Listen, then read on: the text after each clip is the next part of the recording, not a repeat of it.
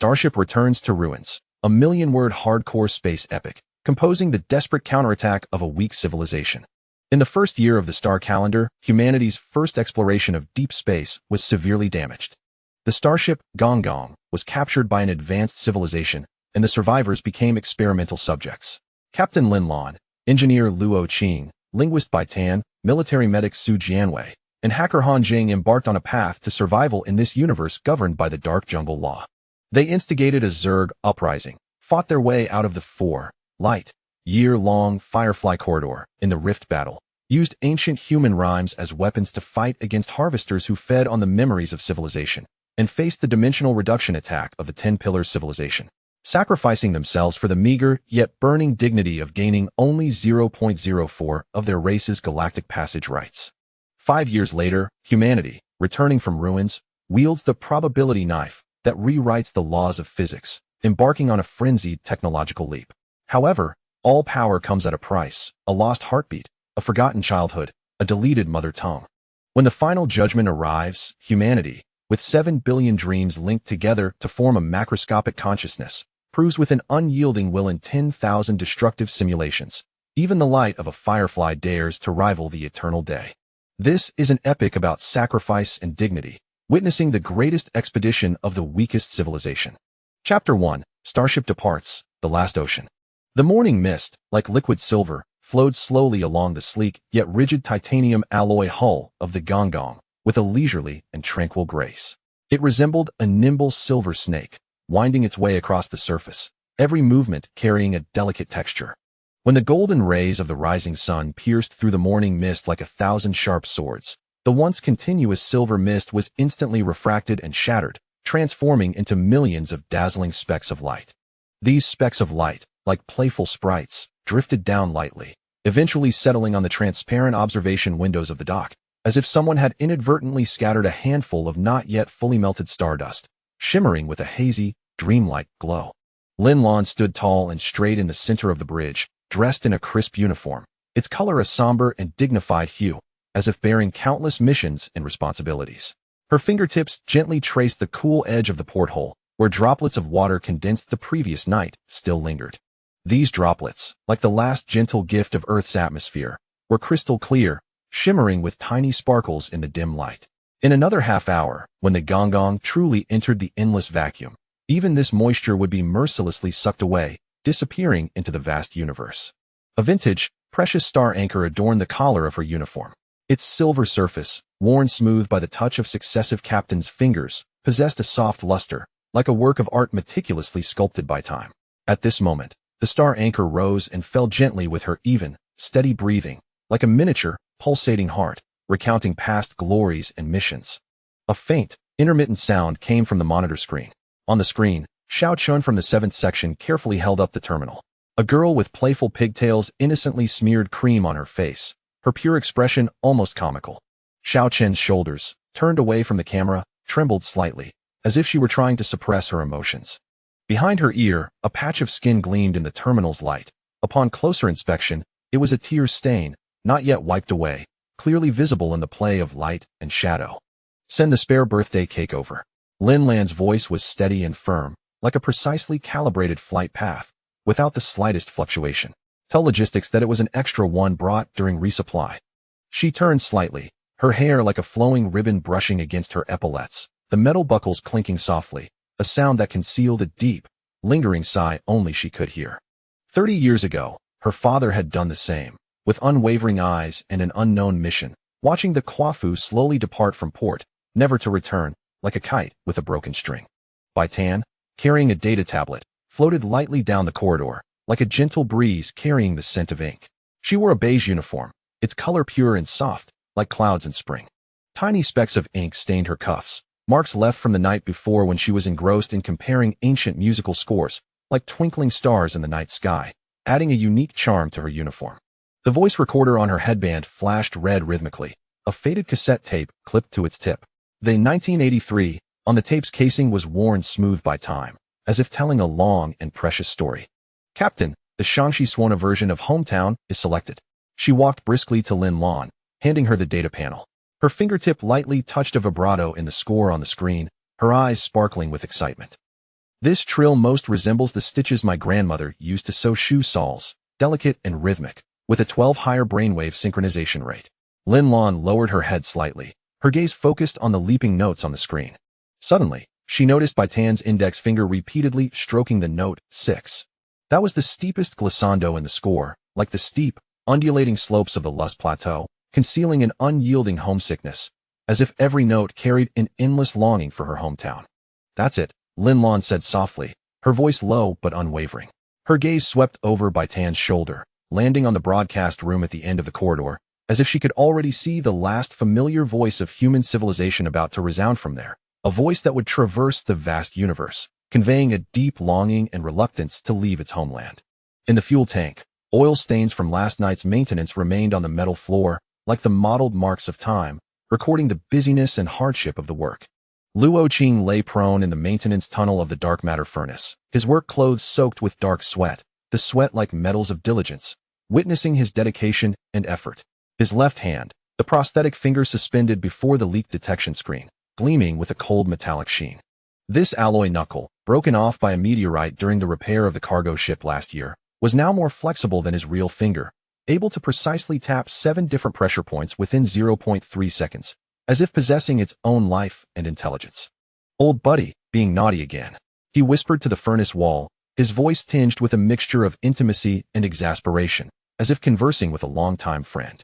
His fingertips expertly typed a Morse code-like rhythm, the rhythm itself a mysterious cipher conveying their unique understanding. The leakage rate on the screen remained stable at 1.0, like a student who always skips class, just barely skirting the rules, mischievous yet exasperating. He pulled a silver chip from his cigarette case, an heirloom from his father, a box that had once held 30 years' worth of tobacco. The aroma of that tobacco seemed to still linger in the box's crevices, now crammed with chips of various sizes, carrying new missions and memories. He gently inserted the chip into the detection interface, whispering, "When I come back, I'll get you a new sealing ring." His voice, though soft, was full of promise and expectation.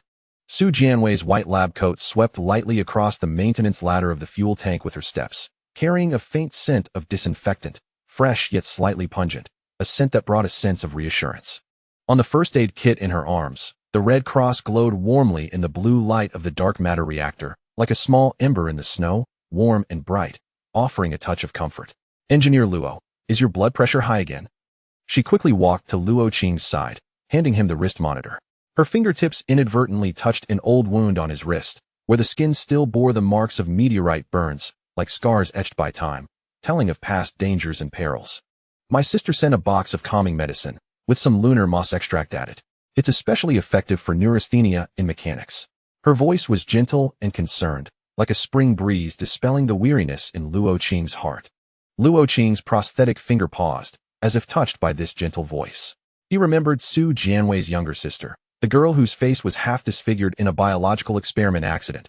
Her strength and optimism had deeply moved him. Last year, in a communication, she excitedly spoke of cultivating roses that could bloom in a vacuum, a dream as bright as the night sky, illuminating the dark universe. "Thank her for me," he said, deliberately touching her hand lightly with his alloy knuckles as he removed the testing equipment. The hard metal against soft skin created a strange and unique sensation, like an awkward apology or a silent promise, conveying an indescribable emotion between them.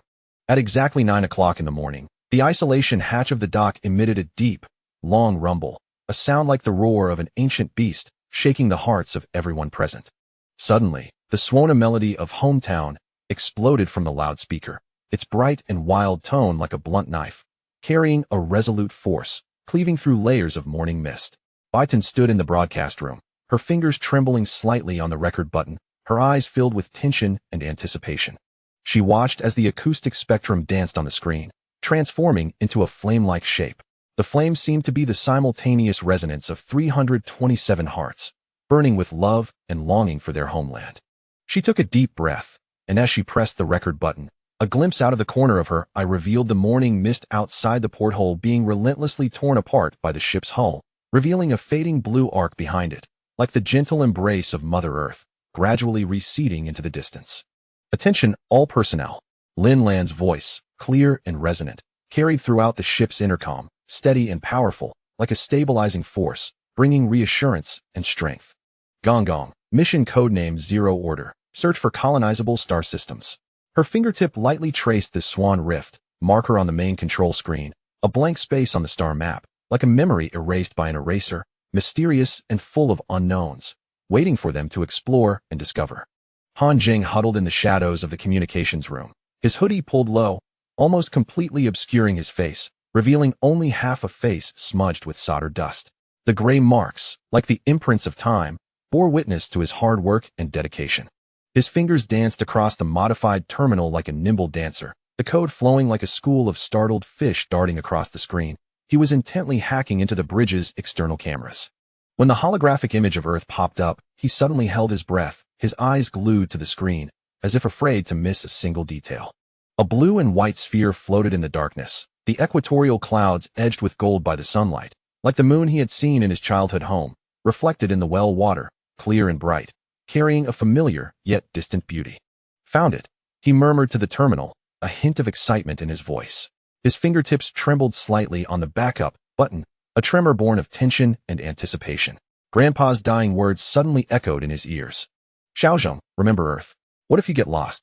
The voice seemed to still resonate, carrying Grandpa's love and instructions. He bit his lower lip, and as he firmly pressed the button, his eyes glanced at the chip hidden in the sole of his shoe, made from his first baby tooth, now a secret container for Earth, holding his deep affection and endless longing for it. The moment the starship pulled away from the dock, Lin Lan saw the morning mist on the observation window suddenly freeze. The liquid silver rapidly condensed into tiny ice crystals in the vacuum, slowly creeping along the porthole's texture into a spiderweb shape, as if someone had carefully written a wordless letter on the glass, a letter containing longing for Earth and a yearning for the unknown. The song, Hometown, played on repeat over the loudspeaker, its Swana horn piercing the ship's hull like a surging tide, crashing against everyone's eardrums and stirring up different memories. Lin Lan remembered the smell of the cotton cloth her father used to clean his gun before he left, a scent carrying a faint hint of gunpowder and warmth. Bai Tan heard her grandmother's off-key humming, her voice imperfect yet filled with boundless love. Luo Qing smelled the engine oil from the shipyard, the place where he had struggled and grown. Su Jianwei touched her sister's scalded hand, the scar a testament to her strength and courage. Han Zheng tasted the astringent flavor of his grandfather's pipe, a testament to his life's vicissitudes and wisdom. Heading, Silver Hard Arm. Lin Lan's voice finally trembled slightly, a tremor of awe for the unknown and unwavering commitment to her mission. The lights on the bridge switched on simultaneously, their bright and warm glow bathing every corner. 327 shadows were cast on the bulkhead marked with star charts. Those shadows were like resolute figures about to embark on an unknown journey, like a group of pioneers about to set foot on frozen ground, brave and fearless. As Han Zheng tucked the terminal into his pocket, the chip pressed against the sole of his shoe, a slight pain that served as a reminder not to forget the warmth of Earth and the longing for home. Luo Qing patted the dark matter reactor, hearing its low, humming sound, as if responding to his encouragement and expectations. Bai Tan's voice recorder was still spinning, the tape containing the last morning mist of Earth, a mist like the Earth's breath, carrying the breath of life. In Su Jianwei's first aid kit, the label on the tranquilizer jar glowed faintly with a pattern of lunar moss, a light like a beacon of hope, illuminating the path forward. Lin Lan glanced at the main control screen one last time. Earth had shrunk to a blue dot, like a button left behind on black velvet, small and lonely. She raised her hand and pressed it against the star anchor at her collar. The coolness of the metal seeped into her skin, a silent vow that spurred her onward to explore the unknown universe and find a new home for humanity. As the morning mist dissipated, the rising sun finally leaped fully above the Earth's horizon, its rays like a golden waterfall, gilding the hull of the Gonggong with a golden red hull. This light flowed along the ship like a golden river, finally settling on Lin Lan's epaulets, casting a long, long shadow of the star anchor, like a road leading to the unknown, full of challenges and hope. Chapter 2. The westward drift of the gravel trap as the starship traverses the vast expanse of the cosmos. Its shadow trails a faint azure streak upon the star map, reminiscent of an inkless quill futilely attempting to sketch the contours of the unknown amidst the infinite darkness. Lin Lan's gaze is firmly fixed upon the coordinates dancing upon the control screen, her knuckles whitening from the pressure, leaving distinct marks upon the metallic handrail. The navigation star map's drift value has silently breached the threshold of 0. 3 light-years, a distance equivalent to 7,000 times that between Earth and the Moon. The AI's correction alerts flicker at a frequency of 3 times per second, akin to a bothersome insect incessantly disturbing her thoughts. Reduce speed, maintain the original course. Lin Lan's voice is as frigid as ice, more piercing than the air conditioning blowing within the bridge. Report deviations to me every 10 minutes. The navigator's Adam's apple bobs as if he wishes to speak, yet ultimately, he merely nods silently, uttering a terse acknowledgement. Lin Lan inadvertently catches sight of the coffee cup beside his terminal, its surface gently rippling with the ship's subtle vibrations, casting fleeting silver halos against the cup's wall. In this realm of absolute precision in interstellar navigation, even such minor oscillations are as precious and rare as the heartbeat of humanity. However, tranquility does not persist for long. Suddenly, the ship shudders violently, as if struck by an unseen force. This is not the rhythmic tremor of engine transitions, but a jarring impact, sharp and angular, akin to a fist pounding against metal. Lin Lan swiftly rushes to the observation window, witnessing a fist-sized meteorite graze the ship's hull, igniting a fleeting spark upon the shield. The brilliance is blinding, momentarily branding her retina with a purplish hue, resembling an unexploded shell, evoking a sense of trepidation. Meteorite belt? The voice of Luo Qing comes through the communicator, accompanied by the background roar of the engines. The coordinates are incorrect. We shouldn't be in this cursed place. At that moment, Luo Qing is crouched over the dark matter furnace in the fuel compartment, his mechanical limb sensors pressed against the searing furnace wall. He removes his goggles, feeling an odd resonance in his fingertips. This is not the usual frequency of the engine. It is a slower, deeper pulse, akin to a heartbeat that could be felt even through layers of steel. He amplifies the noise-canceling filter in his earpiece, and the sound suddenly becomes clear. 3 short, 3 long, 3 short, repeating in a cycle, as if someone is caught in the throat of the universe, intermittently humming a tune. Dr. Su, could you come help me? Luo Qing presses the communicator, his gaze sweeping over the pressure gauge on the compartment wall, where the needle trembles imperceptibly. Lend me your sonic wave analyzer. This noise is quite peculiar. Su Jianwei floats in, cradling the instrument, the hem of her lab coat brushing against the pile of components in the corner. The clatter of metal mingling with her murmurs. I just measured the heart rate of a child in cabin 3. It nearly shot up to 140. She places the probe against the furnace wall, and the screen immediately displays a jagged waveform. This isn't the gravitational wave of a natural celestial body. It's too regular, like Morse code. Luo Qing finishes her thought, and the joints of his mechanical limb emit a click. This is an instinctive reaction born from his intense focus. The alloy joints tense involuntarily. 3 short, 3 long. On Earth, this is a distress signal. Meanwhile, Bai Tan's recording pen suddenly emits a crackling sound. She sits on the floor of the language analysis room, her back against the wall plastered with ancient dialect maps of Earth. Her fingers assembling the sound patterns of gravitational waves on the holographic projection. Once these fluctuations are transformed into visible curves, they surprisingly align with the rhythmic structure of the Book of Songs she organized the previous night. Plucking vetch, the vetch also comes to rest, embodying the same 3 short, 3 long cadence, as if ancient ancestors were beating stones and singing on the plains. This isn't a distress signal. Bai Tan abruptly presses down on the recording pen, the tape on her headband swaying slightly with her rapid breaths. It's a warning. She accesses the database of human maritime history, her fingertip pointing to the skull and crossed bones beneath the pirate flag of the 15th century, which signifies danger and to keep away in maritime codes. The rhythm aligns with the frequency of the chant in Plucking Vetch, indicating that danger lurks ahead. Just then, Han Zheng's terminal screen erupts into a flurry of garbled text. He is curled up in the maintenance duct of the communications room, the terminal on his knee hacking into the foundational data of the navigation logs. The encrypted route markers resemble a scabbed scar, slowly being peeled away by his code. The so-called safe route coordinates had long been tampered with before departing. A hidden command, like a worm, silently guides the vessel toward the void of the star map. Damn it! Han Zheng crushes the gum in his mouth, the sweetness exploding on his tongue with a metallic tang. The terminal's cooling vent is hot enough to fry an egg, and suddenly a strange IP flashes in the code stream, bearing the unique quantum signature of the 10 Pillars civilization, like a mocking seal. He yanks off the earpiece, the metal wire leaving red marks in his palm. That earlier explosion was not a signal interference. It was a warning. We are watching you. Captain. The navigator's scream pierces the silence of the bridge. Dense gravitational sources detected to the left front, 7,000 kilometers away, approaching at high speed. Lin Lan lunges toward the main control screen. Witnessing a surge of gray-black clouds emerging from the edge of the star map, expanding at a velocity of 300,000 kilometers per second. This is not a naturally formed nebula, but rather millions of meteorites, woven into a net that devours everything under the pull of an unseen force. The foremost meteorite has already collided with the shield, producing a sound like hail striking metal. The sparks on the observation window grow denser, as if someone outside has ignited a fire. Luo Qing, maximum thrust. Lin Lan seizes the communicator, her knuckles turning white from the strain. Bai Tan, analyze the precise source of the gravitational wave. Han Zheng, find evidence of the route tampering now. In the fuel compartment, Luo Qing's mechanical limb is caught in the engine's gear assembly, each rotation sparking a cascade of fire.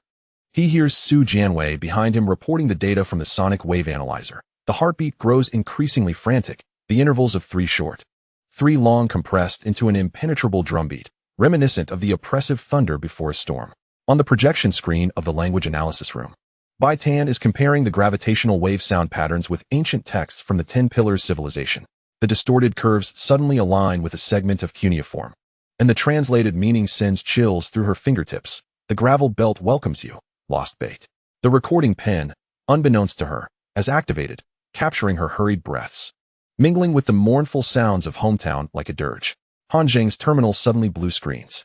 In the 1 second before it goes black, he glimpses the final line of code. The gravel belt is a cage. You are the sacrificial offerings. He kicks the duct wall in desperation, the echo resonating in the cramped space like a cry of despair. The residual heat of the terminal lingers in his palm, burning like a branding iron, reminding him that what he saw was no illusion. They had been ensnared from the very beginning by someone else's trap. The ship's vibrations intensify. Lin Lan watches the shield's energy levels plummet from 98 to 71, each impact causing the main control screen to tremble. Outside the observation window, the meteorite rain has coalesced into a gray-black wall, encasing the starship within. The jagged edges of those rocks appear to be smeared with metallic fragments, like the skeletal remains of countless wrecked starships, baring their teeth in the darkness. Hard to port. Lin Lan screams as she yanks the control stick, her fingertips blistering from the friction. Breakthrough. The starship pivots sharply, scraping past the meteorite belt, leaving a longer trail of sparks. Lin Lan's eyes are glued to the observation window when a flash of silver darts through the gray-black expanse. Not a meteorite, but a reflection of some vessel, its edges sharp as a blade.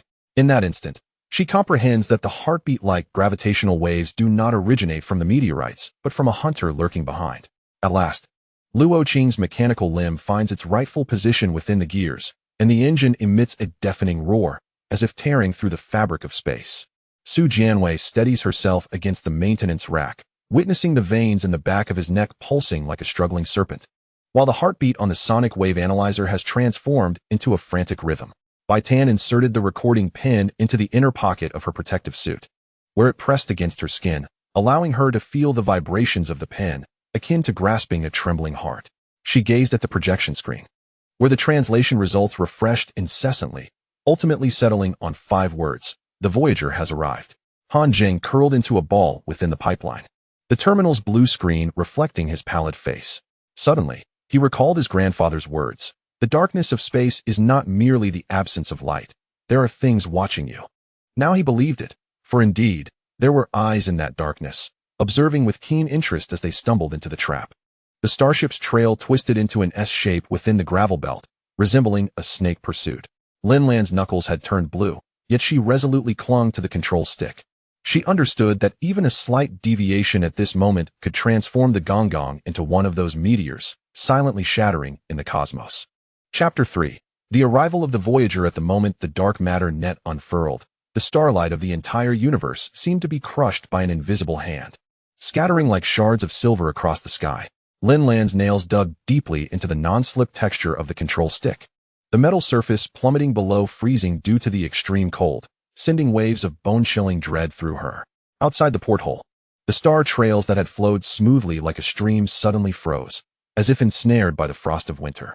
Simultaneously, a colossal shadow spanning 30 light-years advanced at light speed, its edges shimmering with an auroral blue-violet halo, both breathtakingly beautiful and infinitely threatening. That was the Voyager-class starship of the 10 Pillars civilization, its length a staggering 79 times that of the Gonggong, now wholly consuming the Gonggong within its shadow. The shield energy plummeted to 19. The navigator's voice fractured with terror, as the screen before him erupted in blinding white light. As if the universe were issuing a final warning. Their dark matter net was penetrating our force field, unstoppable like water seeping through a sieve. Lin Lan fixed her gaze on the data stream fluctuating on the main control screen. Those green curves that once symbolized safety and stability were now plummeting at a waterfall's pace. Within the shadow, the contours of the Voyager's hull slowly emerged. Its surface smooth and flawless, devoid of seams, as if a single mass of liquid metal had been meticulously cast into the shape of a colossal beast. The bow was adorned with 3 rows of diamond-shaped portholes, each larger than the observation chamber of the Gonggong, emanating a chilling and mysterious red light, resembling the eyes of a great beast coldly observing them. All personnel, assumed battle positions. Lin Lan pressed the broadcast button on the bridge, her fingertip touching a thick layer of frost on the metal plate, cold and hard. Luo Qing, overload the dark matter reactor. Bai Tan, monitor all frequencies, including infrasound and gamma rays. Han Zheng, attempt to access the opponent's communication protocols, even if just for a second. The emergency lights in the fuel chamber suddenly flashed in chaotic brilliance. Luo Qing was crouched in the maintenance passage of the dark matter reactor. The sensors of his mechanical arm pressed firmly against the searing reactor wall, producing a grating sound that sent shivers through him. He saw the pressure gauge's needle trembling violently. And the moment it breached the red warning line, the entire reactor lit up with a web-like blue glow. The Voyager's dark matter net had coiled around the core components like a venomous snake. This debris is shackling our engines. Luo Qing roared into the throat microphone, while exerting all his strength to twist the emergency valve with his mechanical arm. Sparks from the metal friction sprayed onto the oil-stained uniform, emitting a pungent odor. Jianwei, pass me the coolant injection tube, the maximum dosage. We must shake off this restraint. Su Jianwei rushed into the chamber with the medical kit, colliding with droplets of dark matter seeping from the reactor wall. The translucent liquid splashed onto the floor, instantly corroding fist-sized holes, with white smoke rising from the edges, as if hellfire were consuming it. She swiftly thrust a silver injection tube into Luo Qing's hand, her fingertips inadvertently brushing against the interface of his mechanical arm, which was hot enough to fry an egg, burning her so fiercely she nearly withdrew her hand. The injection port was blocked by dark matter crystals. Su Jianwei suddenly grasped Luo Qing's shoulder, steadying his trembling body, while her other hand swiftly retrieved a scalpel to slice through the crystalline layer. Use your mechanical arm to exert 3 tons of pressure. I need to clear the passage before the crystals fully harden. Otherwise, we will all perish here. The holographic projection in the language analysis room was disintegrating, as if the universe were heralding the arrival of some apocalyptic event. Bai Tan pressed the microphone of the recording pen firmly against the cabin wall. Amidst the groans of the starship structure, a rhythmic pulse echoed, 17 beats per second, perfectly synchronized with the human heart's maximum frequency, as if some cosmic life force were resonating. On the screen before her, the hieroglyphs of the 10 Pillars civilization slowly seeped from the star chart, like ink droplets spreading on rice paper, ultimately forming 3 lines of ancient and cryptic clerical script. You ants, trespassing into forbidden lands. Halt the ship for inspection, or face annihilation. This is heaven's decree. Do not say you were not forewarned. They are broadcasting in ancient Chinese from the Western Zhou period. Bai Tan abruptly yanked the recording pin from her hairpin, the tape beginning to whirl frantically, as if an ancient incantation were being invoked. Luo Qing, their linguistic logic conceals attack directives. The pronunciation frequency of each word corresponds to the wavelengths of our weapon systems. We must tread carefully. Han Zheng's terminal suddenly emitted a piercing beep, as if the universe were delivering a final warning. He huddled in the communications room's pipeline, the hood of his sweatshirt slipping down to reveal the quantum receiver adhered to the back of his ear. Amidst the ceaselessly refreshing gibberish on the screen, a line of binary code flashed, translating to a verse from the Book of Songs. Picking ferns, the ferns have just ceased. These bastards are mocking us. Han Zheng spat into the microphone, his fingertips dancing over the keyboard, as if engaged in a silent duel with the cosmos.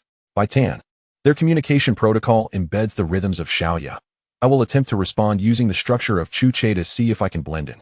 Before he could finish, the terminal screen abruptly turned pure white, as if the universe were erasing all traces. The scene Lin Lan witnessed on the bridge was even more terrifying. The diamond-shaped portholes of the Voyager's bow suddenly illuminated, forming a massive targeting cross. Its center aimed directly at the Gonggong's bridge. The oxygen flow rate within the cabin plummeted to 30% of normal, each person's breath becoming visible white mist. dangling from their nostrils like tiny beads of ice, as if death were silently encroaching. They have locked onto us. The weapons officer's scream was abruptly interrupted by an unexpected gravitational anomaly, sending him crashing against the ceiling, as if toyed with by an invisible hand of the universe. I see the red light of the disintegration cannon charging. We must devise a countermeasure swiftly. Bai Tan's voice suddenly erupted from the broadcast. They referenced the troops of Jie and Zhou. What need is there to speak of courage? Captain Lin. This is a declaration of war, formatted in the battle proclamation of Western Zhou bronze inscriptions. We must prepare for combat. Lin Lan suddenly recalled an illustration from her father's nautical log. A 10-pillar starship entwining a human colony ship in its dark matter net, the starry background stained crimson. As if a hellish painting were unfolding. She pressed the weapon system's shutdown button, and the moment the metal key rebounded, the red light of the Voyager's bow dimmed slightly. As if the universe were granting her a glimmer of hope. Eject all weapon modules from the hull, she commanded into the communicator, her voice serene as a frozen lake. Devoid of any ripple, including my sidearm, cast it into space. We cannot engage them head-on. Luo Qing witnessed this scene in the fuel chamber. 3 torpedo launch tubes floated in the vacuum like severed limbs, adrift in the cosmos, as if they were solitary drifters. He observed as a fissure suddenly opened along the side of the Voyager's hull, extending hundreds of silver tendrils, entwining those weapons like an octopus's limbs. The act of recovery imbued with a languid cruelty, reminiscent of a cat playing with its prey. Are we surrendering our arms? His mechanical prosthetic suddenly went awry, crashing violently against the dark matter furnace, producing a deafening noise. Had Lin Lan lost her mind? We cannot simply surrender our resistance. She had not gone mad.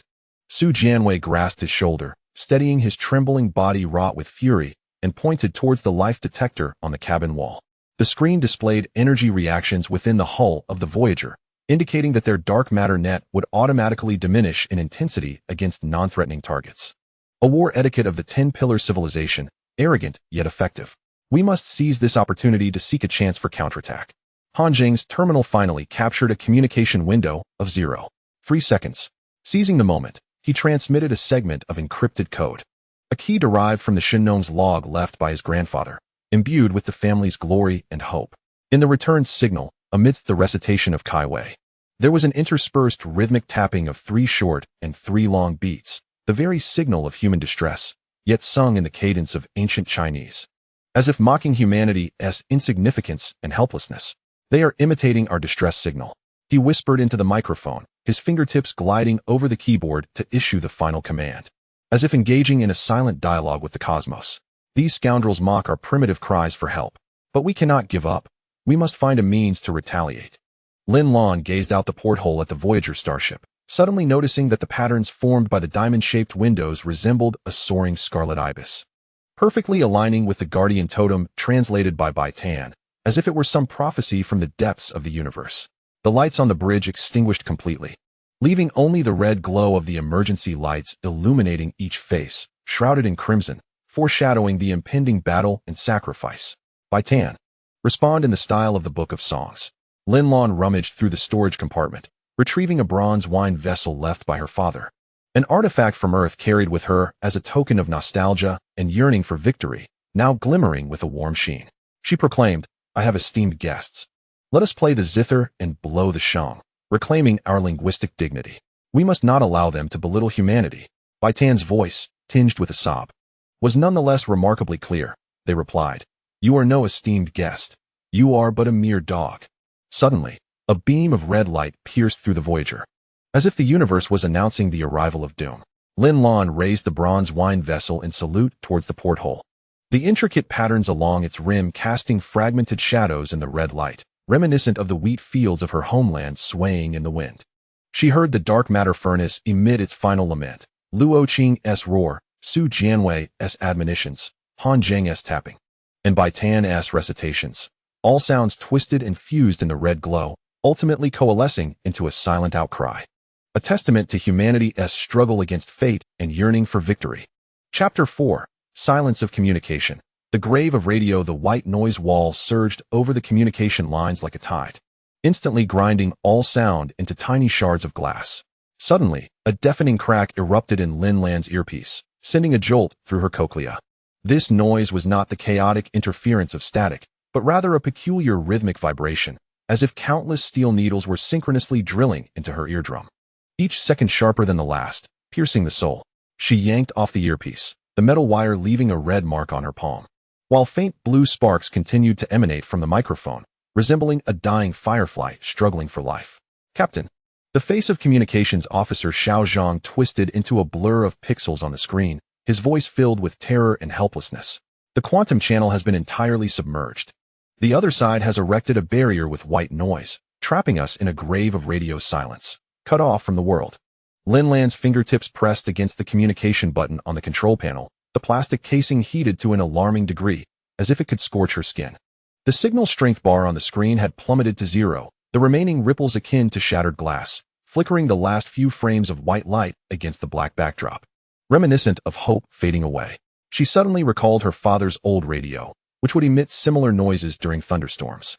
Back then, he always said, the stronger the interference, the closer the signal source.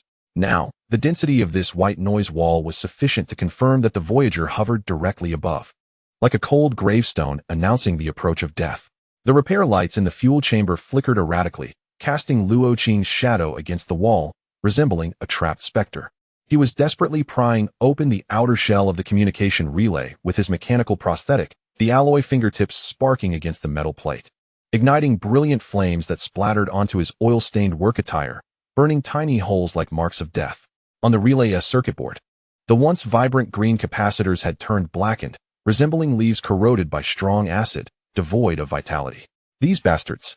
Luo Qing's atoms apple-bobbed violently, anger and helplessness intertwining within him. The mechanical prosthetic suddenly malfunctioned, crashing down on the relay, producing a deafening noise. They not only jammed the signal but also infused the circuit with antimatter pulses, rendering all hardware useless. They intend to annihilate us. Su Jianwei stood in the shadows with a first aid kit, the hem of her white coat stained with droplets of condensed ice, resembling the frost of death. She noticed the veins in Luo Qing's neck pulsing like a struggling earthworm, where a crescent-shaped scar from last year's electrical burn during a communication repair now glowed faintly red, echoing the ominous drop in temperature within the cabin. "Do not touch the circuit board," she suddenly spoke, her voice light as a sigh yet precisely cutting through the shrill white noise. "Residual antimatter will burn your skin. I have brought neutralizing gel." She twisted open a silver tube, the gel shimmering with a nacreous sheen upon her fingertips, like a glimmer of hope for life. "Does your grandfather's toolbox also contain a similar emergency agent? It is the legacy of our human ingenuity." Luo Qing's movements abruptly halted, a sharp pain radiating from the sensors of his mechanical prosthetic. He recalled the old tube his grandfather had clutched in his final moments, the label long worn away. Yet it always managed to save the circuit board in critical times. He suddenly realized that each repair undertaken by humanity replicated the struggles of their ancestors. A defiance against fate. The soundproof door of the language analysis room was seeping in white noise, akin to whispers of death. Bai Tan pressed the recording pin's microphone against the door seam, magnifying the noise into a tsunami-like roar, yet failing to conceal the rhythm hidden within. It was the recitation of Kai Wei from the Book of Songs, repeated in a mechanical tone by the 10-pillar civilization. Each word etched as if carved with an ice pick, cold and sharp. "Li Shi Li Jia," the reason for the Xianyun, she murmured to the recording pen, the magnetic tape on her headband swaying slightly as her fingers trembled. "They liken us to the Xianyun, while considering themselves the son of heaven. These thieves even appropriate our language for mockery. This is an affront to our civilization." In the holographic projection, the hieroglyphs of the 10-pillar civilization were reconfiguring. The totem of the scarlet ibis clutching a chain, each link inscribed with a Chinese character, "prisoner." Bai Tan suddenly bit her lower lip, tasting a hint of blood. She recalled her grandmother teaching her to recite Kai Wei as a child, saying it was a song sung by their ancestors on the battlefield, never imagining that millennia later it would become a tool for alien civilizations to humiliate humanity. What a bitter irony and sorrow. Han Zheng curled up in the maintenance opening of the communication pipeline, the hood of his sweatshirt slipping to his shoulders, revealing a weary yet resolute face. The screen of his terminal had turned completely black, with only the signal indicator in the bottom right corner flashing red desperately, like a flickering flame of life. When the earpiece exploded, shards grazed his cheekbone, drawing blood that trickled down his jawline, pooling in the terminal's heat vent, bearing witness to the traces of battle. "Damn those 10-pillar bastards," he silently cursed at the black screen, his fingertips futilely tapping on the keyboard. The backlight of the keyboard illuminated the red veins in his eyes, like two dying flames, yet imbued with an indomitable spirit. He suddenly recalled his grandfather's words, "A true hacker does not break walls, they plant seeds within." Yet now, this white noise wall was so dense that not even light could penetrate it, leaving no crevice for seeds to take root. But he would not give up. He believed a breakthrough would eventually emerge. The cries of the children in the cabin resembled those of a cat caught by the throat, abruptly ceasing, leaving an eerie silence akin to death. As Lin Lan sprinted down the corridor, she noticed the communication panel on the cabin door, where the family channel icon flickered 3 times per second, producing no sound, reminiscent of a severed throat. Through the observation window, she glimpsed 3 children gathered around a toy spaceship. The eldest girl was inscribing characters on the porthole with her finger, the strokes crooked, yet forming a clear character for home, stirring the softest corners of Lin Lan's heart. "Li Jie, has the private network also gone down?" Lin Lan's voice collided with the cabin walls, echoing back with the resonance of a death knell. Caregiver Li Jie's eyes were red-rimmed. Clutching a broken communication device, "I could see my son at the lunar base just moments ago, and then it went dark. The children think they have done something wrong." Too frightened to cry, she suddenly covered her mouth, muffled sobs piercing the silence of the corridor, akin to the sound of a heart shattering. Lin Lan turned towards the bridge, each step reverberating in the residual white noise, as if walking on the edge of death. She retrieved her father's weathered leather notebook and a fountain pen from the storage locker. The scratch of the pen on the paper became the clearest sound aboard the ship, akin to a whisper of life. The white noise continued its shrill wail, like countless needles probing at human nerves, yet her handwriting flowed steady, chronicling hope and perseverance. Maintain silence in all sections. Convey messages through primitive means, slips through door gaps, knocks on pipes. Remember, silence in darkness is not surrender. It is the gathering of strength to shout no. We shall not be defeated. As she penned the final word, she noticed the ink spreading on the paper, resembling a miniature star map, guiding her way. The front page of the notebook, where her father had inscribed "Never lose contact," was warmed by her touch, transmitting both warmth and strength. Suddenly, the shrillness of the white noise shifted, as if a note of lament was woven through the cacophony, heralding the approach of death. Luo Qing's mechanical limb finally pried open the last circuit board, revealing a charred chip he had soldered himself, still bearing his initials, a testament to his efforts and sacrifices. Su Jianwei's neutralizing gel dripped onto the chip, emitting a sizzling sound, as if bidding farewell to the deceased communication device, while also paving the way for new hope. The recording pin of Bai Tan continued to revolve. Alongside the recitation of Kai Wei, it suddenly captured a faint series of taps, 3 short, 2 long. A signal from Luo Qing in the fuel chamber. She immediately replied with a tapping of her nails on the recording device. Received. This was their unspoken understanding and hope. Han Zheng pressed the bloodied terminal against the pipeline wall, suddenly sensing a faint tremor. It was not the interference of white noise. It was Lin Lan tapping a metal table with her fountain pen on the bridge, like the first drumbeat resonating in the dark, inspiring all. He understood they would not be alone, nor would they relinquish their fight. As Lin Lan closed the notebook, she noticed the starship Voyager outside emanating a ghostly blue light.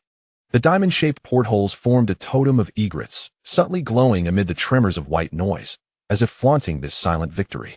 Yet she knew that as long as someone could decipher the words on the paper and hear the knocks within the pipes, humanity's communication was not truly severed. For hope would forever be transmitted within the heart. Chapter 5. Red alert on the cabin wall. Oxygen countdown. The shadow of the rift loomed over the ship's hull like a ferocious beast, transforming the entire starship into a searing iron brand, both fervent and perilous.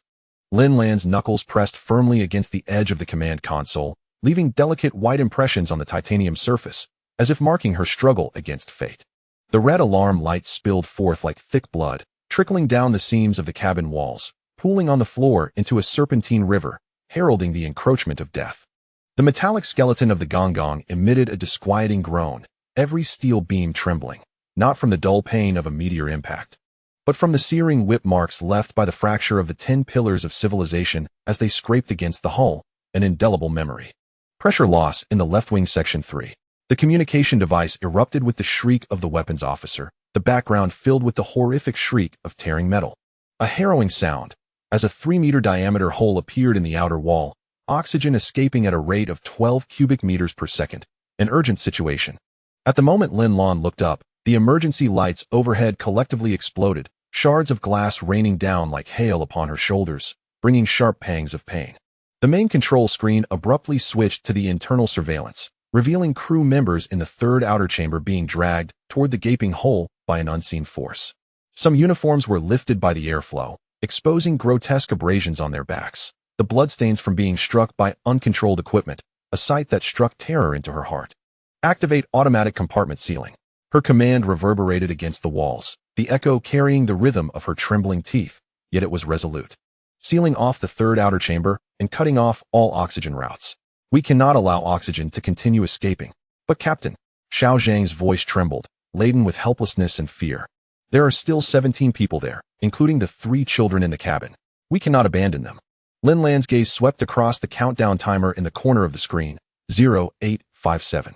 The red light pulsated in her pupils, reminiscent of the second hand of an old clock in her grandfather's study, urging the passage of life. She suddenly recalled her father's words before his passing. A captain's hand must be capable of grasping the wheel tightly, and also brave enough to sever the chains that drag the ship down. This was both responsibility and despair. Execute the order. The moment she pressed the compartment button, the tip of her finger was scorched by its heated metal surface, so hot it felt as if her inner turmoil and determination was being mirrored. The pressure gauge in the fuel chamber spun wildly counterclockwise, indicating an intensifying crisis. Luo Qing's mechanical limb was jammed at the oxygen pipeline valve, sparks flying as the alloy fingers scraped against the pipe wall, scorching his face with tiny blisters. He could hear the airflow within the pipes wailing. Like a beast trapped in iron, each impact loosening the valve screws dangerously. Damn it! Is this broken valve made of paper? He roared into the throat mic, raising a wrench to strike the flange in an attempt to stabilize the situation. Jianwei, pass me the sealing glue. Make it fast drying, or before we suffocate. This pipe will explode first. Su Jianwei's white coat was stained with frozen blood, remnants from her earlier efforts to save the injured in the corridor. A testament to her bravery and sacrifice. She rummaged through the first aid kit for a silver adhesive tube. The sharp tip punctured her glove. Droplets of blood falling onto the tube, instantly freezing into tiny crystals. Be careful with the curing agent in the glue, she cautioned, thrusting the tube into Luo Qing's hand. Her fingertips brushing against the burning interface of his mechanical arm. It'll rot your skin on contact. Your grandfather's toolbox should have chemical-resistant gloves. Put them on quickly. Luo Qing's movements halted abruptly. The sensors in his mechanical limb sent a sharp pain coursing through him, reminding him of his grandfather's habit of keeping chemical gloves clipped to his waist while repairing tractors, saying, better safe than sorry. Now, those gloves lay in his workwear pocket, the plastic wrapping swollen with sweat, yet they became his lifeline in this moment. What about the children? As he twisted open the adhesive tube, he saw the escaping airflow swirling around a torn piece of paper. On it was a crooked sun, its edges still clinging to shreds of crayon, a testament to the children's hope. The soundproof glass in the language analysis room was cracking, mirroring their taut nerves. Bai Tan pressed the recording pen firmly against the cabin wall, the frigid air seeping through the cracks forming frost upon its surface. She heard a brief scream from the adjacent children's cabin, quickly drowned out by more violent metallic clashes, her heart leaping into her throat. In the holographic projection, the hieroglyphs of the 10 pillars of civilization twisted, the wings of the egret totem morphing into chains, each link pulsating with numbers. 0830, the countdown to death. They were racing against time. Suddenly, she spoke into the communication device, the tape on the headset crackling with a sound that resembled a tightening strap.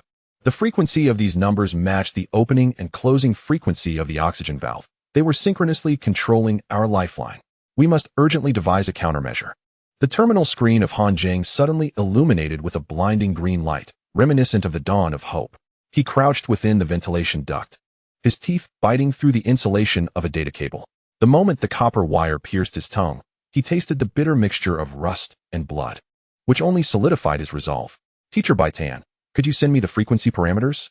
His voice, laced with copper wire, was muffled yet remarkably firm. I will attempt to interfere with the reverse current, just as I did years ago on my grandfather's radio. Bai Tan's fingertips danced across the control panel.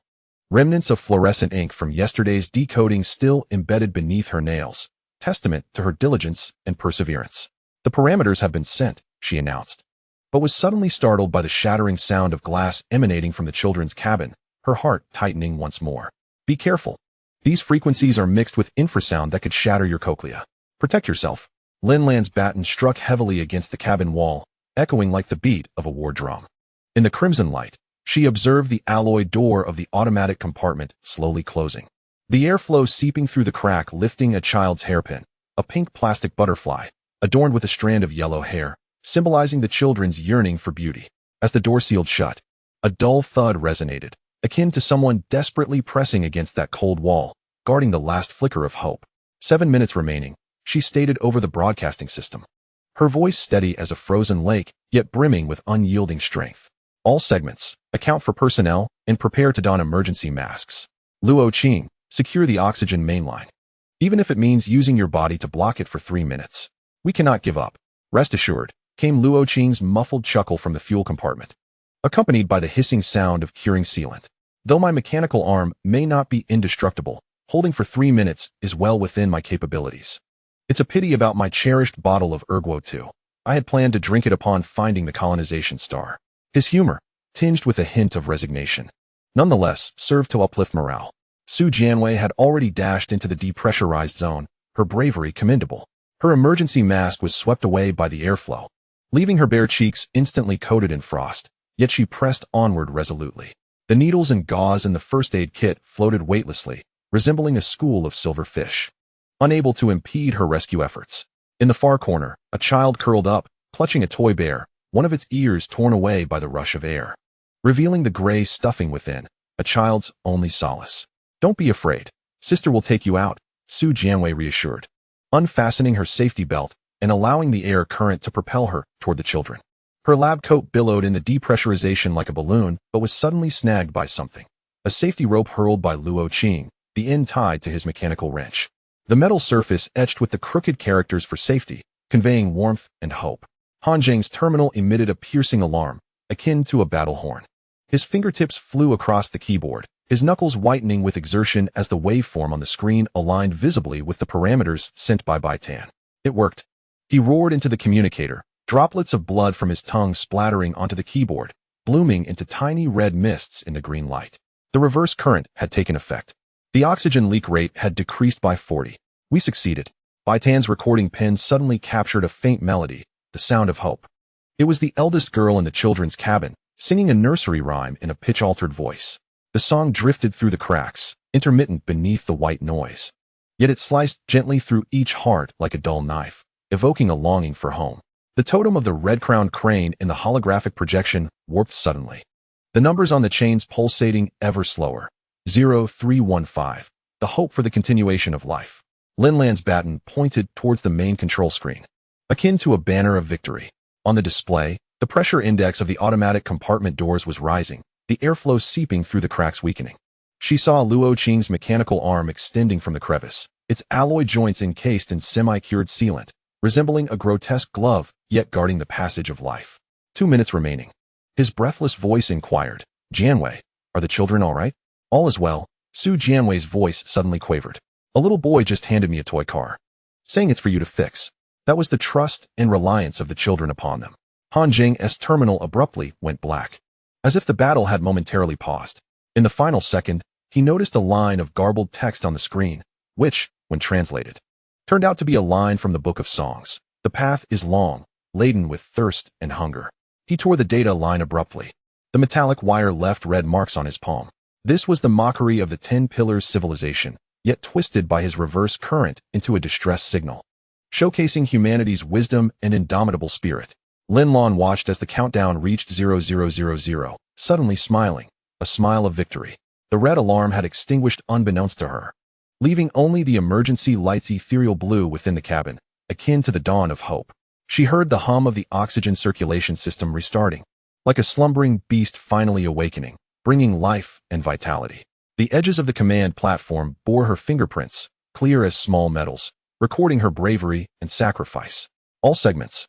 Report status, she commanded over the communicator, her voice bearing an almost imperceptible tremor, yet filled with resolve and hope. A cough from Luo Qing in the fuel compartment broke the moment. The oxygen mainline has been secured, though I might need a new bearing for this mechanical arm. His light tone masked a hint of exhaustion, yet could not disguise the joy of triumph. From the children's cabin came Su Jianwei's gentle laughter. The kids are applying band-aids to the toy bear, saying it's also hurt. That was the warmth and hope of life.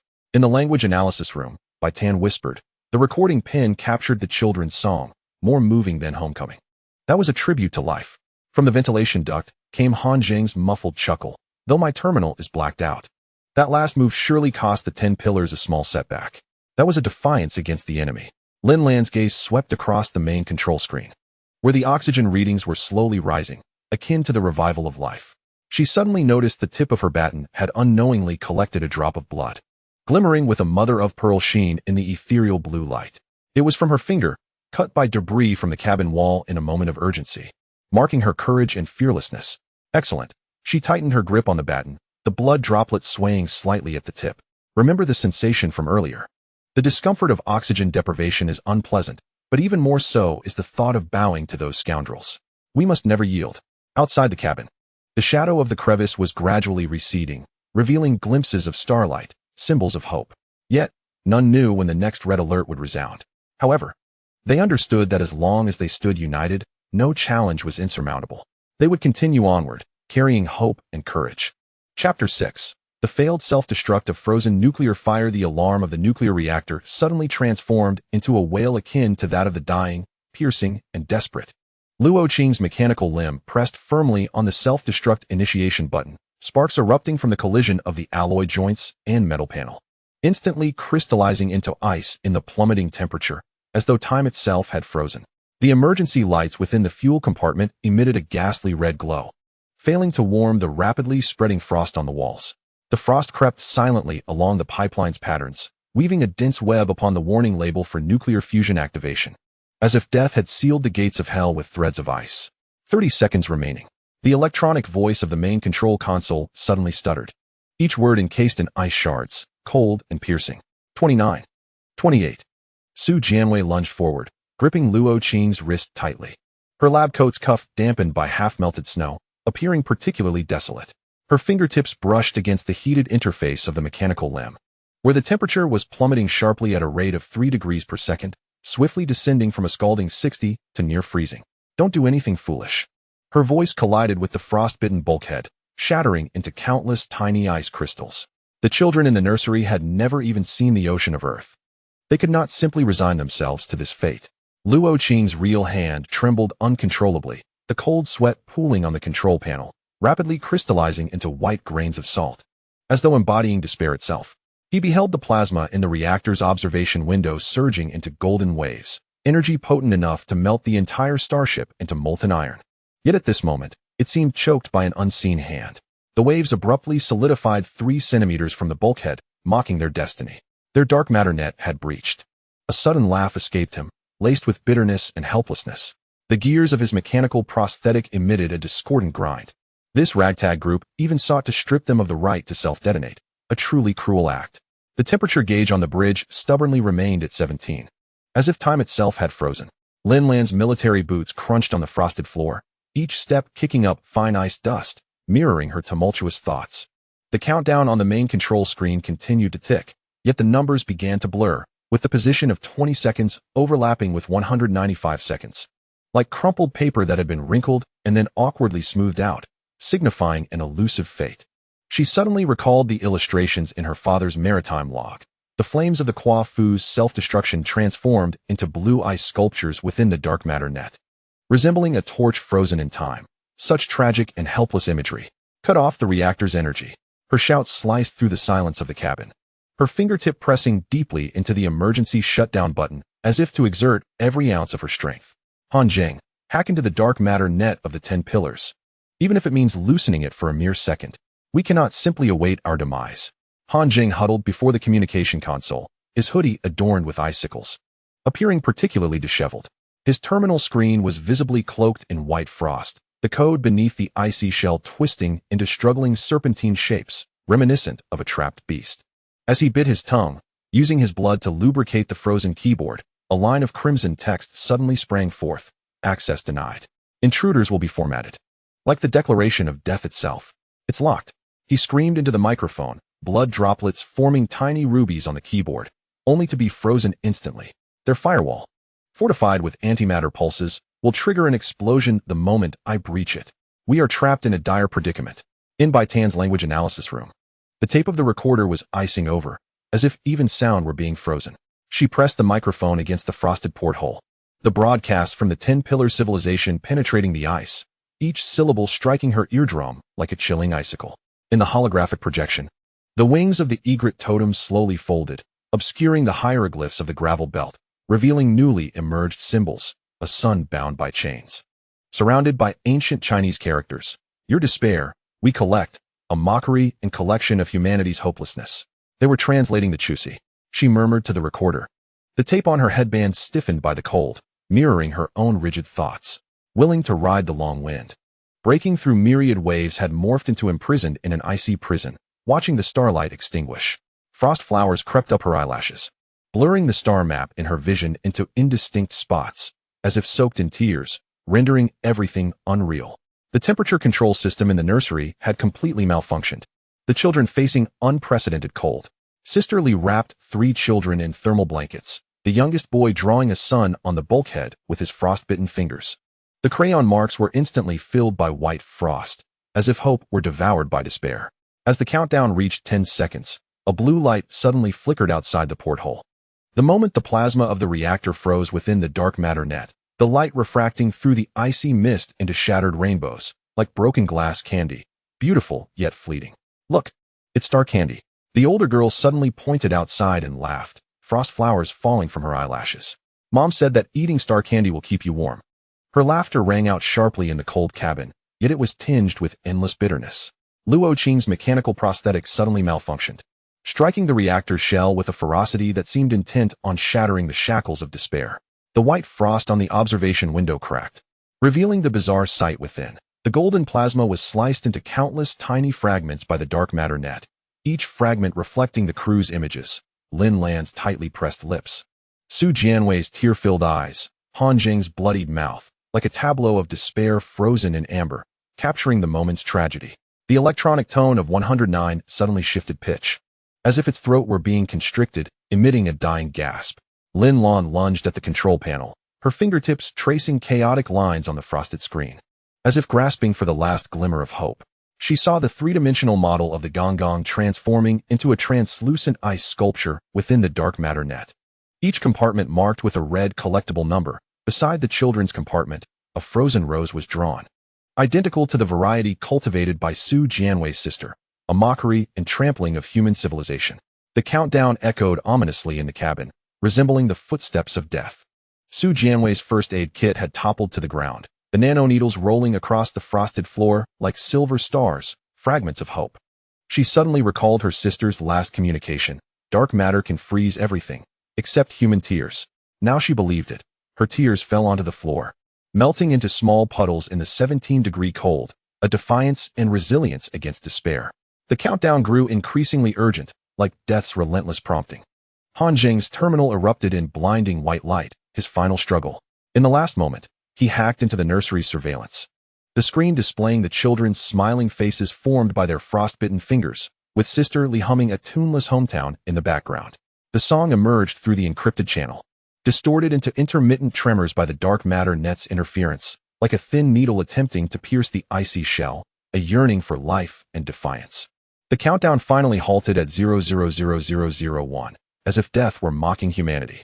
The reactor's hum ceased abruptly, akin to a death sentence. Luo Qing watched as the plasma in the observation window transformed entirely into blue ice, the reflections within those fragments suddenly smiling, not expressions befitting humanity, but a mockery simulated by the 10 pillars civilization through dark matter, a derision of human despair. The sensors in his mechanical prosthetic sent waves of intense pain, and he realized the dark matter net had crept into the joints of his prosthetic, crystallizing into tiny ice shards within, like seeds of despair taking root in his heart. They regard our self-destruction as a performance. Lin Lan's voice was as calm as the frozen sea, her military boots clattering crisply against the frostbitten floor. From now on, we lack even the right to choose death. It was a resigned acceptance of fate and an indomitable resistance. Bai Tan's recorder unexpectedly played back, the broadcast from the 10 Pillar civilization echoing through the freezing cabin. Collectible number 734, Gonggong. Emotional fluctuations reaching the threshold of despair, meeting storage criteria. She raised her hand to wipe the frost flowers from her eyelashes, witnessing in the holographic projection the egret totem clutching a label of failed self-destruction, stuffing it into humanity's dossier, a mockery and collection of human civilization. Su Jianwei tucked the frozen nanoneedles into the inner pocket of her white coat, positioned over her heart. The icy needles pierced through the fabric, sending a bone-chilling cold, yet suddenly awakening her. The 10 pillars could freeze the nuclear fire. But they could not freeze the nanoneedles hidden beneath the skin, just as they could not freeze the sun the children drew on the ice. Nor the human yearning for life and defiance. Han Zheng bit off the icy shell on his terminal, revealing the last frozen image on the screen. On the frost flowers of the nursery, the children's fingerprints formed a constellation, like the brightest stars in Earth's night sky. A testament to hope's endurance and aspiration. He suddenly recalled his grandfather's words. In the coldest places, the stars shine the brightest. In this moment of despair, they still clung to that last thread of hope. Luo Qing's mechanical prosthetic finally lifted from the self-destruction switch, as shards of ice tumbled from the alloy fingertips. Gazing at the blue ice sculpture within the reactor observation window, he suddenly perceived the fragments coalescing into a shape reminiscent of the frozen blue planet, the outline of Earth. Enveloping humanity's last spark of fire, the embodiment of longing and steadfastness for home. In this moment of despair, they were resolute to fight to the bitter end for that final glimmer of hope. Chapter 7. The surrender ceremony. The white flag fluttered in the vacuum, while the blue light of the dark matter net wove a cold cocoon around the hull of the Gonggong vessel, mercilessly binding hope and freedom. Lin Lan stood firmly on the metal platform of the airlock, the anti-slip treads of her military boots deeply embedded in the semi-melted ice, each step feeling exceptionally heavy. The airlock circulation system emitted a final gasping sound, akin to a breath of life sighing, as the cabin's pressure plummeted from 1 standard atmosphere to 0. Pain shot through her eardrums like needles, a cruel reminder of the vacuum mercilessly tearing away the last vestiges of air, as if it were tugging at the heartstrings of everyone present. She slowly raised her hand to unfasten the holster at her waist, the blued steel of her firearm glinting coldly in the blue light. The grip deeply engraved with the star map her father had carved years ago, an emblem of family honor and legacy, which now stood as a testament to submission. Captain Xiao Zhang's voice crackled through the communicator, laced with the static of anxiousness and helplessness, announcing that the drone swarm had formed in the 3rd quadrant. Their optical sensors coldly trained on the airlock, resembling the gaze of death itself. Lin Lan did not look back. Her gaze remained steadfast and resolute. Her fingertips lightly traced the trigger guard, the wear marks a reminder of the valor and fearlessness displayed 3 years prior during the rebellion. Shadows of the 10 drones crept up the airlock's observation window like an incoming tide, each diamond-shaped body reflecting the light of the silver core, casting flickering spots upon the cabin walls, reminiscent of a multitude of prying demonic eyes. "Open the outer hatch," she commanded into the throat microphone, her voice calm as the surface of an icebound lake. Her fingertip gently caressed the engraved patterns on the gun's body, tracing the belt of Orion, now coldly aimed at the core of the drone array, as if voicing an unwavering oath. The hydraulic rods of the airlock emitted a dull roar, and the outer door slowly creaked open like the jawbone of a colossal beast. The frigid embrace of the vacuum rushed in, raising goosebumps on Lin Lan's exposed wrist, an instinctive reaction to the unknown and the fear it conjured. She gradually raised her firearm, the barrel carving a decisive arc through the blue light before she abruptly released her grip. The gun spun slowly in the vacuum, a dancer toyed with by fate. The blued surface reflecting the array of drones, the shadows of the airlock, and the expressionless visage of Lin Lan. As it drifted towards the drone swarm, one drone suddenly emitted a beam of red light, branding the gun's body with a chilling code, C-Class Abandonment 734001, a mark of humanity's capitulation. First, the broadcast of the 10 pillars abruptly pierced through the communication channel, each word chiseled from ice, sharp and piercing. "All personnel, please relinquish all metallic items, energy devices, and biological samples in order of your numbers." Luo Qing's mechanical limb emitted a jarring click amidst the crowd. He stood in the 3rd row, his work pants worn through at the knees, revealing scabbed abrasions beneath, the scars of battle. As the cold red light from the drones swept across his left arm, the alloy shell of his prosthetic suddenly sparked with electricity, his last desperate attempt to activate the anti-skin program. A little girl in front of him turned around suddenly, clutching a stuffed bear, its ears adorned with a metallic button that glinted in the red light, like a spark of hope. "Give me the bear," Luo Qing murmured, his voice trembling imperceptibly as he gently touched the crown of the girl's head. The warmth there was 0.5 degrees above the ship's average temperature. The unique heat of a child, flickering like a flame of life amidst the cold. The girl clutched the stuffed bear tightly, the button leaving a red mark in her palm. Mommy said the bear can protect me from bad people. Her voice was innocent, yet resolute, as if declaring war against the darkness. Luo Qing's mechanical limbs suddenly froze. He gazed into the girl's pure eyes, a surge of indescribable emotion swelling within him. He saw the drone's red light linger on the button for 3 seconds before hearing the cold command from the 10 pillars, biological accessory, number 734112. Classified as a low-tier emotional carrier. As the girl sobbed and handed over the stuffed bear, the joints of his mechanical limb emitted a grating sound, his fist clenching tightly in a futile attempt to repress his anger and frustration. Bai Tan's headband glimmered with a matte finish in the blue light, appearing particularly understated. She stood at the end of the line, her fingertips tapping rapidly against the cabin wall behind her, weaving some secret message. Residue from fluorescent ink, left over from yesterday's translation, glowed faintly green in the vacuum, forming a series of silent gestures. Leave nails, hide chips, do not speak. The woman in front of her, Su Jianwei, suddenly coughed, and as she covered her mouth with her sleeve, her fingers tapped twice in response. Received, a signal of their tacit understanding. In Su Jianwei's lab coat pocket, the metallic casing of a nanoneedle pressed against her ribs, bringing sharp pangs of discomfort. She counted the passing drones, each emblazoned with different civilizational totems. A ram's head with spiraled horns symbolizing barbarism and strength. A serpent's tail bifurcated into 7 segments representing cunning and secrecy. And a symbol resembling crumpled paper, embodying the unknown and fear. As she placed the first aid kit on the scanning platform, one drone suddenly tilted its body. The red light sweeping coldly across her pocket. Biological agent, permitted to retain. A blatant disregard and trampling of human life. Han Zheng's hoodie slipped from his shoulders, revealing his youthful and determined face. He stood at the end of the children's group, the chip hidden in his sleeve pressed against his wrist. Radiating warmth. Having been salvaged from the communicator, it contained the last star map of the Gonggong vessel, bearing humanity's hopes and future. As the drone's red light swept across his wrist, he suddenly sneezed, his sleeve inadvertently shielding the scanning area. The chip's temperature burned a small red spot beneath his skin, a flickering spark of hope in the darkness. Number 734005, the 10 pillars broadcast, laced with electrical static, was cold and piercing. Abnormal heat signal detected. Remove clothing for secondary scanning. A violation of humanity's last shred of dignity. Han Zheng swallowed hard, watching as the little boy in front of him stuck his finger into his mouth, leaving crescent-shaped impressions on his fingertip, a rebellion against fear and helplessness.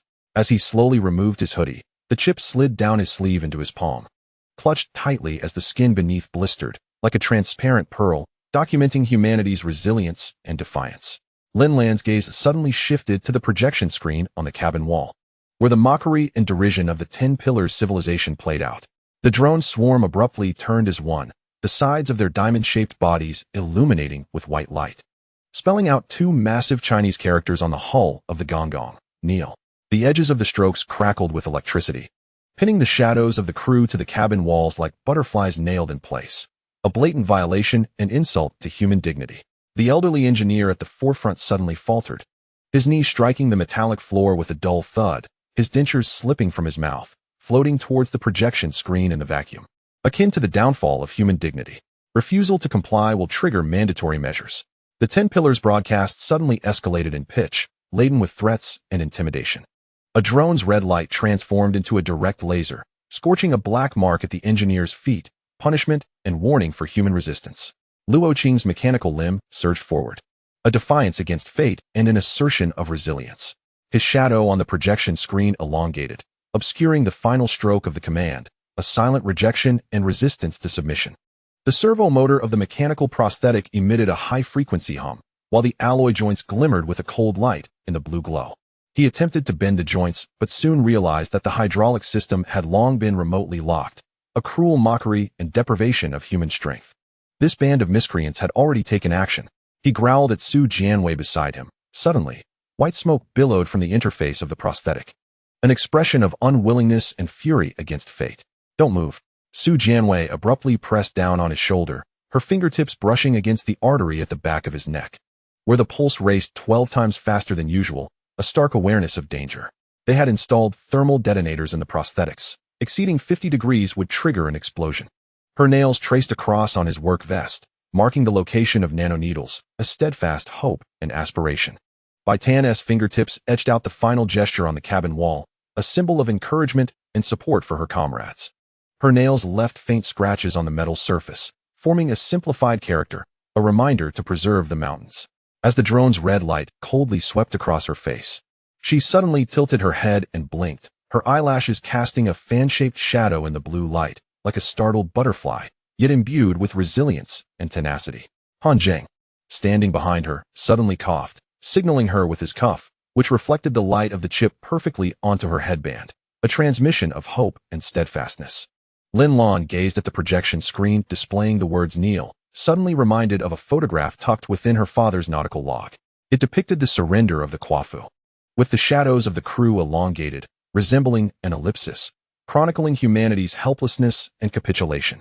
She slowly bent her knees, the military boots scraping harshly against the metal floor. Yet the sound hardly traveled in the vacuum, a testament to the futility of submission. Even the void was reluctant to convey the sound. A trampling of human dignity and indifference. The swarm of drones unexpectedly retreated 3 meters, a mocking jest at humanity's surrender. Their optical sensors turned simultaneously toward the cabin's exterior, where Lin Lan's sidearm spun slowly in the vacuum, like a dancer tormented by fate. One drone shot a red beam, lingering on the engraved star map of the weapon, before the broadcast echoed again, tinged with a tone of eerie delight. Collectible emotional synchronization rate 89, meeting the threshold for submission. A cruel jest at human emotion. Luo Qing's mechanical prosthetics suddenly lost all power, the alloy shell's temperature plummeting to 9, leaving a ring of white frost on his shirt. A mockery and deprivation of human strength. He watched his arm hang limply by his side, resembling a dead snake, and suddenly burst into laughter. The sound fracturing into noise on the communication channel, akin to metal being torn apart, an expression of unwillingness and anger towards fate. Su Jianwei's fingertips pinched the nanoneedle concealed within the pocket of her lab coat, a steadfast hope and aspiration. The moment the needle pierced her skin, she noticed a little girl in front drawing a sun on the cabin wall, the fluorescent ink from her fingernails tracing a faint green arc in the vacuum. Like a slender thread of hope connecting humanity's future and dreams. Han Zheng slipped the chip into his mouth, gently biting down, a transmission of hope and steadfastness. The coolness of the quantum chip spread across his tongue as he counted the drones. 27, precisely the number of crew members on the Gonggong at its inception. A testament to human unity and resilience. As his shadow overlapped with Lin Lan's, he gently tapped the chip with his teeth, emitting a Morse code of 3 short and 2 long signals. Hold on, an encouragement and support for his comrades. On Bai Tan's headband, the 1983 cassette suddenly turned half a circle, a tribute to the past. She watched the words kneel on the projection screen gradually consumed by the shadows of the drones, and suddenly opened her mouth toward the vacuum outside. Though no sound emerged, her lips clearly formed 2 words. Wait. The blue light of the airlock swirled between her teeth, as if containing an unmelting star, a hope and yearning for the future. Chapter 8. Transfer of 327 captives. The transfer passage resembled the throat of a colossal beast lurking in the depths of darkness, exuding an oppressive and frigid aura. The alloy walls emitted a series of anguished groans under the dim, cold light. The dark, gray metal plates appearing as if they had been ruthlessly torn by the passage of time, slowly seeping a ghostly blue chill. Threads of cold air seemed to have been forcibly dredged from the depths of Pluto's icy crust, bringing a bone-chilling sensation that permeated the entire passage, instilling a sense of dread. With each step Lin Lan took in her military boots, they precisely landed in the meticulously designed grooves of the floor, producing a dull yet resolute sound. The ice crystals accumulated in the crevices were mercilessly crushed into fine powder under the weight of her boots, cascading down onto her ankles. That cold sensation slithered up her skin like a chilling serpent's tongue, causing her to shiver involuntarily, yet fortifying her resolve to resist. Number 001, proceed. The electronic voice of the drones, intertwined with a cacophony of electrical sounds, rampaged through the narrow corridor, producing sharp echoes like countless needles piercing eardrums, simultaneously pricking at the hearts of all present. Suddenly, a searing laser beam pressed tightly against her shoulder blade. The heat surged like a raging flame, swiftly penetrating her uniform, scorching a blackened circle, exuding a pungent, burnt odor. Instinctively, she turned her head, her gaze sweeping across the glass of the prisoner cells on either side of the passage. Behind the glass were countless faces, some filled with terror, some with despair, and others with fury, each etched with defiance and resistance. Old Zheng's glasses were cracked at one corner, his eyes behind them reflecting panic and helplessness. Sister Li tightly cradled the infant in her arms. The baby's cries echoing hauntingly in the silent passage, a lament against this unjust fate. The thinnest in turn was frantically clawing at the glass with trembling nails. Blood seeping from the gaps, tracing winding crimson lines on the transparent surface, reminiscent of shocking bloodstains that chronicled their despair and struggle.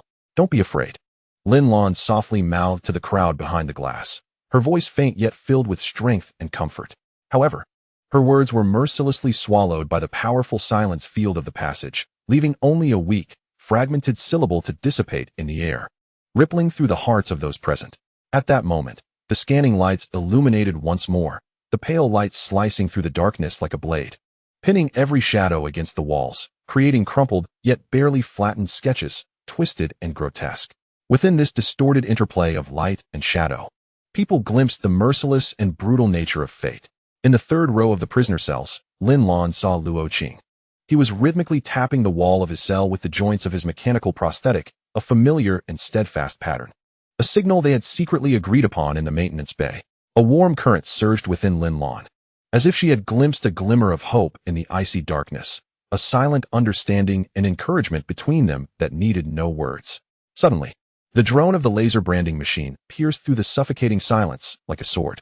The elderly engineer in second position was firmly held by two drones at the nape of his neck, the silver scanning probe hovering over his forehead like a cold eye for 3 seconds.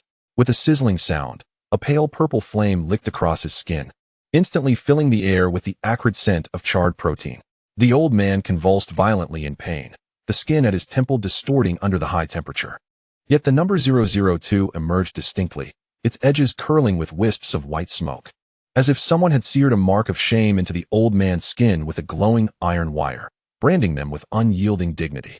"Number 003, step forward." The electronic voice of the drone resonated again, cold and unfeeling, like a decree from death itself. Bai Tan was being dragged forward by two drones, her arms held as if she were a lifeless object.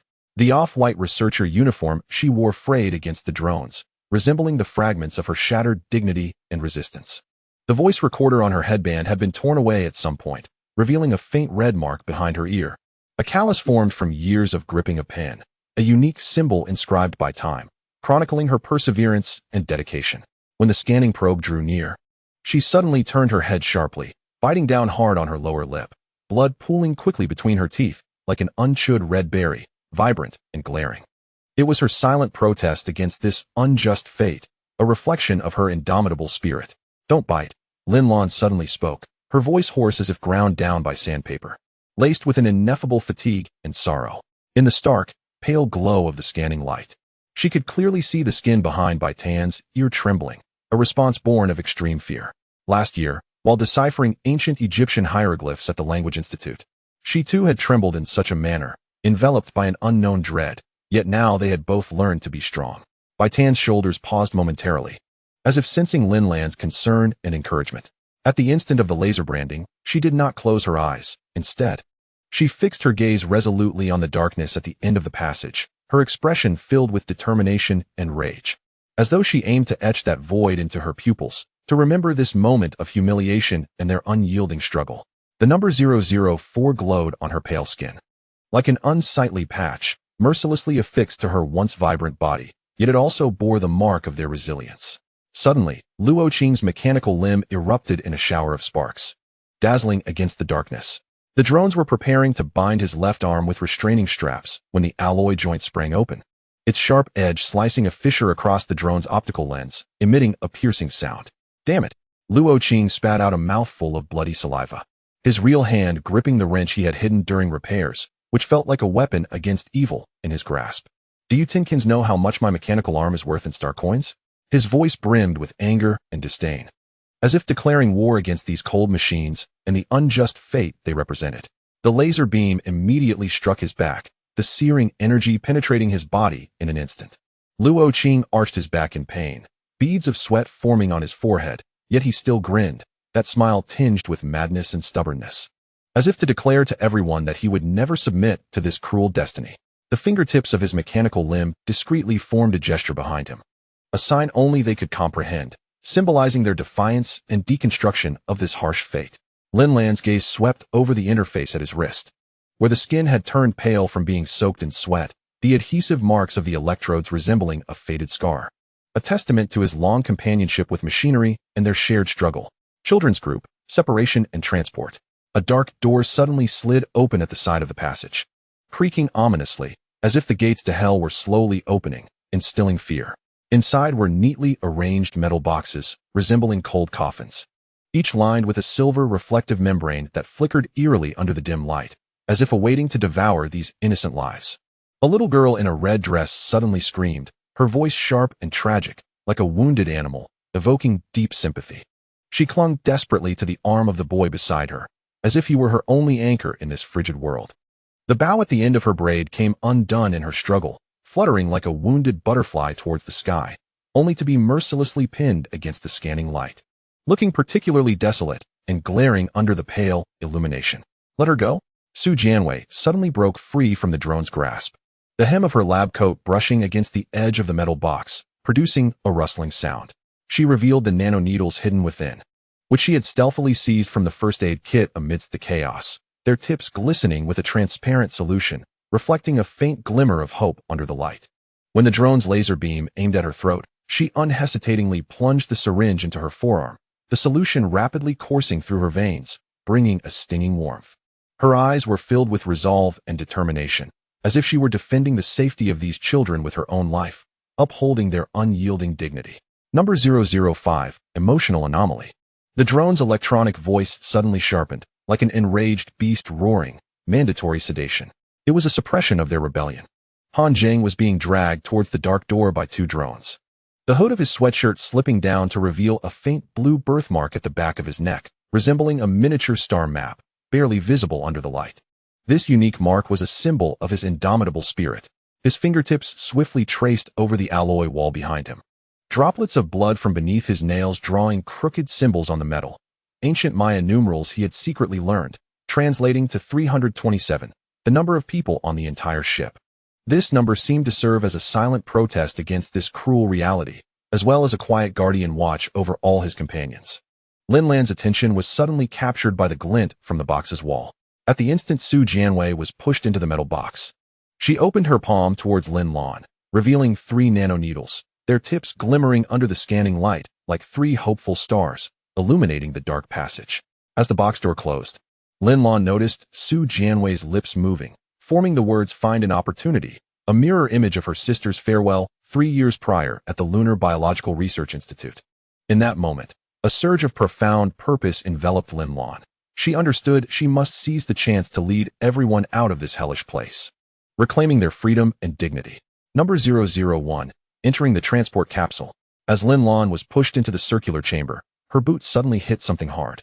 Looking down, she discovered a fallen baby tooth, still stained with a trace of blood. It belonged to the little boy from earlier. This tiny tooth seemed to carry the child's fear and helplessness, piercing Lin Lan's heart.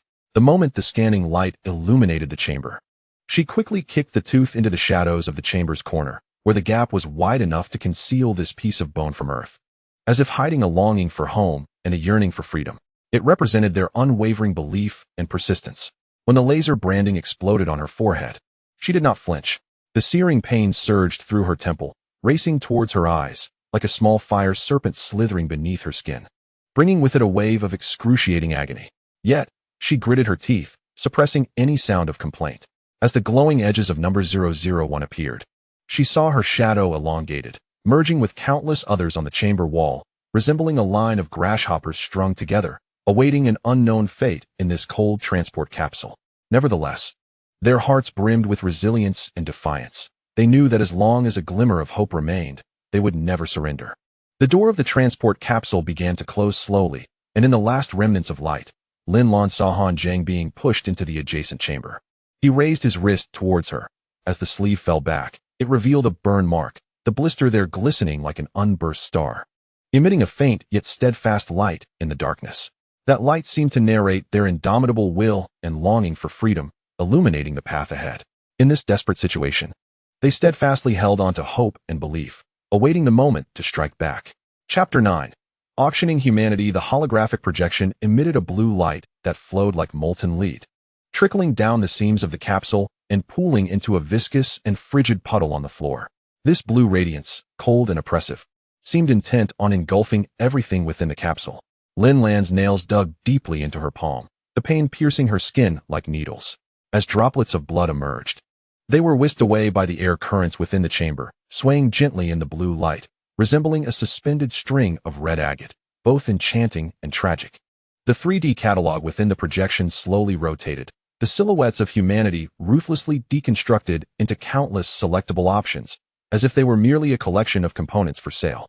A sliding scale trailed behind the genetic purity rating, mercilessly assessing each individual's worth, from defective to breedable. In the drop-down menu for skill ratings, mechanical maintenance and language translation were highlighted in bright yellow, designated as priority items by the 10 Pillars civilization, akin to sought-after commodities with marked prices. The most glaring entry was the emotional threshold, displayed through thermal imaging, revealing each person's intensity of fear. Beside Lin Lan's avatar, a glaring orange-red glowed like a ripe bomb, poised to explode at any moment, signifying her high value in this auction. The sea-level malleable group was valued at 17 star coins per kilogram.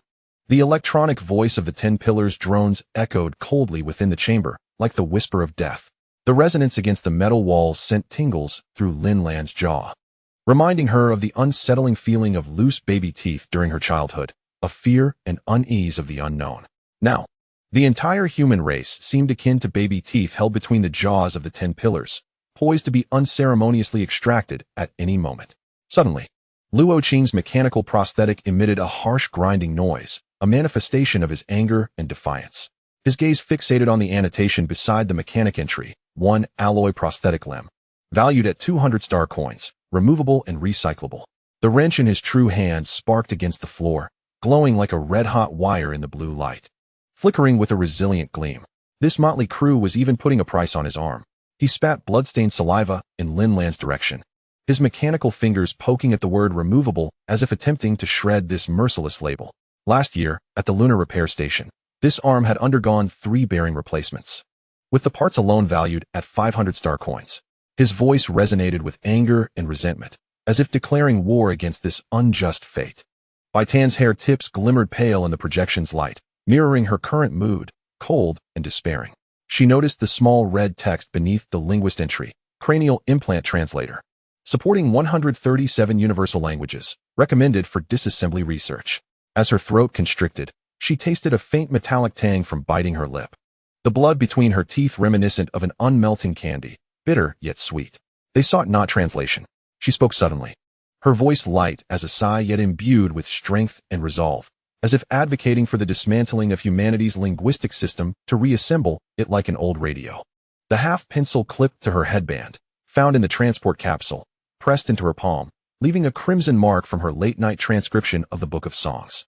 The pencil lead splinters embedded in her flesh brought needle-like pain, yet she welcomed the hurt, for it affirmed her existence, her capacity to feel. In Su Jianwei's lab coat pocket, the metal casing of a nanoneedle pressed against her ribcage, her weapon against this unjust fate. She counted the entries for children in the projection, each name accompanied by a formula for height and weight, as if they were merely parcels awaiting weighing. A little girl in a red dress, marked up by 2 star coins for her heterochromia, resembled a selected fowl in the market, her tag adorned with a cartoonish eye, ironic and absurd. This is not an auction. She suddenly covered the eyes of the boy beside her, attempting to shield his innocent soul from contamination. With her other hand, she discreetly slipped the nanoneedle into his collar, as the needle pierced the fabric. The boy flinched, but remained silent. This is cattle weighing. My sister's lab used to price the lab mice this way. Her voice brimmed with helplessness and indignation, echoing the humiliation and misfortune of humanity. The boy's fingertips traced a crooked character for home on her hand, his nails still stained with rust from the transport capsule, rubbing against her skin like coarse sandpaper. That was his yearning for home, and a longing for freedom. Han Zheng's had slipped off his shoulders, revealing a faint blue birthmark behind his ear, resembling a miniature Orion, unique and mysterious. His fingertips tapped rapidly in the floor's cracks, Morse code resonating faintly on the metal. Hold. He was signaling to his companions to endure and await their moment.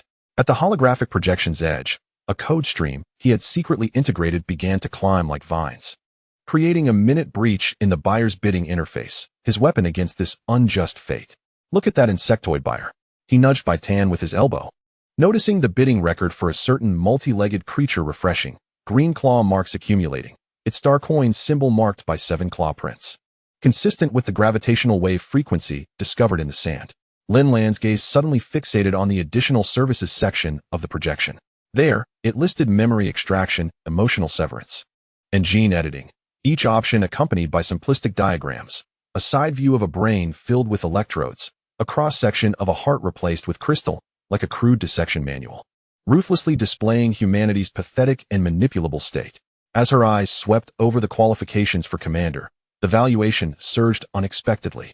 Attributed to a successful suppression of rebellion, a testament to her former glory, now twisted into a reason for her high auction price. They even price our scars. She whispered towards Luo Qing, her voice laden with sorrow and helplessness. The military boots on the floor crunched out tiny shards of ice, a manifestation of her simmering anger. Images of photographs nestled within her father's maritime logs suddenly surfaced. During the auction of the Kua Fu, crew members bore identification numbers like product tags affixed to their foreheads. Her father's 017 marked as a troublesome element, to be disposed of at a discount. That was the history of human humiliation, yet also their unyielding witness. The holographic projection flickered violently, reminiscent of an old television with poor reception. That was the impact of Han Zheng's code stream. His code had finally breached the firewall. Within the valuation column for Han Zheng, symbols split the blue light like lightning, representing his rebellion against this unjust fate. The drone alarms pierced the silence instantly. Red lights sweeping across the walls, yet the source of the intrusion remained elusive.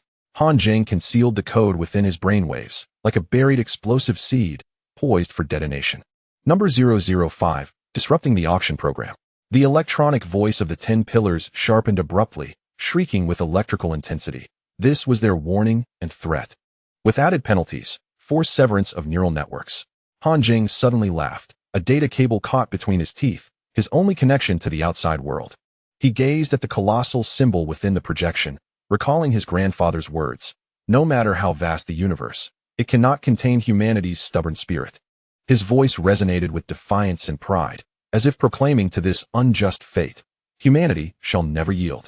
As the red light swept across his face, he raised a middle finger to the camera, the droplets of blood nestled within his nail beds, shining like red stars, defiantly illuminating his yearning for freedom and resistance against destiny. Bai Tan's fingertips etched the score of the battle song onto the floor, each note corresponding to different units of star coins. When she connected the 4 characters for to work at sunrise, she suddenly realized it was a formula for cracking the system, enabling all valuation columns to display simultaneously her rebellion against this unjust fate. Lin Lan's military boots softly tapped beside her, 3 short and 2 long, the signal they had agreed upon in the repair chamber to wait for the right moment. Last year, during the emergency repairs of the dark matter furnace, Luo Qing relied on this rhythm to replace the sealing ring, a testament to their mutual understanding and trust. Suddenly, Luo Qing's mechanical limb became stuck. He was about to strike the projector with a wrench when he discovered that the alloy joint had frozen.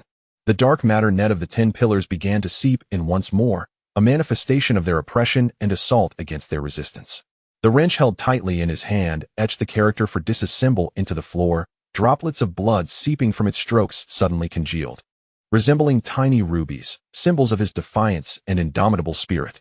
He recalled the toolbox of his father, where an old wrench at the very bottom bore the same inscription. At that time, he did not understand, but now it dawned upon him. If one cannot break free from the shackles, one must break their own arm, a yearning for freedom and a rebellion against fate. The hem of Su Jianwei's white coat brushed against the boy's ankle, where the 3rd nanoneedle lay hidden, its tip aimed at the lock of the confinement pod.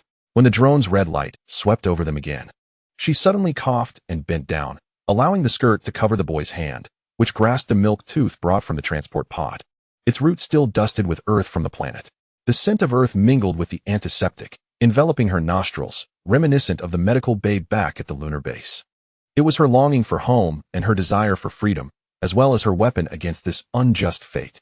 Lin Lan's gaze transcended the chaotic crowd, settling upon the overview of the auction items projected at the apex of the hologram. The 327 numbers hung like pale beads, rotating slowly in the blue light, each representing their humiliation and misfortune. When her number, 001, edged to the forefront, she straightened her spine, the sound of her military boots striking the floor resonating sharply. Echoing the rhythm of the whistle as the Gonggong ship set sail, their agreed signal for counterattack in the repair pod. Suddenly, all valuations in the projection reset to 0 before collectively scrambling into gibberish. Han Zheng's code spread wildly. Bai Tan's score formulas took effect, and Luo Qing's wrench struck the base of the projector. The blue light extinguished in an instant, plunging the cabin into brief darkness. In that darkness, Lin Lan heard countless people synchronously pounding the floor, 3 short taps followed by 2 long ones. Akin to a seed germinating quietly beneath the watchful eyes of the 10 pillars of civilization, stealthily taking root. It represented their yearning for freedom and their defiance against destiny. A testament to their resilience and the budding of hope. Chapter 10. The initial encounter in the black room. The metallic walls of the cell resembled a greedy beast, indiscriminately devouring every ray of light. The cold metallic texture exuded an air of chilling rejection in the dimness, as if it sought to consume all hope entirely. Lin Lan's military boots heavily crushed the gravel beneath her, the tiny fragments producing a faint frictional sound against the floor. Yet, this sound seemed to be muffled by an invisible hand, disappearing swiftly into the suffocating silence, swallowed whole by the lifeless space. This was a room, as orderly as a geometric model, a perfectly square black box. The walls were forged from a coldly luminous alloy, its gleam reminiscent of thin ice upon a winter lake. Emanating a bone-chilling cold, Lin Lan attempted to scratch its surface with her nails, leaving a clear white mark as if the metal were groaning in agony. But within seconds, that mark was smoothed out as if by an unseen hand, healing itself, akin to skin with a life of its own, silently enduring everything, yet quickly returning to its original state. With a resounding bang, the door behind her closed abruptly, like the jaws of a slumbering beast, sealing the last sliver of light outside. Lin Lan's pupils dilated in the darkness, akin to 2 black gemstones slowly awakening, striving to capture everything around her. In the corner, she vaguely discerned 4 indistinct shadows huddled together, their breaths echoing in the stillness, resembling the wind traversing rusty pipes, harsh yet imbued with warmth. As if life was emitting a faint cry in this dire predicament. The first figure Lin Lan recognized was Luo Qing's mechanical arm. In the darkness, the silver-gray alloy illuminated a faint blue pulse, akin to an electric serpent awakening quietly in the shadows, radiating a mysterious and dangerous aura. With every 3 beats of the pulse, a subtle clicking sound echoed, the result of Luo Qing moving his joints. This habit had been cultivated during last year's repairs of the dark matter furnace. At that time, covered in grease. He had remarked to Lin Lan, while fiddling with the intricate parts, "Machines are more honest than humans. They cry out in pain and make noise when broken." That voice still resonated in Lin Lan's ears. "Can your arm still move?" Lin Lan crouched down, her fingertips tracing a half circle in the air, a safety gesture agreed upon in the repair pod, seemingly conveying a glimmer of hope and comfort amidst the darkness. The tip of the mechanical arm gently gestured towards her, a red light sweeping across her cheek like a shooting star, bringing a trace of warmth. "Just unlocked a 30% success rate." Luo Qing's voice carried a hint of rust, as if emerging from an ancient tin can. "They've infused magnetic fluid into these joints. They jam when moved too quickly." A soft metallic clink resonated in the dark, as he appeared to be fiddling with something with his real hand. "But I've hidden half a wrench. It's enough to unlock the children's pod." There was a tone of disdain and confidence in his words, as if he still held the power to alter the situation amidst this despair. Bai Tan's headband emitted a faint matte glow in the darkness, resembling a dim star in the night sky. She leaned against the cabin wall, her knees drawn tightly to her chin, her body curled up like a wounded creature, searching for a semblance of safety within the shadows. Her breaths were even and steady, akin to an ancient clock rhythmically chiming in the silent space. Lin Lan cautiously inched closer, fearful of disturbing her. However, she inadvertently knocked something from Bai Tan's grasp. A flurry of fine powder dispersed in the weightless state, resembling a vibrant nebula, shimmering with mysterious light in the darkness. It was soil from Earth, carried from the transport pod, embodying their nostalgia and affection for their homeland. Bai Tan suddenly reacted like a startled fawn, tightly gripping Lin Lan's wrist, her fingertips as cold as frost, swiftly marking 3 vertical lines in her palm. "Free people." Her voice was as soft as a sigh, as if a gentle breeze could disperse it. "In the children's pod, the youngest one has a fever." Lin Lan could feel Bai Tan's fingertips trembling slightly. It wasn't fear, but an earnest effort to recall those heart-wrenching scenes. Moments ago, in the transport corridor, they had heard the laser scanner scanning the children's bones, emitting a beeping sound akin to selecting ribs at a market. That sound pierced Lin Lan's heart like a sharp knife. The hem of Su Jianwei's white coat brushed against Lin Lan's ankle, the delicate touch akin to a feather's caress. In the darkness, that fabric carried the sterile scent of antiseptic, mingled with a hint of blood, emanating from the hemostatic gel in her first aid kit. This aroma seemed to intertwine the essence of life and death, permeating the darkness. "Do not touch the corners," she suddenly spoke, her tone soothing, reminiscent of a mother comforting a frightened child. "I just administered a sedative to the child. The needle is still on the floor." Lin Lan heard a rustling sound, followed by a faint glow illuminating the space. It was Su Jianwei, breaking off a small segment of a glow stick from the first aid kit. The dim light flickered in the darkness, reminiscent of fireflies on Earth, exuding warmth and hope. In the green light, Lin Lan glimpsed two curled figures, huddled closely together, as if seeking warmth from one another. The eldest girl was gently entwining her fingers around Su Jianwei's sleeve, the fabric stained with a dark splotch. Remnants of blood splattered during the depressurization incident, appearing like a withered flower under the glow, a haunting beauty. Han Zheng's hooded sweatshirt suddenly shifted. An abrupt movement in the stillness of the space. He shrank into the darkest corner, his hood pulled low, revealing only half of his pale face. Lin Lan noticed the quantum receiver behind his ear still flickering with a faint red light, as delicate as a dying ember, seemingly on the verge of extinguishing. "Do not speak," he suddenly whispered, his voice deliberately low, accompanied by the crackling of electricity, as if emanating from a distant realm. "There are microphones on the cabin ceiling. I just plugged 3 of them with gum, but I am unsure if any have escape detection." His fingertips swiftly tapped a rhythm on the floor, 3 short and 2 long, signaling their agreed-upon safety code. Lin Lan promptly responded with 2 taps, indicating her understanding. She observed the movement of his Adam's apple, as if he were swallowing something, and a fleeting, eerie green light illuminated the darkness, emanating from the chip peeking through his fingers, resembling a meteor streaking across the night sky, brief, yet dazzling. The glow of the fluorescent stick suddenly dimmed, akin to a candle flickering in the wind. Su Jianwei placed the last fragment of the fluorescent stick into the girl's hand. The green light pulsed in her palm like a fragile heart, poised to cease beating at any moment. "Do not be afraid." Her voice was gentle as a spring breeze, imbued with a soothing tone, as her fingertips tenderly brushed aside the girl's stray hair, revealing the red scars left by laser scans, akin to deep-seated wounds. "Sister will tell you a story, a tale of the Earth's oceans." "What is the sea?"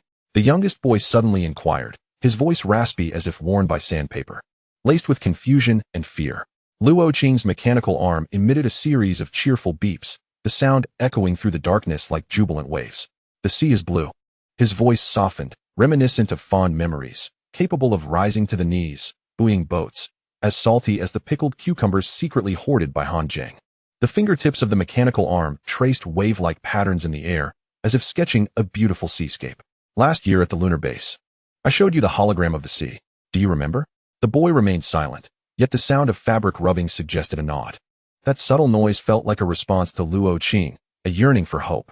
Bai Tan suddenly began to hum a soft tune, an ancient melody infused with the desolation and weight of the northern Shaanxi Plateau. It was the tune of Zhejiang's song, sung slowly, each word seemingly forced out as if exhausting every ounce of strength. "At dawn we labor, at dusk we rest." Lin Lan recalled that before their departure, Bai Tan had mentioned that the frequency of this song could stabilize human brainwaves, akin to a mother's lullaby, bringing peace and solace. In this dark cell, her singing felt like a beam of light illuminating the shadows within their hearts. Han Zheng's terminal vibrated softly in his pocket. The subtle tremor resonated clearly in the silence. He cautiously retrieved it, the screen emitting a faint glow that reflected the bloodshot veins in his eyes, marks of prolonged tension and fatigue. "I hacked into their supply system." He turned the screen toward Lin Lan, a number circled in red on the water distribution chart. "Only 500 milliliters per day. Enough for the 5 of us for 3 days, half for the children." That figure bore the weight of a heavy shackle, pressing upon every heart. Lin Lan's fingertips gently tapped the screen, resolutely reallocating her share to the children's compartment. "I have a water bottle." She recalled the emergency water she had filled before departure. Still half full, enough to last 5 days if conserved. The soles of her military boots struck the floor in a rhythm of 3 short and 2 long beats, rallying her companions to hold on. When the fluorescent stick finally extinguished, the cell was enveloped in a darkness so profound that one could not see their own hand before their face. No one uttered a word. As if swallowed by the shadows, Lin Lan felt a gentle touch on the back of her hand. It was Bai Tan's fingertip, cool as the earth, reminiscent of the essence of their homeland. Next came Luo Qing's mechanical finger, its rigid alloy softly tapping her palm, the sound serving as a silent encouragement. Su Jianwei placed the girl's hand within her own, the small hand warm, trembling slightly like a frightened bird in her palm.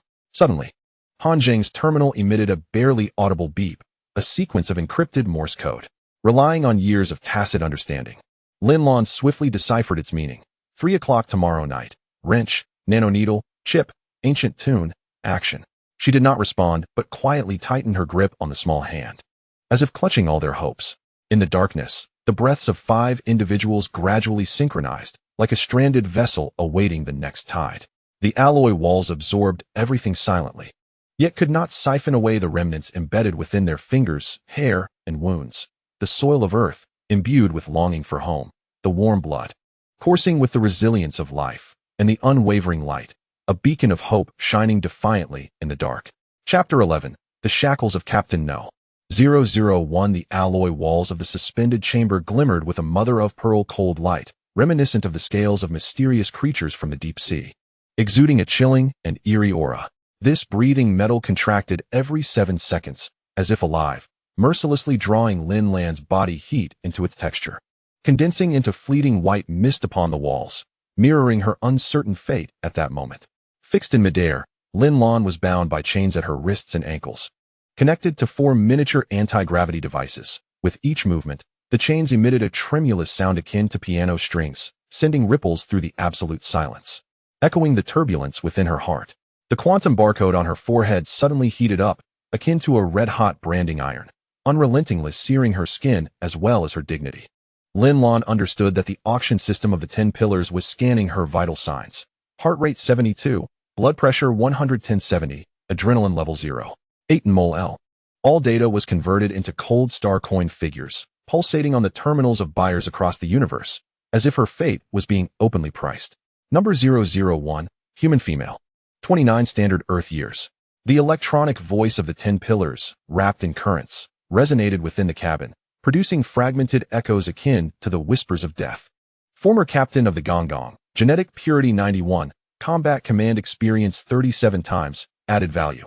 Includes complete interstellar navigation log memory. Lin Lan clenched her molars, as if seeking to crush all humiliation and anger within her teeth. She saw the holographic projection on the cabin wall abruptly illuminate, her 3-dimensional model slowly rotating under the gaze of countless eyes, each organ marked with varying valuations. Cerebral cortex 1,200 star coins, heart 800 star coins, and even the old scar beneath her left brow labeled as a combat medal, with a premium of 5. Once her glory, now a reason for her high-priced auction. The insect queen bid 17 colonial stars. The electronic voice suddenly rose, infused with excitement and cruelty, as an icon of a multi-legged creature began to flicker in the projection, seemingly flaunting its financial power and authority, demanding, retain complete nervous system, implant symbiotic crystal. Lin Lan's pupils dilated sharply, as if pierced by a cold blade. She recalled the illustrations from her father's sailing log. Human commanders parasitized by symbiotic crystals, translucent flowers blossoming within their chests, nerve bundles entwined around their hearts, losing their identities, becoming living puppets. The caption beneath the illustration read, "Living puppets endure worse than death." Now, this cruel fate seemed poised to descend upon her. The temperature within the suspended chamber plummeted to freezing, bone-chilling, as if even the air were about to solidify. The holographic projection shifted to an anatomical diagram of the 10 pillars, red laser beams carving virtual incisions across her chest, precisely avoiding all vital areas while reaching the heart, as if showcasing a finely crafted artwork, with her as the subject to be observed and dissected. The 10 Pillars Council raised the bid to 20 star systems. The electronic voice carried a barely perceptible delight, as if reveling in this brutal auction. Purpose: dissection to study command synapses, replicate tactical decision models. Lin Lan's fingertips brushed against the indentation on the inner side of the chains, where she had just carved the Morse code, 0300. The beeping of Han Zheng's terminal from the previous night still echoed in her ears, reminding her of her companion's plans and hopes. In the cold light of the cabin wall, she seemed to perceive the small hand clutching a glow stick in the darkroom, where a fragment of a nanoneedle was hidden within its soft pads. This was their weapon of resistance, and a flicker of warmth in her heart. designated as number 001. Her emotional fluctuations registered at 03. A mechanical voice abruptly intruded, akin to a venomous serpent whispering in her ear, sensing her fear and rage. According to Article 7 of the Low-Level Civilization Auction Law, you have the right to choose a buyer, yet the power to refuse sale is beyond your grasp. Lin Lan suddenly erupted into laughter, the sound reverberating coldly within the alloy chamber, mocking the injustice of her fate. She recalled the words spoken by her father when he pinned the star anchor insignia on her uniform at the age of 18. The worth of a captain lies not in the command console, but in the knees that refuse to bend. Currently, her knees hovered slightly above the floor, precisely 73 centimeters, the standard height of the captain of the Gonggong ship, minus the length of the chains. This distance symbolized her indomitable spirit and her rebellion against fate. The holographic projection suddenly erupted into blinding white light, as if to devour all darkness and defiance. An anonymous buyer's bid instantly overshadowed all projections, inscribed in simplified Chinese, "Break it apart and sell it all. I want everything." The writing twisted like a snake, writhing in the white light, deriding her last vestige of dignity and declaring the obliteration of her destiny. Lin Lan's heart rate surged to 105. The quantum barcode on her forehead felt as if it would sear through her skin, igniting the flames of her anger and defiance. Adrenaline levels spiked. The mechanical voice, infused with an unnatural excitement, seemed to revel in her suffering and struggle, elevating the added value to 12.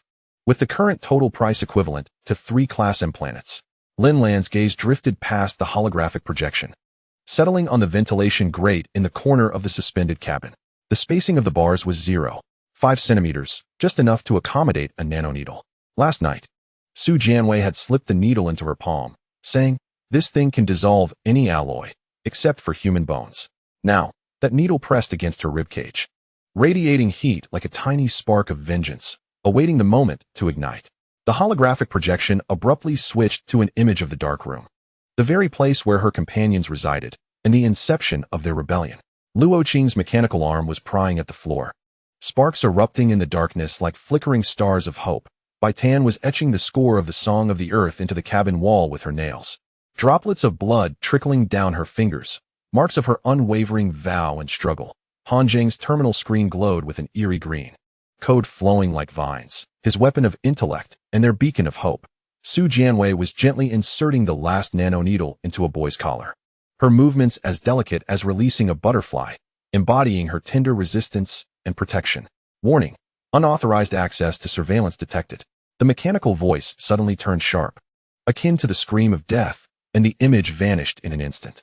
Number 001. Your companions are being marked as defiant, and their valuation has been reduced by 30. Lin Lan's fingertips began to tap out the safety signal of 3 short and 2 long beeps on the chains. She knew that even if the Black Room's pickup device was obstructed by chewing gum, Luo Qing's mechanical arm could sense the rhythm through vibrations. It was reminiscent of the time in the ruins of the Quafu ship, when she had found 3 survivors by tapping the cabin walls, a testament to their mutual understanding and trust, and their indomitable resistance. The countdown on the holographic projection began to flicker. 080000, a countdown of her fate and the timing of their rebellion. Lin Lan closed her eyes, the quantum barcode on her forehead still burning, as if the flame within her heart blazed fiercely.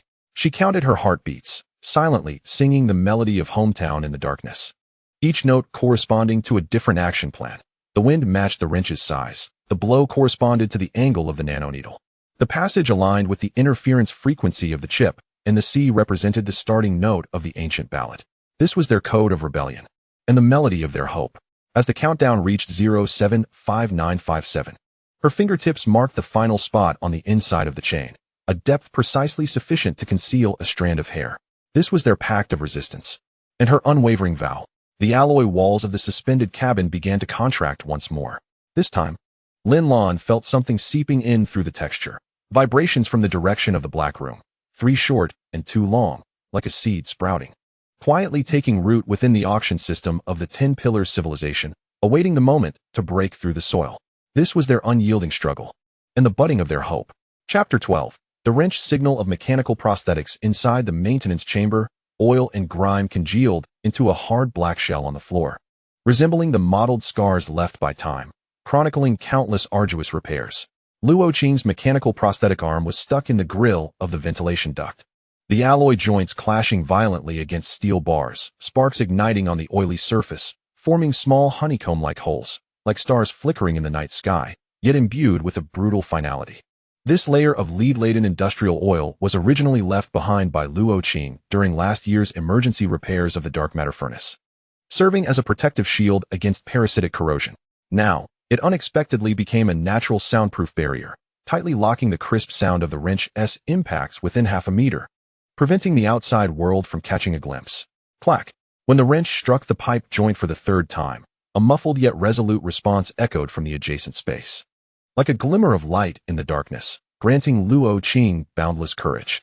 His true hand tightly gripped a cloth soaked in oil, his fingertips tracing 3 short and 2 long marks on the metal surface, signals from Lin Lan that had just been transmitted from the suspended cabin. A secret language only they could comprehend. The sensor of the mechanical prosthetic suddenly heated up. Luo Qing knew that the 10-pillar surveillance system was scanning, attempting to capture any hint of their movements. Yet, he remained undaunted, deliberately allowing the joints to emit a grinding noise, cleverly concealing the Morse code within the ambient noise, as if transmitting secret intelligence beneath the enemy's very noses. Number 073, striking the pipe, is prohibited. The electronic voice from the drone infiltrated through the grill, accompanied by a gust of rust-tinged air sweeping over Luo Qing's nape, resembling a cold snake attempting to pry into his secrets. This was the third warning. Failure to comply would result in an electric shock penalty.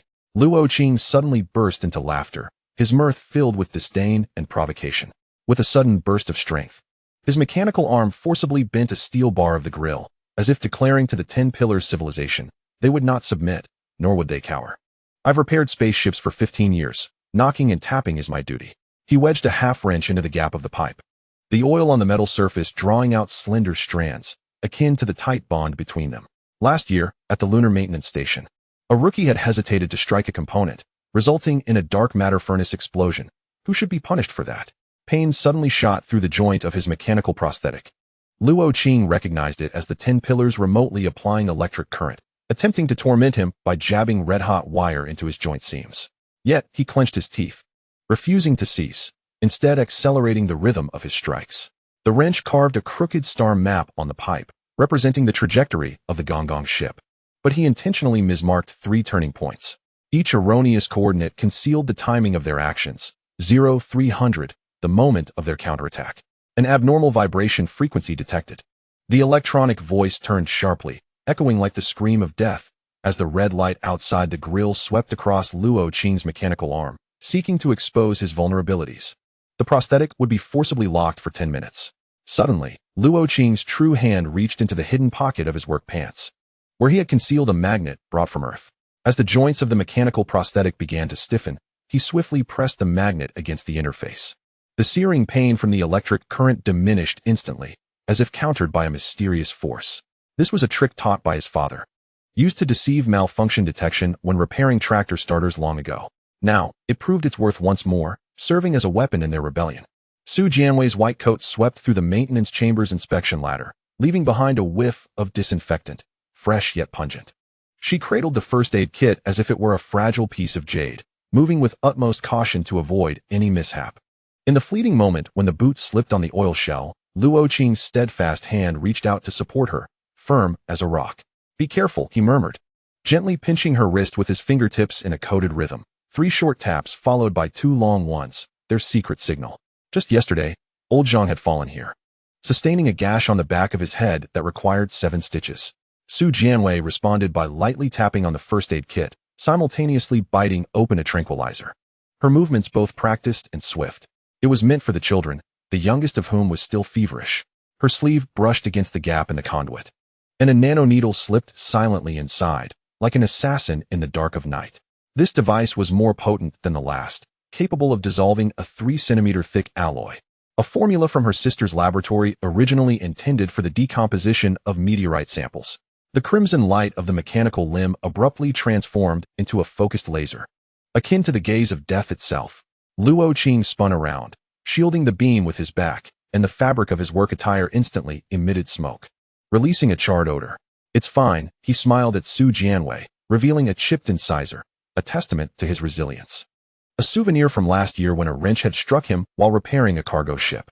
"This outfit is fireproof," My mother blended it with asbestos thread from our hometown. She insists it's more reliable than any space material. Han Zheng's hooded sweatshirt dangled from the ventilation duct, resembling a bat hanging upside down, mysterious and agile. The screen of his terminal glowed with an eerie green light in the darkness. The rhythm of Luo Qing's keystrokes blending with the stream of code like meteors streaking across the night sky. I've breached a hole in the firewalls of the surveillance system, he said, turning the screen towards Luo Qing. Where 3 nodes on the pipe diagram were circled in red, akin to strategic points on a military map. Though only capable of causing a diversion for 3 minutes, enough time for you to unlock 3 locks. Suddenly, Luo Qing's mechanical limb extended half an inch. The red light sweeping over the nodes on the screen, reminiscent of a warrior surveying his battlefield. Last year, when replacing the seal for the dark matter furnace, he had relied on those 3 points for leverage. He thrust the wrench into Han Zheng's hands, the oil-soiled metal leaving dark imprints on the boy's palm, reminiscent of bonds forged between warriors. Hold on to it. The opening is one I filed down, just right to snag the locked tongue of 10 pillars. My father used to love tinkering with tools when he repaired bicycles. Bai Tan's hairband glimmered with a matte sheen in the shadows of the maintenance bay, resembling stars in the night sky, faint yet resolute. She stood at the base of the maintenance ladder, cradling a worn copy of the Book of Songs, her fingertips tracing the notes of Ji Ruo's song on the pages, as if weaving a melody of hope. The frequency of the ancient ballads was calculated. Her voice, light as a whisper yet brimming with power, could incapacitate the surveillance system of the 10 pillars for 47 seconds. Consistent with the experimental data we gathered years ago at the Language Research Institute, Luo Qing's mechanical limb began rhythmically tapping against the pipe. The 3 short and 2 long beats blending with the cadence of Ji Ruo's song, akin to a war drum rallying the spirits of all. Remember? He addressed the 4 silhouettes in the darkness, his hand tracing a large character for dismantle on the oil shell, a testament to their resolve to resist. My father taught me to recognize wrench sizes through this rhythm. It's clearer than any blueprint. The alarm of the drone suddenly pierced through the soundproofing of the oil, akin to a death knell. Luo Qing's mechanical limb swiftly twisted the wrench into the lock core of the pipe. The shrill screech of alloy friction accompanied by the sound of Su Jianwei guiding the children towards the ventilation duct, steady and swift. Han Zheng's keystrokes ringing clear and firm. Bai Tan's soft humming, gentle yet powerful. These sounds intertwined, forming a chaotic yet harmonious ensemble, heralding their rebellion. As the lock core clicked open with a decisive sound, Luo Qing's mechanical limb abruptly powered down, as though the warrior had exhausted his final strength. He gazed at the dull alloy arm, suddenly reminded of the heavy magnet his mother had slipped into his backpack before departure, a weight akin to the essence of their hometown, the source of his strength. From the ventilation duct came Han Zheng's urgent whisper, "Hurry." Luo Qing clenched the wrench tightly, plunging into the darkness with the crowd, hearing the shrill alarm of the surveillance system behind them, reminiscent of enemies' wails. Yet deep within the pipe, the rhythm of 3 short and 2 long taps persisted. Like an unceasing war drum, a spark refusing to be extinguished, quietly igniting within the iron heart of the 10 Pillars civilization, illuminating their path forward. Chapter 13. The lips of decoder number 003. The observation chamber's viewport resembled a piece of jade frozen by the cold, compressing the vast starry expanse into a flat yet profound silhouette. The gravel of the sand belt spun slowly outside the chamber, akin to a solitary dancer in the cosmos. Among them, the largest meteorite bore deep within it the remnants of half a starship, the severed cables resembling frozen veins, glimmering with a purple-black hue under the cold starlight. Bai Tan's hairband inadvertently brushed against the condensation on the viewport, leaving faint traces on the glass. These marks overlapped with the star trails outside, reminiscent of someone gently scratching the skin of the universe with their nails, imbued with a sense of mystery and elusiveness. Decoder number 003, language adaptation ready. The electronic voice of the 10 Pillars drone, shrouded in the chill of stardust, reverberated within the chamber, creating a fragmented and icy echo. The metallic arm descended slowly from the ceiling, the needle glimmering with a cold silver light, hovering near the pale pink skin behind her left ear.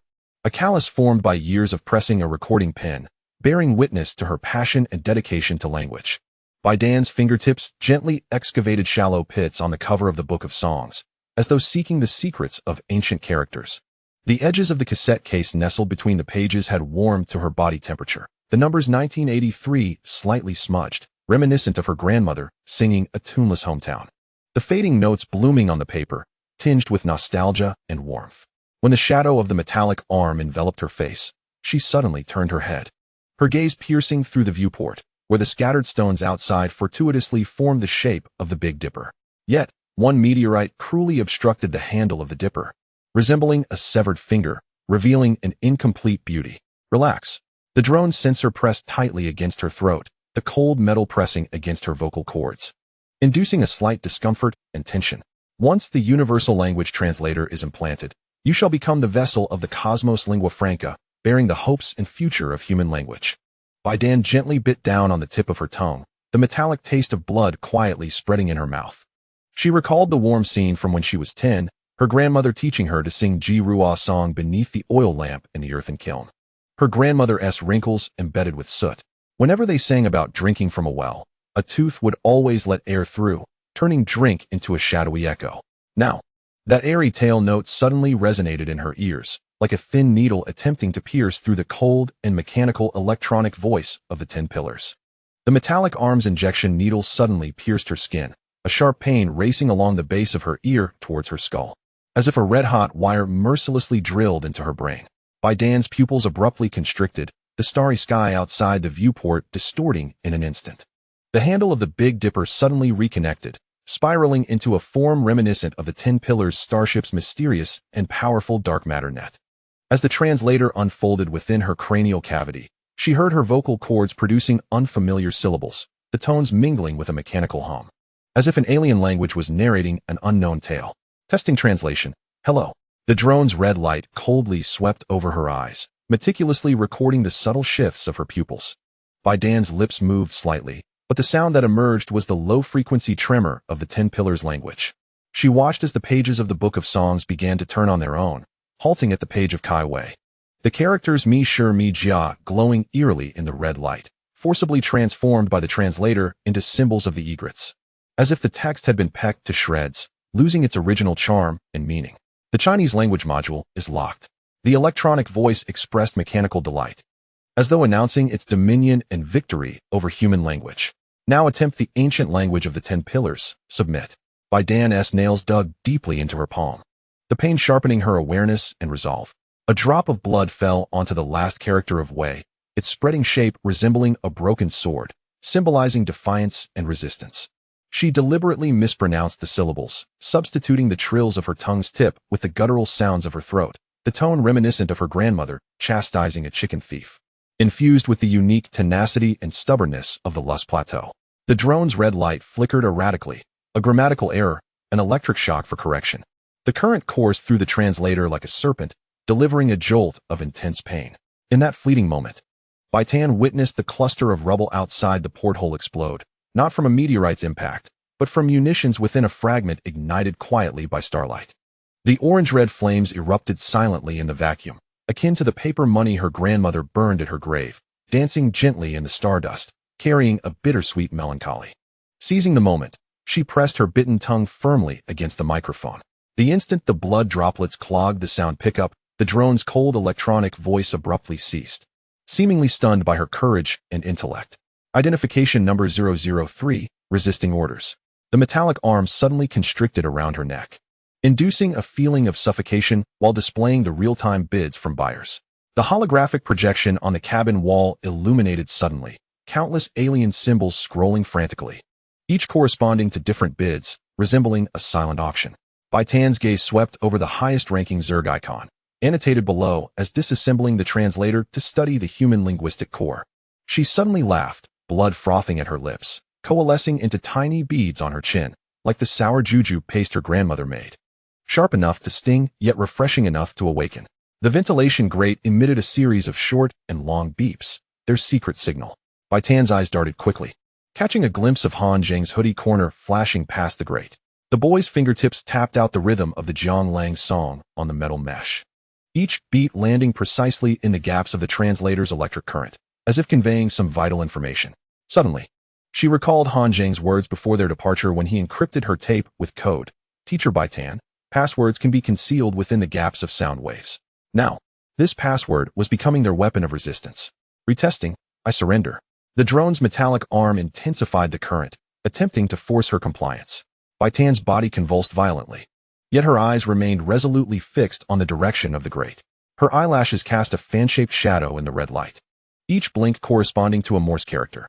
Disassemble the translator, use teeth. This was her silent defiance and wisdom. When the current surged again, she suddenly turned her head, biting down fiercely on the metallic arm's cable with her back molars.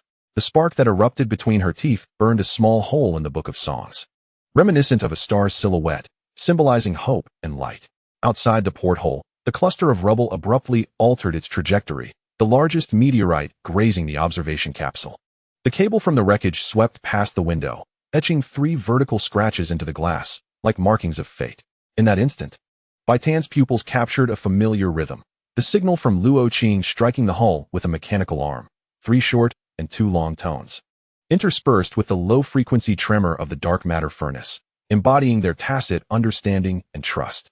She suddenly recalled Luo Qing's words, "No matter how sophisticated the machine, it cannot withstand the ingenuity of the land."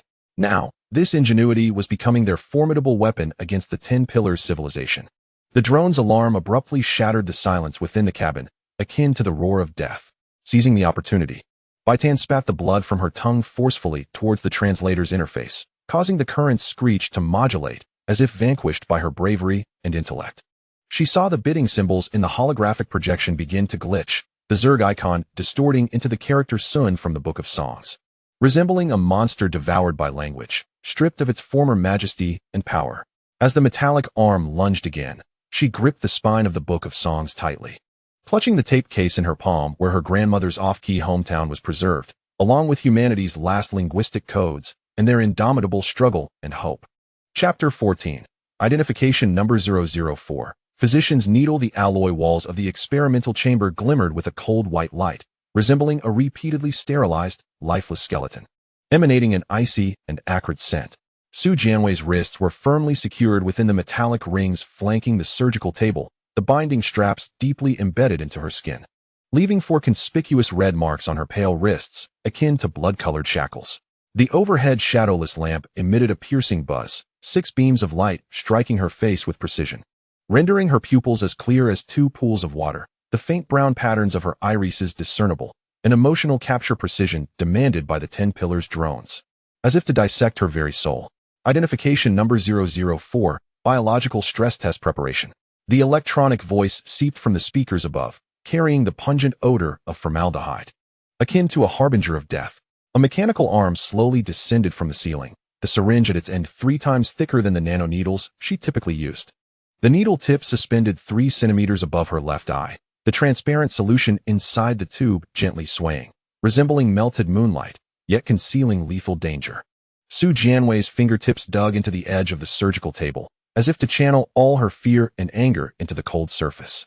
The disinfectant on the table had yet to dry, pooling along the grooves and weaving into tiny rivers that meandered between her fingers, reminding her of the horrific accident seen at the Biological Research Institute 3 years prior.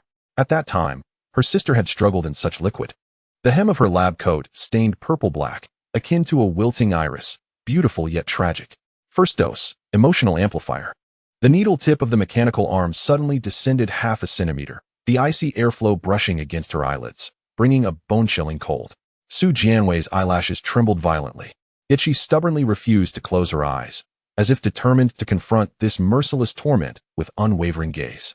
In the blinding light of the shadowless lamp, she saw a golden hair stuck to the metal joint of the mechanical arm. It belonged to the little girl in the red dress, tangled in her lab coat's button during the transfer yesterday, a warm reminder. The moment the solution was injected, agony surged through her tear glands like a swarm of ants. She heard her breaths suddenly grow rough, the heartbeat within her chest pounding against her ribcage like a drum, bringing an indescribable pain. Tear secretion rate, 12 milliliters min. Entropy reversal index, 0.3. The electronic voice carried a mechanical thrill, as if relishing a brutal experiment. The screen on the cabin wall displayed real-time curves, accurately recording every minuscule reaction of hers, extracting memory fragments from 3 years ago at the Lunar Biological Research Institute.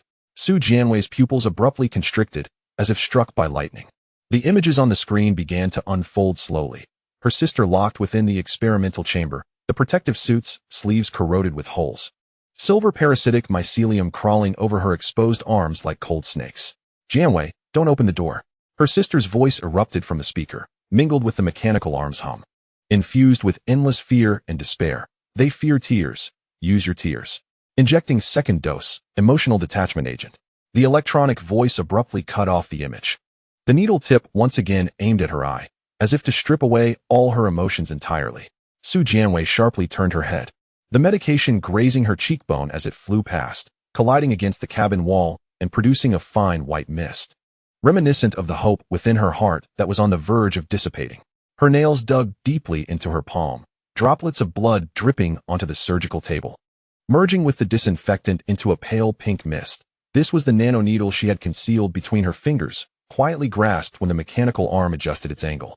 Akin to the last spark of resistance within her heart.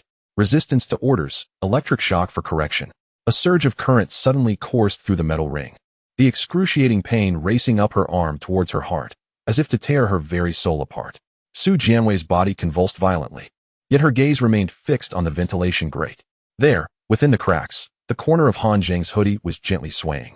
The boy's fingertips tapping out 3 short and 2 long rhythms identical to Luo Qing's signal on the hull, embodying their unspoken understanding and trust. She suddenly remembered when she bandaged Han Zheng's wounds before their departure. He had said, "Dr. Su, pain is the best cipher." Now, this pain was becoming her tool for conveying information. On the 7th day following the forced extraction of memory fragments in the lunar graveyard, an electronic voice disregarded her struggles as the screen shifted to a gray hue, mirroring her desolate mood. Before her sister's gravestone, she placed a bouquet of roses, a variety known as vacuum-resistant, numbered 0417. Su Jianwei's teeth clacked together, as if she intended to shatter all her pain between them. She deliberately tensed her jaw muscles, allowing the agony to eclipse the effects of the emotional detachment agent, an old remedy taught by her grandfather, which had once helped her endure the pain of childhood vaccinations, and now served as her weapon against the cruel experiments. As the needle of the mechanical arm approached for the 3rd time, she suddenly turned her head and sank her molars into the arm's cable, sparks flying from her teeth onto the surgical table, igniting a charred mark that mirrored the furious flame burning within her heart. Subject 004, physiological indicators abnormal. The electronic voice sharpened, the intensity of the metallic ring's current doubled, as if to utterly crush her spirit, adding further restraints. Su Jianwei's wrist was tightened even more, yet she seized the opportunity to conceal a nanoneedle within her sleeve. The metal casing of the syringe pressed against her skin, radiating warmth like a tiny ember, her sister's final research achievement, capable of dissolving any biological tissue, including the detestable parasitic bacteria of the 10 pillars, like her unwavering belief igniting a fire within. As the mechanical arm prepared to inject the 4th dose, she blinked 3 times in the direction of the vent, each blink spaced 2 seconds apart, a signal they had agreed upon. 3rd dose, memory erasure agent. Han Zheng's hooded sweatshirt suddenly vanished from behind the grill, as though he had never been there. Almost simultaneously, the shadowless light above the surgical table emitted a deafening crack, plunging the room into a momentary darkness, as if the dawn of hope were about to arrive.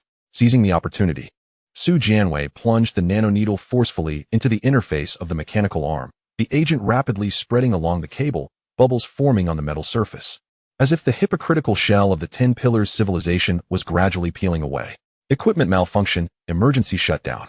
The electronic voice crackled with electrical noise as the mechanical arm suddenly went limp, a soulless shell. Su Jianwei's fingertips hastily searched the metallic ring, discovering the latch's position, identical to the lock of her sister's laboratory pod, her familiar territory. In the darkness, she heard a faint rustle from the vent. Han Zheng's voice drifting in like a feather. "Dr. Su, the power grid will restart in 3 minutes." That was their glimmer of hope. In the instant the current vanished, Su Jianwei broke free from her restraints. Grabbing the scalpel from the surgical table, she carved a large character for disassemble onto the screen of the pod's wall. Droplets of blood falling from the blade onto the ground like tiny red agates, a declaration of her unyielding spirit. As the alarm for the mechanical arm's restart blared, she had already slipped into the ventilation duct, clutching that golden strand of hair like a fragment of sunlight, her hope and faith for the future. Chapter 15. The key of ghosts. The walls of the titanium alloy prison seemed to breathe with a life of their own, each rise and fall bringing an endless sense of oppression. Every 7 seconds, the vent expelled a gust of cold air tinged with the scent of disinfectant, mingling with the metallic odor of oxidation, scraping against Han Zheng's cheekbones like sharp icicles, causing waves of stinging pain.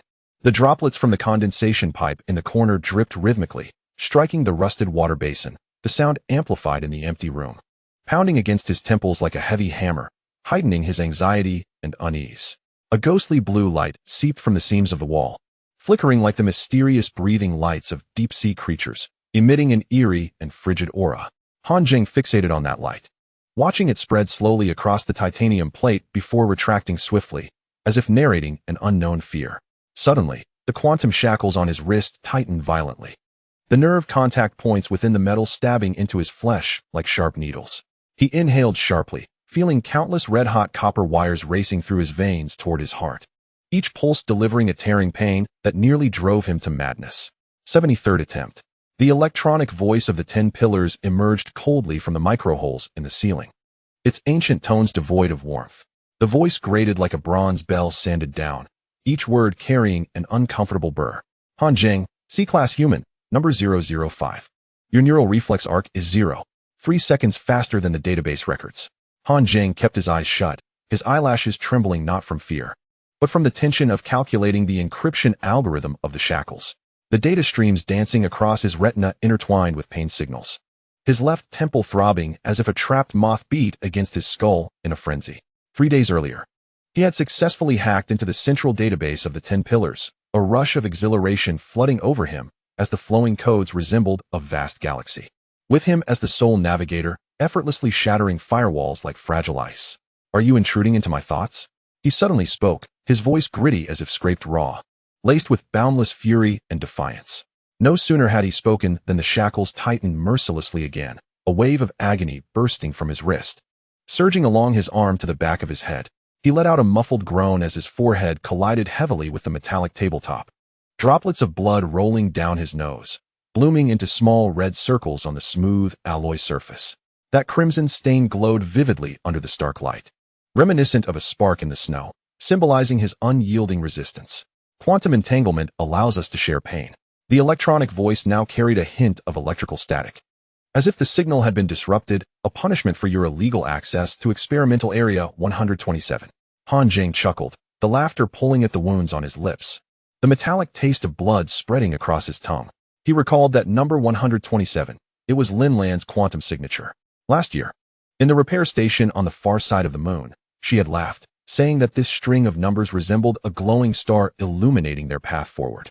It dawned on him that they had been ruthlessly tagged from the very beginning, like canned goods on a supermarket shelf, awaiting price labels, then to be randomly selected and traded. Suddenly, the lights in the prison brightened, the harsh white light forcing him to squint. Behind the one-way glass, several tall, slender silhouettes hovered, clad in the signature silver robes of the 10 pillars, swaying slightly in the airflow. The black totems embroidered on those robes flickered in and out of view, and Han Zheng recognized them as representations of quantum entanglement, distorted into some bizarre symbols.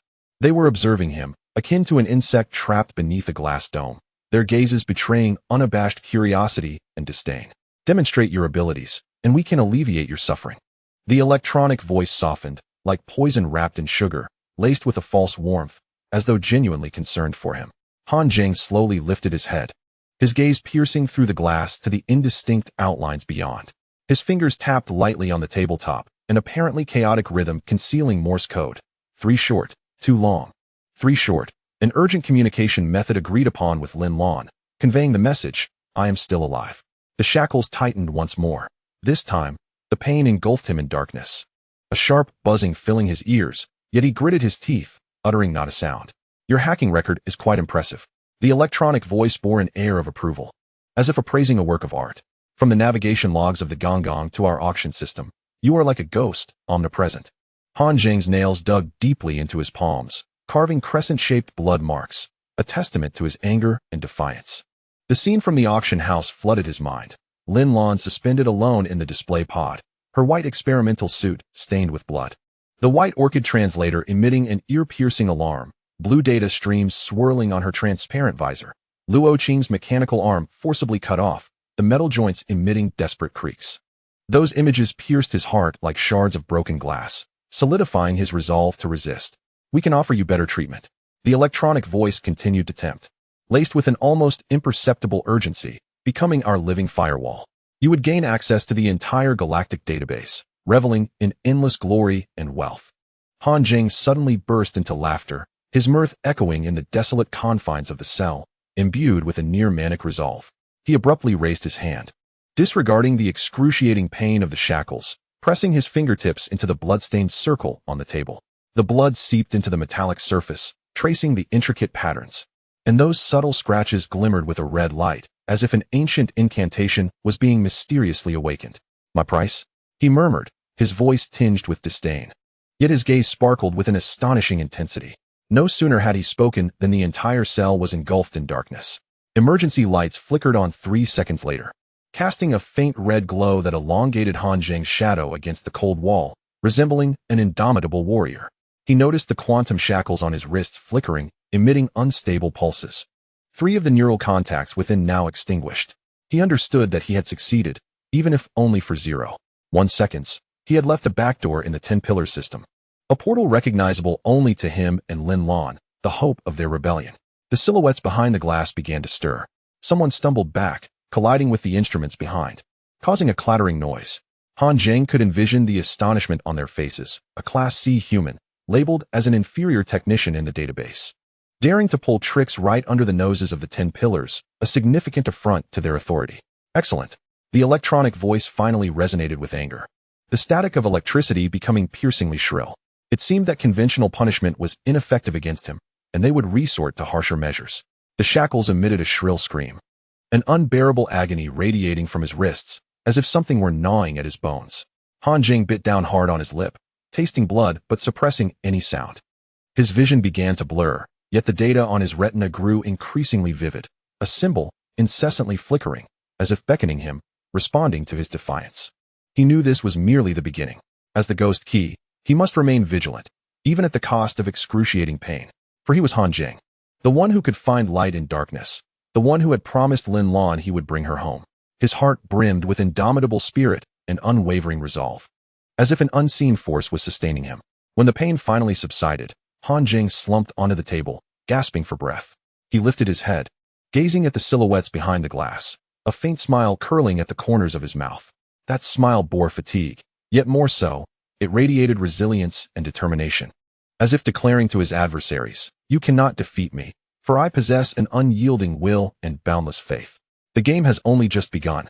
He silently recited in his heart, encoding the final message with the frequency of his blinking. Every 3 blinks, he paused for half a second, like illuminating a lamp in the dark, awaiting a distant response, yearning for the dawn of victory. Chapter 16. The auction hammer falls. The airflow within the vacuum tube emitted a piercing shriek of metal grinding, as if countless dull knives were mercilessly scraping against the inner walls of the tube, producing a sound that sent shivers down the spine. Han Zheng was suspended in midair, the quantum shackles pulsing a ghostly blue every 3 seconds, like frigid chains that pinned his shadow firmly against the cold cabin wall, rendering him immobile. Outside the tube, a holographic auction hammer hovered in the air, its head reflecting a ghastly light, akin to a meteor poised to fall mercilessly, heralding the verdict of fate. Number 005. Quantum Hacker, starting bid 300 star coins. The electronic voice of the 10 pillars surged from all directions, echoing with the unique cacophony of the auction house. As if proclaiming the judgment of destiny, Han Zheng could hear the mechanical whirring in the background, the auction platform adjusting its angle to ensure all buyers could scrutinize his face, as if he were merely a commodity awaiting valuation. His gaze pierced through the observation window of the tube, catching sight of Lin Lan confined in a floating chamber across from him. Her hair was disheveled against her forehead, a wound at her temple still oozing blood, staining half her face and rendering it hauntingly beautiful. Yet her eyes burned with the intensity of tempered steel, fiercely fixated on the auction hammer, as if she intended to incinerate it with her gaze, conveying boundless anger and defiance. "Captain Lin," Han Zheng mouthed silently, gently tapping his fingers against the tube's wall. 3 short taps, 2 long, 3 short, still that message. "I am alive," transmitting a glimmer of hope and belief. He noticed Lin Lan's shoulder tremble slightly, and she too tapped on the chamber wall. 2 short, 1 long. "Wait for me," her resolute response, akin to a beacon of light in the darkness. Suddenly, the entire tube shook violently, as if a colossal unseen hand was shaking it violently. Han Zheng slammed against the cabin wall, biting his tongue, the metallic taste of blood rapidly filling his mouth. He saw the auction hammer plummet suddenly, producing a dull thud, reminiscent of a planet colliding with a neutron star, reverberating in the hearts of all present. Sold. The electronic voice rang out with exaggerated glee. As if announcing a grand celebration, number 005 has been acquired by the Insectoid Trade Alliance. The tube began to move, carrying Han Zheng toward an unknown destination, like a torrent of fate pulling him into its depths. He writhed desperately, wishing for one last glimpse of Lin Lan, as if that were his final tether. At the moment the tube turned, he saw her floating chamber also begin to move, drifting in the opposite direction. Her lips were moving, and Han Zheng deciphered those two words, alive. That was her most sincere wish and expectation for him. Tears suddenly blurred his vision, and Han Zheng bit down hard on his lip, refusing to let himself cry out. He recalled 3 days prior in the cell, when Lin Lan had told him, Han Zheng, remember, we are the crew of the Gonggong. As long as one of us survives, the Gonggong has not sunk. That was their shared belief, sustaining them in their darkest hour. The end of the tube opened into a spacious auction hall, brightly lit, yet exuding an icy chill. Han Zheng was abruptly flung out, crashing onto the cold metallic floor, pain radiating throughout his body. He lifted his head, seeing the hall filled with various extraterrestrial beings. Their forms grotesque and unsettling. Some possessed compound eyes, shimmering with eerie light. Others were covered in scales, exuding a frigid aura, and some were merely shapeless mists. Enigmatic and inscrutable, their gazes fell upon him, as if appraising a lifeless object, filled with indifference and avarice. Next, number 001, former captain of the Gonggong, Lin Lan. The electronic voice resonated once more, cold and unfeeling. Han Zheng witnessed Lin Lan being escorted in, her hands bound behind her back, yet her stride remained steady and powerful, embodying her resilience and strength. Her gaze swept across the hall, finally landing on Han Zheng, and she offered a slight nod, their unspoken understanding and encouragement. Han Zheng's heart felt as though it were being gripped by an invisible hand, the pain almost unbearable. He understood that this was their final farewell, perhaps to be separated indefinitely. He quickly tapped a complex Morse code on the floor with his fingers. It was the backdoor password he had concealed within the 10 Pillars system. The hope of their rebellion. He saw Lin Lan's pupils constrict slightly, then return to calm, as if everything was within her anticipation. The auction hammer fell once more, akin to the judgment of fate. Number 001 has been sold to the Interstellar Mining Consortium. As Lin Lan was led away, she did not look back. However, Han Zheng noticed her fingers move gently behind her, signaling their agreed response. Message received. That was her final farewell and encouragement to him. Suddenly, the lights in the hall dimmed, leaving only the holographic projection aglow, casting a ghostly light. Han Zheng saw Luo Qing being brought in, his mechanical arm dismantled, leaving only empty sleeves, a sight most desolate. A new wound marred his face, blood dripping down his chin, splattering onto the floor, echoing like a countdown of life. Number 002, Mechanic, starting bid 200 star coins. Luo Qing's gaze swept across the room like a blade, infused with boundless fury and defiance. Ultimately, his eyes settled on Han Zheng, revealing a bloodstained smile, and he mouthed the words, "Wait." This was his expectation for the future and an encouragement for Han Zheng. Han Zheng nodded, understanding that Luo Qing meant they would both survive and reunite, regardless of the adversities they faced. The sound of the auction hammer striking resonated like a drum, each beat echoing in Han Zheng's heart, shaking his very soul. Luo Qing was escorted away, and Bai Tan was brought in. Her face bore traces of tears, yet her eyes shone with unwavering resolve, radiating an indomitable light. Her lips moved, and Han Zheng deciphered her silent song of the Shijing Jijiang song, the essence of their people and a symbol of their unyielding spirit. As the sun rises to labor and sets to rest, her voice reverberated through the hall, imbued with a penetrating power, as if it could shatter the frigid confines of their prison. Han Zheng silently joined her in song, believing it would draw him closer to her warmth and strength.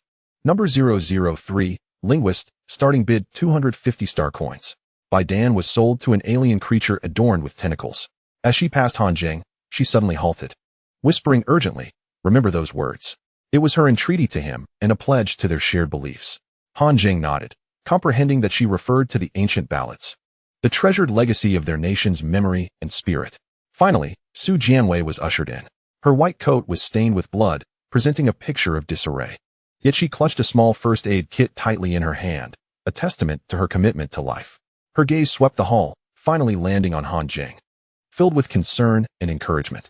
Number 004, Physician, starting bid 350 star coins. Su Jianwei remained silent, standing like a mute lighthouse. Yet Han Zheng observed as she stealthily opened the first aid kit, revealing a nanoneedle. Her fingers gently tapped the syringe. A signal of hope, an assurance of her promise and encouragement. The auction hammer fell, producing a final, somber sound, akin to the closing chapter of fate. Su Jianwei was taken away, her steps light, yet Han Zheng felt as though each footfall imprinted deeply upon his heart. The hall was left desolate, with only Han Zheng's solitary figure illuminated by the lights, casting shadows over the vacant seats. He lay on the cold floor, gazing at the holographic projections of their 5 faces on the ceiling, captured in joyous camaraderie aboard the Gonggong. In the photograph, they beamed with happiness, as if the entire universe was within their grasp, brimming with hope and dreams. Tears streamed down his cheeks, mingling with Luo Qing's blood upon the floor, a testament to their shared suffering and struggle. Han Zheng clenched his fists, nails digging into his palms, a manifestation of his defiance against destiny. He recognized that from this moment forth, they would be scattered across the cosmos, striving for survival in this alien galaxy. Yet he was aware they would not yield, for they shared a common belief and dream, bolstered by one another's support and encouragement.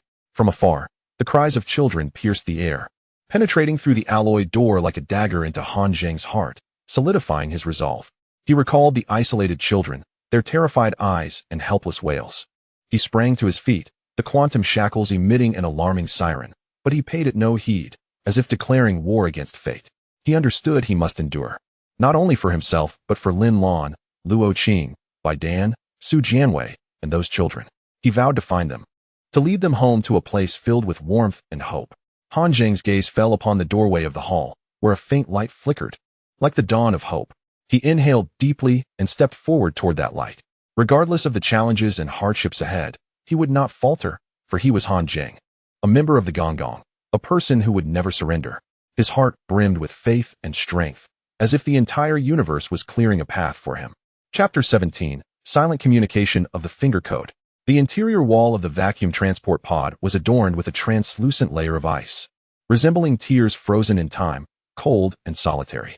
Han Zheng curled in a corner, the blue glow of the quantum shackles seeping through the ice, casting fragmented patterns of light on the opposite wall, as though someone had shattered the stars and carelessly scattered them within this frigid prison. The ventilation system gasped every 12 seconds, stirring up metallic debris from the pod's floor, swirling into microscopic stardust in the light beams. Akin to a lone dancer in the cosmos, his fingernails were embedded with the alloy dust from the auction hall. A stubborn mark left from when he clung to the floor during his drag. A fresh gash marred the palm of his right hand, a result of the chip's edge cutting him during concealment, with blood crystallizing into tiny red ice shards, etched in his palm like a parched river, chronicling his anguish and struggle. Number 005, transfer to the transport corridor. The red light of the airlock suddenly illuminated, and a mechanical arm, accompanied by the crackle of electricity, reached in ruthlessly, seizing Han Zheng. In that fleeting moment of being pulled away, he heard metallic clashing from the adjoining pod, Luo Qing's mechanical arm knocking on the wall in a distinct pattern of 3 short and 2 long. Their prearranged danger signal aboard the Gonggong, a warning in the dark, heralding impending peril.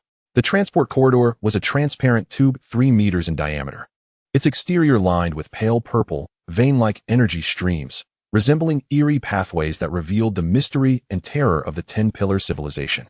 Han Zheng's gaze pierced through the scythe-like limbs of the escort, spotting Lin Lan being led forward by 2 10-pillar envoys.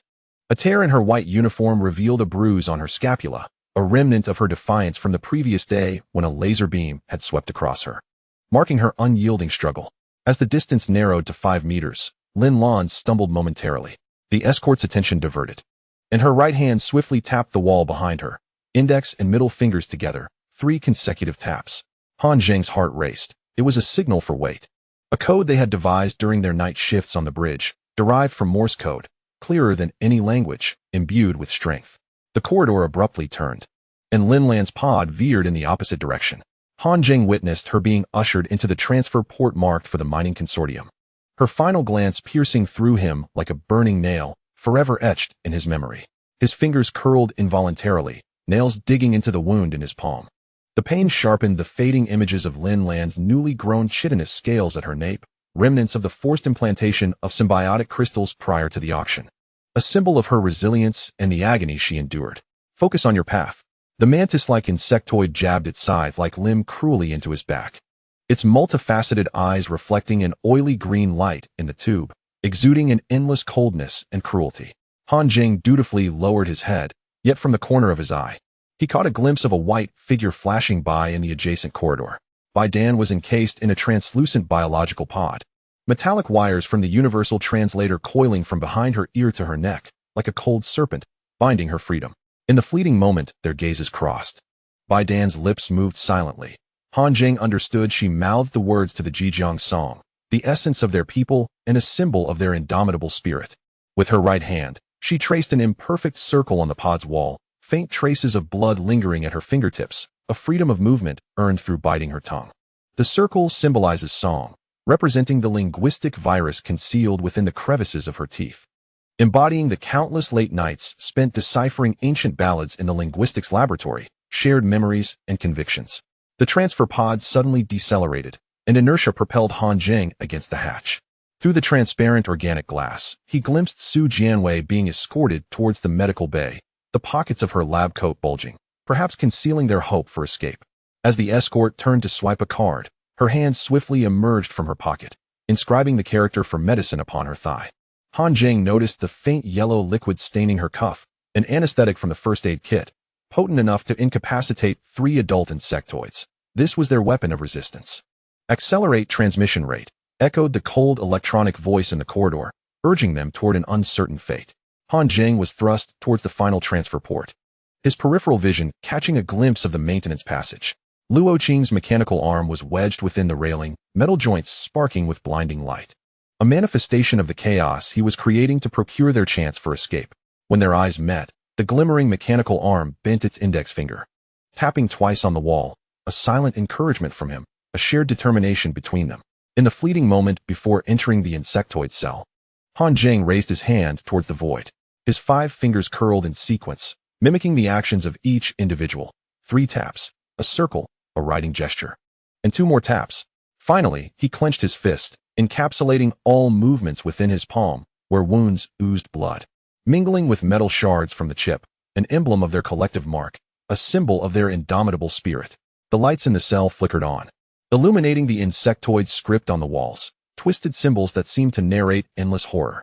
Han Zheng sat on the cold floor, beginning to etch characters into the wall with his fingernail. Not a signal for help, nor a map coordinate, but 5 crooked symbols corresponding to the Song of Medicine, culminating in a small mark left for himself, an embodiment of their shared beliefs and hopes.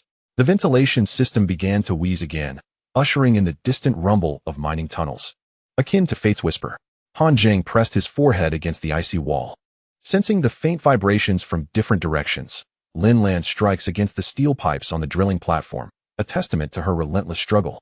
Luo Qing's deliberately engineered mechanical failures in the factory, a creation of chaos. Bai Tan's anomalous frequency emitted by her translator, conveying her message. The shattering glass from Su Jianwei's overturned vials, signaling her defiance. These sounds intertwined like invisible threads, stitching together the 5 disparate cells into a cohesive net, binding them together in their fight against cruel destiny. He retrieved the fragment of the chip, scrutinizing it in the dim blue light, beside Luo Qing's mechanical arm serial number. A minute scratch resembling a folding knife marked their collective memory and conviction. Han Zheng suddenly smiled, tucking the chip deep into his pocket, close to his heart, as if he could feel the strength and warmth of his comrades. From the depths of the insectoid lair came faint chirps, like an eerie lullaby, attempting to soothe these unyielding souls. Han Zheng closed his eyes, his quantum brain beginning to reconstruct the images from earlier: Lin Lan's wounds, Bai Tan's bloodstains, Su Jianwei's stained cuff, Luo Qing's sparks, and the blood in his own palm. These fragments spun in the darkness, ultimately forming a faint star, suspended in the center of consciousness, illuminating their path forward. Dim light is still light, he murmured to the air, his voice swallowed by sound-absorbing materials, yet resonating within his heart, a long-lasting echo of their unyielding faith and shared hope. In this boundless darkness, they would march hand in hand until the moment of their liberation. Chapter 18. The Winged Covenant of the 100 Races. The dome of the council hall was a colossal curvature of glass, resembling the eye of the cosmos, observing everything within. Outside, schools of star rays glided gracefully, their translucent fins brushing against the glass, casting flowing shadows upon the floor, as if time's footsteps were quietly advancing. Han Zheng counted the shadows as they swept over his feet. On the seventh pass, the quantum brand on the nape of his neck suddenly burned. Akin to countless tiny needles piercing simultaneously, a cold and merciless signal from the 10 pillars, crawling up his spine. Sea-level representatives of the Plastics clan, step forward. Intoned the holographic projection from the main seat, its buzzing emanating an ever-shifting orange mist, mysterious and formidable, rumored to encompass the speaker of the 100 races, who held dominion over innumerable species fates. Lin Lan's military boots resonated crisply and resolutely against the obsidian floor. Han Zheng observed the ochre dust clinging to her pant cuffs, a testament to her indomitable struggle and a symbol of her tenacity. Suspended around the hall were holographic projections of over 100 distinct races, each varied in form and vibrant in color. To the left, the silicon-based entities refracted blinding light through their crystals, seemingly flaunting their power. To the right, gaseous life forms occasionally expelled purple smoke, exuding an air of mystery and danger. In the corner, the insectoid representatives struck their alloy seats with scythe-like appendages, producing a rhythmic clattering sound, as if counting down to the impending judgment of fate. The terms of the covenant have been publicly announced. The orange mist suddenly coalesced into a visage, its features indistinct yet undeniably authoritative, embodying the essence of destiny. High-risk exploration mission, standard duration of 3 cycles. Success grants humanity residency rights in the gravel belt. Failure relegates the entire race to experimental subjects. Lin Lan's fingers curled into a fist behind her back, her nails nearly embedding into her palm, betraying her inner tension and defiance. She sensed the symbiotic crystal at her nape heating up, a warning from the insectoid queen, alerting her that this covenant concealed dimensional traps. Once stepped into, there could be no return. Yet, when she gazed at the holographic projection of humanity hovering in midair, all words of resistance lodged in her throat. In the projection, 180,000 refugees were crammed into a rust-stained starship, children's faces pressed against the portholes, their eyes filled with fear and helplessness, like specimens trapped in a glass jar, awaiting the verdict of fate. We have additional conditions, Luo Qing interjected suddenly, his voice firm and resolute. The hydraulic tubes of his mechanical limb hissed, as if venting his inner fury. He took a step forward, the jagged metal edge glinting coldly under the light, a testament to his past battles and a symbol of his unyielding spirit. During the mission, all human captives must be relocated to a safe zone. The crystals of the silicon race suddenly refracted red light, seemingly mocking their powerlessness and insignificance. Sea level has no authority to negotiate. The translator rendered this statement into a piercing shriek that assaulted Han Zheng's eardrums, causing discomfort. Su Jianwei discreetly slipped a mint leaf into his hand, something she had pilfered from the medical kit, reputed to ease the impact of sonic waves. Offering a touch of coolness and comfort, Lin Lan's fingertips brushed against the terms projected in the covenant. The clauses inscribed in the universal language of the galaxy twisted into tendrils, ensnaring her wrist, as though seeking to bind her within.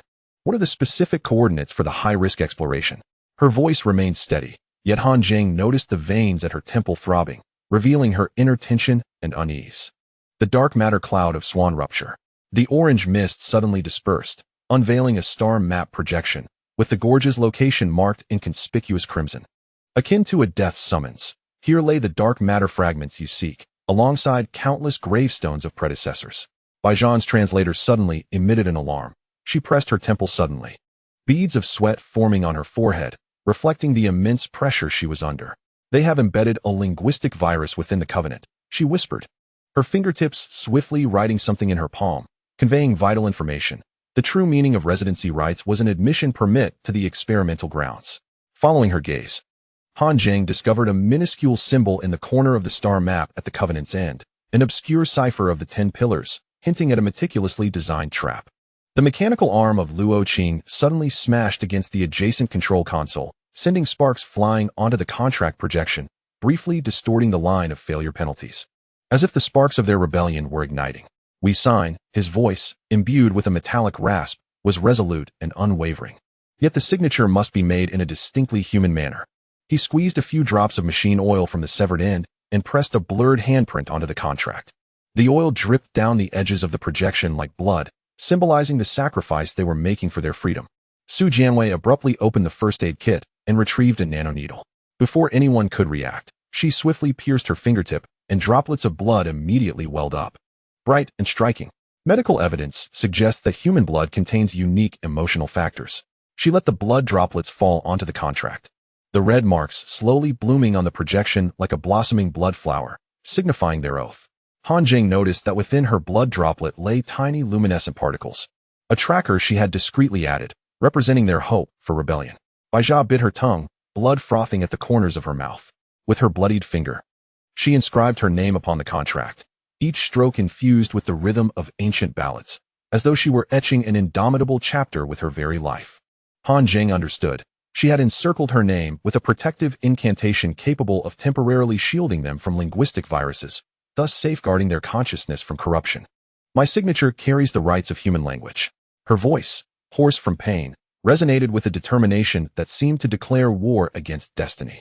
Lin Lan was the last to sign.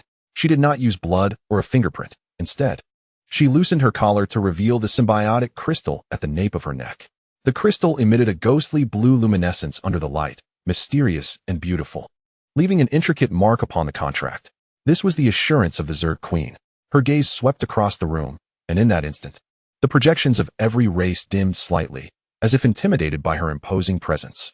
Should they fail, she would personally reclaim this mark. Suddenly, Han Zheng stepped forward, pressing the chip in his palm against the contract projection. The metallic edge of the chip cut into his skin, and the blood droplets merged with the circuitry of the chip, emitting a faint red glow, as though the flames of their rebellion were igniting. My signature is this. His quantum brain was operating at high speed, translating every word of the contract into binary code, hidden within the chip's underlying logic. The promise of humanity was always more reliable than mere words. The orange mist reformed into a face, this time with clearer features and a hint of scorn at the corners of its mouth, as if mocking their helplessness and struggles. The contract took effect. It waved its hand, and the contract projection suddenly transformed into countless specks of light that drilled into the quantum brands of the five, binding their fates tightly together. The transmission program initiated. Good luck. The floor of the hall suddenly cracked open, and Han Zheng felt a powerful gravitational pull dragging him downward. Before losing consciousness, he saw Lin Lan's military boot leaving the final footprint on the obsidian floor, within which rested a tear that had slipped from her eye. Sparkling under the light like a shattered star, radiating sorrow and unyielding brilliance. When Han Zheng opened his eyes again, he found himself lying in the sleep chamber of a small exploration vessel. Outside the porthole, the Swan Rift loomed like a massive scar across the pitch-black cosmos, appearing particularly eerie and terrifying. He touched the quantum brand at the nape of his neck, still warm as if reminding him that he had not merely signed a contract, but made a vow with his very life, a pledge to fight for freedom and dignity.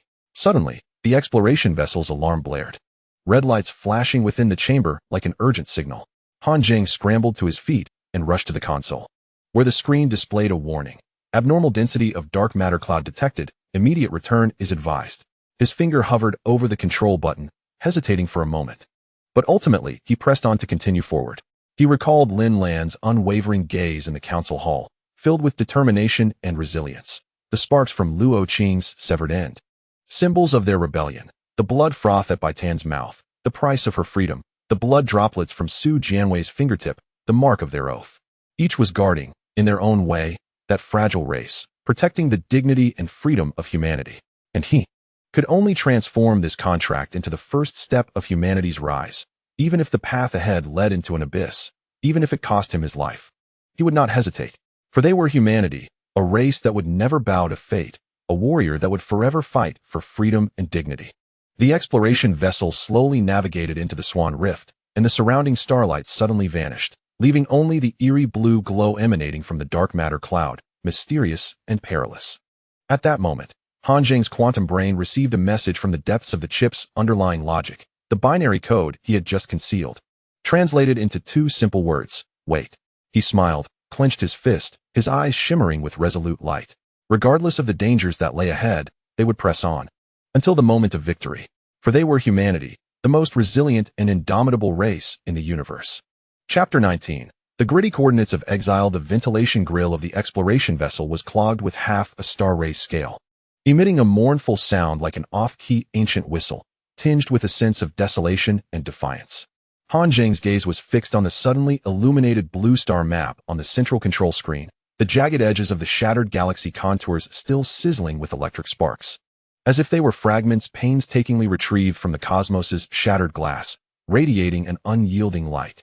His fingertips hovered above the virtual keyboard, trembling slightly. The orange mist crystal embedded in the crevices of his nails warming in rhythm with the flickering star map. That residue from the effective contract in the council hall had burst forth with the scent of burnt almonds, still stubbornly clinging to his skin, unremovable. Just like their current fate, inextricable. The coordinates locked onto the third arm of the gritty belt. Lin Lan's military boots crunched over the metal debris on the cabin floor, producing a crisp and determined sound with each step, as if treading upon an unknown destiny. The symbiotic crystal at the nape of her neck emanated a faint purple glow, and with each pulse, 3 red markers appeared on the star map, resembling 3 bleeding eyes, cold and vigilant. The star map provided by the 10 pillars contained 7 false coordinates. These 3 had been calibrated with the symbiotic frequency by the Zerg Queen. As she spoke, she suddenly pressed on her nape, her knuckles whitening from the pressure.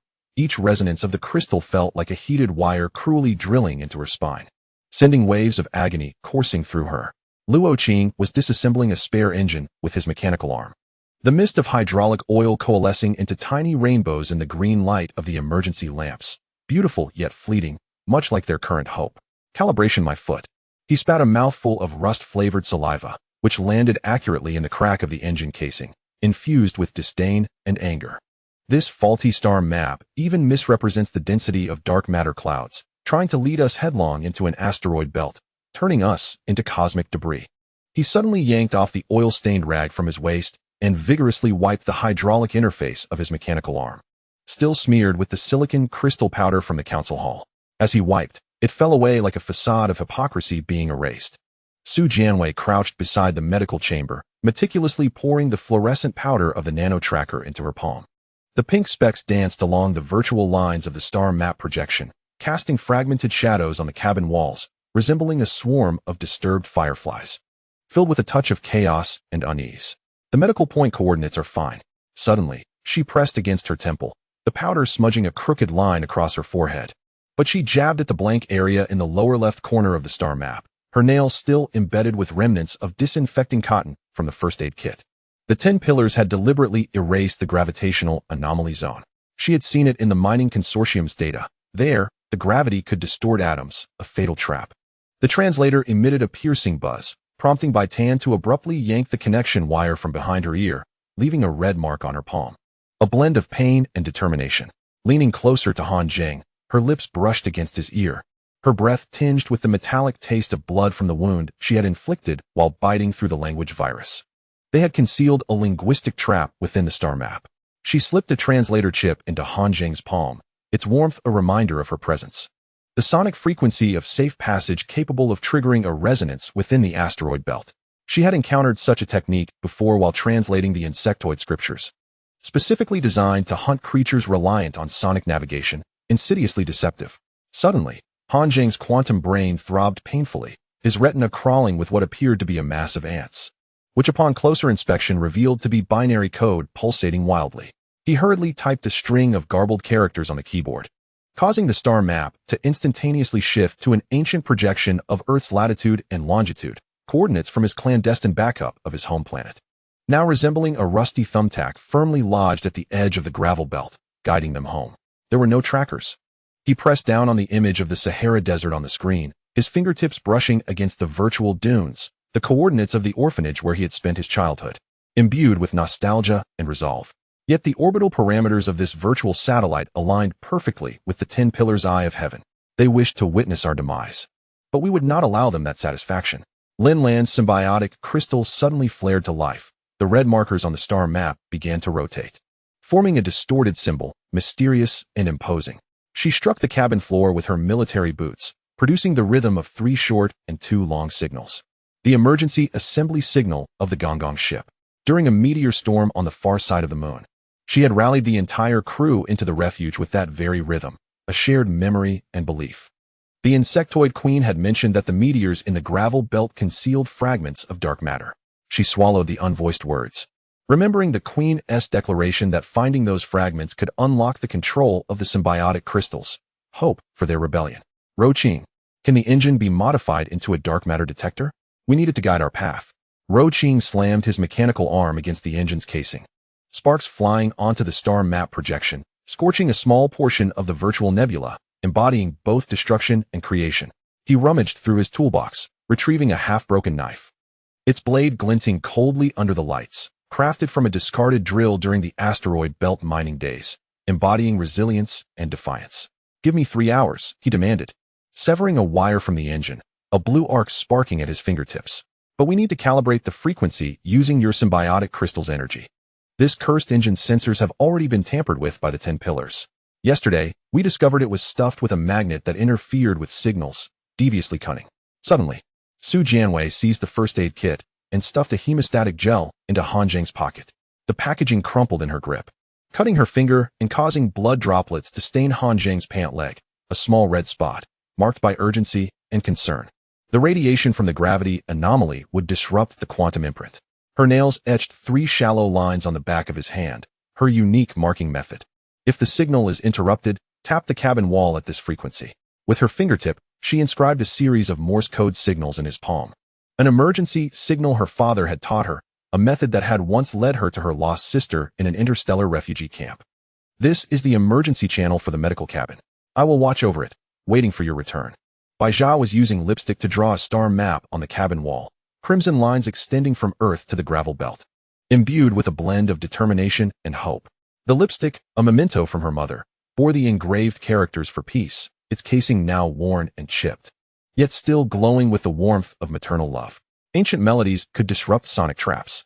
She bit her lip, the imprint of the lipstick spreading across her teeth like shattered red coral. "I have encoded the melody of the Jiangrong song into coordinates," she declared, pointing to the solar marker at the center of the star map. The angle matched the shadow cast by the osmanthus tree in her childhood yard, aligning perfectly with Earth's axial tilt. "My grandmother said that following the sun's angle will always lead one home, our unchanging belief." Han Zheng suddenly disconnected the power supply to the central control screen, plunging the cabin into darkness. As the emergency lights flickered to life, he saw the elongated shadows of the 5 of them on the cabin wall, forming the outline of a battered starship, reminiscent of the Gonggong's damage during a cosmic storm, yet radiating defiance and resilience. "Prepare for launch," his voice echoed between the metallic walls, imbued with a sense of resolute commitment. Destination, the 3rd arm of the gravel belt. Luo Qing's mechanical arm initiated the engine, the roar reverberating against the star map, Bai Tan's red lines twisting like serpents along the wall, infused with mystery and power.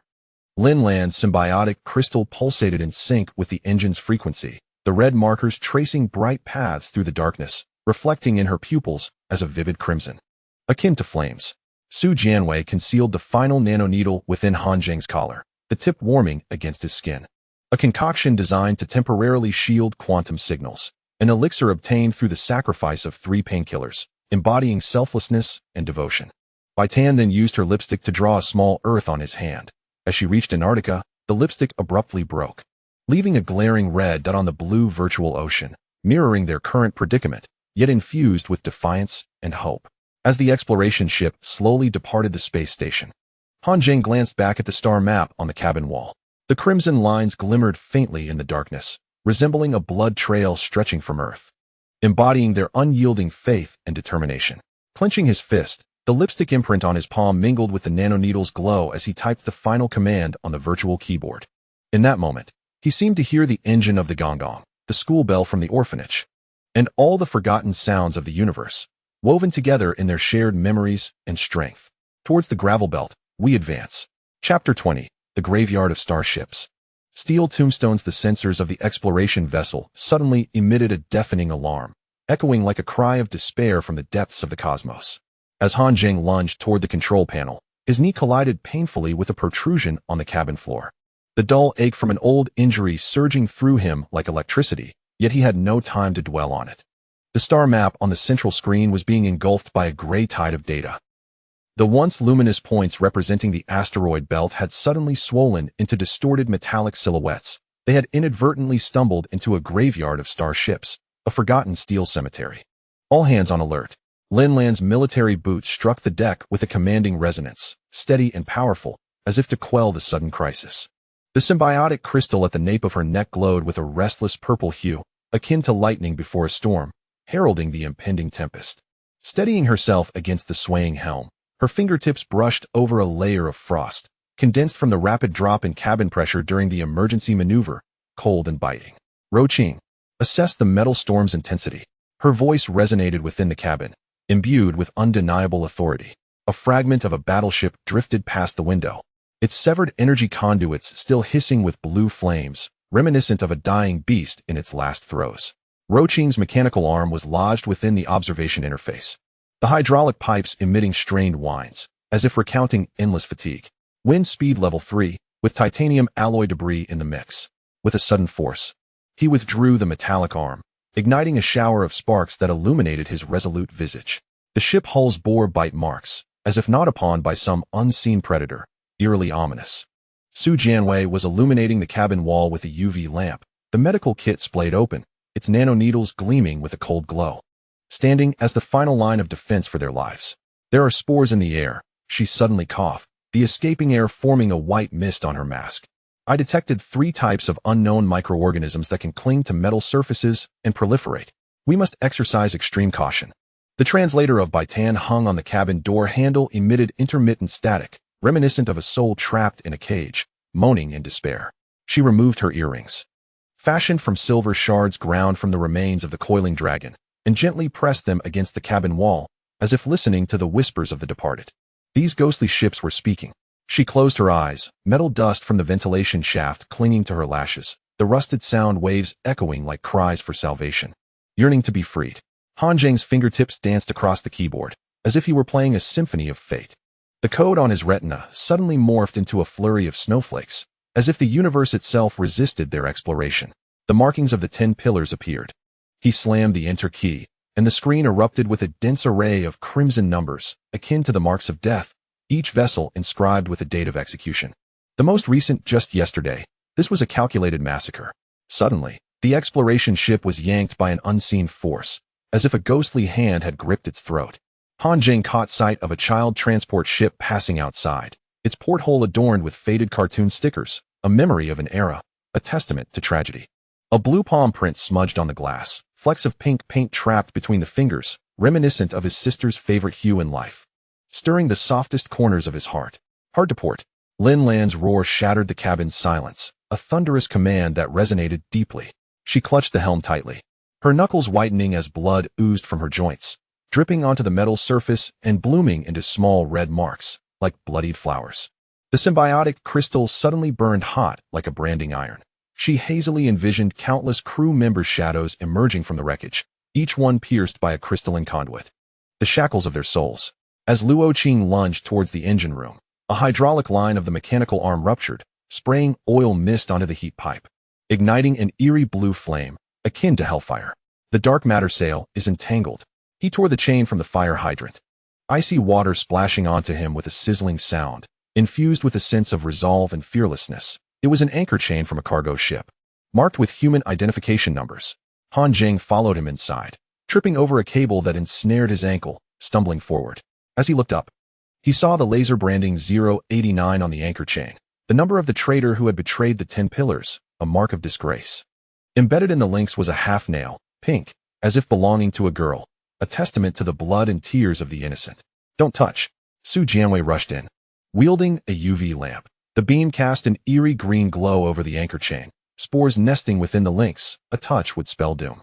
Before she could finish her warning, a flake of rust fell onto her hand, instantly corroding a bloody hole, causing her to wince in pain. Bai Tan suddenly took her lipstick and drew an arc on the cabin wall, the scarlet trace framing the wreckage outside, delineating a boundary for the deceased. They were forming a star map.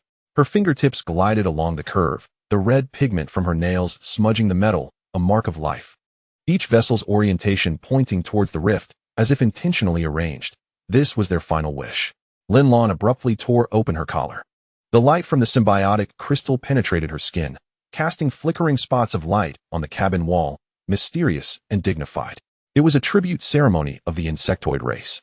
Her voice resonated with the crystal's vibrations, as if it came from another world. The queen had proclaimed that fallen ships would form lighthouses to guide future travelers. Han Zheng's quantum brain suddenly throbbed with pain, the red numbers exploding on his retina like blood letters, a death sentence. He stumbled back to the control panel, frantically typing on the keyboard, calling up the black box footage of a cruiser, where the 10 Pillars Voyager was using dimensional weapons to slice through starships. The shadows of the crew stretched into thin threads, entwined on the bridge. Those were their last struggles and despair. They were harvesting souls. He shattered the screen in a frenzy, shards of glass embedding into his palm, but the pain only heightened his clarity. These ships had not been destroyed. They had been dismantled into coordinates. This was a meticulously orchestrated conspiracy. As Luo Qing dragged the anchor chain back in, the mechanical arm was severely deformed. Yet he gritted his teeth and persisted. I don't care about any rituals. Blood and oil seeped from his injury, a mix of desperation and defiance. If they did not find a way to escape, they too would become the new gravestones of this graveyard. Su Jianwei abruptly tore open a first aid kit, pouring all the nanoneedles into her palm, her gaze resolute and determined. These could corrode the spores. She seized a syringe and jabbed it into the anchor chain. As the green liquid flowed through the links, it emitted a sound that made teeth ache, but someone had to operate outside to inject the agent into the chain segments. Bai Tan suddenly removed the translator. The metal wire twisted between her fingers into a ring, like a mysterious talisman. I'll go. She shoved the lipstick into Han Zheng's hand, the tube still warm from her touch. The ancient ballad could temporarily shield against the spores, just as her grandmother used folk songs to ward off evil. I can do it. Lin Lan's symbiotic crystal suddenly blazed brighter. When she grasped Bai Tan's wrist, her nails nearly dug into the flesh. A manifestation of her worry and reluctance. Put on my outer suit.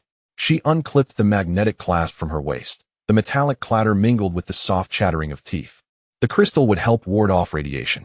Remember, climb along the third segment of the anchor chain. Han Zheng suddenly noticed that Bai Tan's boot was speckled with a ray-finned fish scale, matching the half-scale wedged in the ventilation shaft of the exploration ship. He recalled the weeping girl at the auction, her hair adorned with the same scale. That was their shared memory and bond. Luo Qing was welding the cracks in the outer suit, sparks landing on his bare forearm, blistering his skin, yet he continued to grit his teeth. The life support system is down to 30. He shoved a half-broken knife into Bai Tan's boot. If all else failed, cut the anchor chain. Do not hesitate. Survival is paramount. As Bai Tan fastened her helmet, her hair tie suddenly snapped. Su Jianwei tore off her scarf to help her secure it. The red cross embroidered on the silk stood out under the light. This is my sister's, she said. She said wearing it brings safety. I hope it blesses you. Lin Lan's final equipment check revealed that Bai Tan's palm bore a series of Morse code markings. She traced the indented grooves with her fingertip, suddenly recalling the quiet girl in the auction hall, who had similarly carved her hopes for survival into the tabletop with her nails, an emblem of her indomitable spirit. Let's set off. She patted Bai Tan's helmet. The light from the symbiotic crystal shone through the outer suit, reflecting a blooming flower on her chest, a symbol of hope and life. At the moment Bai Tan emerged from the cabin door, the metal storm abruptly shifted direction, as if shaken by her courage. She floated through the wreckage like a leaf, the spores on the anchor chain disintegrating into golden dust under the resonance of the ancient ballad, akin to the blessings of the departed. As she administered the last injection of the nanoagent, she caught sight of a small lifeboat's porthole, where a child had drawn a crooked sun with lipstick, an expression of hope for the future. Han Zheng watched this scene unfold through the monitor, suddenly reminded of the Earth photographs hidden in the database. He took out the lipstick left by Bai Tan and typed 2 words on the control panel. Home. That was their shared wish and dream. Lin Lan's symbiotic crystal flickered violently. She dashed to the porthole, witnessing the energy lights of all the wrecks ignite simultaneously, forming a luminous path toward the rift, an illuminated route guided by the souls of the departed. Bai Tan was drifting back along this light trail, the intermittent melody of the song of the striking ground mingling with the howling metal storm, a mournful requiem for the fallen. As Luo Qing activated the engine, he noticed countless tiny lights on the dark matter sail. Leaning closer, he realized they were the last glimmers emitted by the spores killed by the nanoneedles, shining like stars in the night sky, illuminating their path. Su Jianwei injected each person with the antiviral serum. As the needle pierced the skin, she recalled her mother's words. Pain leaves scars, but it also teaches one how to live. That was their steadfast commitment to life. When the exploration ship finally broke free from the anchor chain, Han Zheng cast a final glance at the graveyard of starships. Under the starlit sky, the map of debris appeared particularly vivid, while the arc drawn by Bai Tan on the cabin wall perfectly aligned with the luminous ribbon, resembling a rainbow that transcended life and death, bridging the past and the future. Full speed ahead. Lin Lan's voice resonated with unprecedented determination, the brilliance of the symbiotic crystal pulsating in her eyes. Do not look back. We march towards hope. Chapter 21. The Firefly class reforging project. The echo of the metallic storm still reverberated against the cabin walls, as if the cosmos were delivering a final mockery to this indomitable group. Han Zheng counted the 17th gust of rusty air from the vents. Each sound felt like a countdown, urging them to make a choice. Suddenly, Luo Qing forcefully smashed a half-segment of titanium alloy pipe onto the deck, sparks flying and igniting a charred hole in Bai Tan's freshly drawn star map, resembling a fracture in hope. Enough. The crisp and resolute sound of Lin Lan's military boots crushing the shards of glass filled the air. The symbiotic crystal at the nape of her neck emitted a steady blue glow, akin to a lighthouse in the deep sea, guiding the lost forward. She bent down to retrieve the segment of pipe, lightly tracing the corrosive patterns on its inner wall, remnants salvaged from the wreckage of a Federal patrol ship, still bearing a fragment of a desiccated human fingernail, silently narrating the harrowing past. Dismantling is not the same as smashing. Her voice was firm and powerful, reminiscent of the former captain of the Gonggong, unyielding even in the face of despair. Luo Qing's mechanical arm clicked, the mist of hydraulic oil coalescing into a tiny rainbow in the green glow of the emergency lights, beautiful yet fleeting. How else can we dismantle it? He tore open his work jacket, revealing a series of blisters on his forearm, resembling a string of transparent pearls, chronicling his struggle against fate. The interfaces of these dead ships had been sealed with dimensional glue by the 10 pillars, and without brute force. They would have to wait for the spores to reduce them to mere skeletons. We have no time.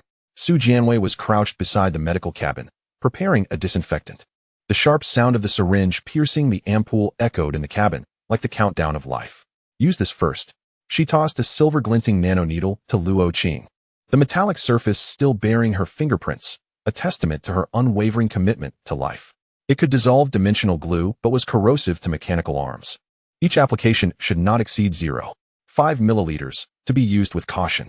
Bai Tan suddenly used her lipstick to redraw the arc on the cabin wall, encircling the charred hole with a star, a manifestation of her relentless pursuit of hope. I have decrypted the logs of the dead ship. Her fingertips glided across the rusted control panel, her nails embedded with red pigment, reminiscent of battle honors. The engine room of this cruiser conceals a dark matter battery with energy reserves. She paused, abruptly tearing off the translator, sufficient for us to fly to the rift. That is our escape. Han Zheng's fingers danced over the makeshift control panel. The devices cobbled together from data cables and shattered screens suddenly crackled to life, as if the universe were responding to them. But the 10 pillars have buried a logic bomb in the battery. He yanked out a sparking wire. The blister on his palm bursting, blood droplets falling onto the keyboard like blooming red plums. Activating for more than 120 seconds will trigger the self-destruct sequence. We must tread carefully. Lin Lan suddenly tore open her collar, allowing the light of the symbiotic crystal to illuminate the entire cabin wall. The salvaged components from the wreckage glimmered coldly in the blue light. 3 energy conduits from battleships, a half panel of cargo ship armor, and an oxygen valve from a children's cabin adorned with cartoon stickers. They once belonged to different warships, but now converged here, becoming their beacon of rebirth. Luo Qing. How long will it take to disarm the bomb? Her nails scratched 5 white lines on the metallic plate, outlining the original emblem of the Gonggong, symbolizing their former glory and dreams. Luo Qing pressed his mechanical arm against the shell of the dark matter battery, the red light of the sensor tracing its way along the grooves, akin to exploring the veins of life. At least 2 hours. He suddenly grabbed Han Zheng's wrist, wrapping the bloodied wire around the interface of his mechanical arm, as if placing hope in his companion. But we need your quantum brain to synchronize the decoding. This bomb's encryption method, he spat out a rusty-tasting curse, is the 10 pillars judgment-level algorithm. We must face it together. Su Jianwei was inspecting a piece of armor plate with a UV lamp. As the beam swept across, a fluorescent glow ignited, revealing the nanotracers she had previously injected into the crew. Now they resembled a swarm of dying fireflies, still flickering with faint light. There are life signals behind this panel. She suddenly pressed her earpiece, where a fragment of a painkiller she had found in the medical cabin was lodged. Very faint, like a survivor from the children's cabin. Bai Tan suddenly knelt on the ground, her ear pressed against the deck to listen. Her hair tie snapped again, and the scarf Su Jianwei had given her slipped to her shoulder, exposing the red marks on her nape where the translator had chafed. A testament to the sacrifices she made for battle. In Section 3, separated by 3 layers of alloy plates, we must save them. Han Zheng's fingers flew across the keyboard, the code on his retina suddenly bifurcating into 2 streams, like intertwining threads of fate. I can open the passage. He abruptly severed a data cable, biting off the insulation, akin to breaking the shackles of destiny. But someone needs to divert the patrolling drones. Their thermal detection range is 50 meters. Lin Lan suddenly seized an energy conduit. The heat dissipation holes on the pipe leaving imprints on her palm, marking her struggle against fate. Luo Qing continued disarming the bomb. Han Zheng, open the passage. Su Jianwei, prepare the first aid kit. She pressed the symbiotic crystal against the cabin door's identifier, and with a flash of blue light, the door lock emitted a soft, unlocking sound. Bai Tan, follow me. We are going to save those children. Bai Tan grabbed a laser gun found in the dead ship. The anti-slip texture of the gun still stained with dried blood, a remnant of battles fought by those before them. Wait. She abruptly stuffed the lipstick into Lin Lan's pocket.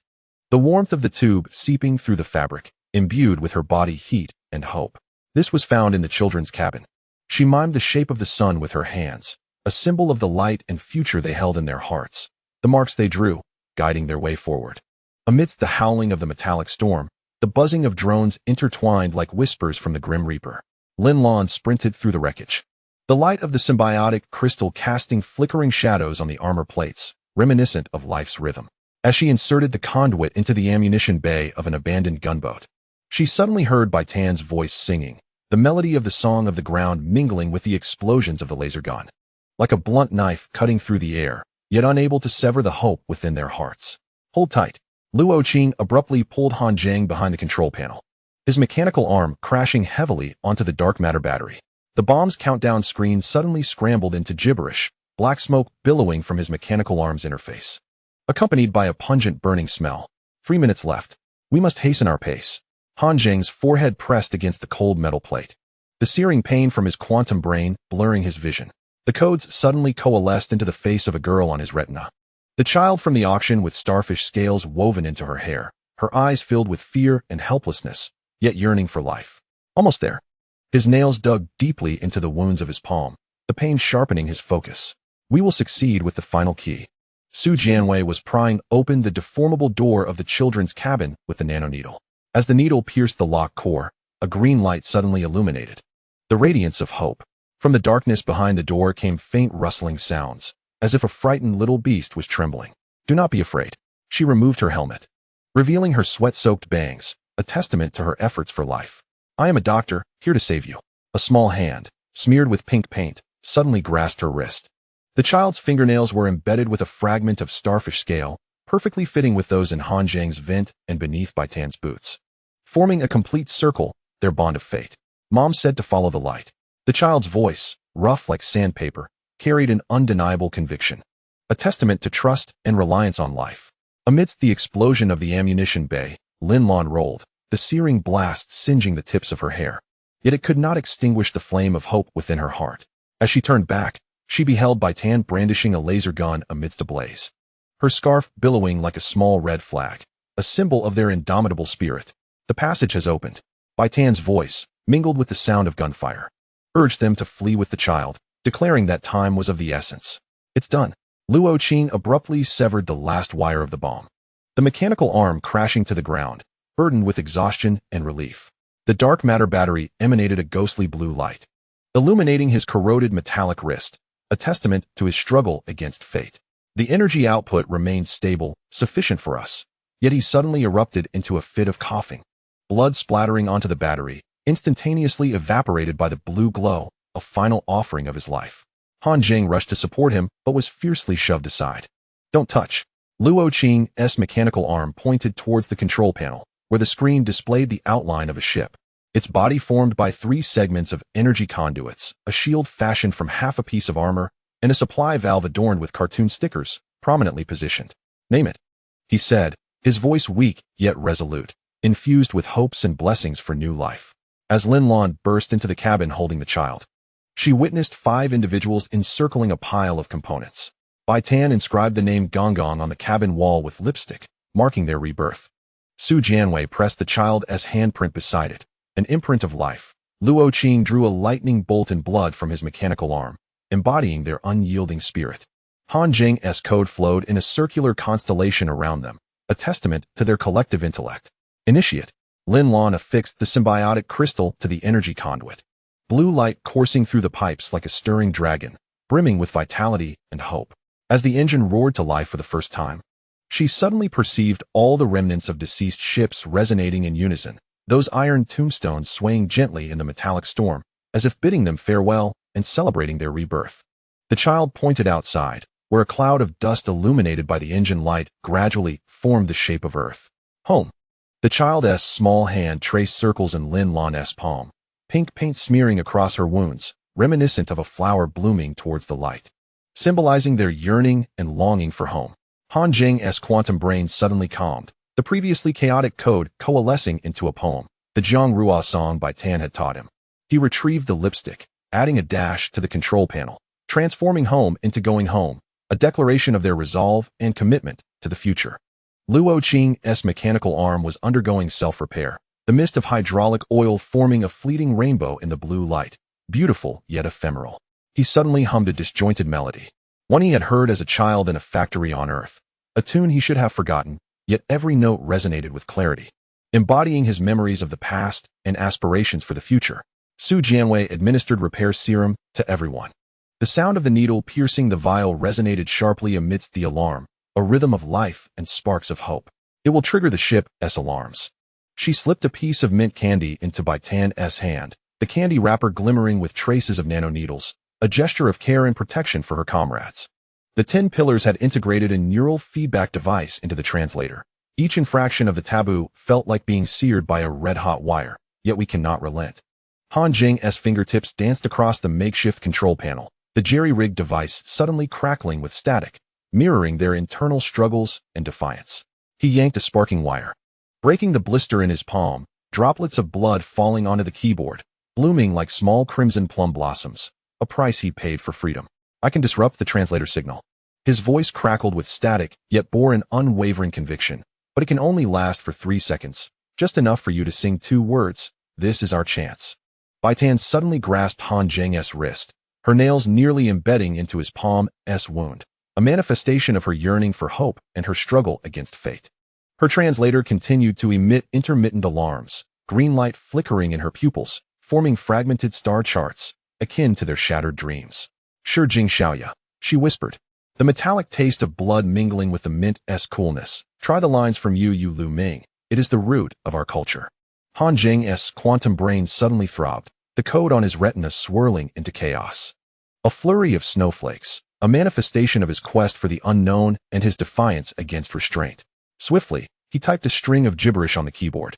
The control panel's indicators extinguishing collectively, 3 seconds of silence stretching like an elongated rubber band, taut within the cabin, an instant in their fight for freedom.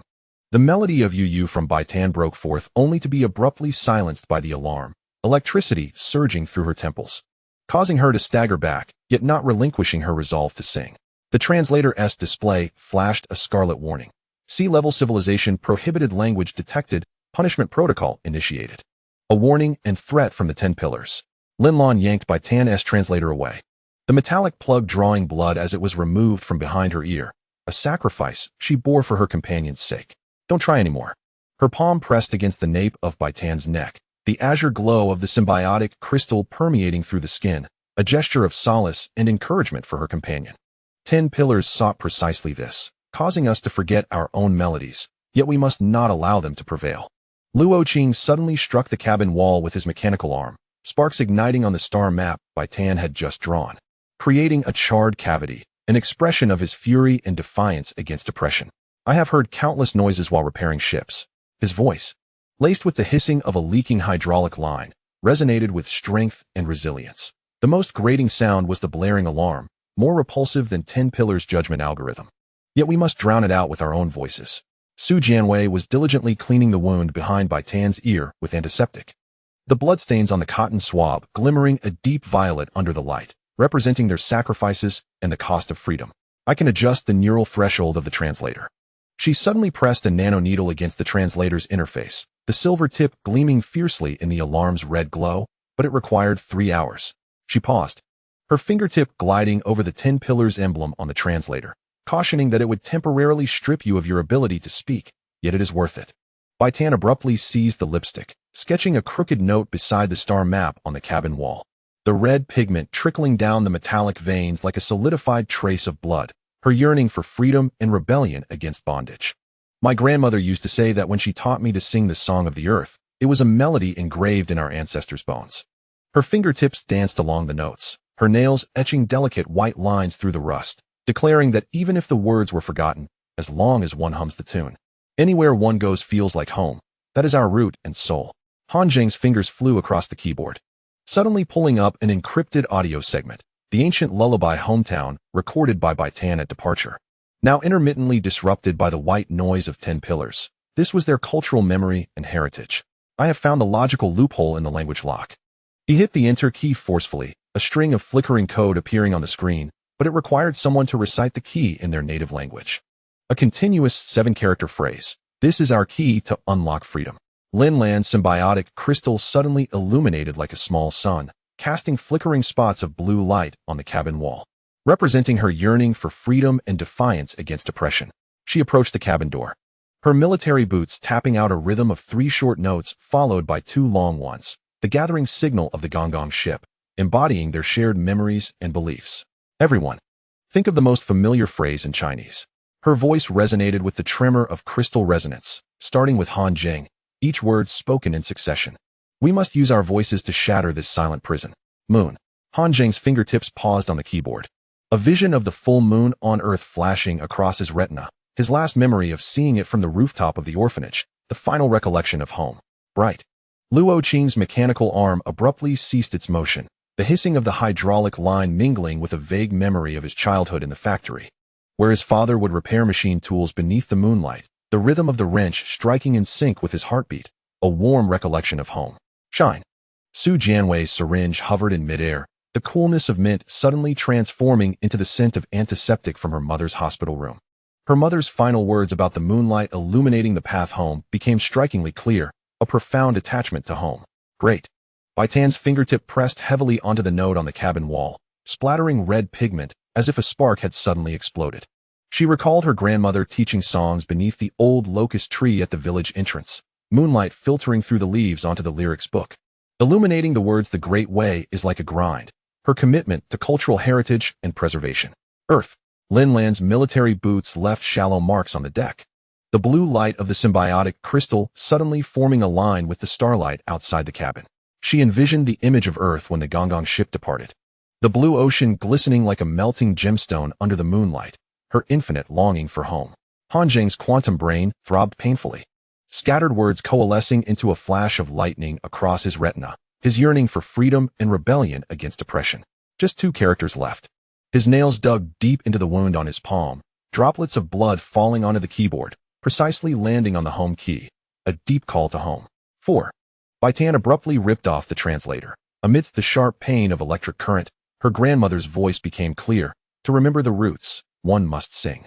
This was her steadfastness to culture and her yearning for freedom. Home.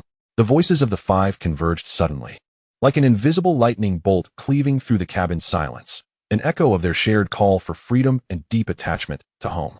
Han Zheng slammed the transmission key, the encrypted audio suddenly clarifying, the melody of Hometown melding with the howling of a metal storm, resounding within the modified Gonggong ship. This was their declaration of freedom. The alarm of the translator ceased abruptly, and Bai Tan stared blankly at the notes on the cabin wall, gently humming the tune of the Song of the Earth. Though devoid of lyrics, each syllable pulsed like a flickering spark, igniting warmth on the rusted metal, symbolizing the hope and flame of freedom within them. Luo Qing's mechanical arm had unknowingly begun to keep time, the hissing of the hydraulic line transforming into a part of the rhythm, celebrating their freedom and rebelling against oppression. Su Jianwei poured painkillers into her palm, rhythmically creating tiny bubbles in time with the song, her nurturing of life and longing for freedom.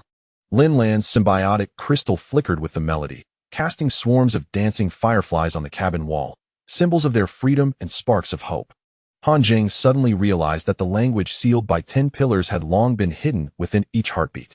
He retrieved the lipstick, inscribing tiny letters on the control panel. Language may be locked, but the tune will not.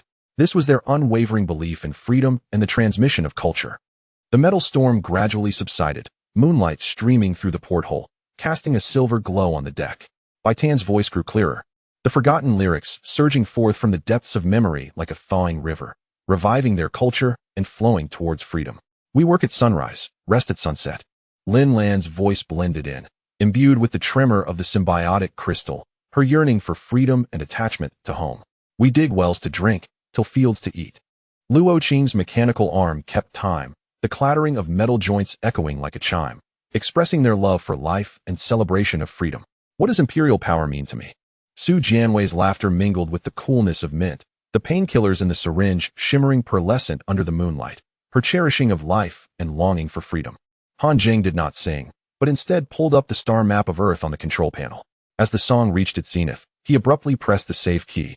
The dancing notes and flowing codes intertwined on the screen, forming a glowing seed deeply embedded within the modified Gonggong ship's database, representing their hopes for freedom and cultural heritage. A faint tremor rippled through the graveyard of starships outside the cabin, as if countless dead ships were humming along. Bai Tan pressed her ear against the cabin wall, suddenly revealing an expression of surprise. They are resonating. Her fingertips glided gently across the metallic surface, these steel tombstones remembering this ancient lullaby, our shared memory and belief. Lin Lan's symbiotic crystal dimmed, leaving only a faint blue glow. She approached the porthole, gazing at the wreckage glowing coldly under the moonlight. Suddenly recalling Bai Tan's words at departure, songs are the heartbeat of civilization. At this moment, the heart constructed from the parts of dead ships beat vigorously in harmony with the ancient melody amidst the cosmic dust. This was their proof of freedom and a hymn to life. Chapter 23. Medical terms and emotional detachment. The echoes of the metal storm still rippled through the cabin walls of the modified Gonggong ship, resembling an unending sigh in the universe, recounting endless sorrow and indomitable spirit. Han Zheng silently counted to the 29th exhalation of rust-laden air from the ventilation shaft when Su Jianwei abruptly slammed a stack of electronically illuminated files onto the makeshift metal table. The edges of the documents glimmered with a frigid light beneath the dim yellow glow, reminiscent of the unyielding gaze of a civilization long past. They seek to extract our emotions. Her fingertips traced the words voluntary terms with fierce determination, the remnants of disinfectant clinging to her nails serving as a silent protest against the absurdity of the contract, which mandated a daily intake of 500 milliliters purportedly to optimize the crew's psychological state, yet in truth aimed to transform them into emotionless automatons. Lin Lan's military boots crunched over the shards of glass strewn across the floor, producing a sound both crisp and resolute. The symbiotic crystal at the nape of her neck glowed with an irate purple light, akin to a volcano poised to erupt. She bent down to retrieve the topmost document, her fingertip gently brushing the outline of the starship emblem beside the 10 Pillars logo, a silhouette strikingly similar to that of the Voyager, exuding an undeniable aura of authority. Under the guise of medical research, she suddenly crumpled the document into a ball, the metallic paper producing a jarring rustle, mirroring her inner fury and defiance. Su Jianwei, what is it that they truly desire? Our lives? Luo Qing's mechanical arm was ensnared at the interface of the dark matter battery. Oil mist spraying from the hydraulic line coalescing into tiny rainbows in the green glow of the emergency lights, beautiful yet fleeting, much like their hope at that moment. What else could it be? He yanked his arm back with a sharp motion, the metallic joints clicking with suppressed anger. He had heard at the auction that the 10 Pillars utilized human emotions as fuel for their dimensional weaponry. Were we destined to become their sacrifices? He suddenly tore open his work jacket, revealing a freshly scabbed wound on his forearm, a testament to his struggle against fate. I would rather endure 3 more blasts than become a battery for these scoundrels. Bai Tan suddenly took her lipstick and drew a weeping figure beneath the starred shard on the cabin wall, the red pigment trickling down the metallic grooves like unclean tear stains, a silent accusation of the terms imposed upon them. The translator had just received the supplementary clauses. Her fingertip lightly tapped the figure's eyes, the red paint from her nails cascading to the floor like their shattered hopes, declaring that those with excessively high emotional entropy would be forcibly injected with a tranquilizer, rendering us into soulless husks. Han Zheng's fingers danced across the control panel. The makeshift devices crafted from data cables and shattered screens suddenly emitted a crackling noise, akin to their internal struggle and rebellion. He abruptly yanked out a sparking wire. The blister on his palm bursting, blood droplets staining the keyboard, blooming into delicate crimson flowers, his price for freedom. I have hacked into the 10 Pillars medical database. His voice crackled with static, yet resonated with unwavering conviction. This substance would damage the amygdala, the very seat of joy and sorrow. They seek to rob us of our emotions. Su Jianwei seized a nanoneedle, the tip glinting silver under the light, akin to a spark of hope. I have analyzed it. Her fingertips caressed the syringe, where her fingerprints lingered, revealing that it contained symbiotic extracts from the Zerg. Prolonged use would transform one into a puppet devoid of pain. We cannot sit idly by. Lin Lan strode to the cabin door, her military boots striking a rhythm on the metal floor, 3 short beats followed by 2 long ones. The signal of the Gonggong, evoking their shared memories and beliefs. Everyone, tear the documents apart. Her voice resonated with the tremor of the symbiotic crystal. The blue light at her nape suddenly brightening like a small sun. We may bleed, we may lose limbs, but we cannot forget our own heartbeat. We are humans, not machines. Luo Qing suddenly brought his mechanical arm crashing down upon the stack of documents. Blue light scattering as fragments of electronic paper fluttered about the cabin like startled fireflies. I have repaired countless machines. His voice, laced with the hissing of leaking hydraulic pipes, brimmed with strength and defiance. He understood that entities devoid of emotion were no different from scrap metal. We must protect our feelings. He tore off a grease-stained rag from his waist and fiercely wiped the interface of his mechanical arm, still smeared with the powder from the dark matter battery. Remnants of his battle against fate.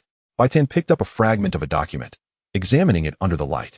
The transparent film bore the words emotional extraction, slowly fading like their hopes on the verge of vanishing. My grandmother once said that tears are the best medicine. She abruptly stuffed the fragment into her mouth, biting down hard, the red pigment spreading across her teeth like shattered coral. For those without tears, living and dying are indistinguishable. We must guard our tears. Han Zheng's fingers flew across the keyboard, suddenly calling up an encrypted video documenting the crew's smiling faces during departure, now distorted by the white noise of the 10 pillars. A jarring interruption of their beautiful memories and yearning for freedom. I can forge blood draw records. He hit the enter key with fervor. A series of flashing codes appearing on the screen, but it required Su Jianwei's cooperation, using Saline's solution as a ruse. This was our plan. Su Jianwei suddenly emerged from the medical cabin holding a vial of red liquid, labeled emotional simulator, their last glimmer of hope. This is usable. Her fingertip traced the label. Where the previous owner's fingerprints lingered, capable of simulating emotional fluctuations in blood tests, though it would have adverse effects, causing temporary blindness. But it is worth it. Lin Lan's symbiotic crystal dimmed, the blue light casting flickering spots upon the cabin wall, mirroring her inner turmoil. I will go first. She approached the medical cabin, her boots leaving a faint mark on the deck. As captain, I cannot let you take risks. I must protect my crew. Luo Qing suddenly grasped Lin Lan's wrist, the hydraulic lines of his mechanical arm hissing, reflecting his inner urgency and concern. No. His voice was resolute, leaving no room for dissent. You are the heart of the fleet. How can you command if you are blind? Use my reserve hydraulic oil as a substitute. Its composition is nearly identical to blood. I will take your place. Bai Tan suddenly drew a large no on the cabin wall with her lipstick. The red paint trickling down the metallic grooves like congealed blood, a firm opposition to the proposed plan. I have a solution. Her fingertip danced over the no, her nails carving delicate white lines through the rust. The translator could receive the medical frequency of the 10 pillars. I can use the sound waves of ancient ballads to interfere with detection devices, obscuring our true emotions. Han Zheng's quantum brain suddenly throbbed, the code flow on his retina spiraling into chaos, a manifestation of his anxiety and anticipation regarding the plan. It is feasible. He rapidly typed a string of gibberish on the keyboard, causing the control panel's indicator lights to collectively extinguish. But it required Bai Tan to hum continuously for at least 5 uninterrupted minutes. This was our challenge. Su Jianwei suddenly retrieved a pair of earplugs from the medical cabin and handed them to Bai Tan, a gesture of protection and care. Put these on. Her fingertip gently caressed the earplugs, still bearing the scent of disinfectant, which would mitigate the sound waves' impact on her eardrums. You must take care of yourself. She abruptly seized a painkiller, injecting it into her arm. I'll test the side effects first. Wait for my signal. I cannot allow you to take risks. Lin Lan suddenly pressed Su Jianwei's hand down, the warmth of her palms seeping through the gloves, a testament to her concern and encouragement. Let us try together. Her voice resonated with the tremor of the symbiotic crystal, the blue light at her nape suddenly aligning with Su Jianwei's medical lamp. We are the crew of Gonggong. If we are to die, we die together. If we are to live, we live together. This is our vow. Luo Qing suddenly drilled a hole into the cabin wall with his mechanical arm, cold air rushing in, laden with the scent of rust from a starship graveyard. Their sole connection to the outside world. Pass the forged records out through here. His voice bore the hissing of leaking hydraulic pipes. The 10 pillars patrol ships passed by every hour, just in time. He suddenly produced a half-folded knife from his pocket, the blade glinting coldly under the light. We will mark the exterior with this, making it appear as though it was sent automatically. This will be our strategy. Bai Tan abruptly removed the translator, the sharp pain of electricity causing her to stagger, yet she remained steadfast. I am ready. Her fingertips gently touched the star chart on the cabin wall, splattering crimson paint like a sudden burst of fire. I distinctly remember the tune of the Song of the Earth, as I vowed to protect our emotions with song. Han Zheng's fingers danced upon the keyboard, abruptly calling forth a recording of Earth's reign, a shared memory and longing for home. This could serve as a cover. His voice crackled with electrical interference. The detection devices of the 10 pillars were insensitive to natural sound waves, and we would exploit this weakness. Suddenly, he seized a data cable and inserted it into his quantum interface, asserting that he would simultaneously disrupt their database to buy them time. This was our battle. Lin Lan stepped into the midst of the five, her military boots tapping out a rhythm of 3 short and 2 long beats, the assembly signal of the Gonggong, awakening their shared belief and strength. Everyone, take your positions. Her voice resonated with the tremor of the symbiotic crystal, and the blue light at the nape of her neck suddenly shone like a small sun. Remember, we are not test subjects. We are human beings, and we must safeguard our emotions and freedom. Luo Qing inserted the forged records into the crevice with his mechanical arm, the sound of metal scraping echoing in the cabin, a testament to their struggle against fate. Done. His voice carried the hiss of a leaking hydraulic pipe as he abruptly grasped a shard of glass and sliced his arm, sealing it with his blood for realism, declaring his intent to show the 10 pillars that they were not lambs for slaughter. Su Jianwei swiftly bandaged Luo Qing's wound, the sharp sound of the syringe piercing the gauze ringing out with clarity against the backdrop of the rain recording, a manifestation of her care and protection for him. We begin in 3 minutes. Her fingertips lightly tapped the control panel of the medical cabin, digits flashing on the screen. Bai Tan, put on your earplugs first. Protect yourself. Bai Tan inserted the earplugs into her ears and suddenly smiled at Lin Lan, the red paint spreading across her teeth like shattered coral, a symbol of her steadfastness and hope for the future. Grandma said to think of the ones we cherish most while singing. Her fingertips glided gently over the star chart on the cabin wall, where a tiny earth was drawn. I miss my grandmother. I will use my song to protect our home. Han Zheng pressed the enter key, and the sound of rain filled the entire cabin, masking their inner tension and unease. It has begun. His voice crackled with electrical noise, fingers flying over the keyboard as the 10 pillars database began to connect. We are on the verge of success. Bai Tan closed her eyes and softly hummed the tune of the Song of the Earth. Though there were no lyrics, each syllable pulsed like a vibrant spark, casting a warm glow upon the rusted metal, embodying her longing for freedom and affection for home. Her body swayed gently with the melody, red paint tracing a graceful arc on the cabin wall, mirroring her unwavering spirit. Lin Lan's symbiotic crystal flickered in harmony with the tune, projecting blue light that cast a swarm of dancing fireflies upon the wall, a symbol of her hope for the future and her guardianship over her comrades. She suddenly moved to the porthole, gazing at the debris outside, glimmering coldly in the moonlight, as if the steel tombstones of the starship graveyard were humming along.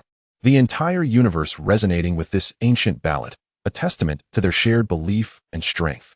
Luo Qing's mechanical arm, unbeknownst to him, began to keep time, the hissing of the hydraulic pipe becoming part of the rhythm, a manifestation of his yearning for freedom and struggle against destiny. He recalled his childhood, when his father would hum unknown tunes while repairing machines in the factory, the moonlight streaming through the window, casting silver rays upon the oil, a moment reminiscent of now, embodying his warm memories of home. Su Jianwei's fingertips danced upon the control panel of the medical cabin, the numbers on the screen gradually decreasing, a race against time. We start in 3 minutes. Her voice held tension and anticipation. Bai Tan, put on your earplugs first. Protect yourself. She suddenly remembered her mother's final moments, frail yet resolute, urging her to live well. Her mother's voice echoed in her ears. As long as you live, there is hope. Han Zheng's quantum brain was suddenly engulfed in excruciating pain, the code on his retina crystallizing into clarity, a manifestation of his desire for victory and yearning for freedom. He saw the 10 pillars database receiving the forged records, the indicator lights on the detection devices turning green, a signal of their success. We did it. His voice, still crackling with electrical noise, suddenly grasped a nano needle and plunged it into his arm, the side effects beginning to manifest. I can't see clearly, but I believe we will succeed. Lin Lan swiftly supported Han Zheng, the warmth of her palm penetrating through the gloves, a sign of her care and encouragement for him. Hold on. Her voice resonated with the tremor of the symbiotic crystal, her nape's blue light shining brightly like a small sun. We did it. We have safeguarded our emotions and freedom. Bai Zhan's song gradually faded, and she removed her earplugs, a lingering buzz in her ears, yet a smile graced her lips. I think I can hear it. Her fingertips glided gently across the cabin wall, where the red paint had dried. Grandma is singing along with me. She is also safeguarding our home. Luo Qing suddenly pointed with his mechanical arm towards the porthole, where the starship graveyard quivered slightly, as if celebrating their victory. Look! The hiss of the leaking hydraulic pipe accompanied his voice. Those steel tombstones are applauding for us. We have left our mark in the universe. Su Jianwei administered an antidote to each person, the sound of the syringe piercing the skin echoing through the cabin. A manifestation of their hope for the future and their reverence for life. The side effects will dissipate in half an hour. Her fingertips lightly traced each person's arm, where needle marks still lingered. We are safe.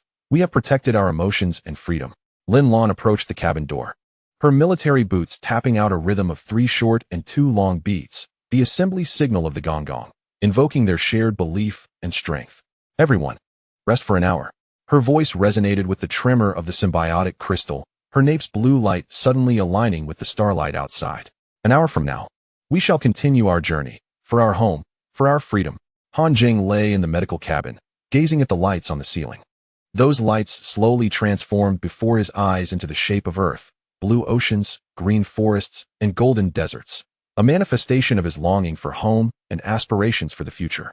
He smiled suddenly, his fingertips tracing a circle in the air. We are going home. His voice, though crackling with electrical noise, brimmed with hope and determination as he slowly closed his eyes, drifting into dreams. Bai Zhan drew a smiley face beside the word no on the cabin wall with her lipstick, the red paint etching delicate white lines through the rust. A manifestation of her optimism for the future and love for life. She suddenly recalled her grandmother's words. As long as there is a home in your heart, you can find home wherever you go.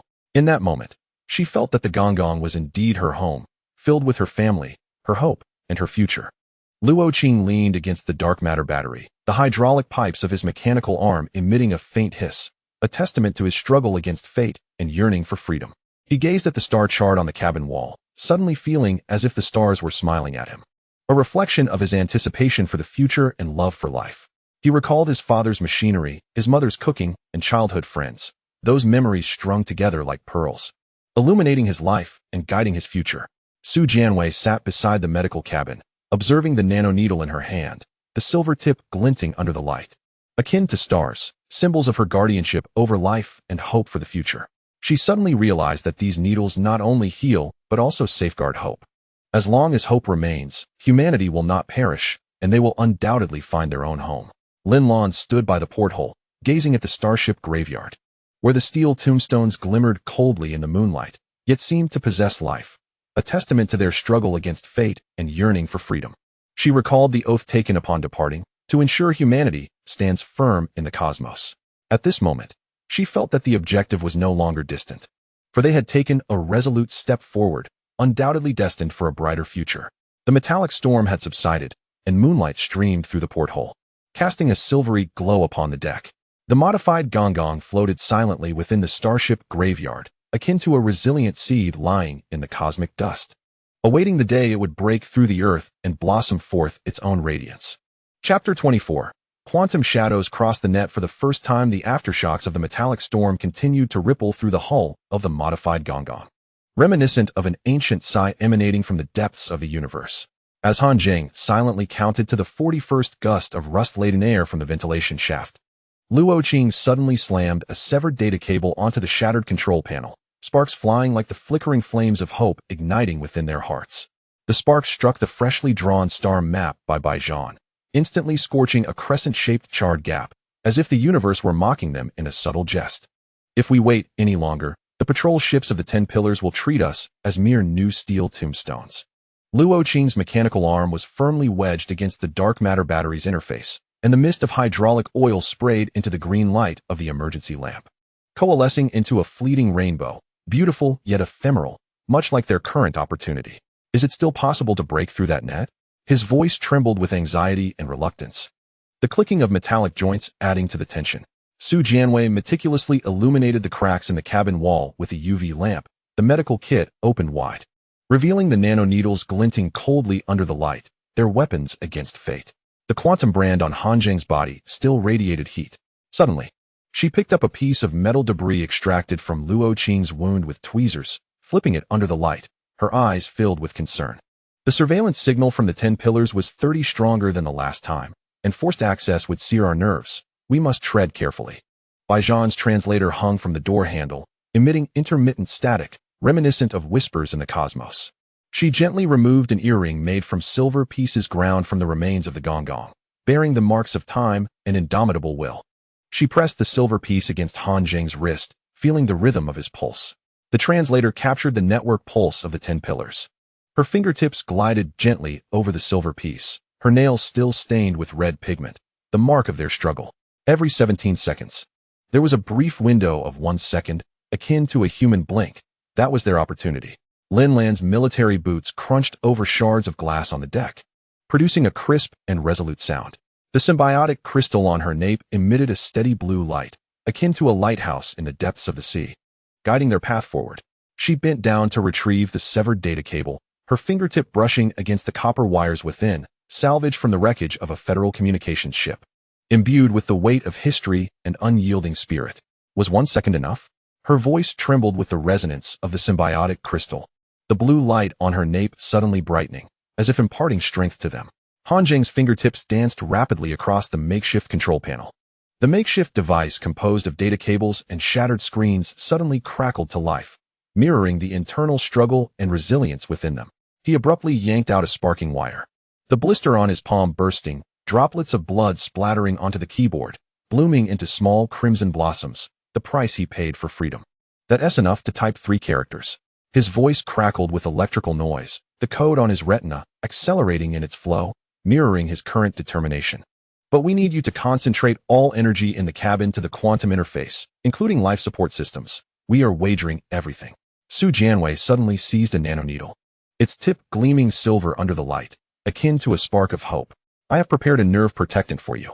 Her fingertips caressed the syringe, still bearing her fingerprints, capable of temporarily blocking 50 of the pain, but would result in 3 hours of numbness thereafter. You must endure. Luo Qing suddenly brought down his mechanical arm with force against the energy conduit in the cabin, sparks flying as pale blue coolant seeped through the cracks of the metal pipe, reflecting their current calmness and determination. I'm going to dismantle the heater's wiring. His voice carried the hissing of leaking hydraulic pipes, and a mist of oil erupted from the interface of his mechanical arm. Lin Lan, keep an eye on this guy.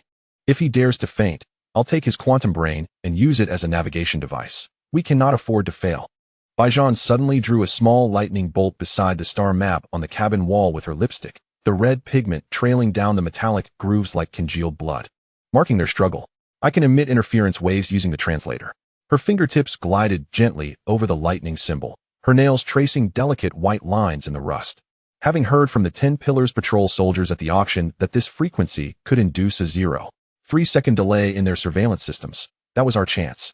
Lin Lan abruptly approached the cabin door, her military boots tapping out a rhythm of 3 short taps, followed by 2 long ones on the metal plates, summoning the collective memory and belief of their crew. Su Jianwei, prepare the emergency kit.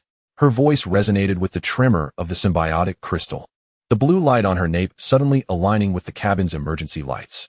Bai Tan, once the countdown begins, activate the interference wave. Luo Qing. The energy lines must be connected within 5 minutes. She paused, her boots leaving a faint mark on the deck. I'll secure the door and prevent the drones of the 10 pillars from suddenly intruding. We must not allow any mishaps. Han Zheng suddenly fished out a chip he had illicitly obtained from the 10-pillar database and examined it under the light. On the transparent chip, symbols gradually emerged, akin to a turning point in their fate. This is the backdoor key I had previously. His fingertips brushed over the chip, still retaining his warmth. When it's time to access, someone will need to activate it with the energy of the symbiotic crystal. He looked at Lin Lan, his pupils reflecting the blue light on her nape. Only your crystal frequency can match. You are our hope. Lin Lan's symbiotic crystal suddenly shone like a small sun, the blue light casting dancing spots on the cabin wall, mirroring the flames within their hearts. No problem. She stepped behind Han Zheng, her palm pressing against his nape, feeling the rhythm of his pulse. But you must promise me, no matter what you see, do not lose focus. We must succeed. Her fingertips gently traced along his spine, the skin there slightly warm from the searing pain of the quantum brand, a testament to their shared struggle. When Luo Qing burst in, dragging the wreckage of the heater entangled in wires, the hydraulic pipes of his mechanical arm had already burst too, the oil mist forming a rainbow in the light. Beautiful yet tragic. Got it. He slammed the wires onto the control panel, the metallic clatter echoing throughout the cabin. The wiring of this broken contraption will suffice for us 3 times, provided you don't fumble. We cannot fail. Su Jianwei suddenly injected a nerve protectant into Han Zheng's carotid artery, blood droplets trailing as the needle withdrew. The effects will take hold in 3 minutes. Her fingertips gently massaged his temple, where the skin was taut from tension. Remember, if you feel excruciating pain, disconnect immediately. We can wait for the next opportunity. But we cannot afford to lose you. You are our key. Bai Tan suddenly seized the translator and pressed it firmly against the cabin's communication interface. The red pigment spread from her fingertips like a blooming red rose, imbued with an indomitable spirit. The interference wave is ready. Her voice trembled slightly, and the display screen of the translator flickered with a series of blinking numbers, the countdown at 10 seconds. Han Zheng's fingers flew over the keyboard, suddenly pulling up an encrypted program, the net-breaking code he had spent 3 days crafting pulsing in rhythm with his heartbeat, akin to the very essence of their lives. Energy input. He slammed the enter key, and the screen erupted in glaring red light. Lin Lan, prepare the crystal energy. Lin Lan's palm pressed down with force, the blue light of the symbiotic crystal seeping through Han Zheng's skin like a slithering light serpent, bestowing upon him boundless strength. Energy infusion. Her voice resonated with the tremor of the crystal, the blue light on her nape suddenly brightening to an unbearable degree, symbolizing their hope. The countdown echoed within the cabin. 10, 9, 8. The indicator lights on the translator flickered wildly, mirroring the tumult of emotions within. Luo Qing firmly secured the swaying energy lines with a mechanical arm, the metallic joints clicking in rhythm with his labored breaths. Steady now. Cold sweat beaded on his forehead, glimmering under the lights. Boy, if you dare mess this up, I'll dismantle you into parts. We cannot afford to lose. 3, 2, 1. Bai Tan swiftly pressed the translator's activation key, unleashing a piercing shriek that resonated throughout the cabin. Han Zheng seized the moment to insert the chip into the quantum interface, his fingertips dancing over the keyboard to input 3 characters. 1. The password to their fate. A surge of electricity shot up his fingers, as if myriad heated copper wires had burrowed into his nerves. Suddenly, his retina went blank, followed by a torrent of dense code flooding in. He beheld the master network of the 10 pillars, resembling a colossal beehive, with each node pulsating with the wails of different civilizations, souls imprisoned. Found it. His voice crackled with electrical noise as his fingers flew over the virtual keyboard, targeting the central database of the 10 pillars. Abruptly, a red warning box materialized, emblazoned with the words unauthorized access. A sharp pain pierced Han Zheng's quantum mind, as if an invisible hand had tightened its grip. This was their trial of fate. They've discovered us. Lin Lan's voice trembled with urgency, the pressure in her palm intensifying. Should we sever the connection? Han Zheng gritted his teeth, sweat dripping from his cheeks onto the keyboard. Just give me 0.5 more seconds. His fingers traced a phantom on the virtual keyboard. I must download that file. Luo Qing suddenly struck the energy line with his mechanical arm, sparks flying as the cabin plunged into darkness, a symbol of their resolve. I'm buying you time. His voice carried determination, smoke pouring from the interface of his mechanical arm.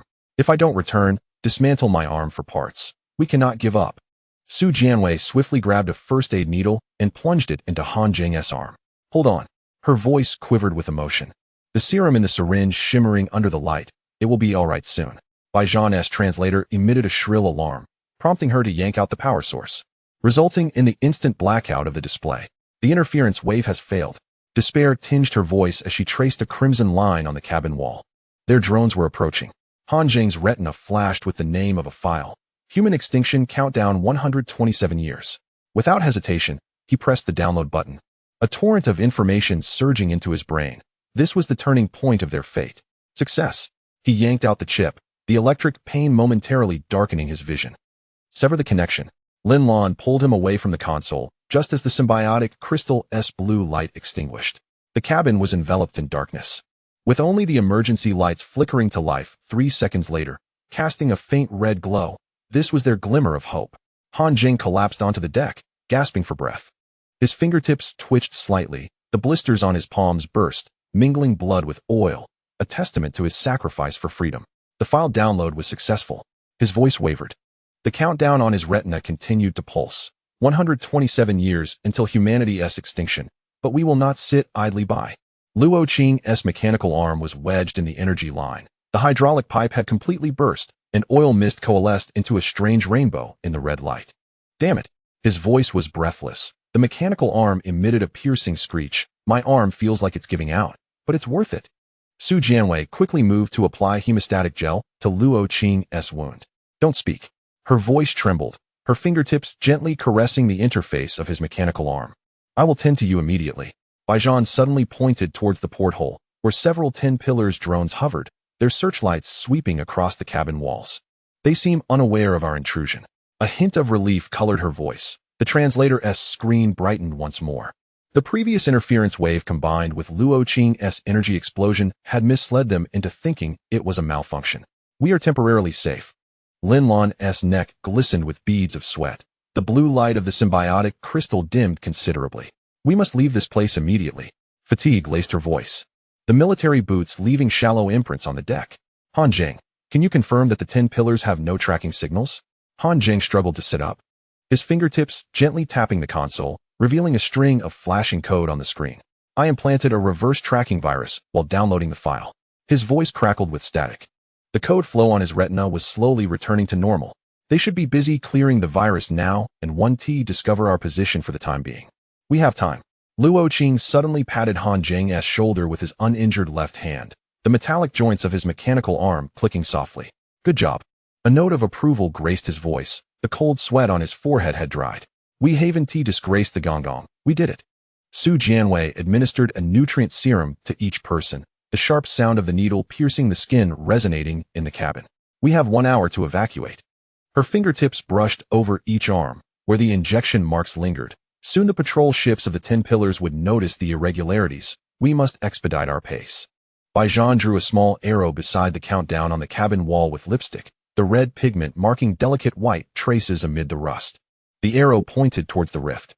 Her voice radiated determination as she lightly tapped the arrow. My grandmother said, as long as we walk towards the light, we will find hope.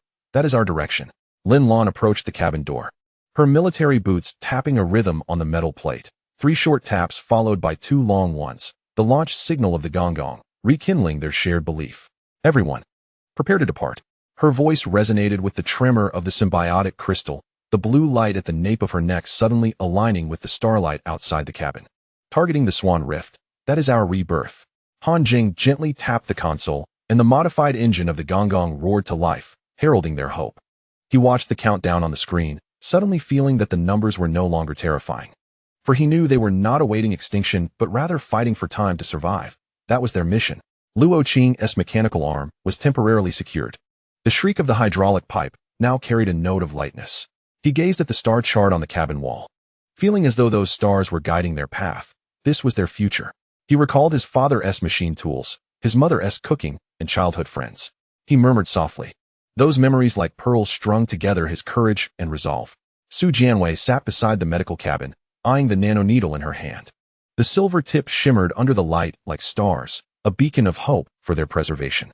These needles can not only heal, but also stitch together hope, she whispered, her eyes glimmering with unwavering determination. As long as there is hope, humanity will not perish. We will surely find our own sky. Bai Tan reattached the translator. But this time it did not sound an alarm. She gazed at the arrow on the cabin wall, suddenly humming the tune of the Song of the Hammer. There were no lyrics, but each syllable flickered like a dancing spark, casting warm light on the rusted metal. That was the flame of their spirit and indomitable will. Lin Lan stood by the porthole, observing the graveyard of starships outside. Those iron tombstones glimmered coldly in the moonlight, seemingly bidding them farewell. They were witnesses of their past and the starting point of their future. She recalled the oath taken upon departure, to secure humanity's foothold in the cosmos. At this moment, she felt that goal was no longer distant, for they had taken a resolute step forward. The modified Gonggong slowly departed from the starship graveyard, the blue light of its engine tracing a graceful arc in the darkness. That was the trajectory of their hope. Han Zheng turned back to glance at the silent steel tombstones, suddenly perceiving them not as symbols of death, but rather as the starting point of hope. He understood that as long as they remained, The ember of humanity would not extinguish, and they would forge ahead towards a brighter future. The countdown continued. But this time it heralded not demise, but rebirth. They would embrace their dawn with hope and courage. Chapter 25. Countdown Monument. The aftershocks from the reconfigured engine of the Gonggong reverberated through the cabin walls, echoing like ancient whispers from the depths of the cosmos. As Han Zheng silently counted to the 19th gust of rust-laden air from the vent, the cabin was suddenly engulfed in impenetrable darkness. Emergency lights flared to life 3 seconds later, casting a ghastly, blinding glare that illuminated a slowly materializing holographic projection on the ceiling, a 2-meter-high black monolith, prominently displaying the number 127 in vivid crimson, resembling a blood-red gravestone that loomed in the hearts of all. "What is this?" Bai Tan's voice trembled, as if besieged by an unseen chill. The metallic line of her translator etched a crimson mark around her neck, a symbol of bondage and oppression. Instinctively, she recoiled, only to collide with a pile of rusted components salvaged from the starship graveyard. Gears clattered to the floor, producing a jarring cacophony that mocked their fate. Luo Qing's mechanical arm crashed against a nearby metal rack, and the mist of hydraulic oil sprayed forth, coalescing into fleeting rainbows under the harsh light, beautiful yet ephemeral. Much like their current hopes. Damn it. His voice was laced with the hiss of a leaking hydraulic line. Oil seeped from the joint of his mechanical arm. A testament to their struggles and resilience, the malevolence of the 10 pillars at play. He abruptly seized a fragment and hurled it at the holographic monument. Yet it merely passed through the projection, creating a dent in the wall, an emblem of their impotence to alter reality. Su Jianwei meticulously illuminated the virtual stone tablet with a UV lamp, her medical kit flapping at her waist, the nanoneedles within glinting coldly like silver weapons against fate. There is no physical form. Her fingertips grazed the air, the light bending slightly as if obstructed by an unseen force, some form of quantum projection directly cast upon their retinas. "We cannot escape this." Her voice resonated with a blend of resignation and resolve. Lin Lan's military boots crunched over shards of glass on the deck, producing a crisp, decisive sound. The symbiotic crystal on the nape of her neck shimmered with a restless violet hue, a premonition of the storm to come. Approaching the holographic monument, she gently tapped the number 127. It flickered and shifted to 126, marking the countdown of their destiny. With each decrement, the intervals matched the standard minute. Her voice quavered with the resonance of the symbiotic crystal, the blue light at her nape glimmering like a beacon of hope amidst darkness. 127 years. Precisely the average lifespan of humanity, a mocking reminder of their insignificance and helplessness against the 10 pillars. Han Zheng's fingers danced rapidly over the control panel, the makeshift device of data lines and shattered screens suddenly crackling to life, mirroring their internal struggles. He yanked a sparking wire, causing a blister on his palm to burst. Crimson droplets staining the keyboard, forming a delicate red plum blossom, a price paid for freedom.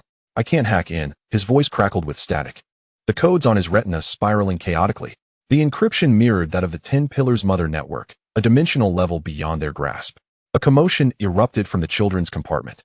The wailing of a little girl piercing through the bulkhead, a cry of fear and helplessness. Su Jianwei rushed towards it, her medical kit swaying at her waist, emitting soft clinks. "Don't be afraid." Her voice was as gentle as a feather, her fingers soothingly brushing through the girl's hair, where a tiny metallic flower rested, a symbol of hope and beauty. An illusion, yet a promise of safety in their presence. Bai Tan suddenly drew a large sun beside the holographic monument with lipstick. The red paint trickled down the metal seams like a solidified trail of blood, a declaration of resistance against the darkness. "My grandmother said that light can dispel all shadows." Her fingertips danced across the sun, etching delicate white marks into the rust, as if inscribing a testament of hope. Yet the glaring crimson number remained, an inescapable fate. Luo Qing abruptly clasped Han Zheng's shoulder with his mechanical arm, the clatter of metal joints laced with fury. "Aren't you able to breach the 10 Pillars system?" His tone was unyielding. "Shut this damned thing down. Otherwise," he abruptly released his grip, the mechanical arm crashing onto the control panel with a deafening roar. "I'll rip your quantum brain out and use it for fuel. We must not be cowed by these numbers." Han Zheng's fingers flew across the keyboard, beads of sweat glistening on his forehead under the harsh light. "I'm trying," he replied through the static. The codes on his retina splitting into 2 streams, a reflection of his inner turmoil and determination. However, forcibly shutting it down, given its connection to their neural systems, could inflict brain damage, a risk they could not afford. Lin Lan stepped towards the cabin door. her boots tapping out a rhythm on the metal plate, a signal for assembly aboard the Gonggong, rekindling their shared memories and convictions. Everyone, remain calm. Her voice resonated with the tremor of the symbiotic crystal, the blue light at her nape aligning with the emergency lights in the cabin. The 10 pillars want us to panic. We cannot give them that satisfaction. We must demonstrate through our actions that humanity will not be intimidated by any number. Su Jianwei emerged from the children's compartment, holding the little girl's hand. The child's wide eyes, resembling startled fawns, clutched tightly to Su Jianwei's garment. Her name is An, Su Jianwei said, her voice imbued with a weariness yet brimming with resolve and tenderness. She counted, each time that number blinks. Her heartbeat skips a beat, but we must tell her that the heartbeat exists for life, not for fear. Bai Tan knelt down, offering in a gentle smile. The red paint spreading across her teeth like fractured coral. Shall I teach you to sing, little sister? She whispered, tracing delicate patterns on An's palm. It's a song my grandmother taught me. It chases away the bad things. She softly hummed the melody of the song of the beating drum, each syllable igniting sparks of hope. Luo Qing's mechanical arm fell silent, the hiss of the hydraulic line now tinged with a barely perceptible warmth. Approaching An, he clumsily shaped his arm into a small dog. See, he said, his voice a mixture of awkwardness and shyness. This is far more fun than the 10 pillars broken stone tablet. Don't be afraid. We are here, and you will be safe. Han Zheng's fingers danced across the keyboard, suddenly bringing forth an image of Earth, a golden wheat field, swaying under the breeze like a rolling sea, a shared home and memory. I found this, he proclaimed amid the static, the screen magnifying the image, likely forgotten in the 10 pillars database. This is our Earth, our eternal home. Lin Lan approached the screen, her boots leaving a faint imprint on the deck. Her fingertips traced the wheat field, the light and shadows seemingly within reach. I visited the countryside as a child. Her voice resonated with the tremor of the symbiotic crystal, the blue light at her nape shining like a small sun. My grandfather farmed wheat his entire life. He said with sunlight and water, hope can grow. Like wheat, we too must flourish in adversity, radiating our own light. Suddenly, the number on the holographic monument flickered to 125, the scarlet glow reflecting on every face like an indelible stain. Yet this time, no one dared to glance at it again, for they understood that the true countdown was not inscribed upon the stone, but rather embodied in every action and moment of perseverance. And then suddenly pointed at the wheat field on the screen, her voice imbued with curiosity and excitement. What is that? Home, Bai Tan replied, her voice resonating with both firmness and tenderness. With her fingertip, she traced a small globe in An's palm, assuring her, one day, we shall return. There, we will find sunlight, water, and hope. It is our eternal sanctuary. Suddenly, Luo Qing's mechanical arm gestured towards the holographic monument, the metallic joints emitting a sound of disdain and mockery. What does 127 years matter? He scoffed, his voice tinged with the hiss of a leaking hydraulic tube. The machines I have repaired have outlived this wretched number. Once we reach the rift, we shall dismantle the pillar's lair. Let them know that humanity is not so easily intimidated. Su Jianwei administered a tranquilizer to each individual, the sharp sound of the needle-piercing skin echoing within the cabin. This will help ease our nerves, she declared, her fingertips gliding gently over each person's arm, where the puncture marks still lingered. Let not this interfere with our judgment. We have far more significant matters at hand. We must fight for An, for humanity, for hope. Han Zheng delicately tapped the control panel, and the wheat field on the screen transformed into a starry expanse. I have synthesized the star chart with the image of Earth, he stated, his voice crackling with electrical interference. Look, that brightest star is our destination. It is the star of hope, guiding us forward. Lin Lan approached the cabin door, her military boots creating a rhythmic sound on the metal surface. 3 short taps followed by 2 long ones, signaling the launch of the Gonggong. Everyone, prepare to move forward, she announced, her voice resonating with the tremor of the symbiotic crystal. The blue light at the nape of her neck connected with the starlight outside, targeting the Swan Rift. We must let the pillar know that humanity will not be bound by any numbers. We will forge our future with our own hands. The numbers on the holographic monument continued to pulse, a crimson glow resembling a death knell. Yet this time, no one glanced at it, for they understood that as long as they pressed on, hope remained to rewrite this narrative. They aimed to demonstrate through their actions that the spirit and will of humanity could never be obliterated by mere numbers. The engine of the Gonggong roared to life once more, carving a resolute path through the dark cosmos. Han Zheng glanced back at the virtual monument, suddenly finding it less daunting. for he realized that as long as they continued to advance, hope existed to alter their fate. Regardless of the challenges ahead, they would stride forward together, undaunted. And then suddenly pointed outside, where a shooting star streaked across the night sky, trailing a long tail. "Look," she exclaimed, her voice brimming with excitement and wonder. "It's a wishing star. Let's make a wish that we can return home alive." Bai Tan gently tapped Anan's palm, her voice imbued with warmth and determination. "Then let us wish to return home safely and to usher in a true dawn for humanity." Luo Qing's mechanical arm struck the control panel rhythmically, akin to a discordant melody. His voice, laced with the hiss of a leaking hydraulic tube, bore an indomitable spirit. "Fear not, with me around, this wretched vessel will reach the edge of the universe. We will show the pillar that humanity cannot be easily intimidated." Su Jianwei sat beside the medical bay, observing the nano syringe in her hand. The silver tip sparkled under the light, resembling countless stars. She suddenly perceived that these needles could not only heal but also stitch time and hope together. If they so desired, they could transform 127 years of countdown into 127 years of struggle and aspiration. Lin Lan stood by the porthole, gazing at the starry sky. The stars twinkled in the darkness, like countless eyes watching over them, awaiting their actions. She recalled her grandfather's words, "As long as there is hope, no place is unreachable." In that moment, she felt that this declaration was more steadfast and powerful than any oath. The numbers on the holographic monument continued to fluctuate, but its radiance was now overshadowed by the blue light of the Gonggong's modified engine. Amidst the vast universe, a small retrofitted ship carried the hopes of 5 individuals and a child, advancing towards the unknown rift. They were uncertain of what awaited them. Yet they understood, as long as they stood together, refused to yield, and held on to hope, no challenge was insurmountable, no shore unreachable. The countdown persisted. But this time it was not a harbinger of doom, but rather an overture of hope.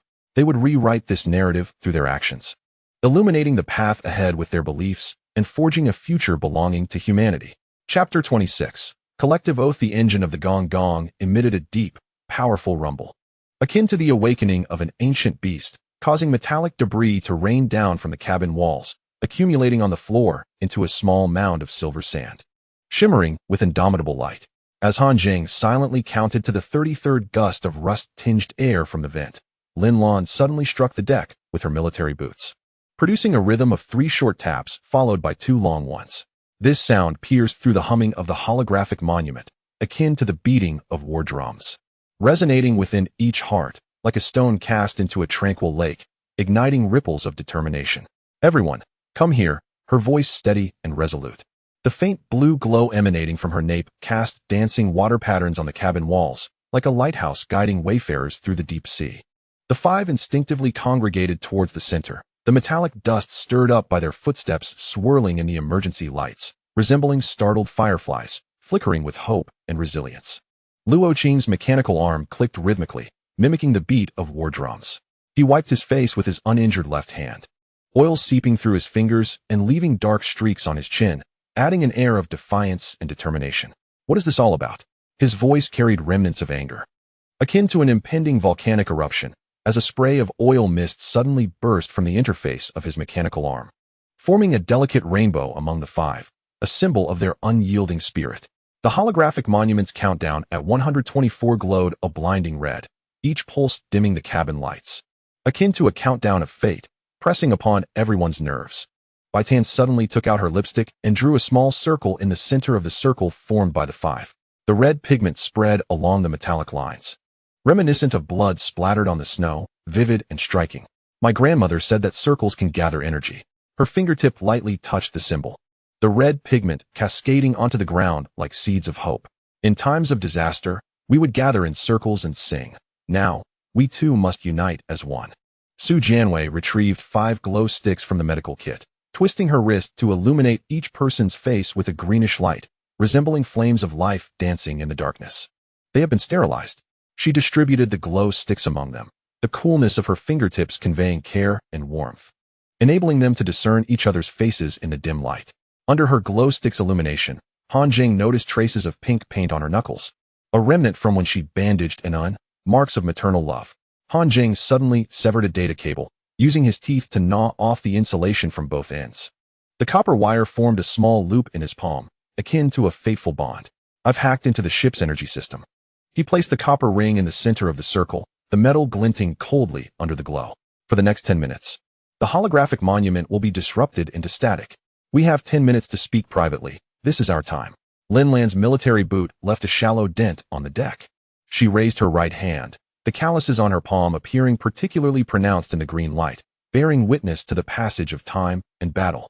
These hands, having gripped the helm and pulled triggers, bore a crescent-shaped scar from a shard that grazed her during a repair on the far side of the moon, recording her bravery and tenacity.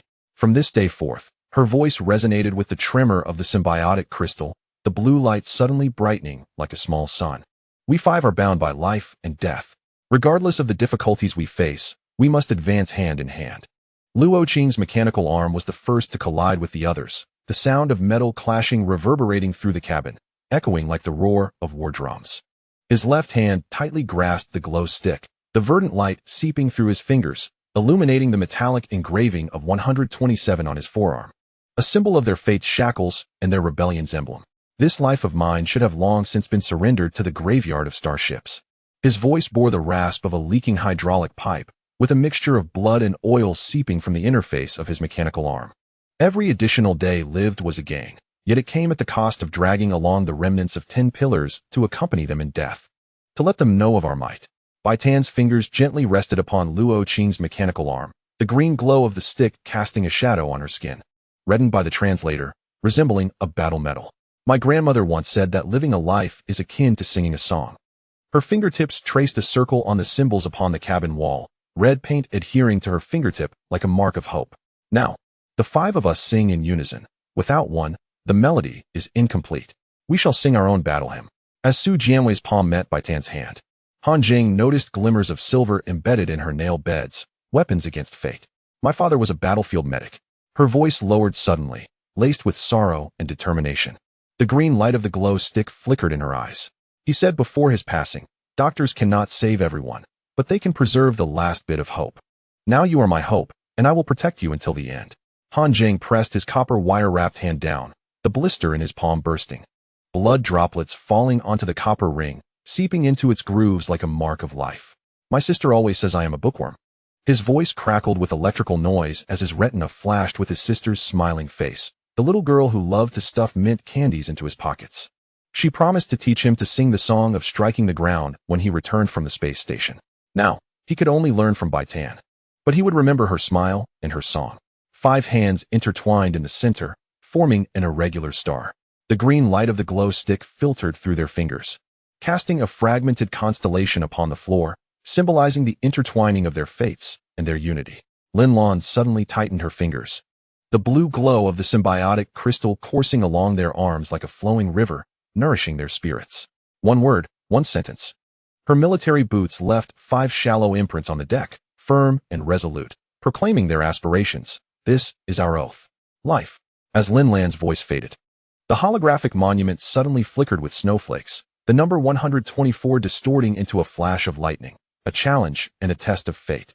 The blue light on the nape of her neck surged, and Han Zheng saw countless tiny points of light seeping from her skin, akin to fireflies breaking free from their bonds, illuminating the path in darkness. Create. Luo Qing's mechanical arm suddenly exerted force, causing the 5 hands to tingle slightly. His left hand traced an arc on the floor, pointing towards the heap of parts salvaged from dead ships, their weapons and hopes of rebellion. I shall construct a vessel capable of shattering 10 pillars motherships, and I shall name it Gonggong Slasher, to let them know our determination and strength. Bai Tan's fingertips gently tapped on everyone's hands, as though playing an invisible stringed instrument, transmitting hope and courage. Sing. Her voice resonated with the melody of the song of striking the ground, and the translator emitted a soft hum, a resonance of ancient wisdom and modern technology. I want the entire galaxy to hear our song, to let 10 pillars know that language is not meant to bind, but to convey a shout of our rebellion. Su Jianwei suddenly pulled a transparent nail from her pocket, crafted from nanomaterials, containing preserved tears, crystalline and clear. Live. She placed the nail into the overlapping palms of the 5, the icy touch causing them to shiver. These are Anan's tears. She said she would wait to cry until she sees her mother again. I want her to be able to weep, to feel the warmth and hope of home. Han Zheng's copper wire ring suddenly grew warm, and a segment of code flashed through his quantum brain, like a lightning bolt cleaving through dark clouds, illuminating the path ahead. Escape. His voice crackled with electrical noise, the blood droplets in his palm forming a small bead. It is not an escape to the rift, but a retreat home with everyone. Even if it means hacking into 10 Pillars Mother Network, inscribing Earth's coordinates into their database, we shall find our way home. The snowflakes of the holographic monument suddenly vanished, and the number 123 pierced the eyes like a painful glare, a prompt and challenge from fate. Luo Qing suddenly slammed his mechanical arm against the cabin wall, sparks flying onto the overlapping hands of the five, burning 5 tiny white spots, akin to marks of battle. This is settled. His voice carried a resolute determination, the hydraulic pipes of his mechanical arm emitting a jubilant hiss. Anyone who dares to be a deserter shall have their quantum brain dismantled and repurposed as a navigation device, to learn the price of betrayal. Bai Tan suddenly drew a small note on each person's hand with lipstick, the red paint trickling down the grooves of their skin like a solidified blood trace. A mark of their oath. This is a token of our bond. Her fingertip gently tapped the note, and the green light in her eyes brightened. My grandmother said that in the past, when a village engaged in a betrothal, they would use rouge to mark this. Now the 5 of us are bound in union. None shall retract. We shall face the challenges of the future together. Su Jianwei retrieved 5 nanoneedles from the medical kit. The needle tips shimmering with silver light under the glow. These are our weapons for safeguarding life. This is a neural connector. She gently inserted the needles into each person's thumb, her movements as light as a feather, yet imbued with determination and strength. This will synchronize our heartbeats, ensuring that in times of distress, others will feel it immediately. We shall share burdens and confront challenges together. Han Zheng's fingers danced swiftly upon the console, and the notes on the backs of their hands suddenly glowed red, in eerie resonance with the holographic monument's scarlet, a testament to their oath. I have encrypted our vow. His voice crackled with electrical noise, and the screen displayed 5 strings of flickering codes, hidden within the modified engine logs of Gonggong's slasher.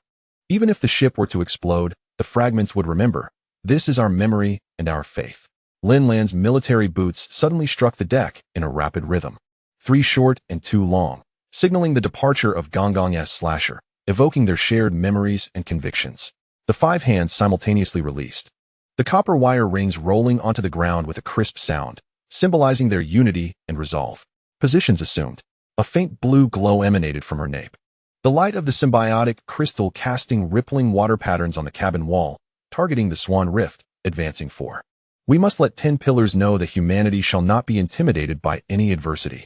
As Luo Qing rushed toward the engine room, the hydraulic pipes of his mechanical arm emitted a jubilant hiss, akin to a triumphant horn. His left hand struck heavily against the cabin wall, the grease on his fingertips spreading across the red paint, resembling a flower suddenly blooming, a mark of their rebellion and victory. Just wait and see. His voice resonated with the hiss of the leaking hydraulic pipe. I am about to fuel the dark matter furnace, ensuring we outrun 10 Pillars patrol ships by 3 times. So they cannot catch us. Bai Tan drew a large smiley face beside the number 123 on the holographic monument. The red paint trickling down the virtual stone's grooves like molten lava, a symbol of their optimism and resilience. Her translator suddenly emitted a gentle hum, no longer an alarm, but the soft melody of the song of striking the ground, a symphony of their hopes and beliefs. Did you hear that? Her fingertip lightly tapped the translator, the green light in her eyes brightening. It is trying to learn our song. This is our victory and hope. Su Jianwei dressed in clean clothes, crafted from the waterproof fabric of the medical kit, with little green flowers embroidered on the cuffs, symbols of life and hope. Listen. She pressed the little girl's ear against the cabin wall, the metallic vibrations resonating through her palm. The engine was singing, promising to take them to a safe place. One filled with warmth and hope. Han Zheng's fingertip lightly tapped the console, and the star map on the screen suddenly magnified. The location of the Swan Rift marked as a pulsating red star, their destination and hope. He extracted the copper wire ring, biting it into an irregular shape and tucking it into his chest pocket. There, pressed against his heart, he could feel the metal quiver slightly with each heartbeat, akin to an eternal spark igniting their path forward. Lin Lan stood by the porthole, gazing at the slowly receding starship graveyard. The steel tombstones glimmered coldly under the starlight, as if bidding them farewell, bearing witness to their courage and resilience. Suddenly, the symbiotic crystal at the nape of her neck illuminated brightly, casting a blue glow that projected the shadows of 5 individuals on the cabin wall. Those shadows, hand in hand, formed a complete circle, a symbol of their unity and determination. The modified engine of the Gonggong vessel roared once more, carving a resolute trajectory through the dark cosmos, venturing into the unknown. The numbers on the holographic monument continued to fluctuate, yet this time, its brilliance was no longer blinding. Rather, it resembled a clumsy stage light illuminating their path. Witnessing their bravery and tenacity, Han Zheng glanced back at the virtual monument, suddenly perceiving that the series of numbers was no longer a countdown to death, but a testament to their endurance. Each pulse represented another minute of life, another minute to resist, another minute to inch closer to hope. And then suddenly pointed outside, where a school of star mantas danced in pursuit of the blue light trailing from the ship, their translucent fins shimmering with iridescence beneath the starlight, both beautiful and enigmatic. They were dancing. Her small hand traced circles in Su Jianwei's palm, pink paint smudging onto her skin like a blooming flower. Was she wishing for their safe journey? Her voice brimmed with childlike innocence and hope. Bai Tan's translator suddenly began to play the complete Jianglang song, the ancient melody resonating within the cabin, intertwining with the engine's roar, forming a rudimentary yet solemn battle hymn. Her fingertips glided gently over the musical notes on the cabin walls, red paint tracing delicate white lines through the rust, those marks slowly connecting to form a path, like a road extending from Earth, guiding them home. Luo Qing's mechanical arm kept rhythm in the engine room, the hiss of hydraulic pipes becoming part of the tempo. He gazed at the pulsating numbers on the dashboard, suddenly recalling his father's words. Machines and humans alike must never cease as long as the heart remains beating. In that moment, he felt the modified engine of the Gonggong vessel was like a resilient heart, steadfastly beating amidst the cosmic dust, propelling them forward. Su Jianwei sat beside the medical cabin, observing 5 glowing green fluorescent sticks. They were arranged in a circle, resembling an everlasting star, illuminating their path ahead. She felt that this light could not only dispel darkness but also stitch together hope. As long as they shone, humanity would not perish, and their faith and hope would endure eternally. Lin Lan's military boots struck a steady rhythm on the deck, 3 short and 2 long, signaling the Gonggong's cruising call, a clarion for their advance. Her gaze swept across each person before settling on the vast starry sky outside. There lay countless unknowns, innumerable dangers, but also endless hopes and possibilities. Forward, her voice resonated with the tremor of the symbiotic crystal, the blue glow at her nape suddenly aligning with the starlight outside. We are going home. That was their aspiration and belief for the future, a symbol of their unity. The numbers on the holographic monument continued to flicker, but their radiance was overshadowed by the blue glow of the Gonggong's engine. In this boundless universe, a small, modified ship, carrying the oaths of 5 individuals and a child, advanced toward the uncharted rift. They were unaware of what lay ahead, yet they understood that as long as they stood united, no challenge was insurmountable, and no shore was unreachable. The oath persisted, akin to a song that would never conclude, resonating in every corner of the universe, witnessing their courage and resilience, illuminating the path they tread. Chapter 27. The blueprint for stealing the Firefly. The aftershocks of the modified Gonggong's engine rippled through the cabin walls, reminiscent of the low growl of an ancient beast, heralding the impending storm. As Han Zheng silently counted to the 23rd exhalation of rust-laden air from the ventilation shaft, Luo Qing abruptly slammed a yellowed blueprint onto the makeshift metal table. The frayed edges of the paper glimmered with white in the green light of the emergency lamp, akin to the sharp blade of fate, waiting to be grasped firmly. I exchanged 3 boxes of compressed biscuits for this, Luo Qing stated, his mechanical arm pinning down a corner of the blueprint, as mist from the hydraulic pipe condensed into tiny droplets on the paper, akin to the dewdrops of time. Recording an undisclosed transaction. The defensive layout of the 10-pillar patrol ship was merely an outdated version from 3 years ago, yet it was sufficient for them to identify the flaw. Lin Lan's military boots crunched over shards of glass on the deck, producing a crisp and resolute sound. The symbiotic crystal at her nape glowed with a steady blue light, like a lighthouse in the deep sea, guiding lost souls forward. She bent down to smooth the creases of the blueprint, her fingertips delicately tracing the defense nodes marked in red. Each node bore a small symbol, identical to the encrypted insignia of the 10-pillar mother network. They were both shackles of their fate and the starting point of their resistance. An outdated version still holds value. Lin Lan's voice resonated with the tremor of the symbiotic crystal, the blue light at her nape flickering like the dawn's first light. At the very least, it allows us to understand their defensive logic and identify that fatal weakness. Bai Tan suddenly used lipstick to draw a small firefly in the blank spaces of the blueprint. The red pigment trickling down the paper's fibers, blooming into a red spot beside the words engine room, akin to a spark of hope. The translator has captured the patrol frequency of the 10 pillars, she announced, her fingertip gently tapping the Firefly's wings. The red pigment falling onto the paper like a mark of destiny. They change shifts every 47 minutes, with a 1 minute and 20 seconds surveillance blind spot in between. That's our only opportunity. Su Jianwei was illuminating the edges of the blueprint with a UV lamp, the medical kit open beside her, its nanoneedles glinting coldly in the light. Their weapons against fate. The paper pulp contained fluorescent fibers. She suddenly picked up a fine hair that had fallen from the paper with tweezers, turning it under the light. The 10 pillars anti-counterfeiting mark would trigger an alarm once scanned, so they needed to proceed with caution. Han Zheng's fingertips danced across the control panel. The makeshift devices fashioned from data cables and shattered screens suddenly crackled, resonating like the beating of war drums, stirring every heart. He abruptly yanked out a sparking wire. Tearing a blister on his palm, blood droplets staining the keyboard, blossoming into small red plum blossoms, a price he paid for freedom. I can hack into their surveillance system, he declared, his voice crackling with static, the codes on his retina suddenly accelerating. But we need someone to physically disrupt their signal tower during that 1 minute and 20 seconds of shift change. That's our only breakthrough. Luo Qing suddenly slammed his mechanical arm against a nearby metal rack, sparks flying onto the blueprint, scorching a small black hole, like a fracture in fate. Damn it. His voice was laced with the hiss of leaking hydraulic pipes, oil seeping from the interface of his mechanical arm. Remnants of a signal tower he had dismantled 3 years ago in the starship graveyard. He swiftly tore off a dirty rag from his waist, vigorously wiping the interface of his mechanical arm, still smeared with the powder of dark matter batteries, a testament to his battles. Bai Tan abruptly seized a laser pointer she found aboard a derelict ship, marking a circle over the surveillance blind spot on the blueprint. The red pigment within the circle formed a dense cluster of dots, resembling a swarm of fireflies, illuminating the path ahead.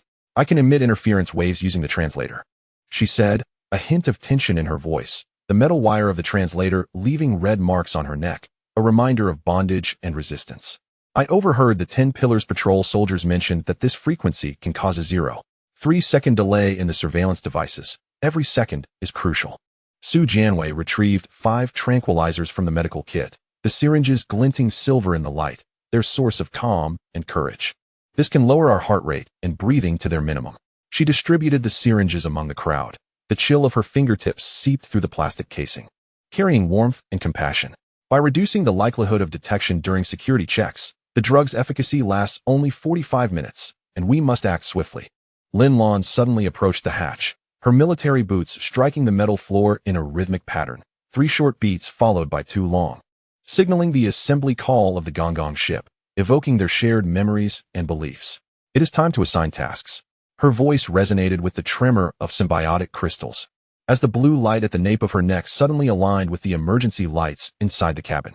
Luo Qing, you will sabotage the signal tower to clear our path. Bai Tan, interfere with the surveillance equipment to allow our movement in the dark. Su Jianwei, prepare the first aid kits and the disguise uniforms of the 10 pillars to ensure our safety.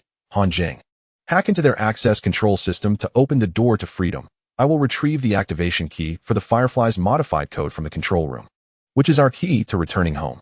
Han Zheng suddenly produced a chip pilfered from the 10 Pillars database from his pocket, examining it under the light. The transparent chip bore symbols gradually revealing themselves, akin to the code of destiny awaiting deciphering. This is the backdoor key I previously concealed. His fingertips glided gently over the chip, still warm from his touch, enabling us to remain undetected upon breaching the system, albeit only for 8 minutes. We must race against time. Luo Qing's mechanical arm suddenly exerted force, rolling the blueprints into a tight cylinder, as if gripping the throat of fate. I am going to prepare the tools. His voice carried a determined finality, the hydraulic pipes of his arm emitting a jubilant hiss. The outer shell of the signal tower is titanium alloy, which can only be breached with a plasma cutter. However, I have long hidden one salvaged from the starship graveyard. Our beacon of hope. Bai Tan suddenly drew a small key on each person's hand with her lipstick, the red pigment trickling along the skin's contours like congealed blood, symbolizing their key to unlocking the future. This is a talisman my grandmother taught me. Her fingertip gently pressed on the key's teeth, and the green light in her eyes flickered. She said that as long as one possesses the key in their heart, no door remains unopenable. And we must believe in our strength. Su Jianwei retrieved 5 folded 10 Pillars uniforms from the medical kit, each adorned with a tiny metal badge she crafted from nanomaterials, glistening under the light as if identical to the genuine insignia. Put this on. Her fingertips caressed the cuffs of the uniforms, still bearing her fingerprints, which can deceive basic biometric systems, but we must avoid proximity to patrolling soldiers equipped with scanners. We must tread cautiously. Han Zheng's fingers danced swiftly across the keyboard, suddenly pulling up an encrypted video, a layout of the 10 Pillars base captured by his miniature camera, pulsing in rhythm with his heartbeat. I've marked the location of the surveillance blind spots. He abruptly pressed the enter key, and a string of flashing code appeared on the screen. Luo Qing. You will enter through the third ventilation duct. Its defenses are weakest, marking our first breakthrough. Lin Lan stepped behind Han Zheng, her palm resting against the nape of his neck, the blue light of the symbiotic crystal penetrating his skin like a swimming serpent of light, imparting strength and courage. Be careful. Her voice trembled with the resonance of the crystal. The blue light at her nape suddenly blazed so brightly that it was blinding. The 10 Pillars firewall possesses self-repair capabilities, and once discovered, it will immediately lock down the entire system. We must strike decisively. As Luo Qing rushed in dragging a toolbox, the hydraulic pipe of his arm ruptured, sending an oil mist swirling into the light, forming a rainbow, colors of their hope. Done. He slammed the box onto the floor, the metallic clang echoing within the cabin. Plasma cutter, explosives, and this. He pulled out a palm-sized metal sphere, an electromagnetic pulse grenade, capable of disabling all electronic devices within a 50-meter radius for 10 minutes. This is our secret weapon. Su Jianwei swiftly injected a nerve protector into Han Zheng's carotid artery, blood droplets trailing as the needle withdrew. This will enhance your nerve resistance. Her fingertips gently massaged his temple, where the skin was taut from tension, preparing for the intense electric shock upon hacking the system. Remember, if something feels amiss, disconnect immediately. Preserving your life is paramount. Bai Tan abruptly seized the translator, pressing it firmly against the communications interface on the cabin wall. The red pigment spread from her fingertips like a blooming rose, embodying resilience and tenacity. The interference wave is ready. Her voice quivered slightly as numbers flickered on the translator's display, counting down 10 minutes. Han Zheng's fingers raced across the keyboard, suddenly projecting an image of Earth, a golden wheat field swaying in the breeze, resembling a rolling sea. It was their shared homeland and memory. I've concealed the Earth coordinates within the interference wave. His voice was laced with electrical static, the code on his retina gradually normalizing. Should we fail, at least more people will know the way home. That is our beacon of hope. Lin Lan suddenly tore open her collar, allowing the light of the symbiotic crystal to illuminate the entire cabin wall. The parts acquired from the black market glimmered in the blue light. 3 energy conduits from patrol ships, a section of cargo ship armor, and a communicator bearing the 10 Pillars insignia. These are their weapons and hopes for battle. Check the equipment. Her nails scratched 5 white lines on the metal panel, outlining the original emblem of the Gonggong ship, a symbol of their indomitable spirit. We depart in 5 minutes, to fight for freedom. Luo Qing secured the electromagnetic pulse grenade at his waist, the hydraulic pipes hissing with excitement and resolve. I've been waiting impatiently. Cold sweat beaded on his forehead, glistening under the light. Once we obtain the Firefly, the first thing we will do is smash the 10 Pillars patrol ships into oblivion, making them aware of our strength. Su Jianwei administered a nutrient injection to each individual, the sound of the needles piercing the skin resonating in the cabin. This will sustain our stamina for 6 hours. Her fingertips traced each person's arm, where the puncture marks remained. Remember, no matter what happens, remain calm. We only have one chance, and we must succeed. Bai Tan used her lipstick to draw a large arrow beside the blueprint on the cabin wall, the red pigment carving delicate white lines through the rust, signifying their direction and hope. The arrow pointed toward the docking station of the Firefly. Her voice was resolute and unwavering, her fingertip gently tapping the arrow. Grandmother always said that as long as we advance toward our goal, we will inevitably reach our destination. We must believe in our strength. Han Zheng's fingertip lightly pressed on the console, and the star map on the screen suddenly magnified. The location of the 10 Pillars base marked as a pulsating red star, an inflection point in their fate. He retrieved the copper wire ring, biting it into an irregular shape before stashing it in his chest pocket, pressed against his heart, feeling the metal resonate with each heartbeat like an unquenchable spark. Igniting the path ahead, Lin Lan approached the hatch, her military boots striking the metal plate in a hurried rhythm, 3 short beats followed by 2 long, signaling the departure of the Gonggong ship, awakening their shared memories and beliefs. Everyone, prepare to embark. Her voice resonated with the tremor of symbiotic crystals. The blue light at her nape synchronizing with the starlight outside the hatch. The target, the 10 Pillars base. We shall reclaim our ship, fighting for freedom. The Gonggong ship glided smoothly toward the docking bay of the 10 Pillars base, its engine's blue light tracing a graceful arc through the darkness, reminiscent of Hope's trajectory. Han Zheng glanced back at the yellowed blueprint, suddenly perceiving it not merely as a defense map, but as a map leading to freedom, guiding their forward path. And then suddenly pointed outside the window, where several 10 Pillars drones hovered, their searchlights sweeping across the cabin walls. It seems they have not detected us. Her voice carried a hint of relief and curiosity, as her small hand traced circles in Su Jianwei's palm, the pink paint smudging against her skin like a blooming flower. Are the fireflies protecting us?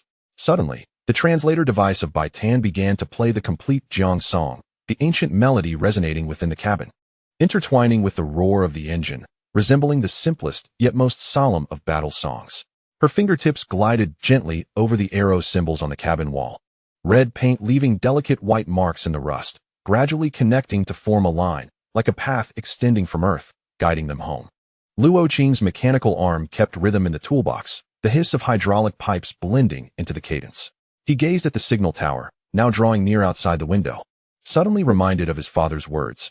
Machines and humans are alike. Once the right weakness is found, even the strongest defenses can be breached. At this moment, he perceived that the signal tower resembled a paper toy, easily shatterable, a symbol of their rebellion. Su Jianwei sat beside the medical cabin, her gaze fixed on 5 glowing green fluorescent sticks. They were arranged neatly in a circle, like an unquenchable star, illuminating their path forward.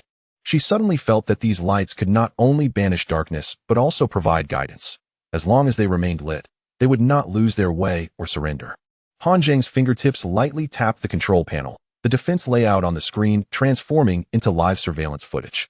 He observed the patrolling soldiers exchanging posts, a smile curling at the corners of his mouth, a manifestation of his longing and belief in victory. 30 seconds remaining. His voice was laced with electrical static, fingers flying across the keyboard, primed for action, to fight for freedom. Lin Lan's military boots struck a steady rhythm on the deck, a signal for the Gonggong to commence operations. Her gaze swept over everyone, ultimately resting on the gigantic 10-pillar base outside the window. Beyond lay countless unknowns and dangers, yet also the freedom and hope they had longed for. Action. Her voice resonated with the tremor of the symbiotic crystal, the blue light at the nape of her neck suddenly connecting with the starlight outside the cabin. Acquiring the Firefly Reformation, we are going home. For freedom, for hope, for our future. The Gonggong slowly entered the docking bay of the 10-pillar base, the engine's blue light carving a resolute path through the darkness, symbolizing their indomitable will. Han Zheng understood that from this moment forth, they would engage in a life-and-death struggle for freedom, for hope, for that distant homeland. Yet he also knew that as long as the 5 remained united in purpose, no adversity was insurmountable, no shore unreachable. The planning continued, like a burning ember illuminating their path forward, igniting the flame of hope within their hearts. Chapter 28. The insectoid remnant's invisible partner as the docking bay of the Gonggong engaged with the metal passage of the 10-pillar base. Lin Lan keenly detected a faint sound akin to nails scraping against the cabin wall. It was a subtle noise, blending into the hum of the ventilation system. Yet it pierced her nerves like a needle, instantly heightening her alertness. The symbiotic crystal at the nape of her neck suddenly glowed with a purple hue, casting a distorted shadow of blue light on the metal panel. 6 pairs of jointed legs, half a meter-long scythe limbs, and the ghostly green reflections of compound eyes, the unmistakable insignia of the insectoids. Insectoids. Luo Qing's mechanical arm clicked ominously. The mist of oil sprayed from the hydraulic pipes, forming delicate rainbows in the emergency light's red glow, reminiscent of pre-battle fireworks. He abruptly positioned the plasma cutter across his chest, the metallic casing burning hot enough to fry an egg, revealing his inner tension and vigilance. What were the 10-pillar lackeys doing here? Su Jianwei meticulously illuminated the observation window of the cabin door with a UV light. The medical kit open, its nanoneedles glinting coldly under the light, ready to confront any sudden emergency. They are confined in the adjacent transport ship. She suddenly pressed her earphone, where half a painkiller pill was lodged, her voice tinged with uncertainty. I hear the sound of crystal friction, identical to the frequency of Lin Lan's symbiote. Bai Tan's translator abruptly displayed a string of insectoid text, the twisted arcs writhing on the screen like a swarm of living maggots, sending a chill down one's spine. She removed her earring, a silver piece polished from the wreckage of the Gonggong, gently pressing it against the cabin wall as if to listen intently. They are communicating about their kind. Her fingertips glided over the silver piece, remnants of red paint embedded beneath her nails, a testament to her defiance against fate. The translator revealed that this was a reconnaissance fleet captured by the 10 Pillar, the queen among them. Han Zheng's fingertips danced on the control panel. The makeshift devices composed of data cables and cracked screens suddenly emitting a sizzling sound, akin to the booming of war drums. He yanked out a sparking wire. The blister on his palm bursting, droplets of blood falling onto the keyboard, blooming into tiny red plum blossoms. His price for freedom.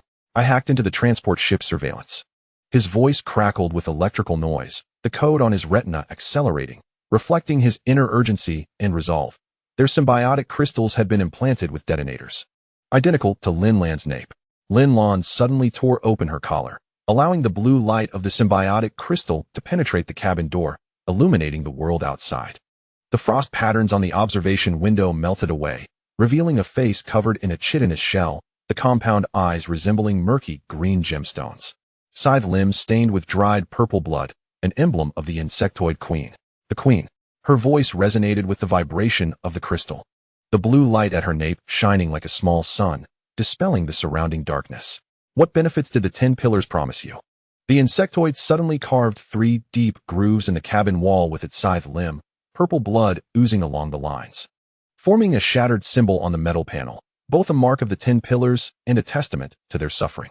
Freedom. The electronic voice of the translator crackled, echoing as if from hell. The 10 Pillars promised to return their incubation star if they helped guard human captives. Luo Qing abruptly slammed his mechanical arm against the cabin wall, sparks flying onto Han Zheng's keyboard, scorching a small hole, an expression of his inner fury and resentment. Damn it. His voice carried the hiss of leaking hydraulic pipes, a mixture of blood and oil seeping from the interface of his mechanical arm. I've seen your egg pods burned clean by the 10 Pillars at the starship graveyard. Su Jianwei suddenly retrieved a sedative from the medical kit, the needle glinting silver under the light, a preparation for unexpected circumstances. Wait. She handed the syringe to Lin Lan, the chill of her fingertips transmitting through the plastic casing, imbued with a touch of care and calmness. The neural connections of the symbiotic crystal were bidirectional, allowing Lin Lan to sense their emotions. Lin Lan's symbiotic crystal began to flicker violently, the blue light casting swarms of dancing fireflies within the cabin, a reflection of her inner turmoil. She staggered back, colliding with Han Zheng's control panel, the screen's insectoid text suddenly transforming into a string of codes comprehensible to humans, revealing a brutal truth. 127 years, the insectoids were also on the countdown list. She clutched her nape, the airflow escaping through her fingers forming white mist on the visor. Her voice trembling, the queen said, the 10 Pillars plan to use our shells to create dimensional weapons after humanity's extinction.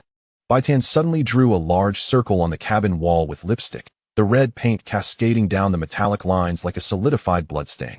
A declaration of her defiance against fate. My grandmother said, the enemy of my enemy is my friend. Her fingertips sketched a small figure inside the circle, then added an insect, symbolizing the alliance between humans and insectoids. The translator revealed that the insectoids' transition technology could evade the 10 Pillars patrol ships, perfectly aiding us in stealing the Firefly Reformation. Han Zheng's fingers flew across the keyboard, abruptly pulling up a segment of encrypted video, the 10 Pillars weapon experimentation records. The footage displayed insectoid warriors being vivisected, purple blood pooling on the experimental table, a testament to their suffering. They did not lie. He slammed the enter key, the screen flashing a series of blinking codes, evidence of his unraveling of the 10 Pillars secrets. The cargo hold of the transport ship contained 30 inactive transition beacons, sufficient for us to escape the gravel belt. Su Jianwei suddenly injected a nanoneedle into Lin Lan's nape, drawing forth beads of blood as the needle withdrew. This was a perilous endeavor to enhance the signal of the symbiotic crystal. Her fingertips gently massaged Lin Lan's spine, where the skin was taut with tension, establishing a telepathic connection with the queen undetectable by the monitoring devices of the 10 Pillars. Lin Lan closed her eyes, and the blue light of the symbiotic crystal pulsated in her vision, transforming into a sea of stars, serving as a bridge to connect her with the insect queen. She beheld countless insect eggs swirling in the magma of the hatching star, the very hope of the insect race. She witnessed the 10 Pillars patrol ships using the cocoons as practice targets, the source of their suffering. and she saw the queen pierce her own crystal with a scythe-like limb to preserve the last egg, a symbol of the insect's indomitable spirit. They demanded the lives of the 10 pillars. She abruptly opened her eyes, the green light in her compound eyes burning 2 small holes in her pupils, revealing her inner resolve and determination, akin to that of her companions. Luo Qing suddenly retracted the plasma cutter, the hydraulic tubes of his mechanical arm emitting a jubilant hiss, reflecting his internal transformation and acceptance. I'll make a hole in the hatch right now. He rummaged through his toolbox, extracting a half-length titanium alloy tube. Filling it with fragments of an electromagnetic pulse shell, his weapon prepared for emergencies. But let it be known, should anyone dare to play tricks, this will be your demise. Bai Tan unexpectedly drew a small insect cocoon on each person's hand with her lipstick, the crimson pigment trickling down the skin's creases like a congealed bloodstain. A mark left for the sake of alliance. This is the alliance symbol my grandmother taught me. She gently tapped her fingertip on the cocoon, and the green light in her eyes brightened momentarily. As long as hearts are connected, no distance is too great for us to traverse together. Han Zheng lightly pressed his fingertip on the console, the hatch's lock suddenly clicking, a result of his success in deciphering the 10 Pillars security system. He retrieved the chip he had illicitly acquired from the 10 Pillars database and examined it under the light. The transparent chip gradually revealed symbols. The key he had prepared to disable the detonator. I hacked into the 10 Pillars security system. His voice was laced with electrical static. The code on his retina slowly returning to normal, but only for 3 minutes, enough for us to exchange the disarming password for the detonator. The queen suddenly slid a fragment of crystal through the gap in the observation window with her scythe-like limb. Purple blood forming a thin film upon it, a gesture to convey information. The password logic of the 10 Pillars, the translator's electronic voice trembled slightly. Each detonator corresponds to a stellar coordinate. Yours is in the Swan Rift. Ours in the Orion arm. Lin Lan pressed the fragment against the symbiotic crystal at her nape, intertwining blue and purple light into a spiral, symbolizing her telepathic link with the insect queen. Her pupils flashed with swirling numbers, akin to a swarm of fireflies breaking free from constraints, revealing her excitement and hope. We've cracked it.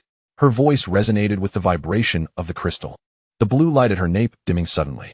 Han Zheng, input this coordinate into the disarming program for the detonator. As Luo Qing charged toward the hatch with the plasma cutter, 2 hydraulic tubes had already burst, oil mist coalescing into a rainbow under the light, reflecting his anxiety and determination. Done. Hold tight while I aim the cutter at the lock. The metallic clang reverberated through the cabin. After 30 seconds, the door will be opened. Su Jianwei administered an antiviral serum to each individual, the sharp sound of the needle-piercing skin echoing in the cabin. A precaution against the corrosive nature of insect blood. The blood of the insects is corrosive. Her fingertips glided gently over each person's arm, where needle marks remained, forming a protective layer, but warned against touching their scythe-like limbs, as their toxicity surpassed that of the 10 Pillars tranquilizers. Bai Tan painted a large arrow beside the insect cocoon on the cabin wall with her lipstick, the red pigment carving delicate white lines through the rust. A mark left to guide their direction. The arrow pointed toward the docking position of the Firefly refit. Her voice carried conviction and confidence. The queen said their jump beacons can create 10 false targets on the 10 Pillars radar, enough for us to blend in. Han Zheng lightly tapped the console, the star map on the screen suddenly magnifying. The location of the insect transport ship marked as a pulsating purple star, a testament to their alliance. He retrieved the copper wire ring, biting it into an irregular circle, tucking it into his chest pocket. There, pressed against his heart. He could feel the metal vibrating slightly with each heartbeat, like an unquenchable ember igniting their path forward. Lin Lan approached the hatch, the sound of her military boots striking the metal plating creating a rapid rhythm of 3 short and 2 long taps, the action signal of the Gonggong, evoking their shared memories and beliefs. Everyone, prepare to open the door. Her voice resonated with the tremor of the symbiotic crystal, the blue light at her nape suddenly aligning with the starlight outside the cabin. Remember, we share a common enemy with the insects, the 10 Pillars. The hatch gradually opened amidst the shrill cry of the plasma cutter. A gust of cold air, tinged with the scent of rust, swept in, causing Bai Tan's scarf to cling to her face. The queen stood at the entrance with 5 insect warriors, the purple blood on their scythe-like limbs having solidified into a deep brown, yet the green light in their compound eyes shone brilliantly, reflecting their resilience and determination. Allies. The translator's electronic voice bore a note of solemnity and authority. The queen suddenly carved a deep mark into her shell with her scythe-like limb, purple blood dripping onto Lin Lan's military boots. In the name of the insect-hatching star, I swear that if we betray humanity, may our eggs never hatch. Lin Lan abruptly grasped the queen's scythe-like limb, the blue light of the symbiotic crystal coursing through the purple blood like a flowing river, symbolizing the alliance and symbiosis between humanity and insects. I swear in the name of humanity's mother planet. The marks of her military boots pressed 5 shallow lines onto the deck, reflecting her inner resolve and commitment.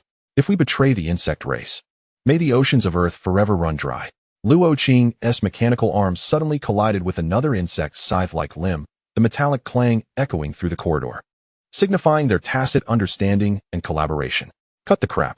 His voice was punctuated by the hissing of leaking hydraulic tubes, a mixture of blood and oil seeping from the interface of his mechanical arm. Hurry up, I'm still waiting to dismantle the signal tower of the 10 pillars.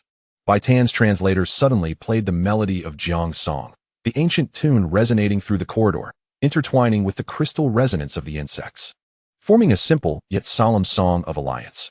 Her fingertips glided gently over the arrow symbol on the cabin wall, the red pigment etching delicate white lines. Those marks gradually connecting into a path extending from Earth, guiding them forward. Su Jianwei injected the queen with a nutrient solution, the sound of the syringe piercing the shell echoing in the corridor, a measure taken to bolster the strength of the insect warriors. This will enhance the vitality of the symbiotic crystal. Her fingertips brushed lightly over the queen's compound eyes, the green light suddenly brightening. Remember, once you spot a patrol from the 10 pillars, notify us with crystal resonance. Our frequencies have synchronized. Han Zheng lightly tapped the console, the defensive layout on the screen transforming into real-time monitoring footage. He observed the 10 pillars patrol soldiers changing shifts, a smile gracing his lips, revealing his inner confidence and composure. 1 minute left. His voice carried an electrical static, his fingertips dancing swiftly over the keyboard, preparing for action. The sound of Lin Lan's military boots struck a steady rhythm on the deck, 3 short and 2 long, the action signal of the Gonggong, evoking their shared memories and beliefs. Her gaze swept over everyone, finally resting on the docking position of the Firefly refit at the end of the corridor. There lay countless unknowns, myriad dangers, yet also the long-desired freedom and hope they sought. Action. Her voice resonated with the tremor of the symbiotic crystal, the blue light at her nape suddenly aligning with the starlight outside the cabin. Let us reach the Firefly refit and return home together. The mixed team of 5 and the Zerg warriors moved slowly deeper into the corridor, the blue glow of the engine tracing a resolute path through the darkness. Han Zheng glanced back at the open hatch, suddenly perceiving it not merely as a metallic barrier, but as a bridge to freedom, intertwining the fates of humanity and the Zerg. And then peeked out from Su Jianwei's arms, her small hand gently touching the queen's scythe-like appendage, leaving a mark of pink pigment upon the purple ichor, resembling a blooming flower, symbolizing innocence and hope. Their eyes were remarkably beautiful. Her voice carried a hint of curiosity and awe, akin to fireflies in grandmother's stories. Suddenly, Bai Tan's translator emitted the complete melody of the song of the striking drums, its ancient tune resonating within the corridor, intertwining with the crystalline hum of the Zerg, like a rudimentary yet solemn battle hymn. Her fingertips glided softly over the directional symbols on the wall, red paint etching delicate white lines into the rust, those marks gradually connecting like a path extending from Earth, guiding them toward the shores of victory. Luo Qing's mechanical arm kept time with a rhythm as he tapped on the toolbox, the hissing of hydraulic lines becoming part of the cadence. He gazed at the signal tower growing ever closer at the end of the corridor, suddenly recalling his father's words, "The enemy's enemy is a friend, even if it has 6 pairs of legs." At that moment, he found the Zerg warriors beside him less irksome, instead feeling a sense of familiarity and trust. Su Jianwei walked at the rear of the group, observing the 5 glowing green glow sticks arranged neatly in a circle, resembling an everlasting star illuminating their path. She suddenly felt that these lights could not only dispel the darkness, but also heal the wounds of different races, as long as they shone. There remained a glimmer of hope for peace, and victory was ahead. Han Zheng lightly tapped the console, the defense layout on the screen abruptly transforming into a real-time surveillance feed. He watched the 10-column patrol units changing shifts, a smile gracing his lips, his heart brimming with anticipation and confidence for the future. 30 seconds remaining. His voice carried a static crackle as his fingers danced rapidly across the keyboard, preparing for action. Fighting for freedom. Lin Lan's military boots struck a steady rhythm against the deck, 3 short beats followed by 2 long ones, signaling the actions of the Gonggong ship. Embodying their resolve, her gaze swept over everyone, finally resting upon the docking bay of the Firefly. There lay countless unknowns and dangers, yet also the freedom and hope they so longed for. Action.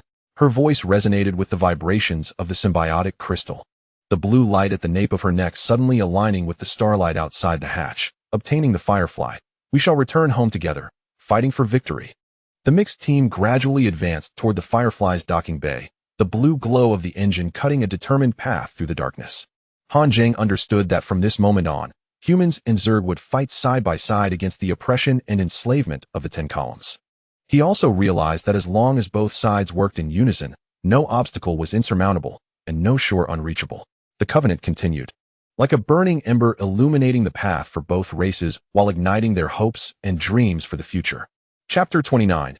Engine test ignites dark matter sparks. The docking bay of the Firefly was filled with the acrid scent of coolant. As Han Zheng silently counted the 11th emission of pale blue mist from the ventilation shaft, Luo Qing suddenly slammed a segment of the dark matter conduit against the engine base with force. The sharp clang of metal startled the star worms nestled within the crevices of the pipes. Those translucent creatures unfurled their membranous wings, weaving into strings of flowing silver under the green glow of the emergency lights. As if performing a dance for the impending feat, put in more effort. Luo Qing's mechanical arm was lodged at the conduit interface, the oil mist from the hydraulic lines mingling with vapor from the coolant, coalescing into tiny rainbows within the bay. He exerted force, the metallic joints protesting under the strain, as though narrating their pressure and perseverance. Queen, adjust the jump beacon interface by 3 degrees. The Zerg Queen gently pried at the beacon's base with her scythe-like appendage, purple ichor trickling down the ridges of her exoskeleton, pooling into small puddles on the metallic floor, resembling mysterious runes. Calibration complete. The electronic voice of the translator resonated with crystalline vibrations. Her compound eyes flickered, as if catching a glimpse of victory. Yet the purity of the dark matter stood at only 87, potentially leading to an explosion. If it blows, let it blow. Luo Qing's mechanical arm suddenly erupted with sparks. The sealing ring at the interface shattered by the high-pressure air, resembling a barrier torn asunder by fate. Better than being riddled by the patrol ships of the 10 columns. He abruptly tore off his work jacket, revealing blisters on his forearms scorched by dark matter, those bubbles strung together like a necklace of transparent pearls, marking the price of their fight for freedom. Su Jianwei meticulously illuminated the engine's energy circuit with an ultraviolet lamp, the medical kit open, its nanoneedles glimmering coldly under the light, her weapon against the unknown dangers. I've prepared the antidote. She tossed a silver-shimmering syringe to Luo Qing, the metal walls still bearing her fingerprints. Dark matter radiation can damage red blood cells. Inject 0.2 milliliters every 15 minutes. It is our safeguard for survival. Bai Tan's translator hung on the engine control panel's knobs, the fluttering Zerg script on the screen twisting into bolts of lightning.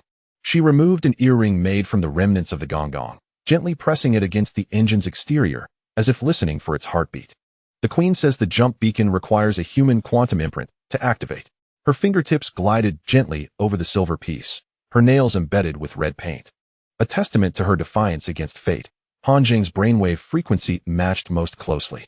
Lin Lan's military boots crunched over shards of glass on the deck, the symbiotic crystal at the nape of her neck emanating a steady blue glow. She approached the engine control console, hovering her fingertip over the start button for 3 seconds. The oxidized surface of the button revealing the bright circles worn away by the previous owner's fingerprints, akin to a faded metal, bearing witness to countless attempts and failures. Everyone, step back to the safety line. Her voice resonated with the vibrations of the crystal. The blue light at her nape suddenly shone like a small sun. First ignition test. Power at 30. This is our beacon of hope. Han Zheng's fingertips danced over the quantum interface. The device is cobbled together from data lines and Zerg biocables suddenly emitting a sizzling sound, like the thunder of war drums. He yanked away a sparking wire. The blister in his palm bursting, droplets of blood falling onto the interface, blooming into tiny red plum blossoms, marking his sacrifice for freedom. I've connected to the beacon core. His voice crackled with static, the code on his retina accelerating, yet the anti-tampering program of the 10 columns remained active. The Queen suddenly thrust a shard of crystal into Han Zheng's hand with her scythe-like limb, purple blood coating the surface of the fragment in a thin membrane, resembling a mystical talisman. Use this.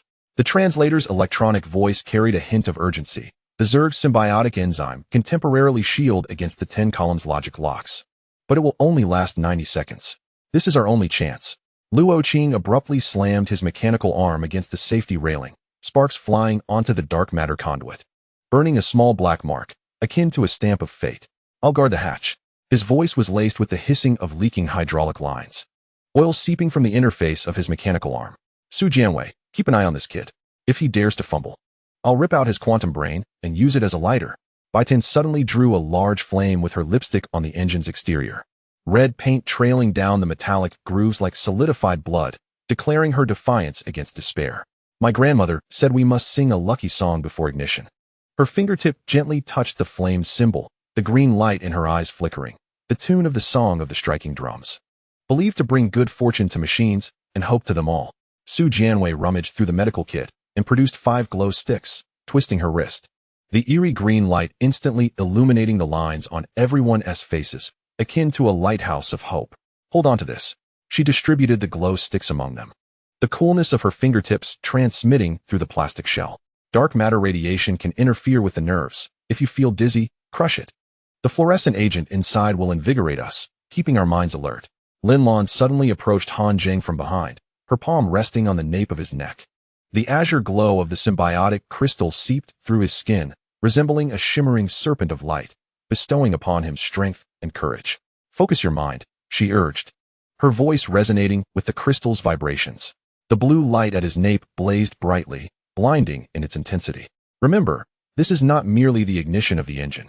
It is the spark that lights our path home, the pivotal moment of our destiny. Han Zheng's fingertips gently tapped the quantum interface, and the crystal fragments erupted into blinding blue brilliance. Countless tiny lights flickered across his retina, like a swarm of liberated fireflies illuminating the road ahead. The logic lock was released. His voice crackled with electrical noise as his fingers danced swiftly over the virtual keyboard. 30 seconds to launch. Suddenly, the Queen carved 3 deep grooves into the cabin wall with her scythe like appendages, purple blood oozing along the lines and forming a complete symbol on the metal surface. Emblematic of fate and a totem of hope. Zerg warriors formed the protective array. The translator's electronic voice resonated with unprecedented solemnity as 5 Zerg warriors unfurled their membranous wings, creating a purple wall of light around the engine, safeguarding this fragile ember of hope. Luo Qing stood at the cabin door, dragging a metal pipe. The hydraulic tubes of his mechanical arm emitted a jubilant hiss. He suddenly struck a rhythm with the pipe, 3 short taps followed by 2 long ones, signaling the launch of the Gonggong, evoking their shared memories and convictions. Kid, show some spirit.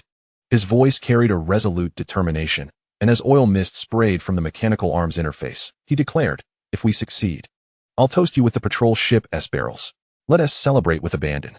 Su Jianwei administered a neural protector to each individual, the sharp sound of the syringe piercing skin echoing within the cabin.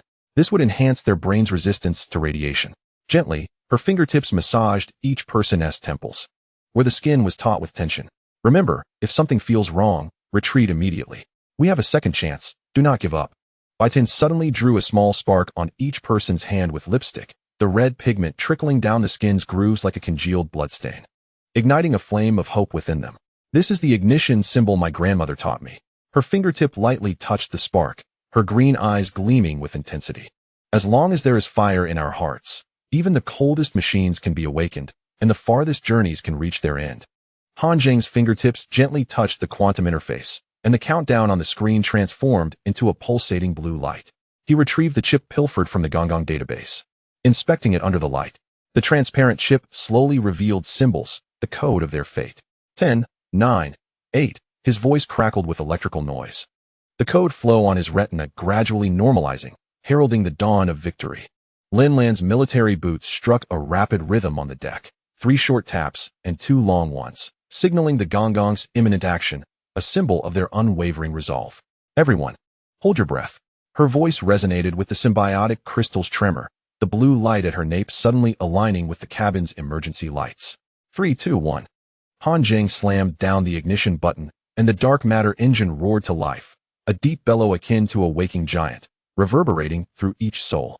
A pale blue energy stream coursed through the conduits, weaving a vast luminous net within the cabin, enveloping them tightly. The starworms nestled in the gaps of the conduits suddenly unfurled their membranous wings in unison, dancing within the light net like countless twinkling stars. Bearing witness to this grand moment, we did it. Luo Qing's mechanical arm struck the railing with a resounding thud, sparks flying into the light net, instantly turning to ash. His voice echoed with the hissing of leaking hydraulic tubes, blood and oil seeping from the mechanical arm's interface, the price he paid for victory. I knew this old ship could fly. The queen's multifaceted eyes glimmered with excitement as she lightly touched the light net with her scythe-like appendage. Purple blood dripping into the energy circuit, instantly disintegrating into myriad tiny lights, like sparks of hope. Purity standards met.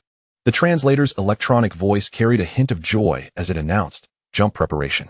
Suddenly, the engine emitted a piercing shriek, the energy stream morphing into blinding red light.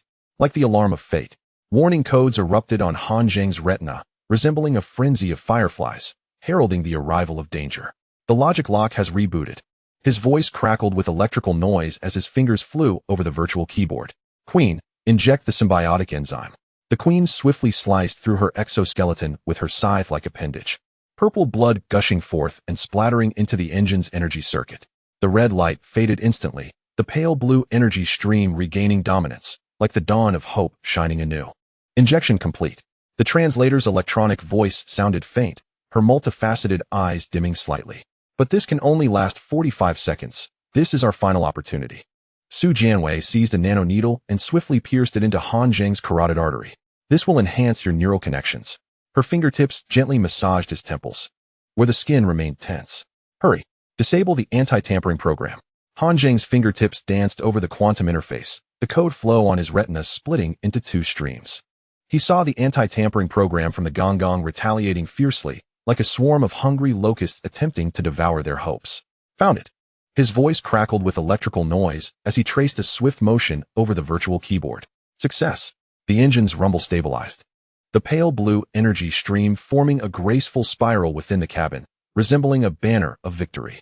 The starworms nestled in the conduits surged toward the spiral's center, transforming into specks of starlight, illuminating their path forward.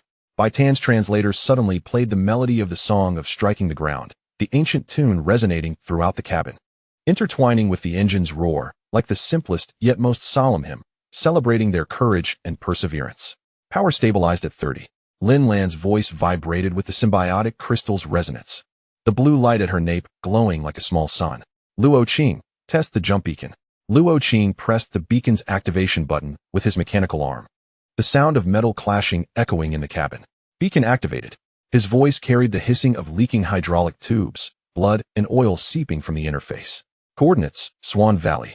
That is our path home.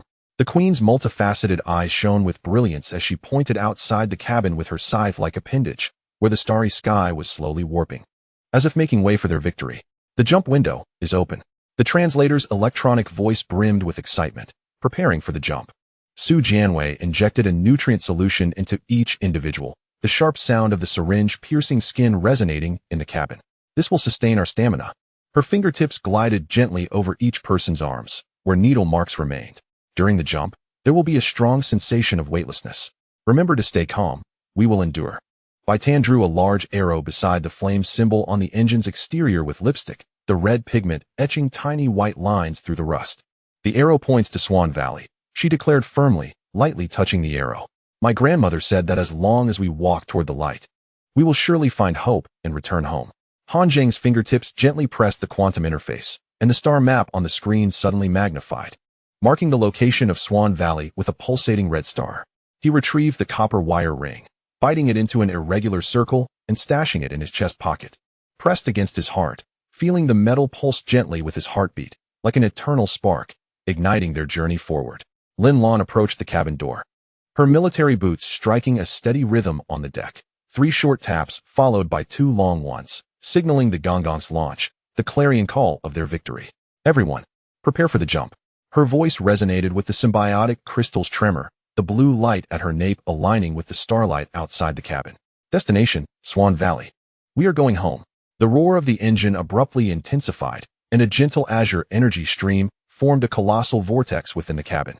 The starworms, dwelling in the crevices of the conduits, suddenly surged collectively towards the heart of the vortex.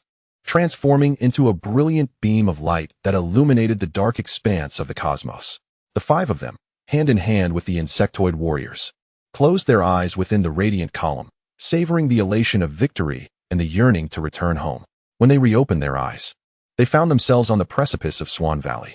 The starlit sky outside was exceptionally resplendent, countless stars twinkling in the darkness like myriad eyes gazing upon them, bearing witness to their triumph and hope. The engine's roar gradually subsided, and the azure energy stream slowly dissipated within the cabin, leaving behind scattered sparks, remnants of their hope. "We have arrived." Lin Lan's voice resonated with the tremor of the symbiotic crystal at her nape, which suddenly shone as brightly as a small sun, affirming their success. Luo Qing's mechanical arm erupted with a jubilant screech as he patted Han Zheng's shoulder with his uninjured left hand, the metallic joints emitting a series of clicks. "Well done, lad," he praised, beads of cold sweat on his forehead having dried. "You didn't bring shame to the Gonggong. We did it." Su Jianwei sat beside the medical pod, gazing at the nanoneedle in her hand. The silver tip shimmered under the light, resembling tiny stars that illuminated their path forward. She suddenly realized that these needles could not only heal but also stitch together hope, allowing shattered dreams to be rejuvenated. As long as hope remained, humanity would not perish. They could continue onward. Bai Tan's translator was reattached, yet this time it emitted no alarm. She stared out at the starry sky, softly humming the tune of the song of the drum, devoid of lyrics, yet each syllable sparkled like a pulsating ember, casting warm light in the dark universe, guiding them home. The queen's compound eyes suddenly flickered, her scythe-like appendage pointing towards the starry sky, where a new star was being born, a new hope. The electronic voice of the translator resonated with solemnity, her purple blood pooling on the metallic floor to form a small symbol, the totem of their destiny. "We have succeeded." Han Zheng's fingertip delicately tapped the quantum interface, and the star map on the screen abruptly morphed into an image of Earth. He gazed at the blue planet, a wave of warmth washing over his eyes. "We are home," he uttered, his voice tinged with static, the flowing code on his retina gradually stabilizing. At least they had drawn closer to home, finally glimpsing the dawn. Lin Lan stood by the porthole, observing the Swan Valley outside. The vast nebulae churned in the darkness, akin to countless galloping steeds, bearing them toward hope. The symbiotic crystal at her nape suddenly radiated like a small sun, casting shadows of the five individuals and the insectoid warriors within the cabin, their hands linked in a complete circle, symbolizing unity and victory. The Firefly silently hovered at the edge of Swan Valley, the remnants of the engine's tremors sending ripples across the cabin walls. Han Zheng understood that this was merely the beginning of their journey. The road ahead remained long. Yet he also knew that as long as the five of them collaborated with the insectoids, no obstacle was insurmountable and no shore unattainable. Hope continued to flourish, like a burning ember illuminating their path forward, igniting their aspirations and dreams for the future. Chapter 30. Fragments of memory. The tremors from the Firefly's engine continued to resonate through the cabin walls. As Han Zheng silently counted to the 37th exhalation of stardust-laden air from the vent, Su Jianwei unexpectedly placed a holographic crystal gently onto the console's interface. A soft azure glow emerged from the edges of the crystal, gradually illuminating the cabin with shimmering water patterns, images of Earth, where the Pacific waves tenderly cascaded down the virtual cabin walls, forming a transparent sea upon the floor. "I acquired this from the database of the 10 pillars," Su Jianwei remarked, her fingertips gliding lightly across the surface of the virtual sea, where a silver fish suddenly surfaced amidst the ripples, nimbly swimming through her fingers as if recounting tales of Earth's bygone days. The medical kit lay open, the nanoneedles gleaming with a cold light in the azure glow, akin to Stitch's safeguarding memories, preserving real-time images of 37 habitable locations on Earth, including a brief pause in her speech, her voice dropping slightly, tinged with an imperceptible tremor. "Including the coral reef your sister loved most." Han Zheng's fingertip hovered above the virtual sea for 3 seconds. The code flow on his retina, suddenly fracturing into a flurry of snowflakes, akin to thoughts scattered by the torrent of memories. He found himself transported back to the last video call with his sister, who excitedly brandished a pink coral before the camera, exclaiming, "Brother, when you return, we'll go diving and explore the real underwater world." At that moment, the coral slowly emerged from the depths, its pink branches gently swaying in the azure light, resembling an everlasting flower, carrying boundless longing and anticipation. Lin Lan's military boots touched the surface of the sea, the virtual waves shattering into silver foam around her ankles. as if fragments of time danced beneath her feet. The symbiotic crystal at her nape exuded a soft blue glow, intertwining with the light of the holographic images, creating a symphony of hope and memories. "It's Qingdao port," she suddenly whispered, tracing an elegant arc on the sea's surface where a rusty cargo ship materialized, quietly narrating its former glory. "My grandfather served as the chief engineer on that ship. Before each voyage, he would tie a red cloth to the chimney, claiming it was a blessing for safe travels." Luo Qing's mechanical arm abruptly plunged into the sea, the hydraulic oil mist mingling with the virtual water vapor, coalescing into a delicate rainbow within the cabin, like a bridge of memories connecting the past and present. "This image even has a tactile sensation," he remarked, his voice carrying the hiss of a leaking hydraulic pipe, yet imbued with an inexplicable warmth.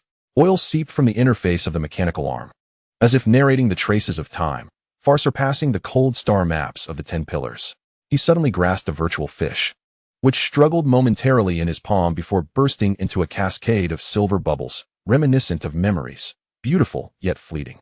Bai Tan's translator hung from the door handle, and the scrolling insect language on the screen transformed into a familiar string of Chinese characters. "Hometown." She gently removed her earring, crafted from silver pieces ground from the remnants of the Gonggong, exuding a primitive yet unrefined beauty. She tenderly pressed the silver piece onto the sea's surface, which instantly absorbed the surrounding blue light, morphing into a small landmass adorned with a virtual osmanthus tree, its branches lush and fragrant. "There's a tree just like this in my grandmother's yard."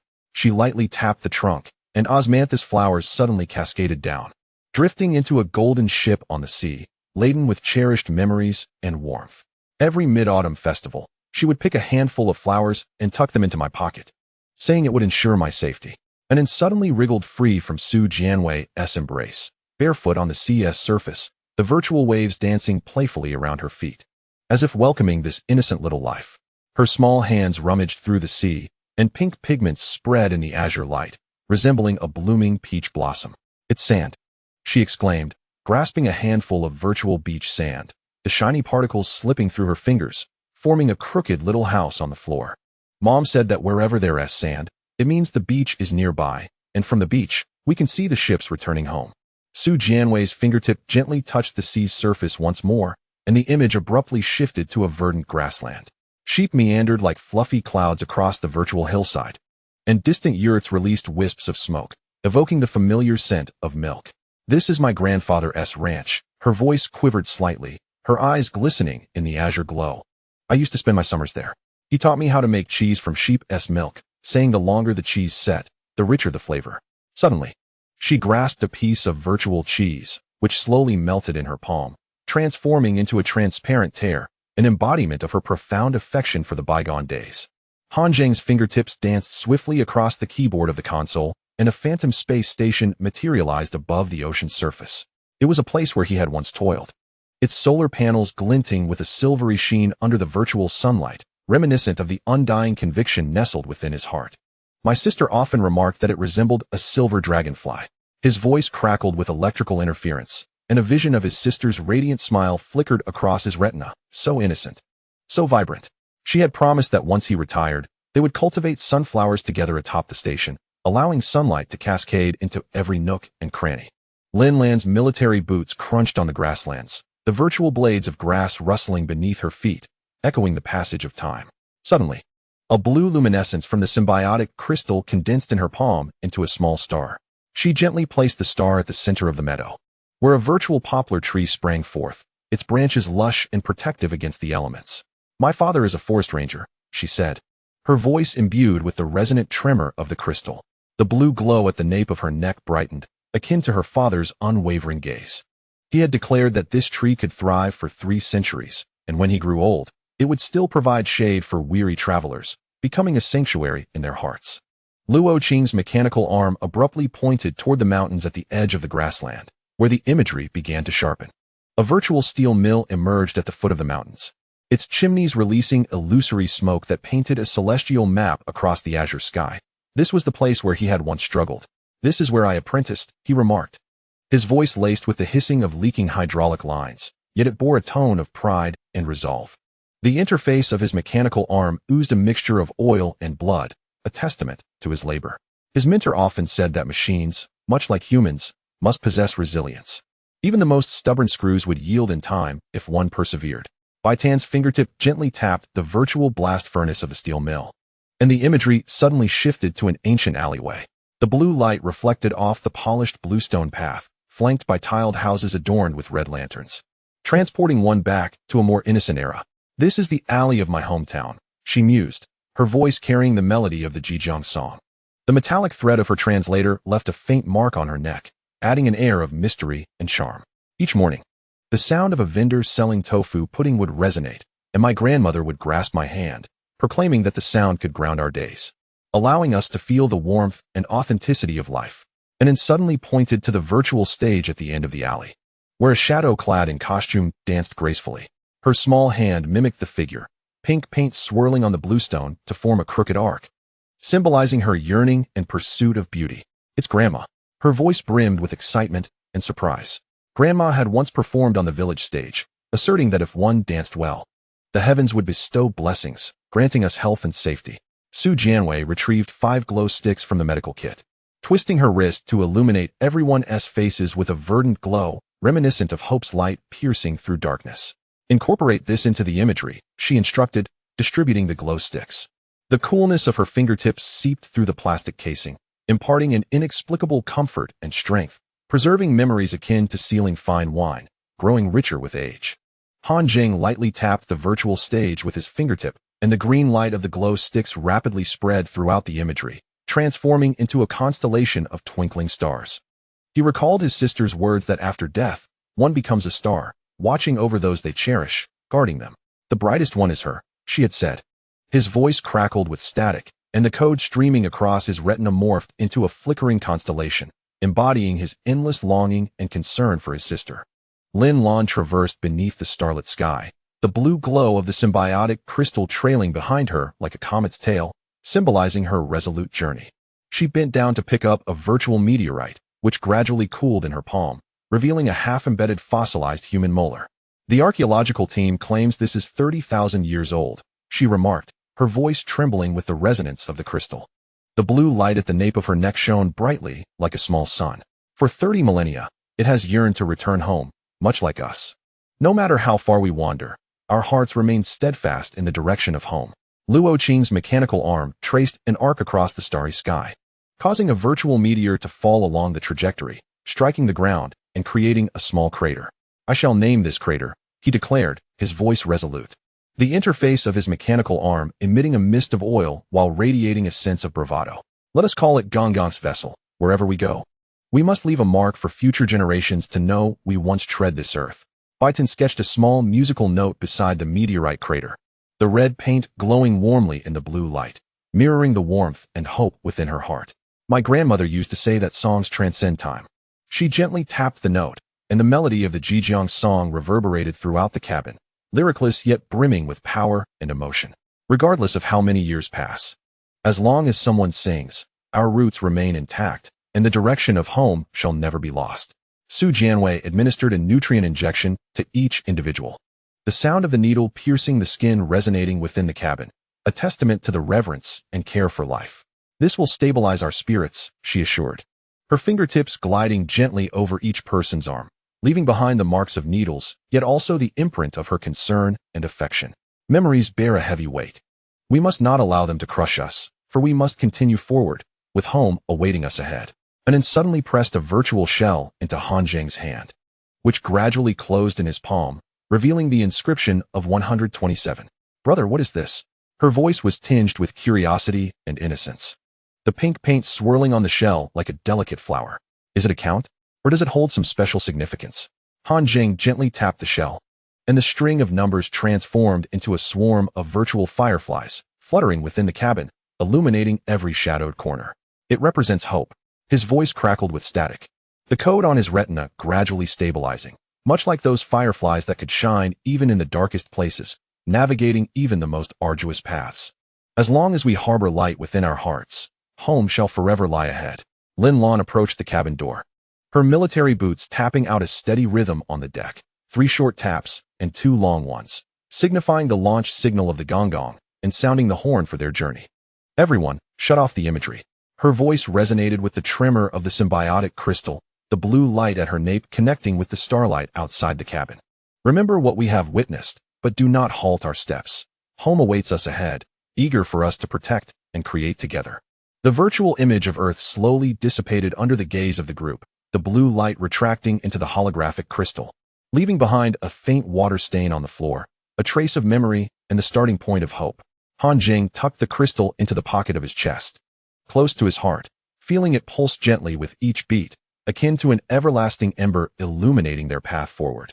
Luo Qing's mechanical arm erupted with a joyful hiss as he patted Han Zheng's shoulder with his uninjured left hand. The metallic joints clicking in unison, an unspoken bond of camaraderie and encouragement. Good lad, he acknowledged, pride lacing his voice. When we truly return home, I shall craft a flower boat for your sister using 10 columns of the patrol ship, ensuring she becomes the happiest little princess. Su Jianwei sat beside the medical capsule, gazing at the nanoneedle in her hand. The silver tip shimmered under the light like a constellation of stars, illuminating their path ahead. These needles do more than heal, she whispered, her fingertip brushing against the needle's point. They can stitch memories together, allowing fractured fragments to reassemble into a coherent tapestry. As long as memories endure, humanity shall not face true extinction, we shall harbor hope.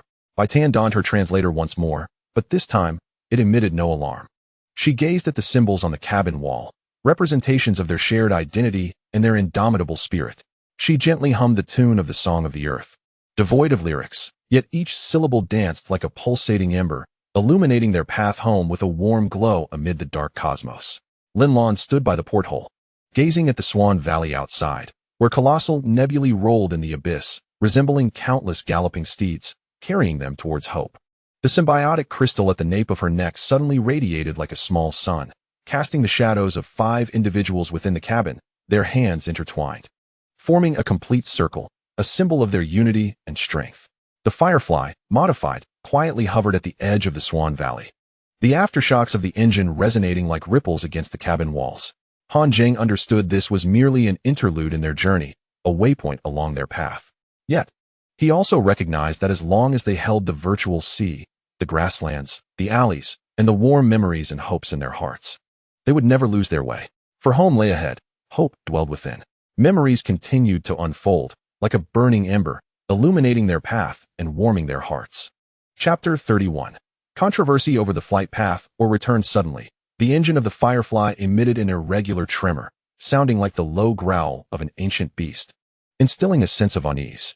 Han Zheng silently counted, and when the ventilation port expelled its stardust-laden gust for the 21st time, Luo Qing abruptly slammed a hand-drawn star map onto the metallic surface of the control console with a resounding clap. The frayed edges of the paper glistened white under the red glow of the emergency lights, as if heralding an ominous portent. At the center of the star map, a grotesque fissure painted in red lacquer was jarring to behold, with the word Swan Valley scrawled haphazardly nearby. We must traverse the fissure. Luo Qing's mechanical arm pressed heavily against the star map. The mist of hydraulic oil bursting forth under the light formed a slender rainbow, albeit tinged with a sense of solemnity. His fingertip brushed against the edge of the crack, where the red paint had worn to reveal a white scar, reminiscent of a wound etched by the passage of time. The patrol ships of the 10 pillars had woven a dark matter net around the gravel belt. Returning would ensnare them, an inescapable trap. Lin Lan's military boots crunched over shards of glass on the deck, emitting a sharp sound. The symbiotic crystal at the nape of her neck emanated a restless purple light, as if articulating her internal struggle. She bent down to grasp the other end of the star map, her fingertip pressing heavily on the blue-painted circle marking Earth, surrounded by a patch of virtual sea sand that had peeled away from the holographic image, like the last memory of her homeland. But the gravity within the fissure is abnormal. It could tear the starship apart. Her voice trembled with the resonance of the crystal, the blue light at her nape flickering suddenly. The last exploration vessel's black box had recorded that none of the ships that entered had returned intact. Bai Tan suddenly drew a large question mark next to the fissure on the star map with her lipstick, the red pigment trickling down the page's texture, spreading a crimson stain over the words return, reminiscent of bloodied tears. The translator had just received a warning from the Zerg Queen. She gently tapped the hook of the question mark, red pigment cascading from her fingernails onto the paper, like fragments of fate falling. In the depths of the fissure lurked memory harvesters, monstrous entities that fed on the epic narratives of civilization, destined to consume everything they held dear. Su Jianwei was illuminating the corners of the star map with a UV lamp, the medical kit open, its nanoneedles glinting coldly in the light, akin to silent threats. She suddenly picked up a metal shard that had fallen from Luo Qing's mechanical arm with tweezers, flipping it under the light, her eyes filled with concern. "I am more worried about our supplies," she murmured. "We have only 37 hours of oxygen left, and there are no supply stations in the fissure. Returning might at least allow us to find emergency rations at the abandoned space station, perhaps even a glimmer of hope." Han Zheng's fingertips danced over the control console. The devices cobbled together with data cables, and Zerg biowires suddenly crackled with a hiss, as if the universe whispered. He yanked out a sparking wire. The blister on his palm bursting, blood droplets falling onto the keyboard, blooming into a small red flower. I hacked into the patrol logs of the 10 pillars. His voice crackled with electrical noise, the code on his retina suddenly accelerating. There were 7 survey ships around the gravel belt, with a dimensional beacon every 0.3 light years. There was nowhere to escape. Luo Qing suddenly slammed his mechanical arm heavily onto the control console, sparks flying onto Han Zheng's hand, searing a small blister. He roared. "So what if there are dimensional beacons?" His voice carried the hiss of leaking hydraulic pipes, blood and oil seeping from the interface of his mechanical arm. "I could dismantle them. Last year at the Starship graveyard, I smashed one with a steel pipe." Bai Tan's translator suddenly displayed a string of Zerg script, the twisted curves writhing on the screen like a swarm of living maggots, invoking disgust. She removed her earring, crafted from the remnants of the Gonggong, and gently pressed it against the fissure on the star map. "The Queen says there is a dark matter spring in the fissure." Her fingertip glided over the silver piece.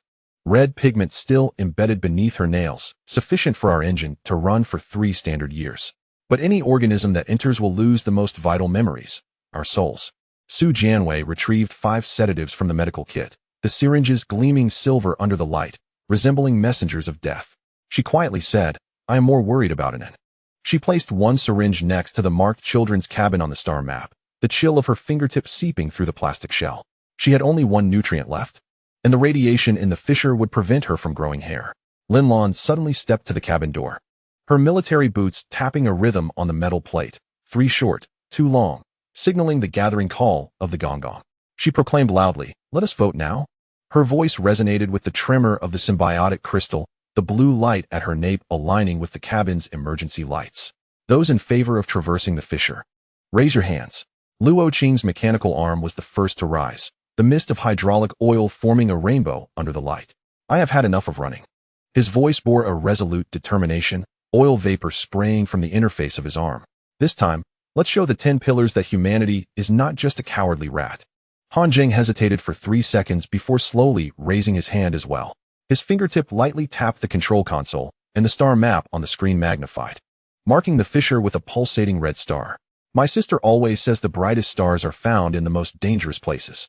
His voice crackled with electrical noise, and a fleeting image of his sister flashed on his retina, the little girl who loved to stuff mint candies into his pockets. Lin Lan's hand hovered in the air, the symbiotic crystal at her nape suddenly flickering violently. She observed the distribution of the 7 survey ships on the screen, then glanced at the sleeping Inen in the medical cabin, her fingertip pressing 5 white streaks into her palm. "The fissure." Her voice trailed off, the blue light casting a swarm of dancing fireflies upon the cabin walls. "My grandfather once said that when a ship encounters a storm, it must charge towards the highest waves." Bai Tan had yet to raise her hand when the translator suddenly emitted a piercing alarm. She yanked out the connecting wire from behind her ear, the metal plug leaving a red mark in her palm. Yet her voice quivered slightly, the red pigment staining her teeth, reminiscent of a shattered red coral. "The memory harvesters will devour our song of the earth, our only weapon, our proof of existence." Su Jianwei abruptly seized a nanoneedle and plunged it into her arm. "I abstain." Her voice carried a note of fatigue, the needle's silver tip glinting under the light. "No matter which path we take, I will do my utmost to preserve everyone's lives." Silence enveloped the cabin, the roar of the engine echoing against the walls like the heartbeat of the universe. Luo Qing's mechanical arm suddenly fell, the hiss of the hydraulic pipe carrying a barely perceptible tenderness. Bai Tan, his voice laced with the hiss of leaking hydraulics. "Didn't you say that songs can transcend time? Even if we are consumed, we shall craft anew." Bai Tan's fingertips traced a delicate note beside the fissures of the star map, the crimson pigment blooming on the page like a flower in full bloom. "My grandmother used to say that those who forget their roots cannot journey far." Her voice carried the melody of the Zhongrang song, while the metallic threads of the translator left a crimson mark upon her neck. Yet, what value does memory hold if one has lost their life? Suddenly, she raised her hand, smudging a crooked red mark onto the star map. Lin Lan approached the control panel, her military boots leaving 5 shallow impressions on the deck. Her fingertips gently glided over the navigation chart of the rift, and the virtual starlight suddenly connected on the screen, resembling a luminous river. The course was set. Her voice resonated with the tremor of the symbiotic crystal, and the blue light at the nape of her neck shone bright like a small sun. Luo Qing, check the engine. Han Zheng, hack into the rift's gravity database. Su Jianwei, prepare the radiation antidotes. Bai Tan, teach everyone to sing the Jiangrong song. Even if we are harvested, they must know that we once sang. As Luo Qing dashed towards the engine room with his toolbox, one of the hydraulic tubes of the mechanical arm burst, and oil mist condensed into a rainbow under the light. I'm going to secure the dark matter furnace, he declared with resolute determination. The interface of the mechanical arm sprayed oil mist, ensuring that even when faced with the memory harvesters, our ship could endure for an additional 3 minutes. Han Zheng's fingertips danced swiftly across the control panel, suddenly revealing an encrypted video, the gravity distribution map of the rift, flickering in rhythm with his heartbeat. I found the pattern of the gravity anomalies. He pressed the enter key forcefully, and a series of flashing codes appeared on the screen. There exists a 1-second safety window every 173 seconds, enough for us to advance. Su Jianwei retrieved 5 vials of radiation antidote from the medical kit, the syringes glimmering silver under the light. This will temporarily enhance cellular resistance. She distributed the syringes to everyone, the coolness of her fingertips seeping through the plastic shell, but it would render you temporarily devoid of taste, at least making the emergency rations palatable. Bai Tan suddenly drew a small note on each person's hand with lipstick, the red pigment trailing down the skin like a solidified bloodstain. This was the first note of the Jiangrong song. She gently tapped the note with her fingertip, and the green light in her eyes flickered. Remember it. Even if you forget the lyrics, you can still recall the tune. And then suddenly peeked from the medical compartment, her small hand lightly touching the fissure on the star map, the pink pigment spreading on the red paint like a blooming flower. Is it a rainbow? Her voice held a hint of curiosity. Mom said there's treasure at the end of the rainbow. Lin Lan walked to the porthole, gazing at the rift approaching slowly. The colossal nebulae roiled in the darkness, like countless galloping steeds, imbued with endless mystery and peril. The symbiotic crystal at her nape suddenly shone like a small sun, casting shadows of the 5 people in the cabin, their hands united, forming a complete circle. The engine of the Firefly altered its course, suddenly emitting a resonant roar, carving a steadfast trajectory through the dark cosmos. Han Zheng understood that from this moment on, they would face unprecedented challenges. Yet, he also knew that as long as the 5 remained united, there was no difficulty they could not surmount. The controversies had subsided, like a burning ember illuminating their path forward. Chapter 34, Voting Night. Heartbeat count when the Firefly's ventilation shaft exhaled iron-scented air for the 43rd time. The atmosphere in the cabin had tensed to its utmost limit. Lin Lan abruptly pressed her palm firmly against the heartbeat monitor on the control panel, the cold metal meeting her warm skin, sending a shiver through her. At that moment, the red glow of the emergency lights swept across the symbiotic crystal at her neck, casting a distorted shadow on the cabin wall, resembling a snake constricted by fate. Voting begins.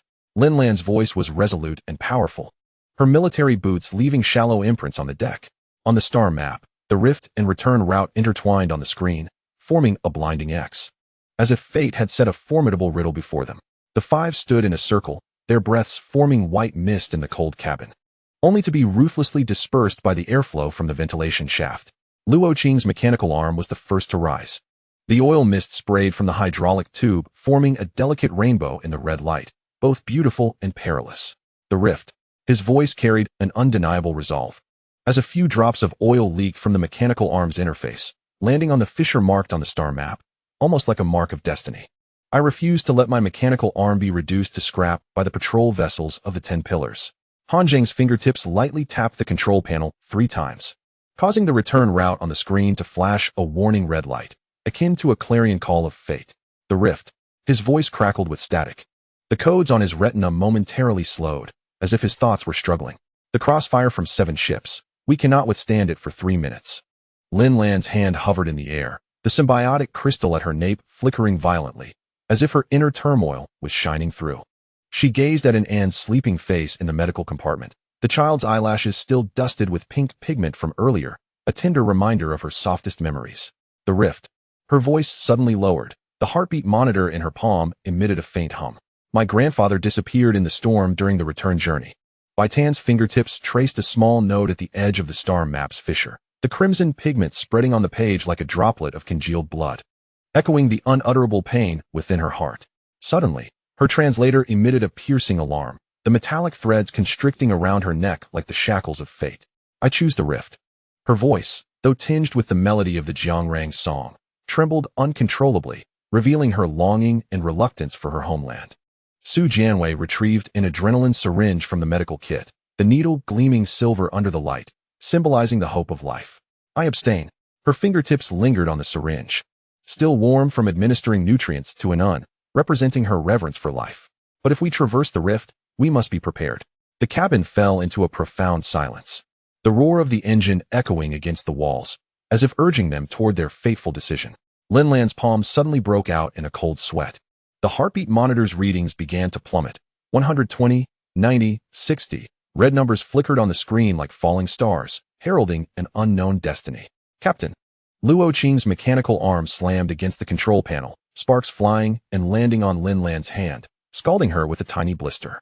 As he lunged forward, the shriek of the hydraulic tube carried an unprecedented panic. Hold on. His voice was a heartfelt call to his comrades.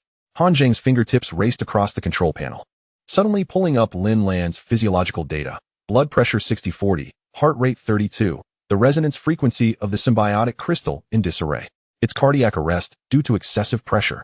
His voice crackled with static, the codes on his retina morphing into a pulsing electrocardiogram. Su Jianwei, adrenaline. His urgency reflected a desperate plea for life. As Su Jianwei rushed over, the medical kit swung at her waist, 2 nanoneedles tumbling out and rolling across the floor. Stand back. Her voice was infused with unprecedented urgency. At the moment the needle pierced Lin Lan's carotid artery, her fingertip pressed gently against the skin, already cold as metal, her touch and perception of life. Bai Tan suddenly knelt beside Lin Lan, her fingertips gliding gently over the symbiotic crystal at the nape of her neck. Grandma said that if the heartbeat stops, we can sing the soul-reviving song. Her voice cracked with emotion, the red pigment spreading across her teeth like shattered coral, a testament to her longing for her grandmother and her prayer for life. The melody of the Jiangrang song spilled from her throat, trembling yet gradually resonating through the cabin, a melody of life echoing in the air. The mechanical arm of Luo Qing pressed against Lin Lan's chest, the pressure of the hydraulic tubes adjusted to the lowest setting, mimicking the rhythm of manual compression.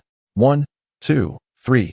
His voice was accompanied by the hissing of leaking hydraulic pipes, as a mixture of blood and oil seeped from the arm's interface, dripping onto Lin Lan's military boots. I am still waiting to smash the mothership of the 10 pillars with you. Dare to die? Try it. This was his resolute promise to his comrade, and his yearning for victory. Han Zheng gently tapped the control panel, and the cabin lights suddenly transformed into a soft blue glow. He projected a holographic image of Earth, and the waves of the Pacific unfolded before Lin Lan's eyes, with virtual sunlight streaming through the porthole, casting warm patches of light on her face. My sister always said that listening to the sound of the waves could cure any ailment. His voice crackled with electrical noise, and a fleeting image of his sister's smiling face flashed across his retina, embodying his longing for family and his aspiration for peace.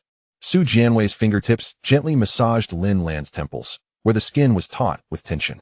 Administer another cardiotonic. Her voice trembled slightly, the silver glint of the needle flickering in the blue light. Luo Qing increased the compression frequency by another 10 times. That was her unwavering commitment to life and tireless effort. The melody of Bai Tan's Jiang song suddenly became clear. The translator's alarm had ceased without anyone noticing. Her fingertips traced small notes on Lin Lan's hand, red paint trickling down the skin's grooves like solidified bloodstains. The ancient tune of Work at Sunrise, Rest at Sunset echoed through the cabin, intertwining with the roar of the engines, a hymn to life being played. Lin Lan's fingertips twitched suddenly, like a leaf stirred by the wind, a sign of life manifesting. The heartbeat monitor's readings began to rise slowly. 35, 40, 50. The red digits danced on the screen like reborn stars, heralding new hope. Their essay response. Su Jianwei's voice held a hint of joy as her fingertip pressed gently on Lin Lan's carotid artery, where a faint pulse finally emerged. Hold on a little longer. That was her cheer for life and encouragement. Luo Qing's mechanical arm suddenly slowed its rhythm, the hydraulic pipes hissing with a barely perceptible tenderness. I knew you were a tough woman. His voice carried a resolute determination as an oil mist sprayed from the arm's interface. When we get out of here, I'll treat you to the strongest drink at the starship graveyard. That was his admiration for his comrade and his hopes for the future. Bai Tan's Jiang song rose in pitch, like a beam of light piercing through darkness. Her fingertips drew a large sun on Lin Lan's hand, the red paint glowing warmly in the blue light. Digging wells for water, farming for food. This was her tribute to life and her longing for peace. Lin Lan suddenly opened her eyes. The symbiotic crystal at the back of her neck shone like a small sun. She looked at the four people surrounding her, a faint smile curving her lips. Her voice resonated with the crystal's vibrations. I think I just heard my grandfather singing Jiang song. That was her reminiscence of family and her profound understanding of life. The cabin erupted in a wave of suppressed cheers, like a spark finally igniting. Su Jianwei quickly injected Lin Lan with a nutrient solution, blood droplets forming as the needle was withdrawn. You scared us to death. Her voice was choked, her eyes glistening red in the blue light, reflecting her deep affection for her comrades and her appreciation for life. Luo Qing's mechanical arm thudded heavily on Han Zheng's shoulder, the sharp sound of metal clashing reverberating through the cabin. Good lad, that sound of the waves really works. His voice mingled with the hissing of leaking hydraulic pipes, a mixture of blood and oil seeping from the arm's interface. Turn around and give me a listen too. I want to hear the sounds of Earth's waves. That was his yearning for peace and his admiration for his comrades. Bai Tan suddenly used lipstick to draw a small heart on each person's hand, the red paint flowing down the skin's patterns like solidified bloodstains. My grandmother said, when hearts connect, they will never stop beating. Her fingertip gently tapped the heart symbol, and the green light in her eyes flickered. We five are one heart. That was her recognition of the team and her love for life. Han Zheng gently tapped the control panel, and the star map on the screen magnified suddenly, marking the location of the rift with a pulsating red star. He retrieved a chip he had illicitly acquired from the 10 Pillars database and examined it under the light. On the transparent chip, symbols began to materialize. The patterns of the gravitational anomaly have been found. His voice crackled with electrical noise, the code flow on his retina, slowly returning to normal, indicating a safety window every 173 seconds. That was his confidence in victory and his plans for the future. Lin Lan slowly sat up, the symbiotic crystal at the back of her neck radiating a soft blue light. She gazed at the rift travel route on the screen and suddenly recalled a line from her grandfather's sailing log. The most dangerous ways conceal the safest passage. Her military boots left 5 shallow marks on the deck, echoing the original emblem outline of the Gonggong, symbolizing her determination and bravery for the future. Prepare to embark. Her voice resonated with the vibrations of the symbiotic crystal, the blue light from her neck suddenly aligning with the starlight outside the cabin, targeting the Swan Rift. That was her oath to victory and her vision for the future. As Luo Qing rushed towards the engine room with a toolbox, one of the hydraulic pipes had already burst, and the oil mist coalesced into a rainbow under the lights. I'm going to provide insurance for the dark matter furnace right now. His voice bore a resolute determination as an oil mist sprayed from the arm's interface, ensuring that even if we encounter memory harvesters, our ship can hold out for 3 more minutes. That was his steadfastness for victory and loyalty to the team. Su Jianwei fished out 5 doses of radiation-resistant agents from the medical kit, the syringes glinting silver under the light. These will temporarily enhance cellular resistance. She distributed the syringes to everyone, the coolness of her fingertips passing through the plastic casing. But it will at least make you temporarily lose your sense of taste, so you won't find emergency rations too terrible. That was her care for the team and her contribution to victory. Bai Tan suddenly drew a large musical note on the cabin wall with lipstick, the red paint carving delicate white lines through the rust. Let us sing Jiang's song one more time. Her voice resonated with the tune of Jiang's song, the metallic wire of the translator leaving red marks on her neck. My grandmother said, singing can unify hearts. That was her cohesion for the team and her confidence in victory. And then suddenly poked her head out from the medical cabin, her small hand gesturing gently in the air, pink paint blooming in the blue light like a flower. I can sing too. Her voice held a hint of innocence. My mother taught me, work at sunrise, rest at sunset. That was her imitation of life and her longing for peace. Lin Lan walked to the porthole, watching the rift gradually approach. The colossal nebulae rolled in the darkness, like countless galloping steeds. The symbiotic crystal at the back of her neck suddenly glowed like a small sun, casting shadows of the 5 people in the cabin. Those shadows held hands, forming a complete circle, symbolizing their team and their unwavering faith in victory. The engine of the Firefly Reformation suddenly emitted a high-pitched roar, carving a determined trajectory through the dark cosmos. Lin Lan knew that from this moment forward, they would face unprecedented challenges. Yet she also understood that as long as the five of them remained united, there would be no difficulty they could not overcome. The heartbeat continued, like a burning ember illuminating their path ahead. Chapter 33, The Leaker. Number 089. As the ventilation port of the Firefly Reformation expelled a gust of rust-scented air for the 19th time, a tense atmosphere enveloped the cabin.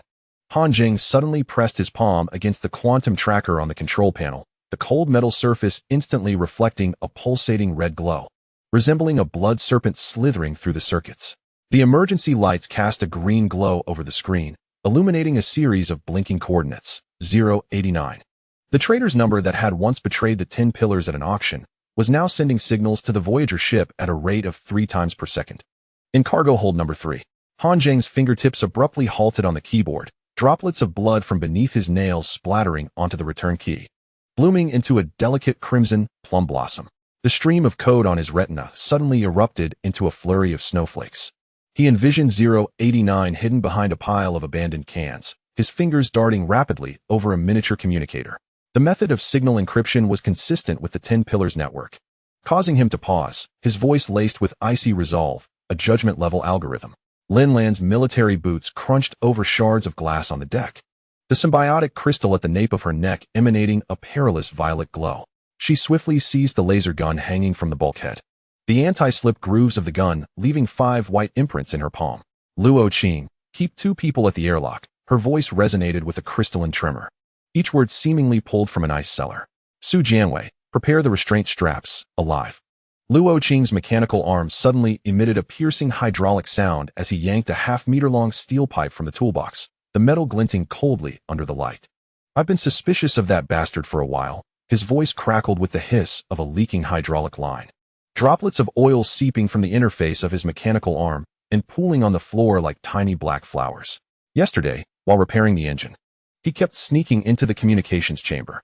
Bai Tan's translator suddenly erupted with a string of garbled text, the distorted symbols writhing on the screen like a swarm of crushed insects. She removed her earrings, crafted from the remnants of the Gonggong ship, and pressed them against the metal wall. The cargo hold contained a 10 Pillars language beacon. Her fingertips glided gently over the silver piece, still stained with red pigment beneath her nails, as the translator parsed the coordinates confirming their ambush plan at the rift entrance. Su Jianwei retrieved a roll of specialized restraint straps from the medical kit, their reflective strips shimmering in the green light. Embedded within were neurosuppressive fibers. She wrapped the straps around her wrist, the coolness seeping through the fabric. Once tightened, they could render him immobile for 3 hours.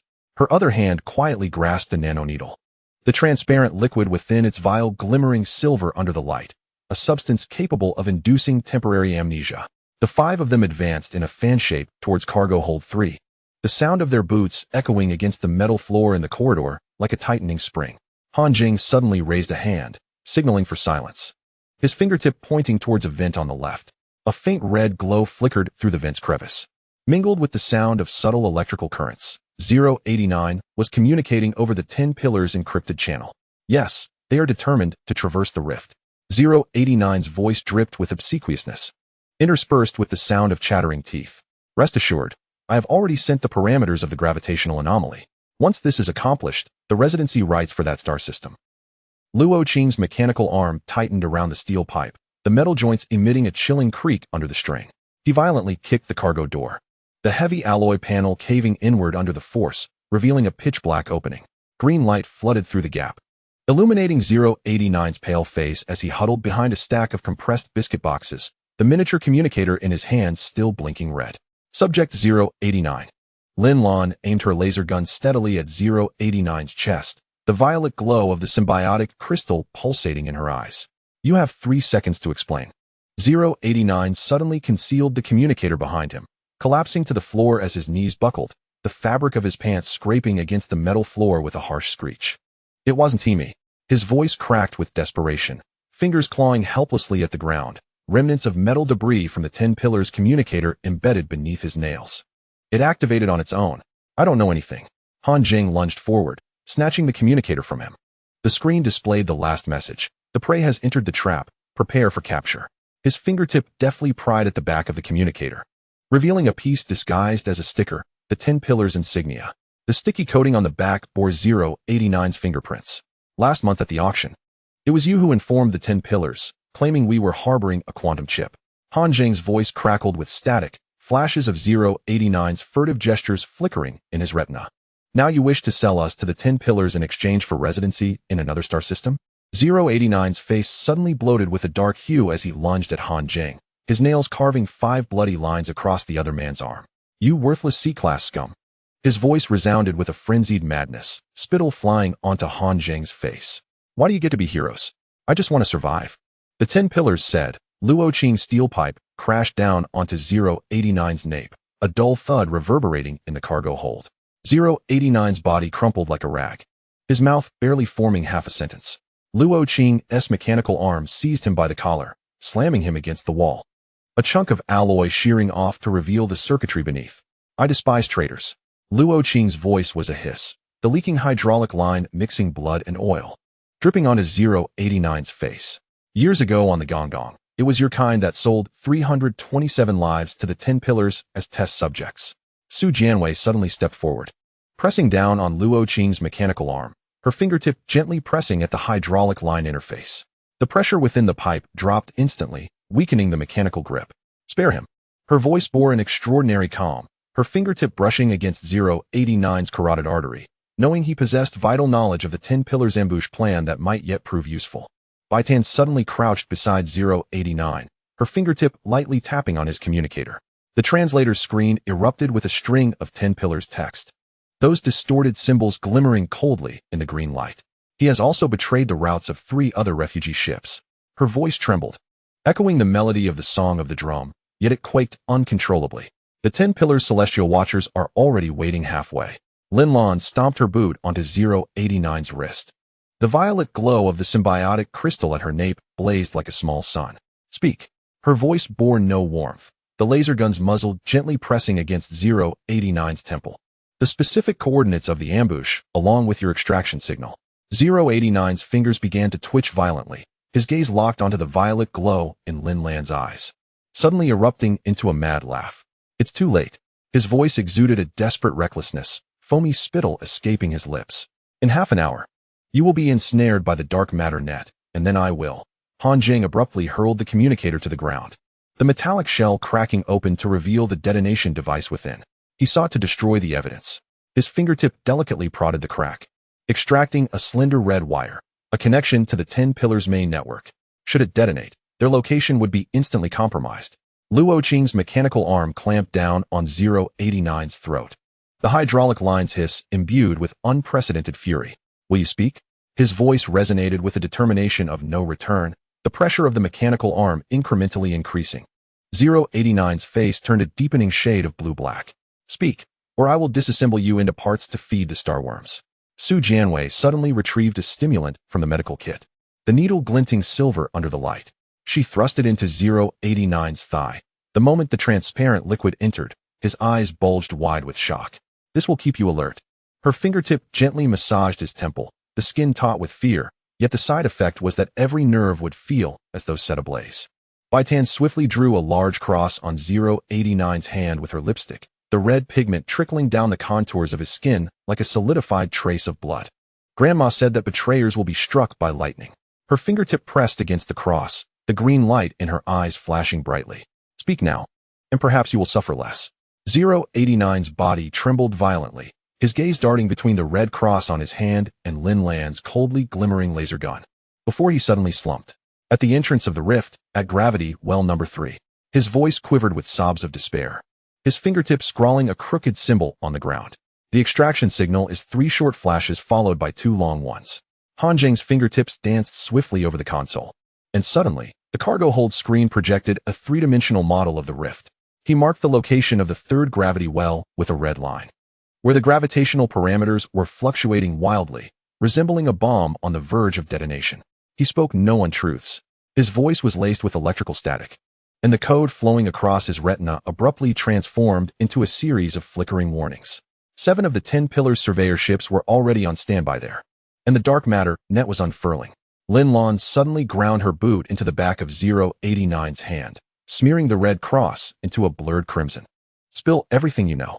Her voice resonated with the tremor of symbiotic crystals, and the violet light at the nape of her neck suddenly aligned with the cargo hold's emergency lights, including the weapon parameters of the 10 pillars and the vulnerabilities of the dark matter net. 089's lips quivered, intermittently revealing fragments of information. He stated that the main cannon of the 10 pillars surveyor ship required 73 seconds to charge, that the dark matter net exhibited a 0.1 second vulnerability under strong magnetic fields, and that the commander of the 10 pillars preferred to sip a drink infused with xenomorph venom before battle. With each utterance, his body convulsed more violently, like a withered plant battered by a tempest. Luo Qing's mechanical arm abruptly released 089's throat, the steel tube above his head swaying ominously. "I'll trust you this once." His voice carried the hiss of a leaking hydraulic line, as a mist of oil erupted from the interface of the mechanical arm. "If you dare to play tricks, I will dismantle your bones one by one and assemble them into the emblem of the 10 pillars." Su Jianwei swiftly bound 089 to the cargo hold's framework with restraining straps, the reflective strips winding around him 7 times, resembling a glowing serpent. "This will render you immobile for 3 days." Her fingertips gently pressed on the buckle of the restraining strap, producing a sharp click. "And we will deal with you after we resolve the 10 pillars." Bai Tan suddenly drew a small symbol on 089's forehead with lipstick. The red pigment trickled down his cheek like 2 lines of blood tears. "This is the mark of a traitor from the 10 pillars." Her voice echoed the tune of the Song of the Earth, the metallic wires of the translator leaving red marks on her neck. "They will not spare you, just as they will not spare us." Han Zheng lightly tapped the console, and the cargo hold screen abruptly switched to the communication channel of the 10 pillars. He retrieved all the information sent by 089, outlining the ambush coordinates in red, and indicated a narrow route circumventing the gravity well with a green arrow, a mere 0.3 light-years wide, flanked by gravitational flows capable of tearing apart starships. "We can traverse from here." Han Zheng's voice crackled with electrical static, and the code on his retina began to stabilize, but someone needed to stay behind to mislead the surveyor ships with false signals. Lin Lan's military boots ground 5 shallow marks into the deck, resembling the original emblem of the Gonggong. She glanced at 089, bound to the framework, and then at the narrow gap displayed on the screen, suddenly gripping her laser gun tightly. "Luo Qing, you and Han Zheng adjust the engine parameters and prepare to navigate through the gap." Her voice resonated with the tremor of symbiotic crystals, the violet light at her nape shining like a small sun. "Su Jianwei, Bai Tan, follow me. We will set up the false signals." As Luo Qing dragged the steel tube toward the engine room, the hydraulic line of his mechanical arm burst, releasing a mist of oil that shimmered like a rainbow under the lights. "I will ensure the dark matter furnace is secured." His voice carried a resolute determination, the interface of the mechanical arm spewing oil mist, guaranteeing that even in the gravitational flow, our ship could endure for an additional 3 minutes. Su Jianwei retrieved 5 vials of anti-radiation medication from the medical kit, the syringes glinting silver under the light. "This will temporarily enhance cellular resilience." She distributed the syringes among the group, the coolness of her fingertips transmitting through the plastic casing. The radiation in the gravitational flow could scorch the skin, but it was preferable to being captured by the 10 pillars. Bai Tan suddenly painted a large arrow on the cargo hold wall with lipstick, the red pigment carving delicate white lines through the rust. "I will issue false signals with the translator." Her voice echoed the tune of the Song of the Earth, the metallic wires of the translator leaving red marks on her neck. "My grandmother said, to deal with deceivers, one must employ their own methods." 089 suddenly struggled against the restraints, the straps creaking painfully against his shoulders. "Take me with you." His voice was filled with desperation, tears mingling with the grime on his face. "I know many secrets of the 10 pillars. I can help you. Please, I beg you." Lin Lan abruptly turned, the muzzle of her laser gun wavering before 089's eyes. "We will not believe a single word from a traitor." Her voice resonated with the tremor of crystal resonance, the violet light at her nape aligning with the cargo hold's emergency lights. "You will wait here and see if the 10 pillars come to retrieve you." The engine of the Firefly suddenly roared with a high-pitched crescendo, the metallic walls of the cargo hold vibrating as dust cascaded down.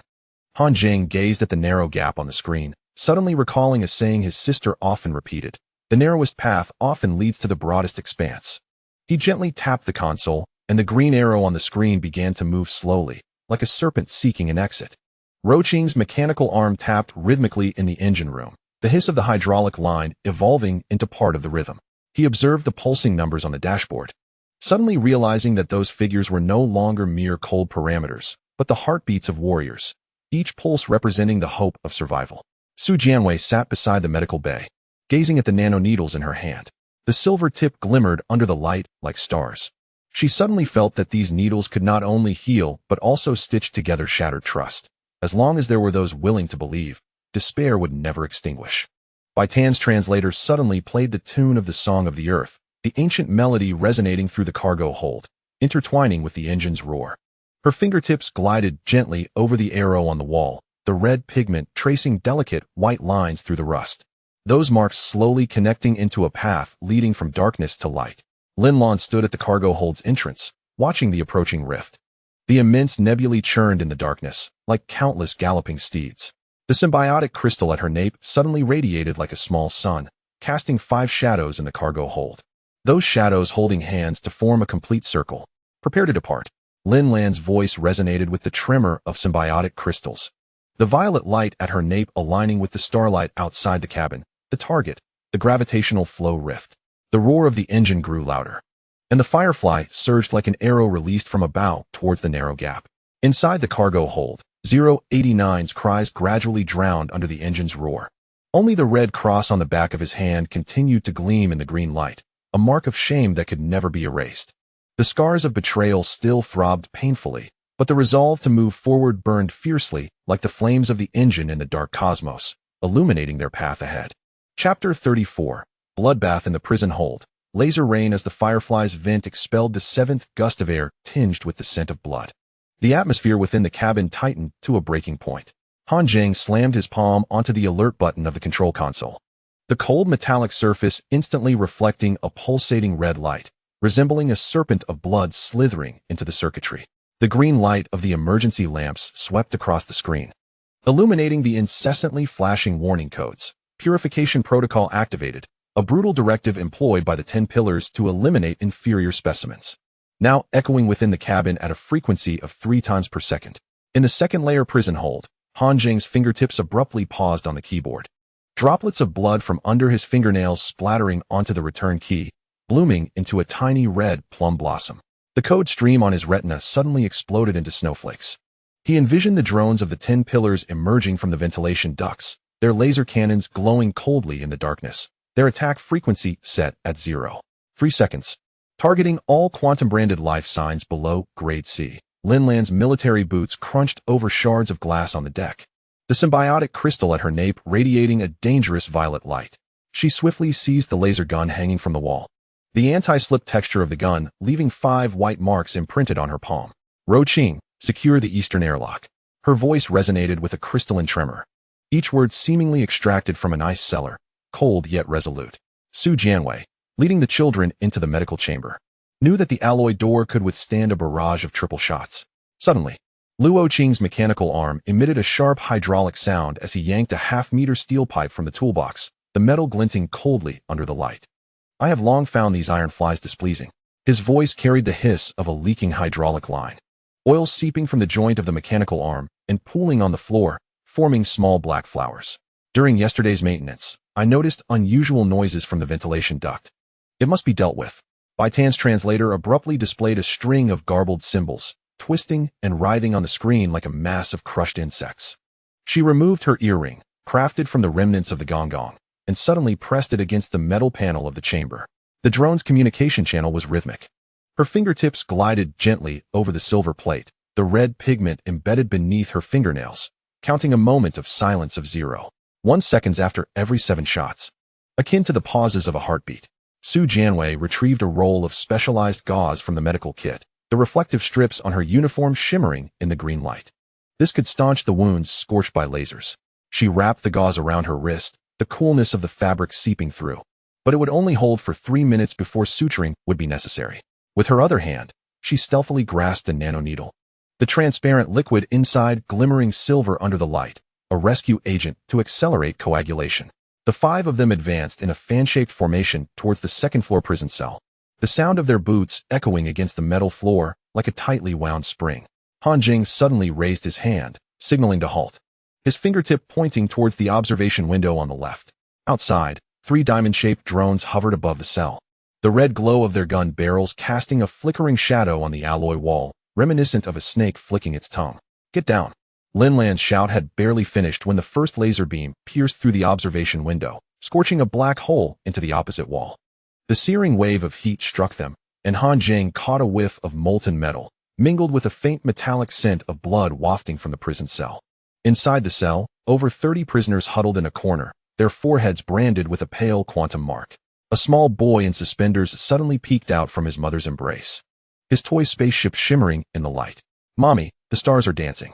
Just as his words left his lips, a red beam pierced through his chest, and the toy spaceship clattered to the floor, flickering as if the batteries were failing. His mother's scream was abruptly severed by the laser beam. As Su Jianwei rushed over, the woman's body still convulsed, her fingertips tracing a trail of blood on the floor, ultimately forming a crooked character for help. "Apply pressure to the wound." Su Jianwei's voice quavered with a sob, the nanoneedle trembling between her fingers, yet it could not penetrate the smooth charred scar. The laser had incinerated the blood vessels. Luo Qing's mechanical arm suddenly swept across, the steel pipe slicing through the air with a silver flash, striking a diving drone with precision. The sharp sound of metal clashing reverberated within the chamber as the drone's left wing crumpled, spiraling out of control and crashing into the prison cell's railing, erupting in a shower of sparks. 2 more to go. His voice carried the hiss of a leaking hydraulic line, a mixture of blood and oil seeping from the joint of the mechanical arm, dripping onto the floor and forming small rivulets. Bai Tan suddenly crouched among a group of trembling children, her fingertips drawing a small note on each of their hands. The red pigment flowed down the grooves of their skin like congealed bloodstains. "Sing along with me." Her voice carried the melody of the song of the earth, the metallic wire of the translator tightening around her neck as she sang through trembling breaths. "To drink, we dig wells. To eat, we cultivate the fields." Her voice wavered, yet it formed an invisible barrier, momentarily shielding the children from their cries. Han Zheng's fingertips danced rapidly over the control panel of the ventilation duct, his nails scratching the metal buttons, leaving tiny white marks. He yanked a sparking wire down, intertwining its ends, causing the drone's firing frequency to go haywire. 2 laser beams collided, exploding into a basketball-sized hole in the ceiling. Only 10 seconds of interference.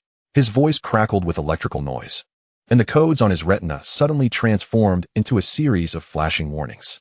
"Move quickly." Lin Lan's laser gun suddenly emitted a hollow sound, the energy indicator flashing red.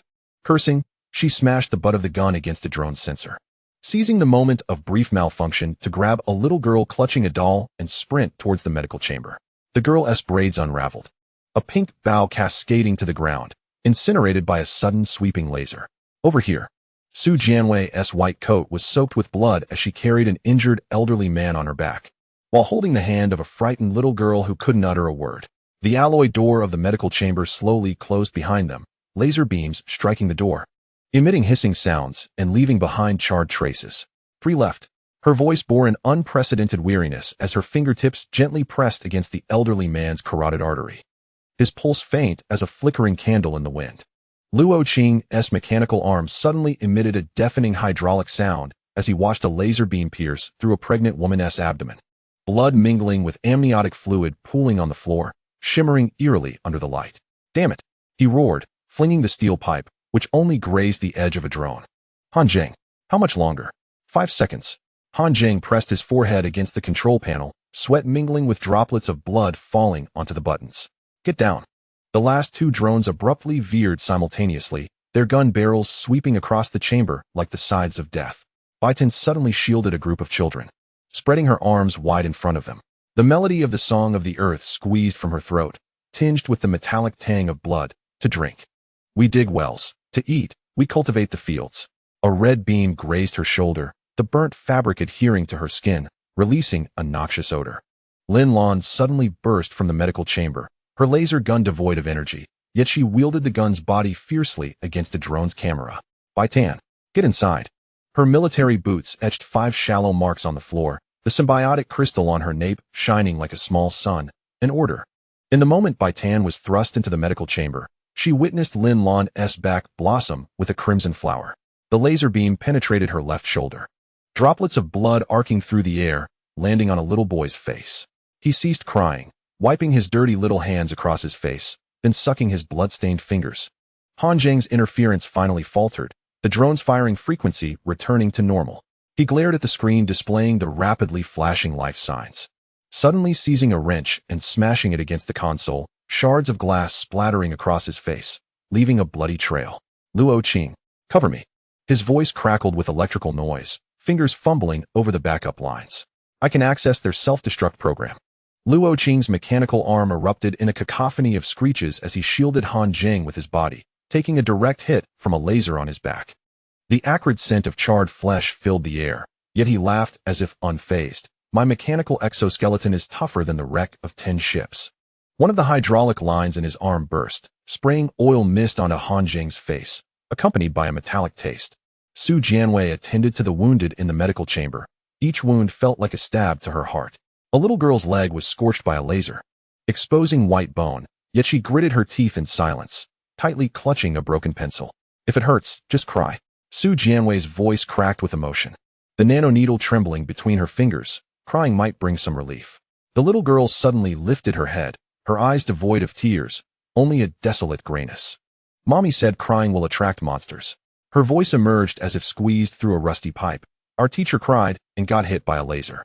Outside the medical chamber, the hissing of laser beams gradually faded. Han Zheng delicately tapped the last wire, and the two drones unexpectedly paused in midair for a second before erupting into blinding white light, exploding into 2 fireballs. He slumped to the ground, gazing at the 7 remaining green dots on the screen, and suddenly covered his face, bursting into tears for the children who had just been singing. Lin Lan, leaning on her laser gun, stood up, her blood-soaked uniform drenching her left shoulder, leaving a trail of crooked red dots on the ground. She surveyed the chaos within the prison pod, where once vibrant lives had now turned into cold corpses, some still frozen in the act of running, others clutching unfinished compressed biscuits. Luo Qing's mechanical arm hung limply, the hydraulic hoses emitting a weary hiss. He approached a curled-up body, gently prodding it with his toe. It was a young man in work clothes, still holding half of a family photo. These fragments, his voice, laced with the hissing of leaking hydraulic lines, was punctuated by a spray of oil mist from the mechanical arm's joint, not even sparing the photograph.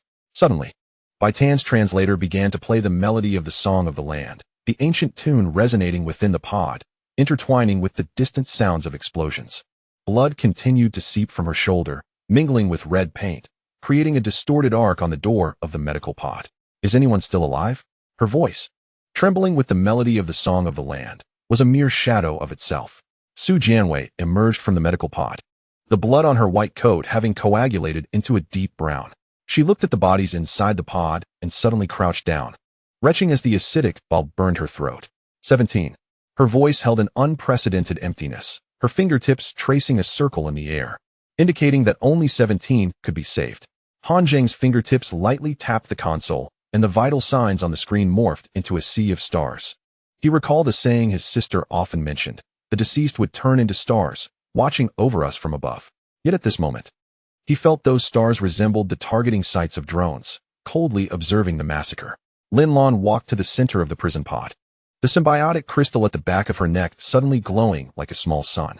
She raised her uninjured right hand, palm facing the gaping hole in the pod's ceiling, through which a shattered starry sky was visible. We shall not forget. Her voice resonated with the tremor of the crystal, each word seemingly drawn from blood. The blood spilled here today. We will demand tenfold repayment from the pillars. The ventilation system exhaled another gust, this time carrying a strong scent of ozone. Han Zheng watched the slowly fluctuating numbers on the screen, suddenly realizing they were not vital signs, but a countdown timer. There was no retreat between them and the 10 pillars. Inside the medical pod, the tune of the Song of the Land continued to play intermittently, like a string about to snap. Bai Tan's fingertips danced over the backs of the injured children's hands, red paint mingling with blood, indistinguishable from one another. Luo Qing's mechanical arm suddenly emitted a low hydraulic sound as he began to clear the bodies inside the pod. His movements slow and heavy. Each time he moved a body, he gently patted its forehead, as if bidding a final farewell. Su Jianwei's nanoneedles glimmered with silver light as she took a deep breath and re-entered the medical pod. No matter how difficult it was, she must save those children. They were their only hope. Lin Lan stood at the center of the prison pod, the bloodstains on her back shimmering dark red under the light. She gazed at the hole in the ceiling, where the stars seemed to weep, transforming into specks of starlight that fell onto the cold floor like shattered pearls. The engine of the Firefly suddenly erupted with a low rumble, as if mourning for the departed souls. Han Zheng knew that from this moment on. Only unending hatred remained between them and the 10 pillars. The scars of slaughter still ached in the background. But the seeds of vengeance had begun to blaze fiercely like the flames of an engine, illuminating their path forward. Chapter 35. The one who holds the rear Luo Qing's arm was severed, and the engine of the Firefly suddenly emitted a piercing scream, echoing like the fury of the universe in his ears. As Han Zheng counted the 11th time the vent expelled smoke with a burnt odor, the entire ship lurched violently to the left, as if a wounded beast was struggling. The emergency lights cast a distorted red shadow on the cabin walls, reflecting the tense yet resolute faces of everyone aboard. The 10 pillars celestial ship was swooping in from an oblique rear angle, the blue light from its cannons scorching the armor of the Firefly, leaving trails like the deathly tendrils of a reaper. Left shield at 30. Lin Lan's military boots ground out half a circle of shallow marks by the helm, the symbiotic crystal at her neck glowing with a restless purple light, akin to a volcano ready to erupt. She yanked the control stick, and the ship plunged like an enraged fish, evading the incoming laser beams, each jolt tugging at everyone's heartstrings. Luo Qing. The output of the dark matter furnace must increase by 15. Lin Lan's voice was imbued with undeniable resolve, as if issuing Luo Qing a final command. Luo Qing's mechanical arm was stuck at the engine room's pressure valve, the oil mist spraying from the hydraulic hoses forming tiny rainbows in the red light, beautiful yet tinged with the scent of death. Veins bulged on his forehead, writhing under the skin like earthworms, while his other bloodied hand pressed firmly against the leaking joint, as if it were his last line of defense against death. Damn it! This furnace is about to explode. Luo Qing's voice carried the hissing of leaking hydraulic lines, resembling the roar of a wounded beast. Sparks erupted from the joints of his mechanical arm, illuminating his determined and resolute face. If you push me again, I'll take it apart and use it as a projectile. Bai Tan's translator hung on a pipe in the engine room, and the crawling insect text on the screen suddenly turned a blinding red, as if blood were flowing across the display. She removed her earring, made from silver pieces ground from the remnants of the Gonggong, and pressed it against the searing metal wall, as if listening to the voice of the universe. The insect queen says 3 celestial ships are flanking from the right. Bai Tan's voice quivered slightly, yet her gaze was unwavering. Her fingertips danced rapidly across the silver piece, red paint smearing against the wall, sketching a crooked defensive line, as if guiding everyone toward a path of survival. Their dark matter net is tightening. We have 47 seconds until encirclement. Su Jianwei rushed into the engine room with a medical pack on her back. The hem of her white coat singed and tattered from the laser fire, resembling a flag waving in battle. She immediately spotted the dark red liquid seeping from the interface of Luo Qing's mechanical arm, a horrifying mix of hydraulic oil and blood. Hold on. Su Jianwei's voice trembled with urgency, yet her actions were swift and decisive. The nanoneedle quivered as it pierced Luo Qing's upper arm, as if grappling with death for time. This is a coagulant. It will help you. Stop babbling. Luo Qing suddenly shoved her away with his mechanical arm, the clattering of metal joints mingling with a muffled groan of pain, like the clash of steel against will. Keep an eye on those kids. I'm not so incapacitated that I need a woman to protect me. With a fierce exertion, he forced the pressure valve under his mechanical arm to emit a strained groan, the output gauge of the dark matter furnace instantly flashing red. The entire ship accelerated suddenly, like an arrow shot from a broken bow, bursting through the flak of the celestial ship. In that moment, they seemed to glimpse a glimmer of hope for survival. Han Zheng's fingertips danced frantically across the shattered keyboard of the console, his nails scraping against the metal keys, as if penning the final chapter of their lives. He suddenly yanked a smoke-emitting wire, pressing both ends together. The targeting sight of the celestial ship suddenly registered a 3-second deviation. 2 beams of laser narrowly missed the Firefly's engine hood, and time seemed to freeze. We can only interfere for so long. Han Zheng's voice crackled with electrical noise, the code on his retina exploding into a flurry of snowflakes, yet he remained steadfast at his post. Someone must hold the rear. Lin Lan's military boots slammed heavily on the deck, the helm vibrating violently in her palms, as if battling against fate. She watched the escape route on the screen shrink continuously, then turned back to the engine room, where Luo Qing's roars mingled with the hissing of his mechanical arm, like a dying beast in anguish. In that moment, her heart felt as though it were being torn apart. No, Lin Lan's voice resonated with the tremor of the symbiotic crystal, the violet glow at the nape of her neck suddenly radiating like a miniature sun. If we are to go, let us go together. What nonsense! Luo Qing's roar erupted from the communicator, accompanied by the jarring sound of metal tearing. Akin to the call of death, my life should have already ended in the starship graveyard. The hydraulic pipe of his mechanical arm burst completely, and an oily mist spread through the engine room, mingling with the air to create a nauseating scent, as if heralding death. Yet, Luo Qing seemed oblivious, his gaze solely imbued with unwavering resolve. Han Zheng, lock the engine at maximum power. Luo Qing's voice echoed through the engine room like thunder. Suddenly, Su Jianwei lunged forward, wrapping her arms around Luo Qing's waist, causing the medical kit to tumble to the ground, the nanoneedles rolling out, sparkling like fragmented silver in the red light, reminiscent of flickering sparks of life. I will staunch your bleeding. Su Jianwei's voice trembled with tears, yet her movements were swift and forceful. Her fingertips pressed frantically against the severed edge of his mechanical arm, blood and oil oozing through her fingers, pooling on the floor like a small stream, symbolizing the passage of life. We can take you with us. Su Jianwei's words were abruptly cut off by Luo Qing. Get away. He forcefully shoved her aside, his mechanical arm bending backward to firmly grip the energy conduit on the verge of explosion, as if sacrificing his life to create a barrier for others. This is an order. His voice bore an unprecedented severity. Another bloodied hand suddenly grasped Su Jianwei's wrist, thrusting a half-broken knife into her palm, as if imparting a belief in strength. Take care of them, and don't let them seek revenge for me. It's not worth it. Luo Qing's words carried a hint of tenderness and determination. He was aware of what lay ahead. Suddenly, the ancient tune of the Song of the Ground by Bai Tan drifted from the communicator, its tremulous tones echoing in the engine room, quaking as if bidding Luo Qing farewell.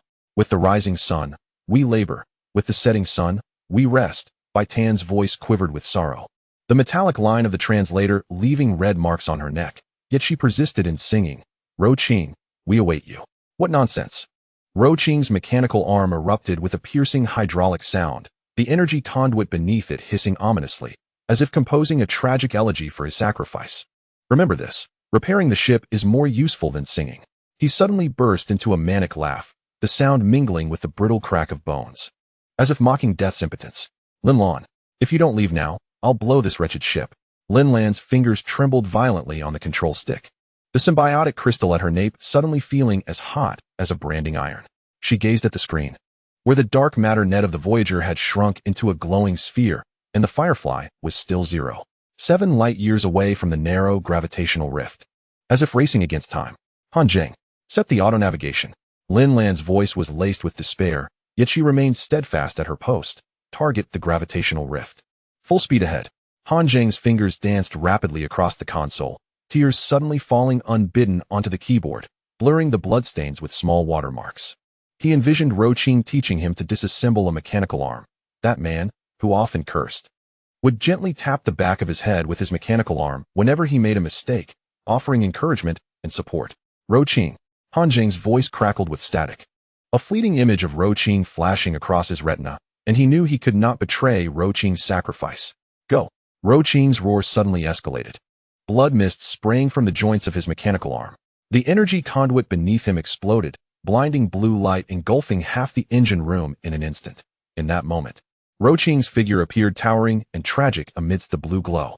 Luo Qing. His words were abruptly interrupted by the explosion, leaving only a crackling white noise in the communicator, as if mourning his sacrifice. Lin Lan yanked down the control stick, and the Firefly surged forth like a wounded beast. She fixated on the rear-view screen, watching the flames of the engine room erupt in the darkness like a blossoming blood flower, her heart feeling as though it had been torn asunder in that moment. The 3 Voyager ships of the 10 Pillars were tossed off course by the shockwave of the explosion, the dark matter net revealing a fleeting gap, and in that instant, they glimpsed the dawn of life. We made it out. Han Zheng's voice crackled with static, his fingers suddenly falling limply. On the console screen, Luo Qing's life signs transformed into a straight line, like an insurmountable chasm, filling their hearts with sorrow and reluctance. Su Jianwei knelt amidst the ruins of the engine room, tightly clutching the half-broken knife. The blade still bore Luo Qing's blood, shimmering dark purple in the red light, as if narrating his valor and sacrifice. She recalled Luo Qing's oft-repeated words, "My mechanical arm is tougher than the crumbling ships of the 10 Pillars."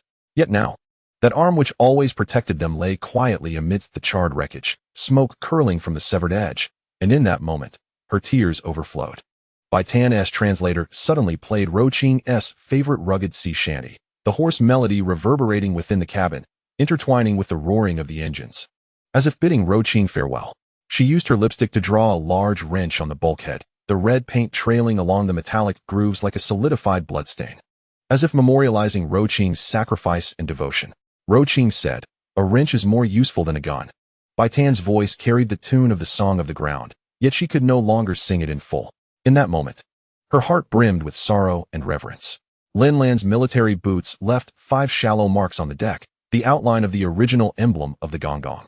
As if commemorating past glories and sacrifices, she approached the porthole, watching the flames recede behind her, the symbiotic crystal at her nape suddenly shining like a small sun.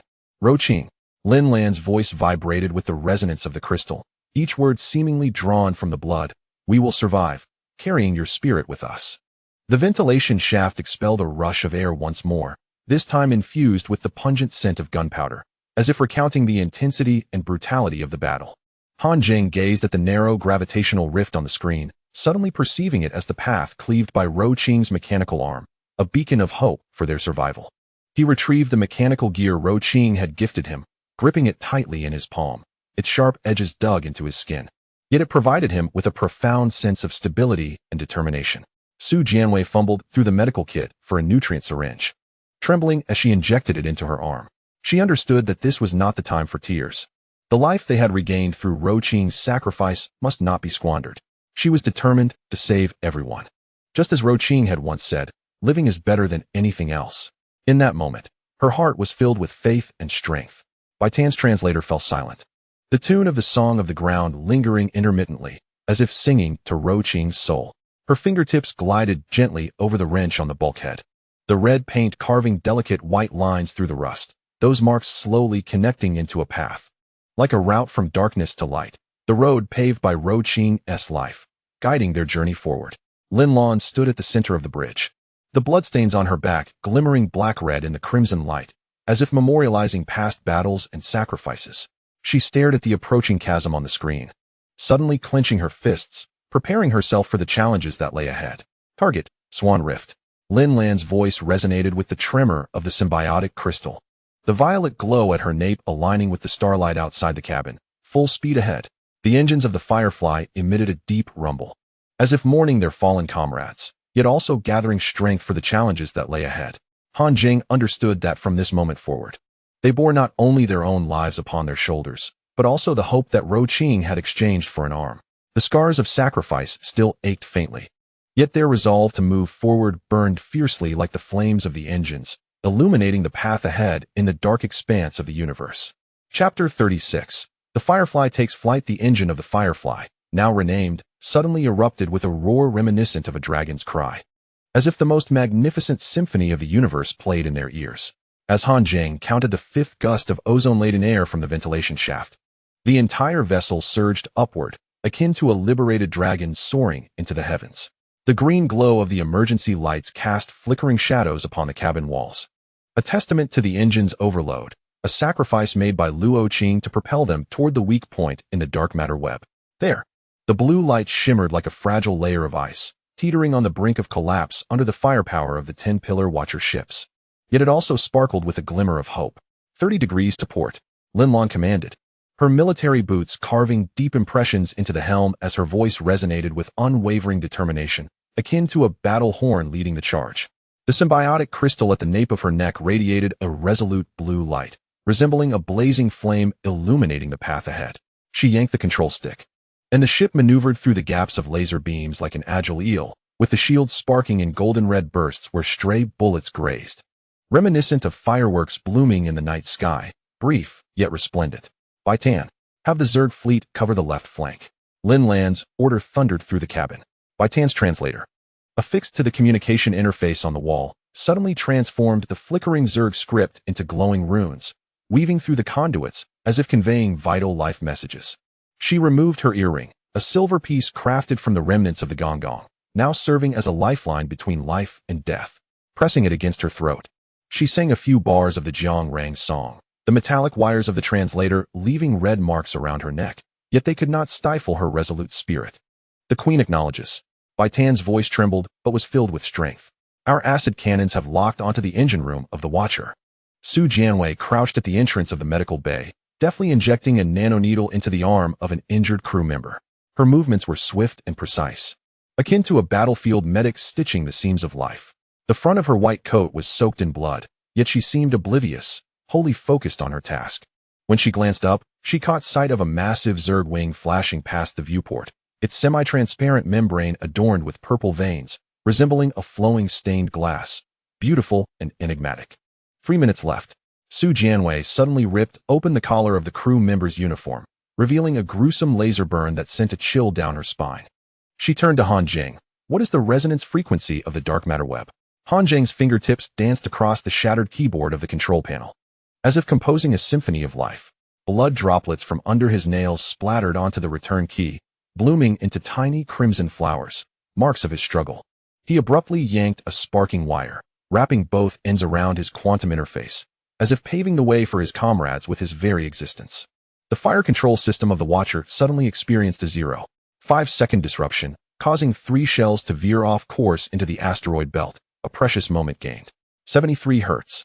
Han Zheng's voice crackled with electrical static as the code on his retina coalesced into a virtual key, unlocking the pathway to life. Bai Tan. Use the chorus of the Jiang Rang's song to interfere. The frequency of that melody was just right. As dawn breaks, Bai Tan's voice erupted in the communication channel. Trembling yet infused with boundless courage, blood seeped from her shoulder, where the laser had grazed, and the scorched fabric began to peel away. Resembling a butterfly on the verge of transformation, ready to take flight. As the song reached its crescendo, the translator's indicator light flickered wildly, akin to stars in the night sky, guiding their direction. Lin Lan's helm suddenly trembled violently, as if an invisible hand had seized the entire vessel, causing it to plunge downward. Looking down, she saw the alarm lights of the control panel flashing red. The dark matter web was contracting, the blue strands ensnaring the engine's exhaust like the tentacles of death, flailing recklessly. Su Jianwei, inject all anesthetics into the thrusters. Lin Lan's military boots thudded heavily against the floor, the symbiotic crystal at her nape glowing like a small sun, illuminating the path through the darkness. Luo Qing had said that low temperatures could temporarily freeze dark matter. As Su Jianwei dashed toward the engine room with the medical kit, she heard a sharp crack behind her. The translator of Bai Tan had exploded. That little metallic box that had accompanied her throughout the journey fell to the floor, shattering into 3 pieces, its chip rolling out and flickering faintly in the green light, like a life extinguished, silently telling a story. Keep singing. Su Jianwei shouted over her shoulder. The hem of her white coat swept across shards of glass, but could not erase her unwavering belief. Don't stop. As Bai Tan's voice turned hoarse, she clawed desperately at the rust on the cabin wall, blood droplets seeping from her fingertips onto the remnants of the translator, resembling blooming blood flowers, beautiful yet tragic. The melody abruptly shifted, akin to a snapped violin string, yet strangely penetrated the light strands of the dark matter web. The blue veins began to quiver irregularly, like a disturbed dream on the verge of shattering. With his forehead pressed against the control panel, sweat mixed with blood dripped into Han Zheng's eyes, blurring his vision. Yet he remained steadfast at his post, for he understood that in this moment, he could not falter. He saw Zerg script flashing on the screen, a message from the Zerg Queen. We are about to collide.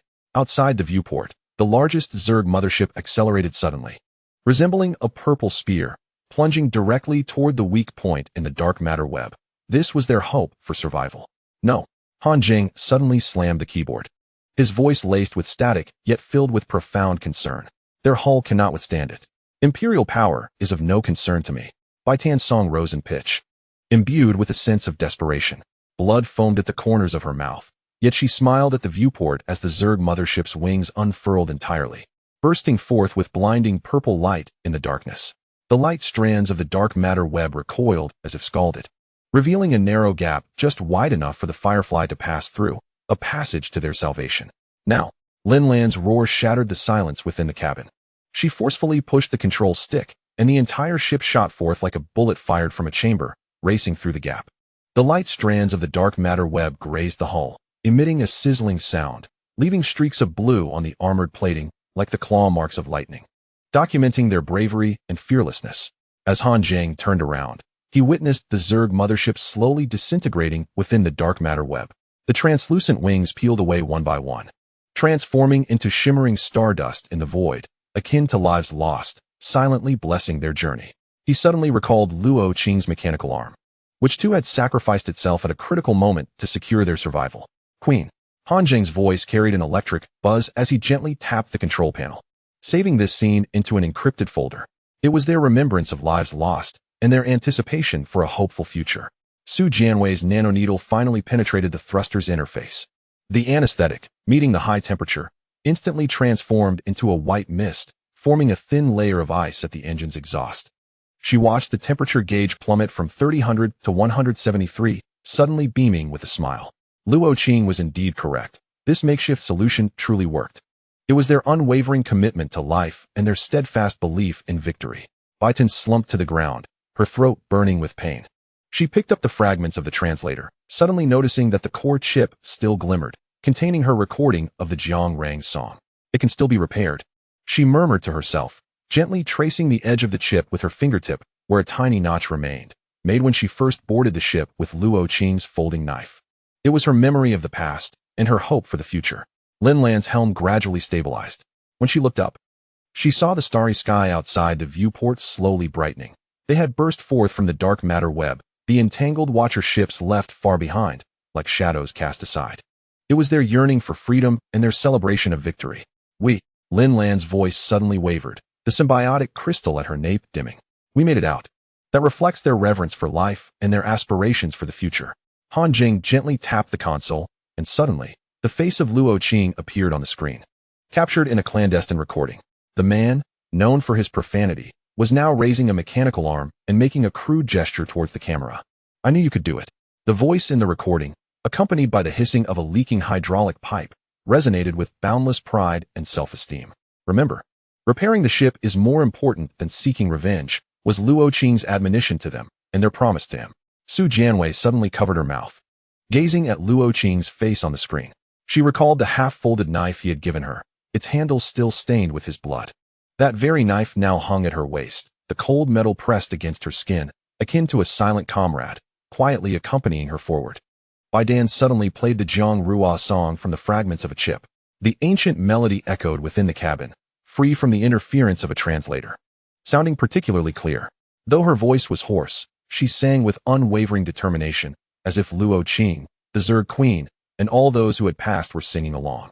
It was their ode to life and their hope for the future.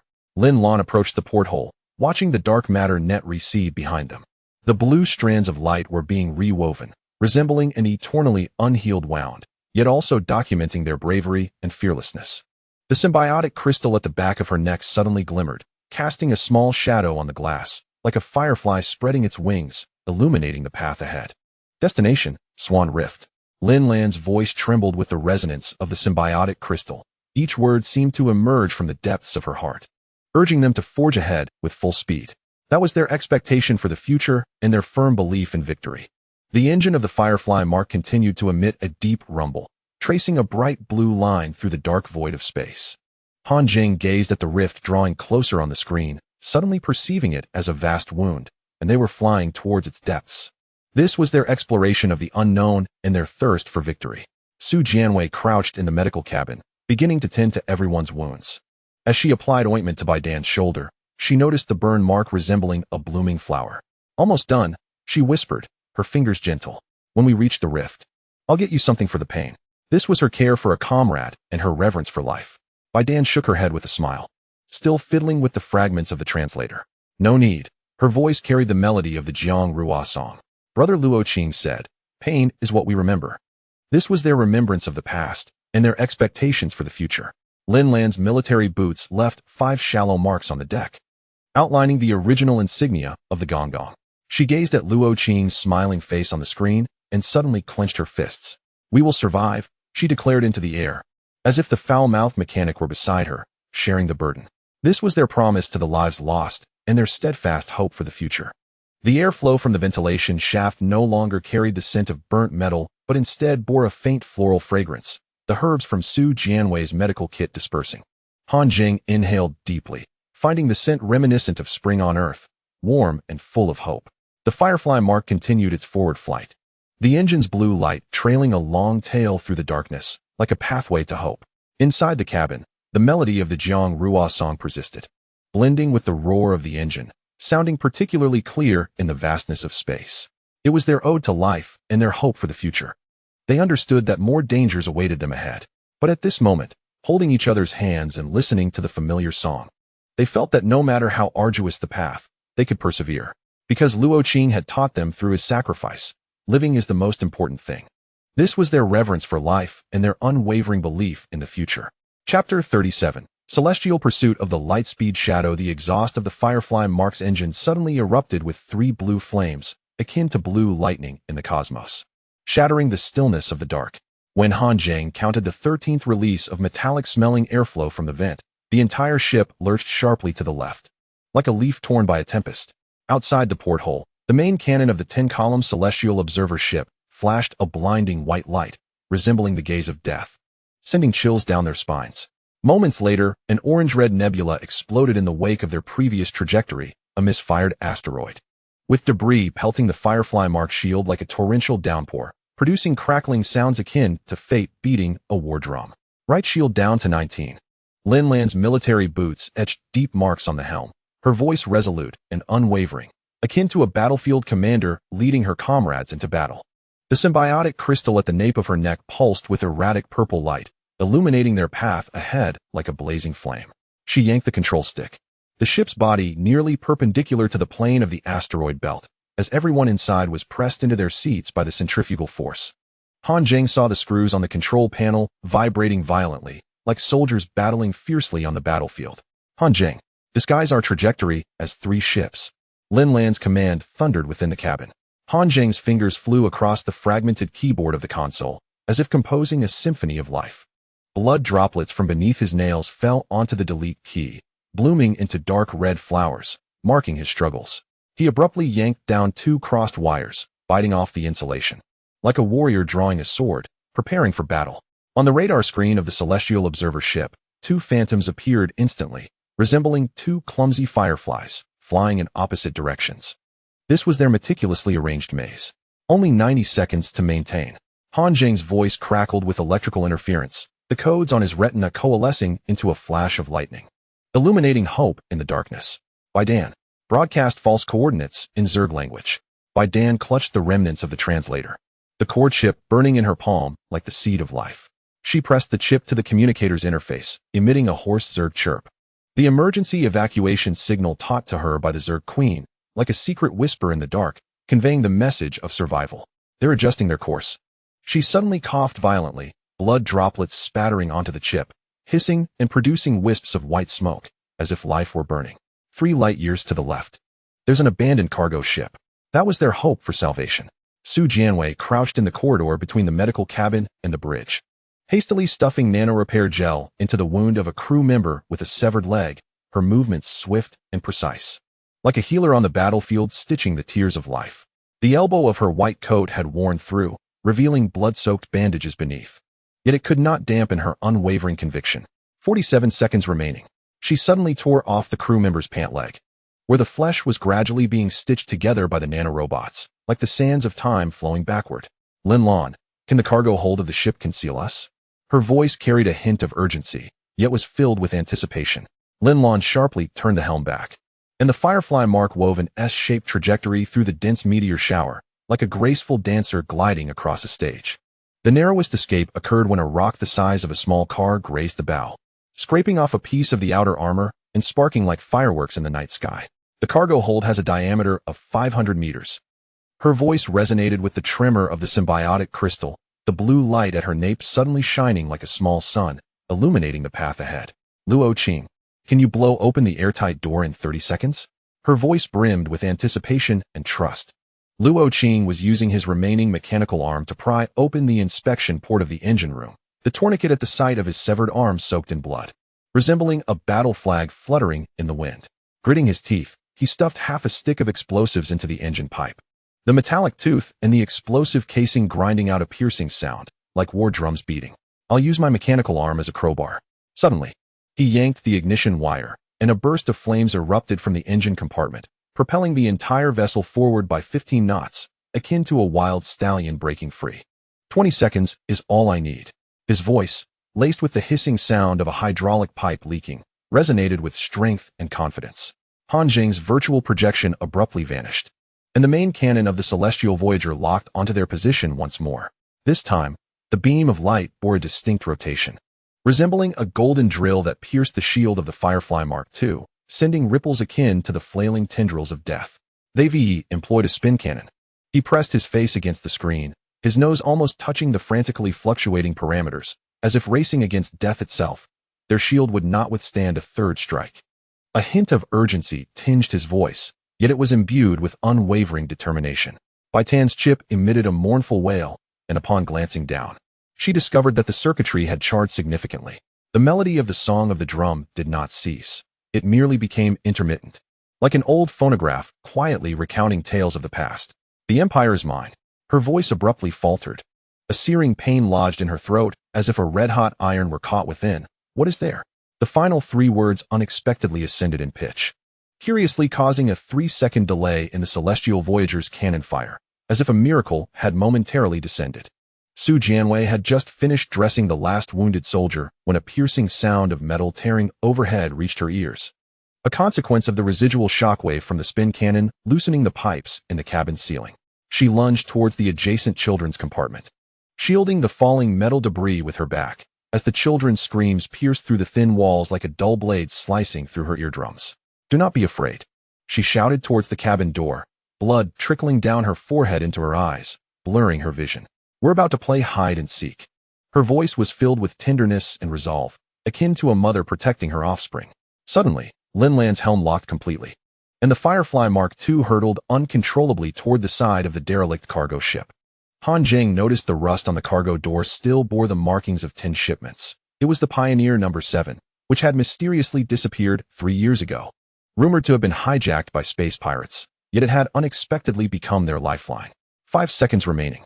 Lin Lan's military boot struck the floor with a heavy thud, the bioluminescence of the symbiotic crystal igniting 2 small holes in her pupils, as if the flames of war were ablaze in her eyes. "Get ready, Luo Qing." Her voice brimmed with anticipation and trust. Luo Qing's mechanical arm erupted with a cacophony of hydraulic sounds. He clung to the railing of the cabin like a monkey, swinging towards the airtight door amidst the violent tremors.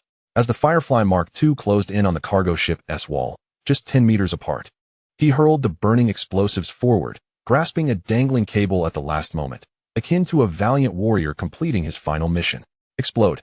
His roar mingled with the shriek of his mechanical arm, erupting amidst the thunderous crash of the 2 vessels colliding, like war drums heralding the arrival of victory. The airtight door buckled inward amidst the explosive sound, revealing a dark, gaping hole, their passage to freedom. Seizing the 5-second window, Lin Lan slammed the helm, and the Firefly Mark II slipped inside like an eel. The cargo hold was suffused with a pungent odor of ammonia, countless containers stacked askew, the 10 shipment emblems consumed by rust, silently narrating the traces of history. "Shut down the engines." Lin Lan's voice, tinged with victorious breath, declared. We drifted in. It was the carefully orchestrated refuge they had planned. Han Zheng's fingertips danced swiftly across the control panel, promptly severing all primary power sources. The Firefly Mark II glided within the cargo hold on inertia, sparking as the hull brushed against the containers, like fireworks bursting in the night sky. He suddenly summoned the structural diagram of the cargo ship, discovering that the load-bearing beams were hollow, perfectly accommodating their vessel. Hard left. His voice crackled with electrical noise, the code on his retina morphing into a virtual treasure map. Dive into cargo lane 3. It was their secret passage to safety. Bai Tan's chip extinguished completely. Yet the melody of the song of the drum continued to resonate within the cargo hold, akin to a hymn of life being softly sung.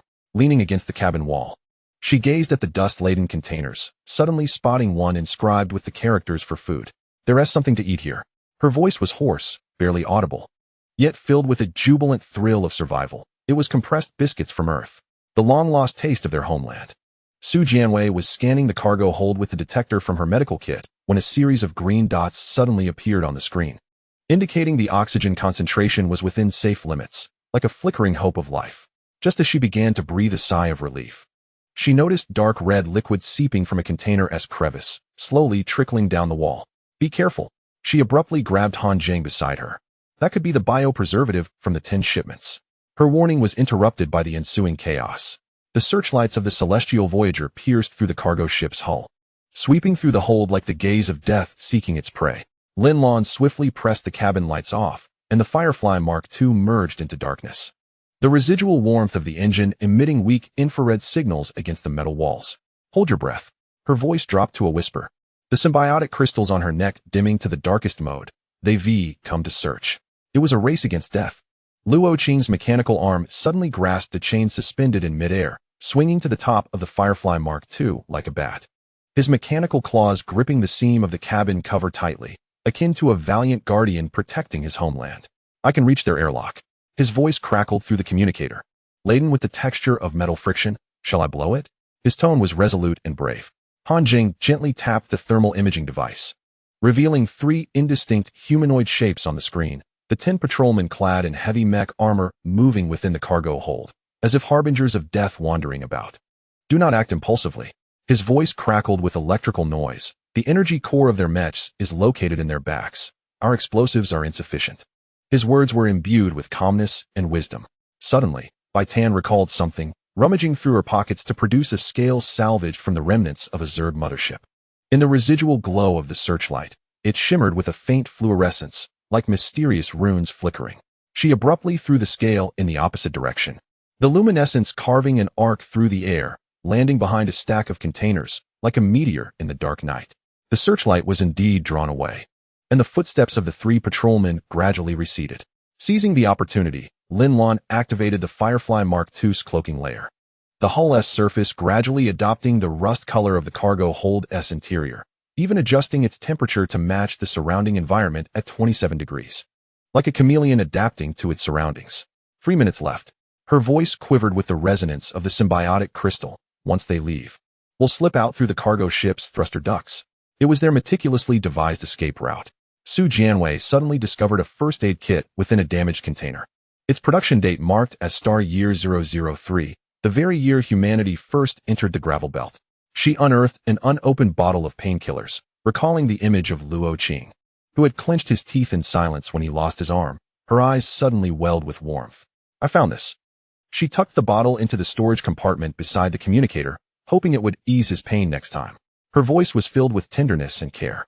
Han Zheng's thermal imaging device suddenly indicated that the patrolmen were returning, now equipped with a scanner, meticulously probing each container, like the scythe of death harvesting life. They have quantum trackers. He yanked a data line from the console and plugged it into his quantum interface. I can interfere with the scanner, but someone needs to lure them to the far end of the cargo hold. His voice was infused with determination and courage. Luo Qing's mechanical arms suddenly descended from the ceiling, still clutching a half-burnt cable. I'll go. His voice was resolute and unwavering. You all prepare to start the engines. Wait for my signal, then charge. Before anyone could react, he had already swung deep into the cargo hold, intentionally allowing the mechanical arm to scrape against the metal wall, producing a jarring sound akin to war drums, drawing death's attention. The patrol soldier's scanner promptly turned towards the source of the noise, the cumbersome mech pursuing Luo Qing's shadow through the narrow cargo corridor. Lin Lan seized the moment to activate the auxiliary engines of the Firefly, blue flames flickering beneath the stealth coating, resembling a beast poised to break free from its cage. 50 meters to go. Her military boots left 5 shallow marks on the control panel. Bai Tan prepared to broadcast a false explosion signal using the insect language. Her voice was filled with anticipation and trust. Bai Tan took a deep breath, summoning all her strength to emit a hoarse chirp.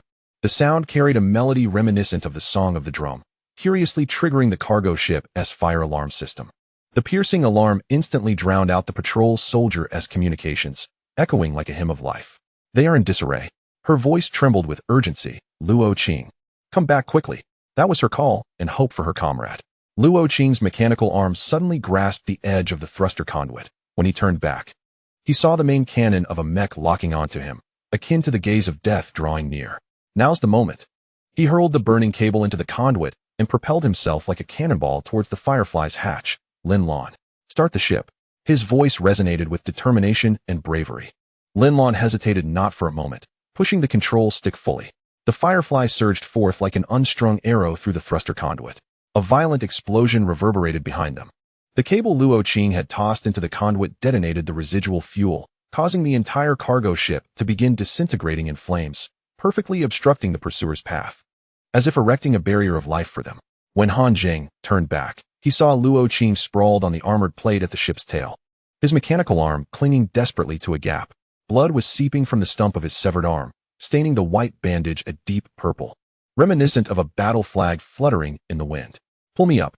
Luo Qing's voice was laced with the hissing of leaking hydraulic lines. "I can still dismantle 3 more patrol ships." His tone was brimming with strength and confidence. Su Jianwei rushed to the ship's rear, using the ropes from the medical kit to bind Luo Qing. As he was pulled inside, she noticed his mechanical arm had severely deformed, the gears at the joints exposed, silently narrating the passage of time. "Don't move." Her voice was choked with emotion as the nanoneedle quivered at her fingertips, piercing into his severed arm. "If you lose any more blood, it won't be enough." Her tone was filled with tenderness and care.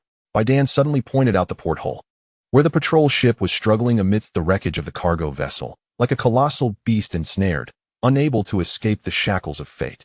The melody of the song of the drum unexpectedly resumed, this time emanating from Han Zheng's console, as he had routed the original track from Bai Tan's chip into the ship's sound system, echoing like a hymn of life. "They can't catch up now."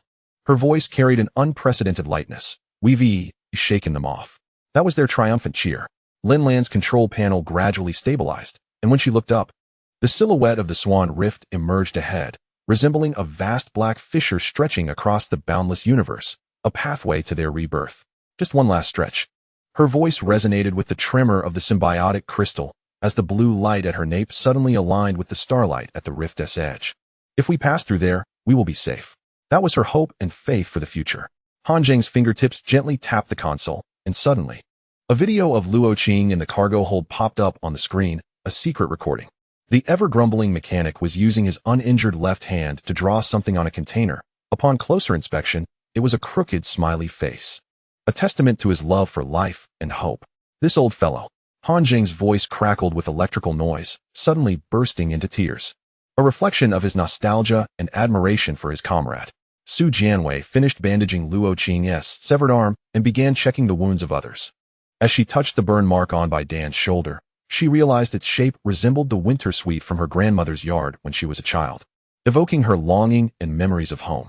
"Spring is approaching," she whispered, her fingertips moving gently. "Once we settle down, let us plant a wintersweet tree." That was her yearning and hope for the future. Bai Tan nodded with a smile, still fiddling with a shard of insectoid scale in her hand. The scale shimmered with iridescent hues under the light, resembling a small rainbow, a symbol of her yearning and pursuit of beauty. "My grandmother said there's treasure behind the rainbow." Her voice carried the melody of the song of the drum. "Perhaps within the rift lies what we seek." That was her exploration and anticipation of the unknown. Lin Lan approached the porthole, gazing at the increasingly close Swan Rift. Its darkness was profound, akin to a colossal beast, yet it exuded an inexplicable allure, standing as their portal to rebirth. The symbiotic crystal at her nape suddenly shone like a small sun, casting a tiny shadow on the glass, reminiscent of a firefly spreading its wings, illuminating the path ahead. "Target, Rift Core." Her voice was imbued with undeniable resolve. "Full speed ahead." That was her declaration and belief in victory. The Firefly's engine emitted a deep rumble, carving a brilliant blue light through the dark void of space, akin to the flames of life igniting. Han Zheng watched the rift drawing nearer on the screen, suddenly perceiving it not as a mere fissure, but as a door, a gateway to rebirth, embodying their hopes and aspirations for the future. The airflow from the vent carried a hint of moisture for the first time, reminiscent of a distant sea breeze, a taste of their long-lost homeland. Su Jianwei took a deep breath, finding the scent strikingly akin to spring on earth, laden with the fragrance of earth and blossoms, a reflection of her love and appreciation for life. They understood that there would undoubtedly be more dangers awaiting them within the rift. Yet, at this moment, gazing at each other as scars and smiles, listening to the familiar melodies and the engine's roar, they suddenly felt that no matter how profound the darkness, it could not extinguish the light of the Firefly. For that was their unwavering faith and courage. For they had learned how to kindle hope in despair, seek paths in adversity, and embrace the light amidst darkness. Chapter 38. The map of the rift's entrance. The Firefly's engine nozzle gradually dimmed its blue glow, akin to a weary beast pausing in the dark. When Han Zheng counted the 9th exhalation of stardust-laden airflow from the vent, The entire ship abruptly halted in an eerie silence, as if grasped by an invisible hand. Outside the porthole, the Swan Rift appeared like a wound cleaved by a giant axe, stretching across the vast starry sky, the nebula at its edges distorted into bizarre spirals. Every beam of light resembling a thread being pulled, unable to escape the shackles of fate. The star map was blank. Han Zheng's fingertips glided across the console. The previously dense star markers vanished without a trace, leaving only an expanse of pure black, as if the universe itself concealed some secret from them. The scab under his fingernail cracked from the pressure, crimson droplets dripping onto the star map loading button, spreading into a dark bloom. A manifestation of his anxiety and resolve towards the unknown. Lin Lan's military boots crunched over a fragment of wood brought from the cargo ship. Remnants from the Pioneer 3 years ago, now glowing an aged yellow under the emergency lights, as if carrying the weight of bygone years. The symbiotic crystal at her nape emitted a faint blue glow, resonating with the starlight at the rift's edge, like some mysterious guidance. Bring up the backup star map. Her voice conveyed an unyielding certainty, the control panel vibrating slightly in her palm, as if forewarning of the impending storm. Luo Qing was tapping the metal plate of the cabin with his remaining mechanical arm, the bandage at his severed arm soaked through with blood. The dark red stains glaring under the green light, resembling a medal of his valiant struggle. All sensors are down. His voice resonated with the hissing sound of a hydraulic leak, while a fine mist of oil sprayed from the interface of the mechanical arm, coalescing in the air into tiny rainbows, beautiful yet tinged with a sense of resignation. It was as if some magnetic force was at play, rendering the readings incomprehensible. This rift was indeed peculiar. Bai Tan held tightly onto a piece of chitin from the Zerg, which warmed slightly in her palm. The intricate patterns on its surface flickered in response to the gravitational waves, as though whispering undisclosed secrets. She pressed the chitin against the communicator, producing a series of intermittent insect-like sounds, transmitting signals to the Zerg queen who had ventured into the rift, seeking guidance and solace. The queen responded, stating that it was eerily quiet inside. Suddenly, Bai Tan halted, her brow furrowed as she attempted to decipher a complex message. It was too quiet, not even the fluctuations of gravitational waves, resembling a tomb. Su Jianwei crouched at the medical bay's entrance, diligently rewrapping Luo Qing's severed arm with gentle, focused movements, as if attending to a precious work of art. The cuffs of her white coat were stained with dried blood. She picked up tweezers and delicately pressed a piece of sterile cotton against Luo Qing's wound, striving to alleviate his pain. If it hurts, just say so. Her voice bore a hint of tenderness, yet her gaze frequently darted toward the viewport, where the rift concealed unknown dangers and hopes. What is the radiation level inside the rift? Han Zheng inquired, tapping the radiation detector. The screen erupted with a series of fluctuating green numbers, erratic and chaotic, as if the universe were playing a game of hide and seek with them. Unstable. His voice crackled with electrical interference, and the codes on his retina suddenly became disordered, as though disrupted by some mysterious force, sometimes within safe limits, other times surging to lethal doses, as if manipulated by unseen hands. Lin Lan approached the viewport, her military boots echoing a steady rhythm on the floor, as though declaring war on the unknown challenges ahead. She gazed into the depths of the rift's impenetrable darkness, and the symbiotic crystal on the nape of her neck flickered to life, casting a wavering blue shadow on the glass, reminiscent of her unwavering conviction. How long have the Zerg fleet been inside? Her voice carried an almost imperceptible tension, intertwined with concern for her comrades. Bai Tan glanced at the makeshift timer on her wrist, crafted from metal, its markings based on Earth time, each second laden with her anticipation and anxiety. 7 minutes and 22 seconds. Worry tinged her voice as the warmth of the chitin in her palm intensified, seemingly anxious for the Zerg fleet's safety. Devoid of any feedback, no distress signals, nor news of safe arrival. Suddenly, Luo Qing directed his mechanical arm towards a nebula at the edge of the rift, where gas was visibly being drawn in, forming a swirling current, as if the rift were greedily consuming everything around it. Look there. His voice held a note of surprise.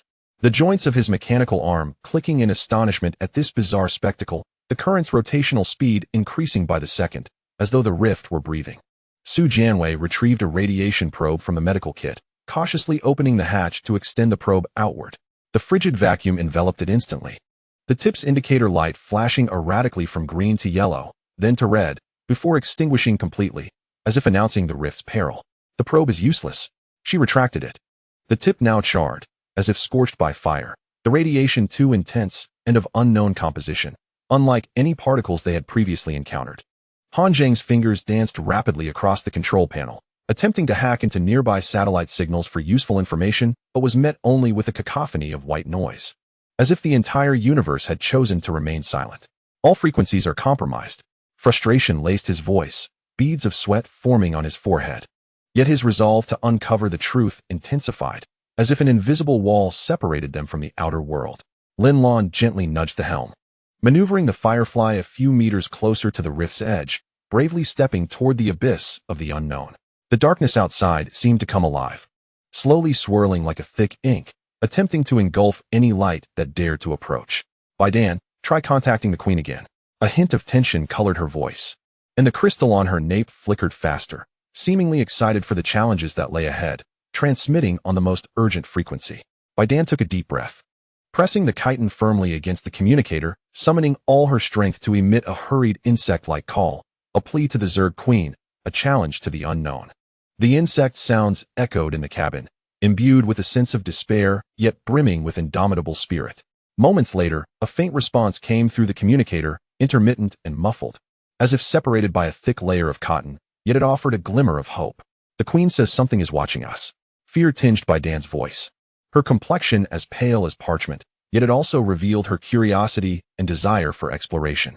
She could not articulate what it was, only sensing many eyes upon them.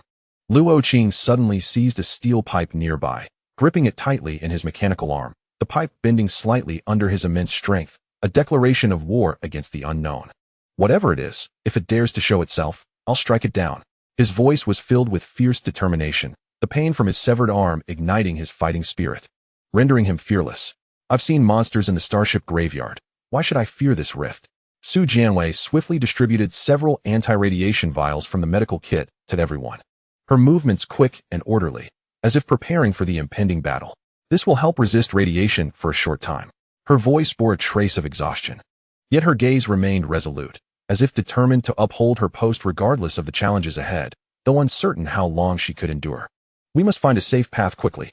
Han Zheng's fingers pressed lightly on the console, and a blurry map suddenly materialized on the screen, drawn from residual gravitational wave data. Although imprecise, it was their only guidance. A broken line traced a forgotten trail leading into the depths of the rift, seemingly beckoning them to explore its mysteries. This is the only clue I could find. His voice held uncertainty, yet was infused with curiosity and desire for the unknown. Based on the gravitational wave patterns left by the Zerg fleet, though its accuracy remained in question. Lin Lan studied the map in silence for a moment, weighing the pros and cons in her mind. The crystal on her nape stabilized, emitting a soft blue glow, as if offering her guidance and strength. We'll take this route. Her voice resonated with instinctive conviction as she gently turned the helm. Luo Qing, start the engine and proceed at low speed. Han Zheng, monitor the surroundings closely, and report any anomalies immediately. The Firefly gradually sailed into the rift, the blue glow of the engine carving a slender trail through the darkness, like a solitary thread leading them into the depths of the unknown.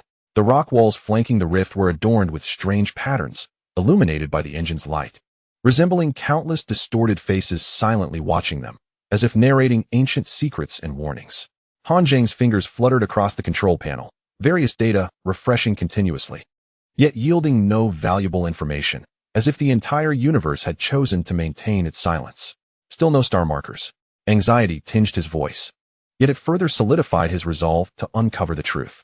We seem to be sailing in a starless ocean, unsure of our direction or destination. Suddenly, Bai Tan's chitin began to flicker intensely. She pressed it to her ear, her face displaying surprise, as if receiving some crucial information. The Queen spoke of a luminous area ahead, her voice tinged with a blend of excitement and unease, akin to a nebula, yet seemingly artificial rather than naturally occurring. Suddenly, Luo Qing's mechanical arm gestured toward the front, revealing a faint glow that emerged like a beacon in the darkness, offering a glimmer of hope and guidance. What could that be? He inquired, curiosity lacing his tone, as a fine mist of oil emitted from the interface of his mechanical arm, as if it too marveled at the peculiar sight, though it appeared ominous. Su Jianwei retrieved her binoculars, scrutinizing the radiant area with a focus and sharpness that seemed to pierce through the darkness to unveil the truth. It appeared to be composed of countless tiny points of light, and her voice, imbued with uncertainty, also brimmed with a thirst for curiosity and exploration. As the lights danced like a multitude of fireflies, Lin Lan's hand paused on the helm, the fireflies slowly coming to a halt, as if to pay homage to the enigma and challenge that lay ahead. As she gazed at the illuminated area, the symbiotic crystal at the nape of her neck glowed brightly, mirroring her excitement at the extraordinary phenomenon. "Be cautious," she warned, her voice tinged with vigilance yet filled with reverence for the unknown, urging them to maintain distance until they discerned what it was. Han Zheng's fingertips danced lightly across the control panel, magnifying the image of the glowing area. The points of light became increasingly distinct, revealing a swarm of tiny organisms whose bodies radiated a gentle luminescence, twirling gracefully in the dark as if welcoming their arrival. They exhibited no aggression. His voice relaxed, yet his resolve to uncover the truth solidified, likening them to harmless plankton. Suddenly, Bai Tan's scales ceased their flickering. She held the scales in her hand, a look of puzzlement crossing her face, as if she had lost her connection with the insectoid queen. The queen offered no response. A hint of concern threaded through her tone, yet it also revealed her curiosity and desire for exploration, as if she sensed a severed link. Luo Qing's mechanical arm abruptly pointed deeper into the luminous area, where a colossal shadow loomed, concealed within the glow, as if an unknown challenge awaited them. "What is that?" he asked, tension evident in his voice. The joints of his mechanical arm clicked ominously, preparing for the forthcoming confrontation, suggesting it was substantial. Lin Lan pushed the helm, guiding the Firefly closer to the illuminated region, bravely taking a step toward the unknown challenge.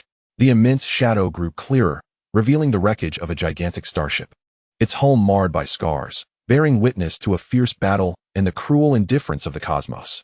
"It is a derelict starship," she exclaimed, her voice laced with astonishment, yet filled with respect and reverence for history, its ancient appearance shrouded in mystery regarding its originating civilization. Han Zheng's fingers raced across the control panel, seeking information about the starship wreckage, searching for any trace of useful clues, yet he found nothing. "There are no records," he lamented, disappointment creeping into his tone while his determination to unveil the truth intensified, as if it were a starship that had never been discovered. Su Jianwei produced a medical kit, prepared to respond to any potential situations, her movements swift and orderly, as if readying for an imminent conflict. "Shall we investigate?" she suggested, her voice infused with curiosity yet tinged with unease, pondering the possibility of uncovering something valuable. Lin Lan paused in silence, seemingly weighing the pros and cons of risk. The symbiotic crystal at her nape flickered, as though providing her with guidance and strength. "Luo Qing, deploy the probe," she instructed cautiously. Yet her voice was brimming with a desire for exploration, advocating for an initial assessment of the interior before deciding whether to approach. Luo Qing raised his mechanical arm, casting forth a small probe that soared toward the starship wreckage.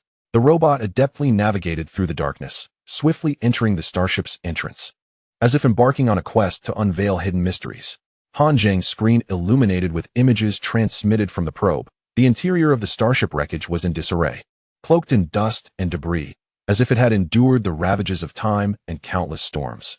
Strange symbols adorned the walls, resembling an ancient script that narrated the glory and secrets of the starship's past.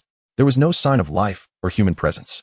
His voice conveyed disappointment, yet his resolve to uncover the truth grew stronger, revealing only abandoned equipment and remnants. Bai Tan's gaze fell upon the symbols on the wall, her eyes widening in recognition, as if she had stumbled upon a significant clue. "I recognize these symbols," she exclaimed, surprise mingling with curiosity and a desire for exploration, noting their resemblance to the ancient text left by her grandmother. Lin Lan pressed the helm forward, guiding the Firefly gently closer to the entrance of the starship wreckage. Embracing the unknown challenge. "Bai Tan, can you decipher these symbols?" she inquired, her voice laced with anticipation yet imbued with respect for history. Hopeful for insights into the starship's origins. Bai Tan nodded, retrieving a portable translator, scanning the symbols displayed on the screen. Lines of text materialized, fragmented and challenging to comprehend, yet they offered a flicker of hope and clues. The gist warned them of a forbidden zone, advising against approaching death. Her voice quivered with fear, yet it also unveiled her curiosity and desire for exploration, as the starship seemed to issue a warning against venturing deep into the chasm.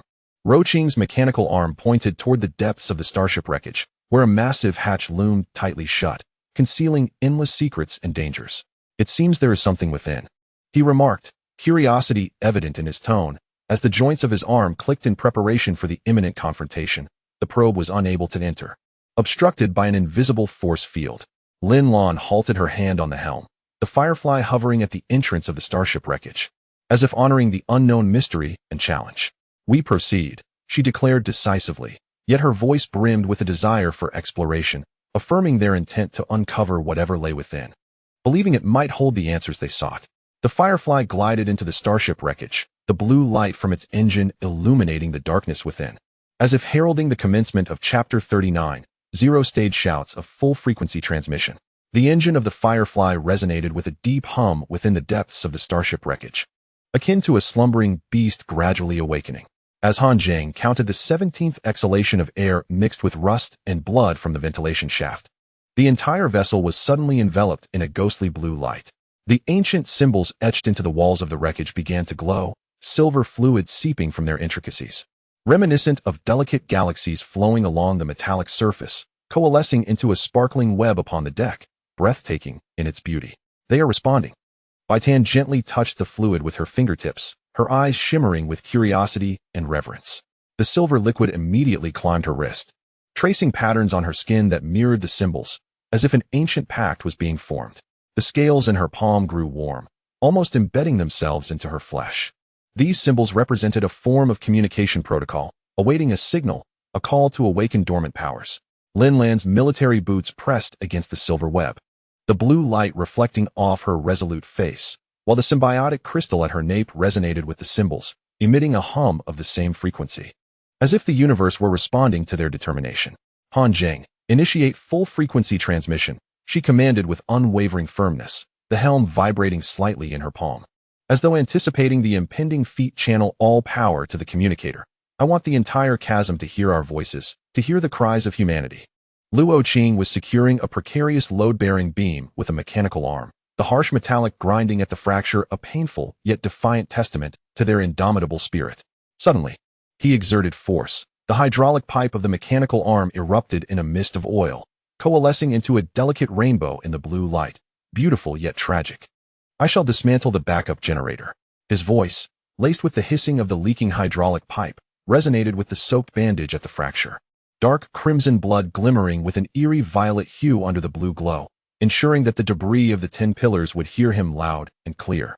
Knowing that humanity would never yield, Su Jianwei crouched at the entrance of the medical compartment, gently administering the last dose of anti-radiation serum into the body of an injured child, her movements tender and focused.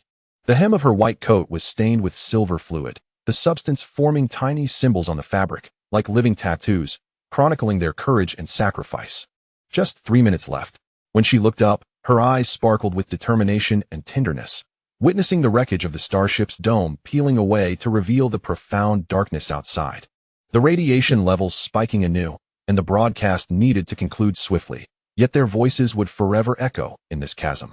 Han Zheng's fingertips danced across the fractured keyboard of the control panel, akin to performing a symphony of life. The scabs of blood beneath his nails mingled with silver fluid, leaving streaks of red and blue on the keys, marking their struggle and perseverance. He abruptly yanked 2 crossed wires, biting off the insulation with decisive resolve. The indicator light of the communicator instantly shifted from red to green, emitting a piercing electric sound, as if the universe applauded their bravery. "All frequencies open." His voice, tinged with static, transformed the stream of code on his retina into countless pulsating notes. "Bai Tan, prepare your song. Let the entire universe hear our voices."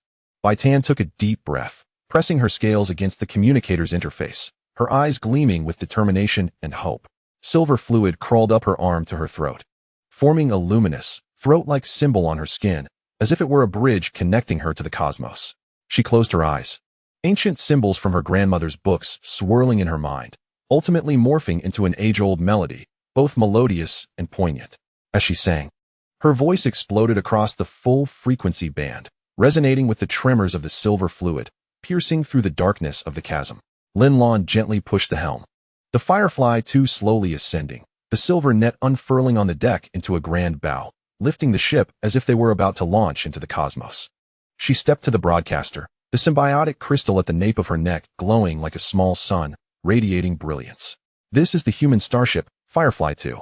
Her voice, amplified by the silver fluid, reverberated in the chasm, firm and powerful. "We are the C-class plastic race, our numbers erased by our own hands. We are no longer anyone's designation. We are free humans.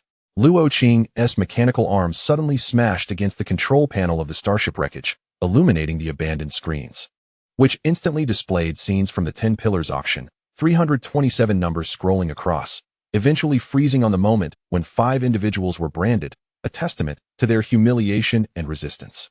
I am Luo Qing. His roar, mingled with the mechanical arm's screech, exploded across the full frequency band, shaking every ear that heard it. 3 years ago, you severed my hand. Today, I declare to you. The mechanical arm pointed at his own number on the screen, his eyes gleaming with an unyielding light.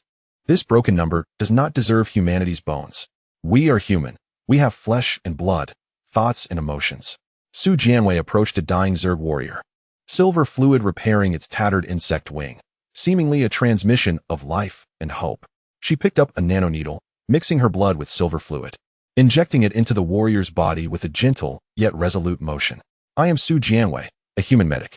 Her voice, tinged with a hint of emotion, remained unwavering. In your experimental logs, we are samples 734, but in this chasm, we are lives that can weep. We have our joys and sorrows, our dreams and aspirations. Han Zheng's fingertips lightly tapped the control panel, suddenly revealing the stream of code from the 10 Pillars Mother Network. He covered the red countdown of human extinction, set for 127 years, with silver fluid, rewriting it into a line of pulsating green text. We refuse to accept. His voice, laced with static, transformed the stream of code on his retina into a virtual key, symbolizing their determination to unlock a new world. I have hacked into your mother network. He slammed the enter key, coordinates publicly displayed across the full frequency band, his voice resolute and powerful. We know you marked the coordinates of 17 star systems as human prohibited zones, but now, his eyes sparkled with challenge. We will go wherever we wish. No one can impede our steps. Bai Tan's song suddenly ascended, silver fluid forming a glowing cocoon around her, tightly enveloping her, as if bearing witness to her unity with the cosmos. Her voice pierced the darkness of the chasm, the ancient symbols igniting with her song, conspiring to create a vast star map of humanity on the dome of the starship wreckage, beautiful and magnificent. Lin Lan's military boots thudded heavily on the deck, the silver net suddenly expanding outward, enveloping the entire starship wreckage, symbolizing their strength. The 10 Pillars claim we are a zero-level civilization, unworthy of the stars. Her voice resonated with the tremor of the symbiotic crystal, the blue light at her nape merging with the silver fluid, radiating brilliance. Yet even zero-level civilizations have the right to shout. We have the right to choose our path, the right to pursue our dreams. She suddenly tore open her collar, revealing an old scar on her chest, a mark left by the 10 Pillars laser branding, a symbol of her indomitable spirit. This is the medal you bestowed upon us. Now, we return it to you, to tell you, humanity has never surrendered, nor will it ever. Luo Qing's mechanical arm pointed deep into the chasm, where a low growl echoed from the darkness, as if the universe was responding to their cries. He recognized it as the voice of the Zerg Queen, faint yet remarkably clear, like an ally's call. Did you hear that?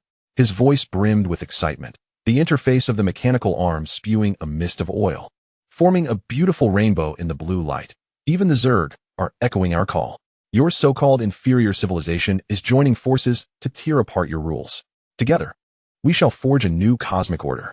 Su Jianwei retrieved a well-preserved leaf from a terrestrial tree from her medical pack, a remnant found amidst the wreckage of Pioneer 7, carrying their longing and hope for their homeland. She placed the leaf on the silver net, the leaf slowly unfurling in the blue light, releasing a faint scent of grass, as if the essence of home beckoned them. This is the scent of earth.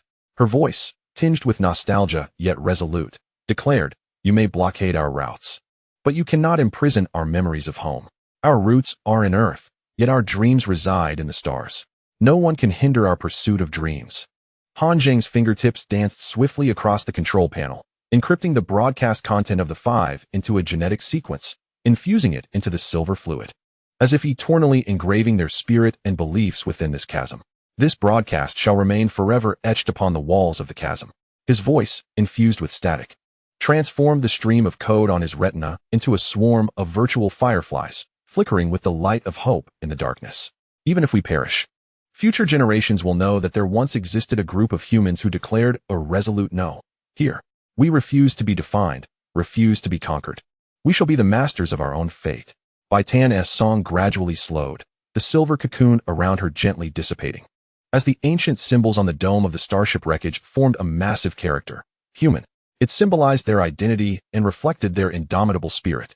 What does imperial power mean to me? Her voice carried a hint of fatigue, yet brimmed with strength. This line is dedicated to all civilizations that think they can manipulate us. We are not lambs to the slaughter. We are courageous humans. Lin Lan approached the porthole, gazing at the glimmering lights deep within the chasm. These were the remnants of other starships awakened by the broadcast, their symbols responding and forming a luminous sea. Both beautiful and magnificent. The all-frequency broadcast had concluded.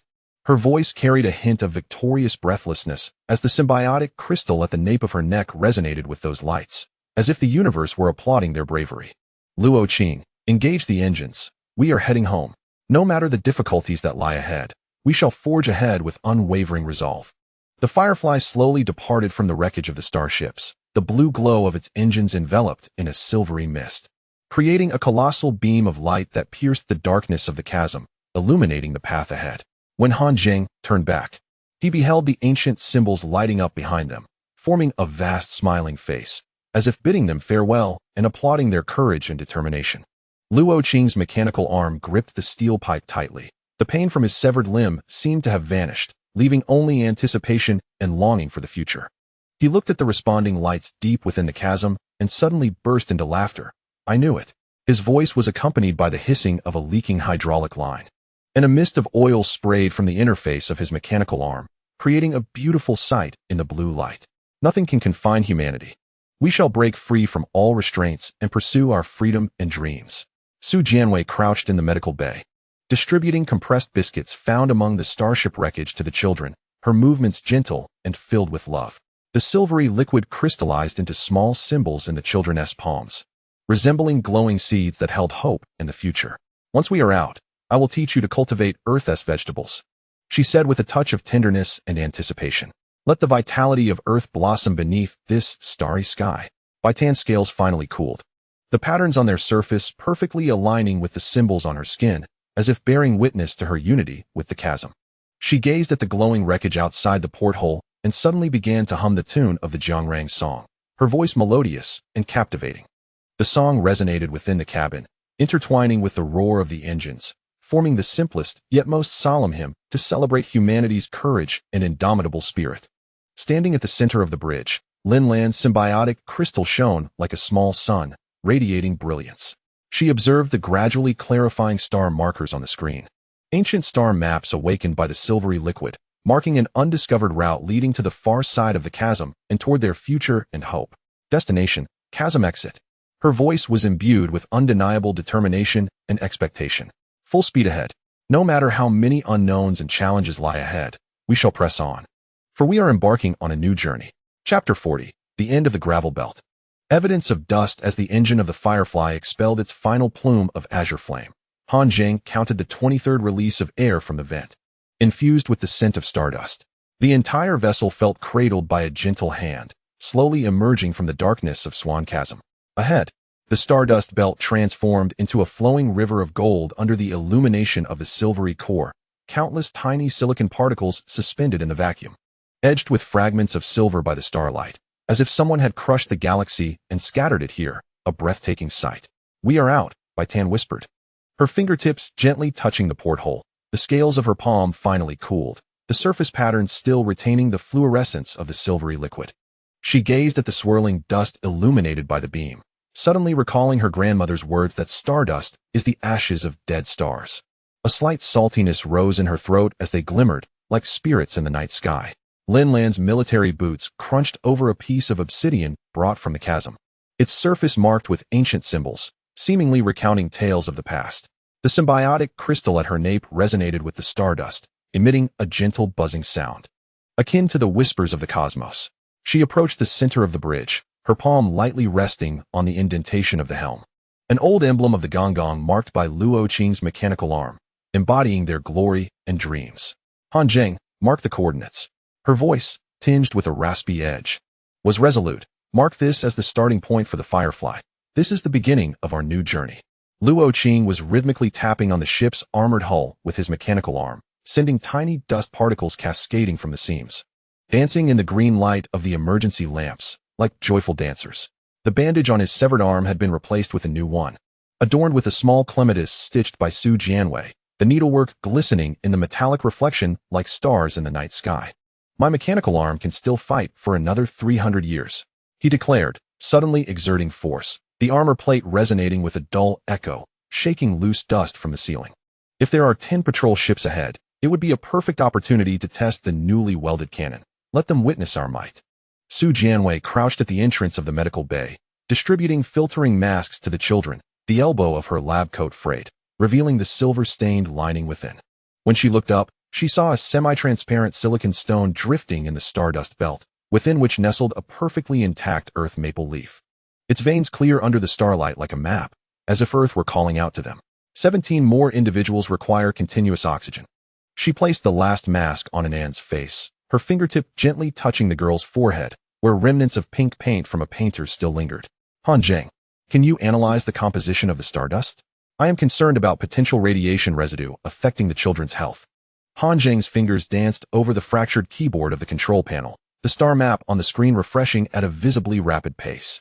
The starfield outside the chasm resembled a watercolor painting soaked in water, gradually revealing clearer contours. He suddenly pulled out a data cable and plugged one end into the detection port of the porthole. The data stream instantly turned red. The stardust contains peculiar particles, he announced, the familiar code forming on the screen. It's the mark of the 10 pillars. His voice crackled with static, and the code on his retina suddenly coalesced into a virtual key, yet it seemed altered by some force, akin to a welcoming signal. Whose handiwork could this be? The symbiotic crystal on Lin Lan's neck suddenly flickered violently. As she leaned over, she caught a glimpse of her reflection on the control panel, where the stardust was swirling into a spiral of light at the ship's stern, resembling a forgotten tale, yet so beautiful. Luo Qing reduced the engine power to the minimum. Her military boots left a shallow mark on the floor, each movement revealing her resolve and wisdom.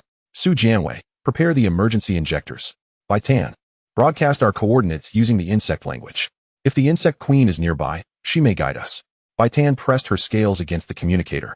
A fragment of broken insect sounds spilling from her throat, like the secret language of the universe. The stardust belt suddenly rippled, and the distant cluster of silicon stones began to vibrate rhythmically, emitting 3 short and 2 long pulses, as if someone were tapping Morse code in the language of the cosmos. They received it, she said, her voice carrying the tune of the Zhongrang song. Her fingertips drew a small note on the porthole. The Queen says, 3 light years ahead lies an abandoned space station, a remnant of the Pioneer program. There may be answers we seek. Luo Qing's mechanical arms suddenly pointed toward the depths of the stardust belt, where the dust was forming a vast vortex. The outline of a ship vaguely visible at its center, covered in the markings of the 10 pillars, yet devoid of any energy response. Like a coffin adrift in the golden river, exuding an endless mystery. What is that? His voice carried the hiss of a leaking hydraulic line, and a mist of oil sprayed from the interface of his mechanical arm, forming a fleeting rainbow in the stardust. My scanner shows it is empty. Is this a trap or an opportunity? Su Jianwei suddenly seized the medical kit and rushed toward the porthole. The maple leaf within the silicon stone was visibly fading, black fluid seeping from its veins like a slender snake, emanating an aura of danger. It's dark matter radiation, she said, her voice tinged with anxiety, as her fingertip traced a curve on the radiation spectrum on the screen, contrasting starkly with the silvery liquid in the chasm. We must proceed with caution. Lin Lan's military boots thudded heavily against the deck, the blue glow of the symbiotic crystal suddenly merging with the golden light of the stardust belt, radiating an exquisite brilliance. She approached the intercom, the crystal at the nape of her neck shining like a miniature sun, illuminating the path ahead. All available personnel, assemble on the bridge. Her voice resonated through the vibrations of the ship, steadfast and powerful, announcing our intention to rest for 12 hours at the edge of the stardust belt. She paused, her gaze sweeping across the symbol on the screen, to rendezvous with the friend who left the door open for us, to unveil the secrets hidden within. Han Zheng's fingertips lightly tapped the console, and a segment of encrypted video suddenly emerged, recovered from the Starship wreckage database of the Rift Belt. The footage revealed individuals clad in 10-pillar uniforms dismantling a massive silicon block, within which lay not a maple leaf, but a pulsating human heart, an alarming sight. It was the black box of Pioneer Number 7. His voice crackled with electrical interference as his nails etched white lines across the symbol. They had discovered the secret of the Stardust Belt 30 years prior. These particles could store consciousness. Was this a marvel of technology or a jest of the cosmos? Bai Tan's scales suddenly heated, and she pressed her ear to the communicator. Within the pulse of stardust, a familiar melody intertwined with the prelude of the ancient ballad hometown. Yet it lacked 2 notes compared to the version played at departure, resembling a song deliberately interrupted, conveying boundless sorrow. It was a signal from humanity. Her voice trembled with emotion as her fingertips swiftly inscribed the lyrics on the porthole. Someone had been here and knew we would come. Was this fate's design or a cosmic coincidence? Luo Qing's mechanical arm erupted with a piercing hydraulic sound as he charged toward the weapons compartment like an enraged bear. Returning with the repaired plasma cannon in hand, its barrel entwined with silvery, liquid wires extracted from the rift belt, shimmering with a mysterious glow. Regardless of whether it was a 10-pillar trap or something else entirely, he positioned the cannon against the porthole, the metallic joints clacking with determination. I'll blast open that vortex and see what sordid things lie within. Even in a dragon's lair, we shall venture forth. Su Jianwei retrieved a syringe filled with silver liquid from the medical kit, its needle glinting coldly under the starlight. She approached Lin Lan and gently pressed the needle tip against the symbiotic crystal at the nape of her neck. This is purified silver liquid extracted from the starship wreckage, capable of temporarily shielding us from 10-pillar tracking signals. Her fingertips glided gently along Lin Lan's spine, the skin there warming slightly from the crystal's resonance. If an ambush awaited, it would at least grant them 3 minutes of reaction time. We must make every second count. Lin Lan closed her eyes. The blue glow of the symbiotic crystal cast a flowing sea of stars within her gaze. She saw countless stardust particles forming letters on the ship's hull, not codes of the 10-pillar nor symbols of the Zerg, but the simplified Chinese characters for waiting for you. Warm and resolute. Depart in 12 hours. She abruptly opened her eyes, the blue light igniting 2 bright spots in her pupils, illuminating the path ahead. Han Zheng, decode the symbols. Luo Qing, repair the weapons system. Su Jianwei, prepare all medical supplies. Bai Tan's gaze fell upon the girl's trembling fingertips. Continue your song. Let the stardust remember the melody of humanity. Let the cosmos witness our courage. As dawn approached, Bai Tan's voice suddenly erupted on the bridge, resonating with the tremors of stardust, akin to a celestial choir. The stardust belt seemed to awaken like an ocean, countless silicon stones vibrating in harmony with the melody, producing a cascade of sounds akin to numerous tiny bells accompanying her, composing a cosmic hymn. As dusk fell, Han Zheng lightly tapped the symbols on the console. The codes suddenly disintegrated into countless tiny stardust particles, coalescing on the screen into a human face, an unfamiliar man, his forehead branded with the 10 pillars number. Yet he gestured toward the camera with a thumbs up. He was the captain of Pioneer number 7. Han Zheng's voice crackled with static, the code on his retina transforming into a key. The log indicated that he had voluntarily remained in the stardust belt, rewriting the 10 pillars markings with his consciousness. He was a true hero. Luo Qing's mechanical arm halted abruptly on the cannon, his gaze fixed on the man's face on the screen, suddenly recalling 3 years prior when he had dismantled a similar ship in the starship graveyard, where half a bottle of Erguotu lay untouched in the cockpit. The bottle etched with a crooked character. What a man! His voice bore the hiss of leaking hydraulics, and a few drops of oil seeped from the mechanical arm's joint onto the silver, liquid wire of the cannon. I'll raise a glass to him, honoring this valiant predecessor. Su Jianwei placed the silver liquid syringe in Lin Lan's palm, drawing a small heart on the back of her hand, conveying warmth and strength. Remember, 3 minutes. Her voice softened, and as she turned, she discreetly slipped a piece of silicon stone into Anan's hand. This is a gift from Earth, containing a leaf that will never wither. May it bring you hope and courage. Lin Lan gripped the syringe tightly as she approached the porthole. The vortex of the stardust belt expanded slowly, the outline of the 10-pillar ship becoming increasingly distinct. The insignia on its hull peeling away to reveal a human star chart beneath, resembling a magnificent tapestry.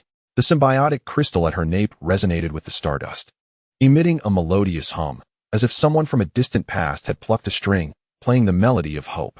The countdown for 12 hours commenced. Her voice, imbued with the tremor of the symbiotic crystal, echoed as her boots left 5 shallow imprints on the deck, the original emblem of the Gonggong ship taking shape. We must let this stardust know that the cry of the Zero Order is never a solitary battle. We shall join hands and face new challenges. The Firefly, now renamed, drifted slowly within the stardust belt, the residual vibrations of the engine causing the ship's hull to tremble slightly, like a weary yet alert beast. Han Zheng watched the continuously refreshing code on the screen, suddenly realizing that those symbols were forming a complete sentence. They are waiting for you, in the crevices of time. This phrase seemed to contain boundless depth, guiding their path forward. Bai Tan's song continued, the light of the stardust belt undulating with the melody, weaving a golden road at the ship's stern, illuminating their return. Luo Qing crouched beside the cannon, using his mechanical arm to polish a piece of silicon stone, intending to carve a new emblem for the Gonggong, memorializing this legendary journey. Su Jianwei regaled the children in the medical bay with stories of Earth, when suddenly, the silicon stone in an Anne's hand glowed, the embedded maple leaf regaining its crimson hue, akin to a miracle of life. Standing at the center of the bridge, Lin Lan held the silver liquid syringe, which glimmered coldly in her palm. She understood that within this seemingly tranquil stardust belt lay countless secrets. The markings of the 10 pillar and the messages of the pioneers were merely the tip of the iceberg. Yet at this moment, gazing at her companions and listening to the children's laughter intertwined with the tune of Zhang Lang Go, she suddenly felt that regardless of what awaited them ahead, they could, like crushing stardust, trample the obstacles beneath their feet, writing their own legend. At the vortex's center of the stardust belt, the hatch of the 10-pillar ship slowly opened, releasing not weapons, but a soft white light, coalescing into a vague silhouette amidst the stardust. The figure faced the Firefly, gradually raising a hand in a gesture of welcome, as if to greet their arrival. Suddenly, Han Zheng's screen went black, leaving only the symbol flickering in the darkness, like an eye wide open, observing their path forward. They knew that new challenges were imminent, yet they were prepared, ready to join hands and embrace the future that awaited them. Chapter 41, The Firefly's Remains. The dark flame rekindled the emergency lights of the zero-gravity dock, cast a cold green glow, as if immersing the entire space in a specimen preserved in formaldehyde. Exuding an eerie tranquility, Lin Lan floated gracefully into the cabin door, her toes barely brushing the ground when she inadvertently kicked a floating titanium alloy fragment, the remains of the Gonggong's portside armor, its edges still bearing the molten scars left by the 10-pillar-S disintegration cannon, shimmering with dark purple rust under the cold light, like scars of time. In the distance, the incessant hissing of metal welding mingled with Luo Qing's expletives, reminiscent of an aging engine struggling to breathe. Damn it, if this wretched keel won't weld, I'll dismantle it for fuel. Luo Qing's mechanical arm was ensnared between two twisted steel beams, and the mist of hydraulic fluid coalesced into tiny silver beads in the zero-gravity environment, adorning his oil-streaked face and lending him an air of ruggedness. The severed end of his arm was shielded by a hastily welded steel plate, and the sparks that flew during the welding floated like a cascade of stars in the weightlessness, illuminating the red veins in his eyes, as if narrating tales of relentless fatigue and perseverance.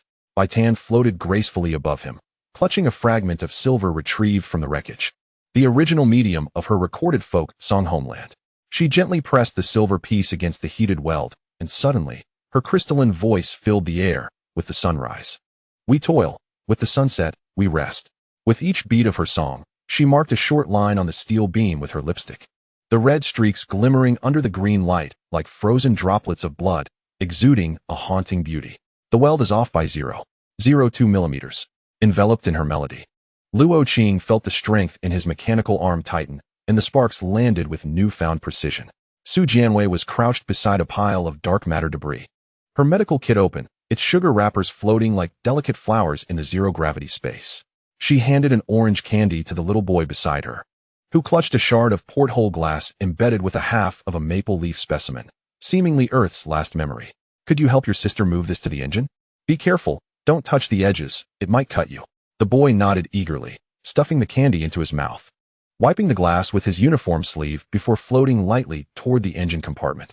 3 other children followed, one of whom, with horn braids, tugged along a rusted nameplate inscribed with Gonggong, the characters blurred by gunfire, yet polished by her efforts, as if guarding a precious memory. Han Zheng was ensconced in a blind spot of the dock, his sleeve concealing a data cable salvaged from the abandoned equipment. He cautiously plugged the cable into the dock's main control interface, and the screen erupted into a flurry of garbled characters, akin to a swarm of frenzied ants. Dizzying to behold, his fingers danced rapidly over the virtual keyboard, eyes locked onto the registration name Firefly. A smile crept across his lips as he added a parenthetical note, inscribing dust.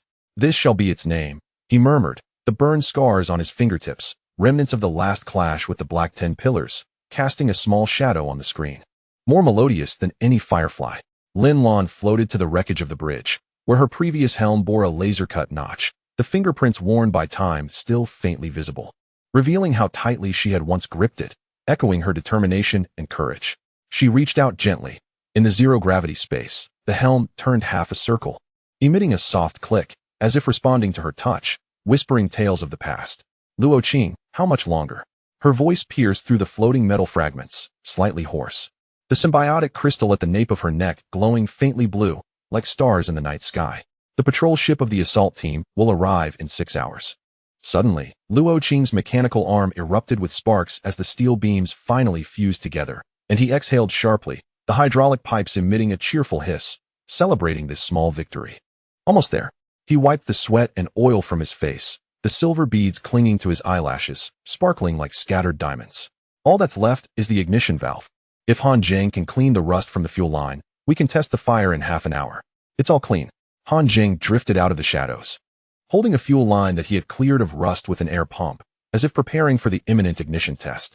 I also altered the dock's monitoring. For the next 3 hours, it will display equipment maintenance. He tossed the fuel line to Luo Qing, and the registration information on the screen flickered. The words dust shining particularly bright under the green light, heralding a new beginning. Su Jianwei returned with the children, each holding a small trinket, some with screws, others with bits of glass, and one child cradled an old thermos, still containing half a cup of unfrozen water, seemingly the last warmth in this desolate expanse. The dark matter debris is all in place. She wiped the sweat from her brow, the red cross on the medical kit swaying under the green light, as if safeguarding the children's safety. The children expressed their desire to see the ship soar. Bai Tan's song ceased, and she floated to the engine compartment, adhering the silver piece to the wall. The screen displayed a waveform, the rhythm of her recently sung folk tune automatically recorded as a self-check track by the AI, as if infusing the engine with the melody of life. I set the song as the engine's self-check program.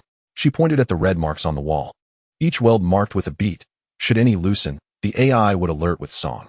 Lin Lan approached the ignition valve, a rusted metal knob bearing the handprints of Luo Qing's father from when the Gonggong was originally assembled by the old mechanic, telling a tale of legacy and perseverance. She inhaled deeply, the crystal at her nape glowing, allowing her to hear the heartbeat of everyone around her. Luo Qing's steadiness akin to mountains, Bai Tan's lightness like flowing streams, Su Jianwei's gentleness reminiscent of spring breezes, Han Zheng's exuberance akin to sparks, and the children's anxious heartbeats like startled fawns. Everyone stepped back from the engine.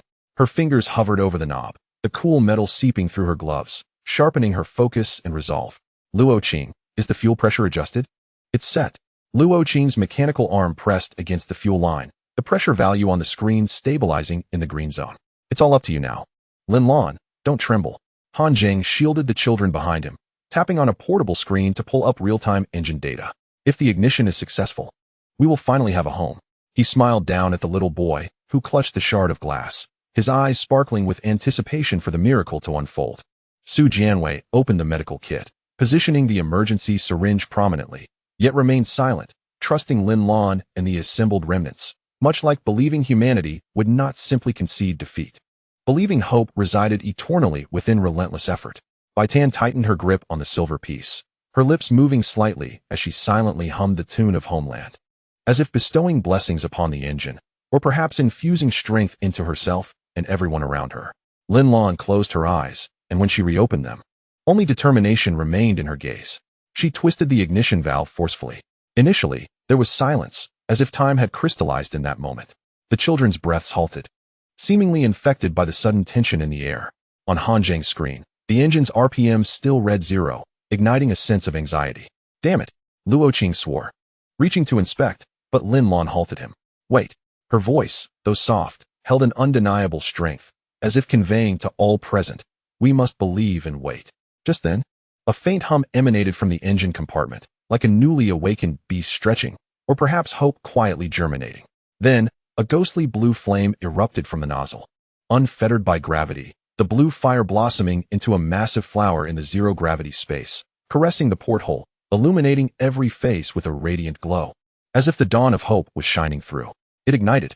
Luo Qing's exclamation reverberated, causing the floating silver beads to sway, his mechanical arm striking the wall with force. I knew it. This old ship isn't going down so easily.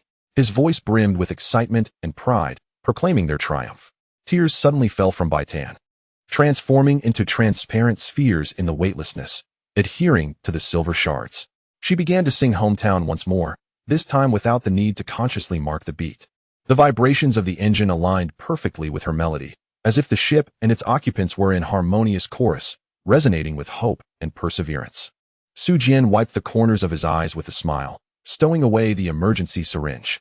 The children cheered as they floated up. A little boy holding a shard of glass that refracted the blue flame's light, casting tiny rainbows upon the cabin walls, as if hope were blossoming. On Han Zheng's screen, the rotational speed soared, stabilizing within the normal range. He captured a screenshot, annotating it with dust, successful ignition for the first time. His fingertips glided over the characters for dust, and he suddenly felt that this name was more meaningful than any other. Though small, dust could accumulate into mountains, into galaxies, symbolizing their seemingly frail existence, yet brimming with boundless strength and potential. Lin Lan approached the porthole, gazing at the blue flame. Within the flames, she seemed to perceive the original form of the Gonggong, the smiling faces of her 327 companions, as memories replayed in her mind like scenes from a film. The symbiotic crystal at the nape of her neck suddenly warmed, as if responding to her emotions. "We have a ship now." Her voice was soft yet resonant, ensuring every soul could hear her. They had a home that could carry them forward. Her tone brimmed with sentiment and hope, as if conveying to all that they had a new beginning, a new hope. Luo Qing drifted over, his mechanical arm resting on her shoulder, the scent of oil mingling with metal, bringing a sense of comfort. "Next, we need to arm this rusty vessel." He grinned, revealing 2 rows of oil-stained teeth, declaring that the next time they encountered the despicable 10 pillars, he would show them the might of dust. His voice was filled with audacity and resolve, proclaiming their defiance and resistance. Han Zheng suddenly uttered an "oh" as an unfamiliar signal marker popped up on the screen, not from the 10 pillars, nor from the 100 Races Council, but an entirely unknown symbol, resembling a twisted lightning bolt. "An unidentified signal is scanning us." His fingertips danced swiftly, attempting to decipher it. There was no hostility, merely observation. His voice was imbued with caution and curiosity, as if exploring uncharted territory. Lin Lan's gaze sharpened instantly, the blue flame flickering in her eyes. "Ignore it for now," she commanded. Luo Qing, expedite the fuel line repairs. Bai Tan, optimize the self-check audio track. Su Jian, conduct health checks for the children. Han Zheng, investigate the source of this signal but do not alert it. Her tone was calm and decisive, as if orchestrating a silent battle. "Got it." Luo Qing's mechanical arm clanked toward the toolbox, the blue flame's light reflecting off his mechanical joints, glistening like silver. Bai Tan dried her tears, spinning the silver shard in her hand, beginning to adjust the frequency of her song, as if infusing the engine with a more perfect vitality. Su Jian led the children toward the medical bay. They excitedly discussed the blue flame, likening it to fireworks on Earth, their innocent smiles seemingly the most beautiful scenery amidst the ruins. Han Zheng focused on the strange symbol on the screen, the heat in his fingertips igniting once more. He had a premonition that this signal would intertwine with their forthcoming journey, as if woven into the fabric of fate. In the zero-gravity dock, the blue flame continued to burn, illuminating the assembled wreckage as well as the hopes of the weak. The dust, this heap of iron that clawed its way back from death, finally possessed a heartbeat in the cosmos, as if narrating a tale of perseverance, hope, and rebirth. Chapter 42. The contract under the gun of the 100 Races. The chill of the zero-gravity dock slithered like a frigid serpent along the walls, permeating every inch of space. As Lin Lan's hand brushed against the helm, she acutely detected the metallic click emanating from the ship's rear, a sharp and piercing sound, signaling the turn of fate's wheel. Turning her gaze, she beheld 3 Bone Spike-class gunboats of the 100 Races Council hovering like specters in the stardust belt, their silver-gray hulls glinting with a cold sheen, akin to 3 poison needles poised to deliver a fatal strike. The red light of the cannon swept across the dust's armored deck, leaving fleeting trails of heat, as if the harbinger of death were gently knocking at the door. "All hands, the gravity lock has secured the rear thruster." Han Zheng's voice crackled through the communicator, carrying the static of electricity, akin to distant thunder heralding an impending storm. "They've installed gravity generators in the dock's dome. We are now fish on the chopping block. At their mercy." Luo Qing's mechanical arm slammed against the fuel line, oil mist coalescing into tiny silver beads in the weightlessness, dotting his oil-stained face, adding an air of rugged resilience. He leaned out the porthole and spat, The saliva instantly transformed into a transparent sphere, languidly drifting toward the nearest gunboat. A silent mockery to the enemy. Damn it. His voice was laced with the hiss of a hydraulic leak, his mechanical fingers brushing where the cannon's red light had traversed. Feeling the searing heat. 800 degrees, enough to melt our titanium alloy armor. Those bastards. Bai Tan clutched the silver shard, cowering beside the console. The ancient ballad waveform on the shard dancing wildly, akin to an anxious heartbeat, foretelling the impending storm. When she looked up, she saw the metal mesh of the dock's loudspeaker suddenly illuminate, and after 3 short beeps and 2 long ones, a hoarse electronic voice thundered throughout the chamber. Human dust. IDC 087. All personnel report to the bridge immediately to sign the exploration mission contract. Failure to comply will be regarded as forfeiture of human residency rights. Residency rights? Su Jian approached Lin Lan, supporting the medical kit. A fragment of tear crystal peeked from her lab coat pocket. The pale blue glow reminiscent of the gentlest star in the night sky, a remnant she had collected from the dark matter shards yesterday. They want us to go to our deaths, yet they phrase it so beautifully. She lowered her head to adjust an ant's collar. The girl clutching a glass embedded with a maple leaf, her knuckles whitening from the grip, as if protecting their last hope. Lin Lan inhaled deeply, the symbiotic crystal at her nape glimmering faintly. She could distinctly hear the heartbeats of everyone on board, the children's pulses racing like startled fawns.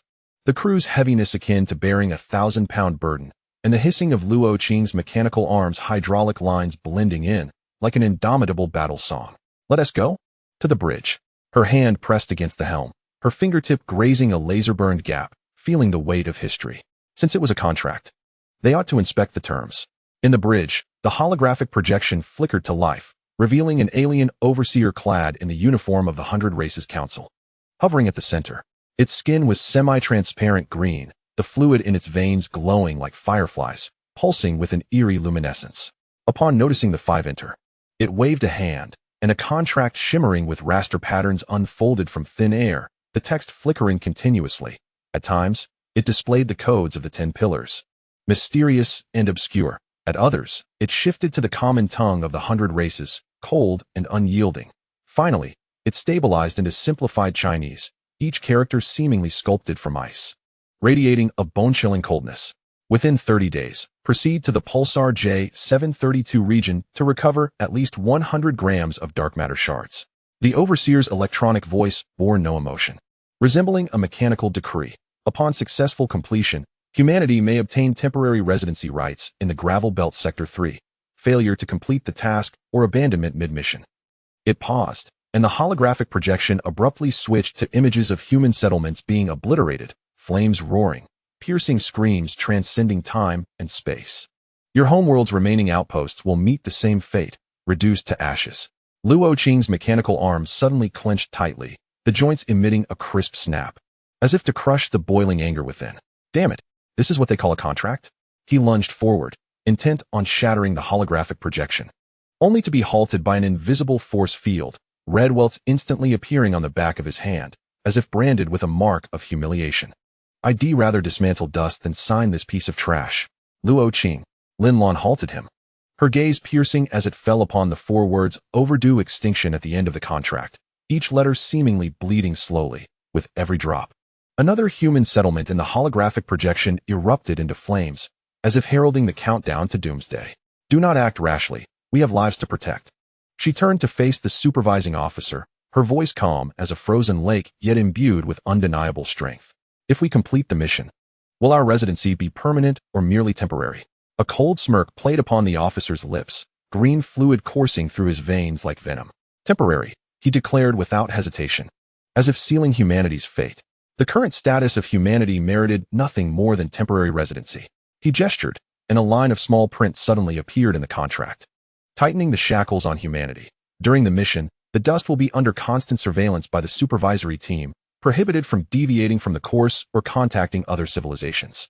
Suddenly, Su Jianwei stepped forward, retrieving a small vial of tear crystal from her medical kit, which glimmered softly under the light, akin to a flicker of hope. Seizing a moment of distraction from the supervising officer, she discreetly handed it to a fellow uniformed alien medic, whispering, "This is the emotional essence of Earth. It can alleviate the radiation aftereffects of your kind." The medic's eyes brightened, as if he had glimpsed the dawn of salvation. and he subtly concealed the vial in his sleeve, quietly offering an extra medical kit containing double the usual amount of nanoneedles, a glimmer of survival's hope for humanity. Han Zheng feigned interest in the contract while his fingertips danced rapidly over a concealed interface on the console. A data cable, pilfered from the remnants of an abandoned device, was stealthily connected to the holographic projection's backend. Gazing at the deadline of the 30th, he recalled the countdown of 127 years. A barely perceptible smile curling at the corners of his mouth, as if he had spotted a chance for resistance in the darkness. His fingers moved swiftly, implanting a quantum watermark in the blank area of the contract, a code only decodable by his quantum brain, inscribed with the number 127. Like a seed of rebellion buried deep, Bai Tan suddenly began to softly hum the tune of Hometown. Her voice delicate enough to drown out the hum of Han Zheng's data line, as if heralding the overture to their uprising. The silver shard in her palm radiated warmth, the ancient melody's waveform resonating faintly with the frequency of the holographic projection, successfully diverting the supervising officer's attention. "Human linguist, your voice is commendable," he remarked. But as he gestured, Bai Tan's throat inexplicably fell silent, the waveform on the silver shard abruptly chaotic, as if a beautiful melody had been forcibly interrupted. During the mission, the use of unauthorized languages is forbidden. Observing Bai Tan's pained expression and the ongoing infernos in the holographic projection of human settlements, Lin Lan felt the symbiotic crystal at the nape of her neck suddenly heat up, resonating with her emotions like a burning flame. She understood she had no choice, either sign or watch humanity's last flicker of hope extinguished. "I will sign."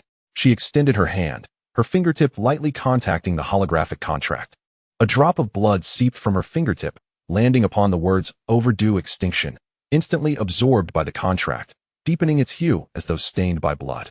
"But I have one condition. During the mission, the supervisory team must not interfere with our internal command." The supervising officer hesitated, the green fluid swirling in his veins before he finally nodded, begrudgingly conceding, agreed. He raised his hand, and the contract divided into 5 sections, each drifting before the 5 individuals, each required to sign, as mandated by the council. Luo Qing fixated on the words "overdue extinction," his teeth grinding in frustration, his mechanical fingers hovering over the signature line for a prolonged moment before he decisively pressed down, leaving a clear imprint of his metallic fingerprint on the contract, akin to an indomitable oath. "I sign, but if you dare to play tricks, I'll dismantle your gunboats." Su Jianwei's signature was light, her pen gliding across the contract, leaving a delicate trace like a gentle act of defiance. When she looked up, she met the gaze of the alien medic, who discreetly gestured a sign of safety, allowing her to exhale a quiet sigh of relief, as if glimpsing a sliver of light in the darkness. At least the children's medical needs would be secured. Han Zheng's signature was swift, his fingertip touching the contract, the quantum watermark flashing momentarily. Only he understood the hidden resistance within this seemingly submissive signature. Like the undercurrents beneath a tranquil lake, he smiled at the supervising officer, mischief dancing in his eyes like a small sun. "I hope your words hold weight. Do not let our journey be in vain." Bai Tan, unable to speak, dipped her fingertip into her own tears, inscribing her name on the contract. The tears landed upon the document, instantly crystallizing, imparting a trace of humanity's warmth to the cold contract, as if leaving a flicker of warmth in the darkness. The supervising officer surveyed the signatures of the 5, nodding with satisfaction. The holographic projection abruptly vanished, leaving behind a chilling electronic voice. "In 3 hours, the gunboat will guide your course. Good luck, humans." The red light of the gunboat gradually faded, the gravitational lock at the ship's tail released, and the zero-gravity dock returned to its previous silence, save for the faint hum of the dust's engine, gathering strength. Luo Qing's mechanical arm slammed onto the console, the remnants of the holographic projection shattering into fragments before him, like shattered dreams. "Damn it, they're treating us as cannon fodder." His voice echoed with anger and a hint of helplessness, akin to a beast trapped in a cage. "What kind of place is a pulsar storm? Send in 10 ships, and 9 will be reduced to rubble." Su Jianwei approached him, opening the extra medical kit, its nanoneedles glinting silver under the light, akin to the dawn of hope. "At least we have this." She retrieved a syringe filled with a pale blue liquid, capable of counteracting radiation, allowing them to endure a little longer. Bai Tan finally found her voice, albeit hoarse, clenching the silver shard, the ancient melody's waveform slowly returning, as if healing her wounds. "When I was humming earlier, I noticed the pulsar's frequency resembles the ancient melody." She looked up at Lin Lan, a glimmer of hope in her eyes. akin to seeing a flicker of light in the darkness. Perhaps we can use the ancient melody to locate a safe route. Han Zheng leaned against the console, his fingertips still gently moving, as though decoding some secret.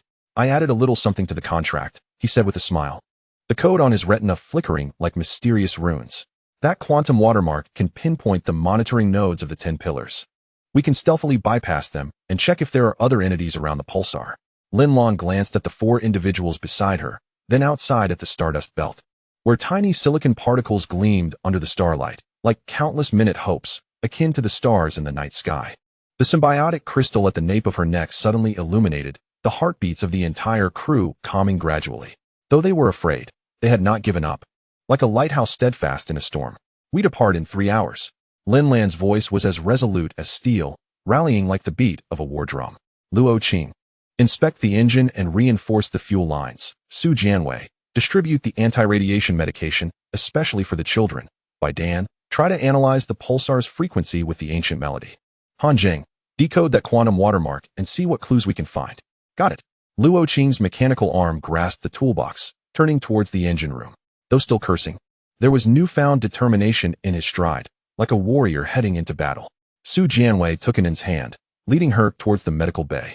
The glass shards in the girl's grasp shimmered under the light, the maple leaves within seeming to come alive, glowing faintly red under the stardust. As if life were shining through. Bai Tan sat beside the console, the silver shard against her ear, softly humming a discordant ancient melody. Her fingertips tracing waveforms on the screen, as if conversing with the universe, searching for the answer to life's mysteries. Han Zheng's fingertips danced swiftly across the console, unraveling the code for the quantum watermark. Gradually, the coordinates of pulsar J732 emerged on the screen, accompanied by a small symbol, the mark of the 10 pillars, foretelling an expedition fraught with uncertainty and challenges. Lin Lan stood at the center of the bridge, observing the diligent figures of her 5 companions. The symbiotic crystal at the nape of her neck emanated a soft blue glow, resonating with the heartbeat of 327 lost souls, as if cheering them on and safeguarding their journey. She understood that this voyage to the pulsar was destined to be perilous. Yet as long as the 5 of them remained united, and there were lives to protect, no obstacle was insurmountable, much like traversing darkness to embrace dawn. In the zero-gravity dock, the engine of the dust settled into a gradual warm-up, its ethereal blue flames coalescing at the nozzle into a small flower, reigniting the flame of hope amidst the vast darkness of the cosmos, reminiscent of life blossoming in despair. Chapter 43. Coordinates of the pulsar stormed. The temperature on the bridge plummeted by 3 degrees, condensation forming delicate ice flowers on the walls, which fell like whispers as the dust's engine emitted a low-frequency vibration, akin to nature's prelude to the impending adventure. As Lin Lan approached the command seat, the holographic projection erupted into a dazzling mist of blue and white light, revealing the star map of pulsar J732, unfolding like a living entity. The spiraling storm clouds rotated slowly in 3-dimensional space, their edges glowing with a perilous fiery red, resembling a slumbering behemoth poised to awaken. Is this the cursed place we are to breach? Luo Qing's mechanical arm slammed heavily against the edge of the console, the sharp sound of metal colliding causing the holographic projection to tremble, as if protesting this sudden challenge. He leaned closer to the star map, scrutinizing the marked red danger zone, tracing the twisted spiral arm with his mechanical finger, his expression grave. The 10-pillar star map indicated that the storm unleashed gamma ray bursts every 14 seconds, capable of shredding even dark matter within 0. For light years. Are we not walking to our doom? Bai Tan leaned closer to the projection, clutching the silver plate. The cold mist coalesced into tiny beads on her cheek, resembling morning dew. As she gently touched the twinkling stars, the silver plate emitted a buzzing sound, its surface revealing the waveform of an ancient melody, as if whispering long-held secrets. Listen, it speaks, she said, closing her eyes, the droplets on her eyelashes refracting the blue light of the star map, as if stars had descended to Earth. The pulse frequency matched the rhythm of the drum song, but this ominous entity was deadly. Luo Qing interrupted her abruptly, his mechanical arm producing a precise caliper that outlined an irregular area on the star map, his tone resolute. Do you see? This green buffer zone is nothing but a deceit. According to the gravitational lensing effect, the actual safe zone is merely 1/3 of the marked area. He forcefully tapped the console, a series of crimson formulas oozing forth like droplets of blood, alarming in their precision. An error of 0.00003 seconds. This is the difference between life and death at light speed travel. We cannot afford to be careless. An alarm blared from Su Jianwei's medical bay, the sharp sound piercing through the tension on the bridge like a blade slicing through the night. Lin Lan turned toward the source, witnessing the military doctor using tweezers to draw near a fragment of dark matter to the spectrometer. The black crystal, the size of a fingernail, shimmered with an eerie luster. And the moment it touched the air, frost formed at the tweezer's tip, as though time had been frozen. The radiation level has surpassed the safety threshold. Su Jianwei's voice crackled through the communicator, laced with faint electrical noise, reminiscent of distant thunder. I conducted a test using my blood sample. She paused, and the holographic projection shifted to a microscopic view, revealing red blood cells contorted into a web-like shape under the radiation of dark matter, a sight both alarming and grotesque. Exposed for over 10 minutes, the blood will begin to crystallize. We must find a solution promptly. Suddenly, Han Zheng whistled, seated cross-legged atop the console, his feet swinging in midair, his toes clutching the data cable connected to the star map's mainframe, as if manipulating the threads of fate. Guess what I've intercepted? He shook the quantum headphones in his hands, the indicator lights flickering like mysterious eyes. The 10 Pillars meteorological channel was discussing the storm, repeatedly mentioning a term, black snow. Lin Lan's symbiotic crystal suddenly grew warm, a sharp pain piercing the nape of her neck, as if an unseen force were warning her. She pressed her collar and leaned toward the star map, noticing that within the swirling storm clouds, fragmented lights were indeed falling, resembling snowflakes caught in a tempest. Or perhaps the harbingers of death. What is black snow? Her voice tightened, the burning sensation from the crystal forcing her to grit her teeth and remain composed. I don't know, but it certainly isn't anything good, Han Zheng replied lightly, deftly leaping from the console. His fingers danced across the virtual keyboard, as if composing an unknown symphony. I attempted to decrypt the layers surrounding this term, but it triggered the 10 Pillars security protocol. He summoned a series of flashing codes, and red warnings seeped from the screen's edges like flowing blood. They've elevated the access permissions to the highest level, even more secretive than the records of the last obliteration of the Zeta system. It seems black snow conceals a tremendous secret. Luo Qing suddenly erupted in fury, his mechanical arm crashing down upon the star map projector, as if venting all his frustration and anger. The holographic image distorted instantly, the spiraling clouds transforming into menacing claws, resembling the grasp of a demon reaching from hell. Damn it, this course is nothing short of suicide. He pointed at a green dashed line marked as the optimal path, his eyes blazing with rage and defiance. According to this curvature, we will collide with 3 gamma bursts. This is no coincidence. The 10 Pillars have deliberately set this trap. Bai Tan swiftly grasped his mechanical arm, pressing the silver plate against the star map projector. The ancient melody's waveform surged like a tide across the console, as if guiding the way for this perilous endeavor. A miracle unfolded. The once violent storm clouds began to calm in response to the waveform, revealing a faint blue trajectory deep within the spiral arms, akin to a glimmer of hope in the darkness. Look here, her voice trembled with excitement, her eyes shining with unwavering resolve.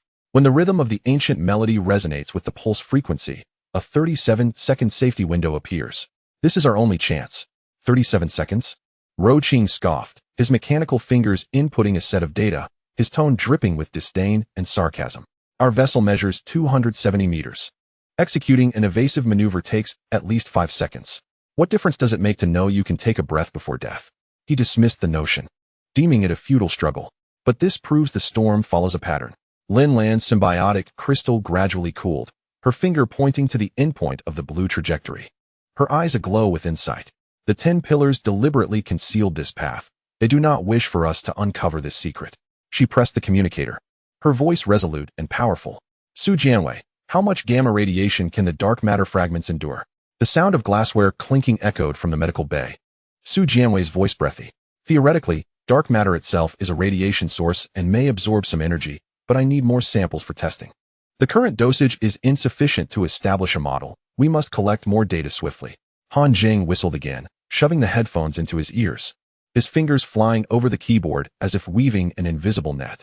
The 10 Pillars patrol ships are adjusting their orbits, having deployed 3 observation stations around the storm's perimeter. He summoned real-time surveillance footage, revealing 3 diamond-shaped warships hovering like phantoms within the nebula, exuding an aura both mysterious and perilous. Intriguingly, their routes avoided all areas where black snow was falling, indicating their own fear of this ominous phenomenon. Bai Tan's silver plate suddenly trembled violently, and she gasped, clutching it tightly as the blue trajectory on the star map expanded into a web-like structure, resembling a mysterious map. The chorus of the ancient melody. Her eyes sparkled with excitement, her fingertips gliding swiftly over the silver plate, as if playing an unknown symphony. There are hidden harmonics here that can predict the trajectory of the black snow. This is the key to our battle against the black snow. Luo Qing's mechanical arm suddenly jammed, his gaze fixed on the intricate web of veins, while the hydraulic tubes at the joints emitted a shrill cry, seemingly narrating a tale of inner turmoil. Wait, this structure. He abruptly called up the engine parameters for comparison, his eyes brimming with astonishment and the joy of discovering a new realm, as the resonance frequency of the antimatter engine aboard the Gonggong perfectly aligned. This revelation left him momentarily stunned, his mechanical fingers unconsciously tracing the M-shaped mark etched in his palm, as though reminiscing about past glories. Suddenly, Lin Lan's symbiotic crystal pulsed with light, synchronizing flawlessly with the pulse frequency on the star map, as if engaging in a mysterious conversation with the cosmos. She could distinctly sense the heartbeats of all crew members quickening, the children's gasps and the crew's murmurs merging into a chaotic yet resolute rhythm within the crystal.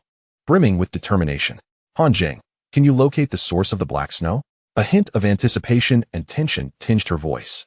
Attempting, he replied, beads of sweat forming on the young hacker's fingertips as the code on the screen suddenly became chaotic, as if disrupted by an invisible force.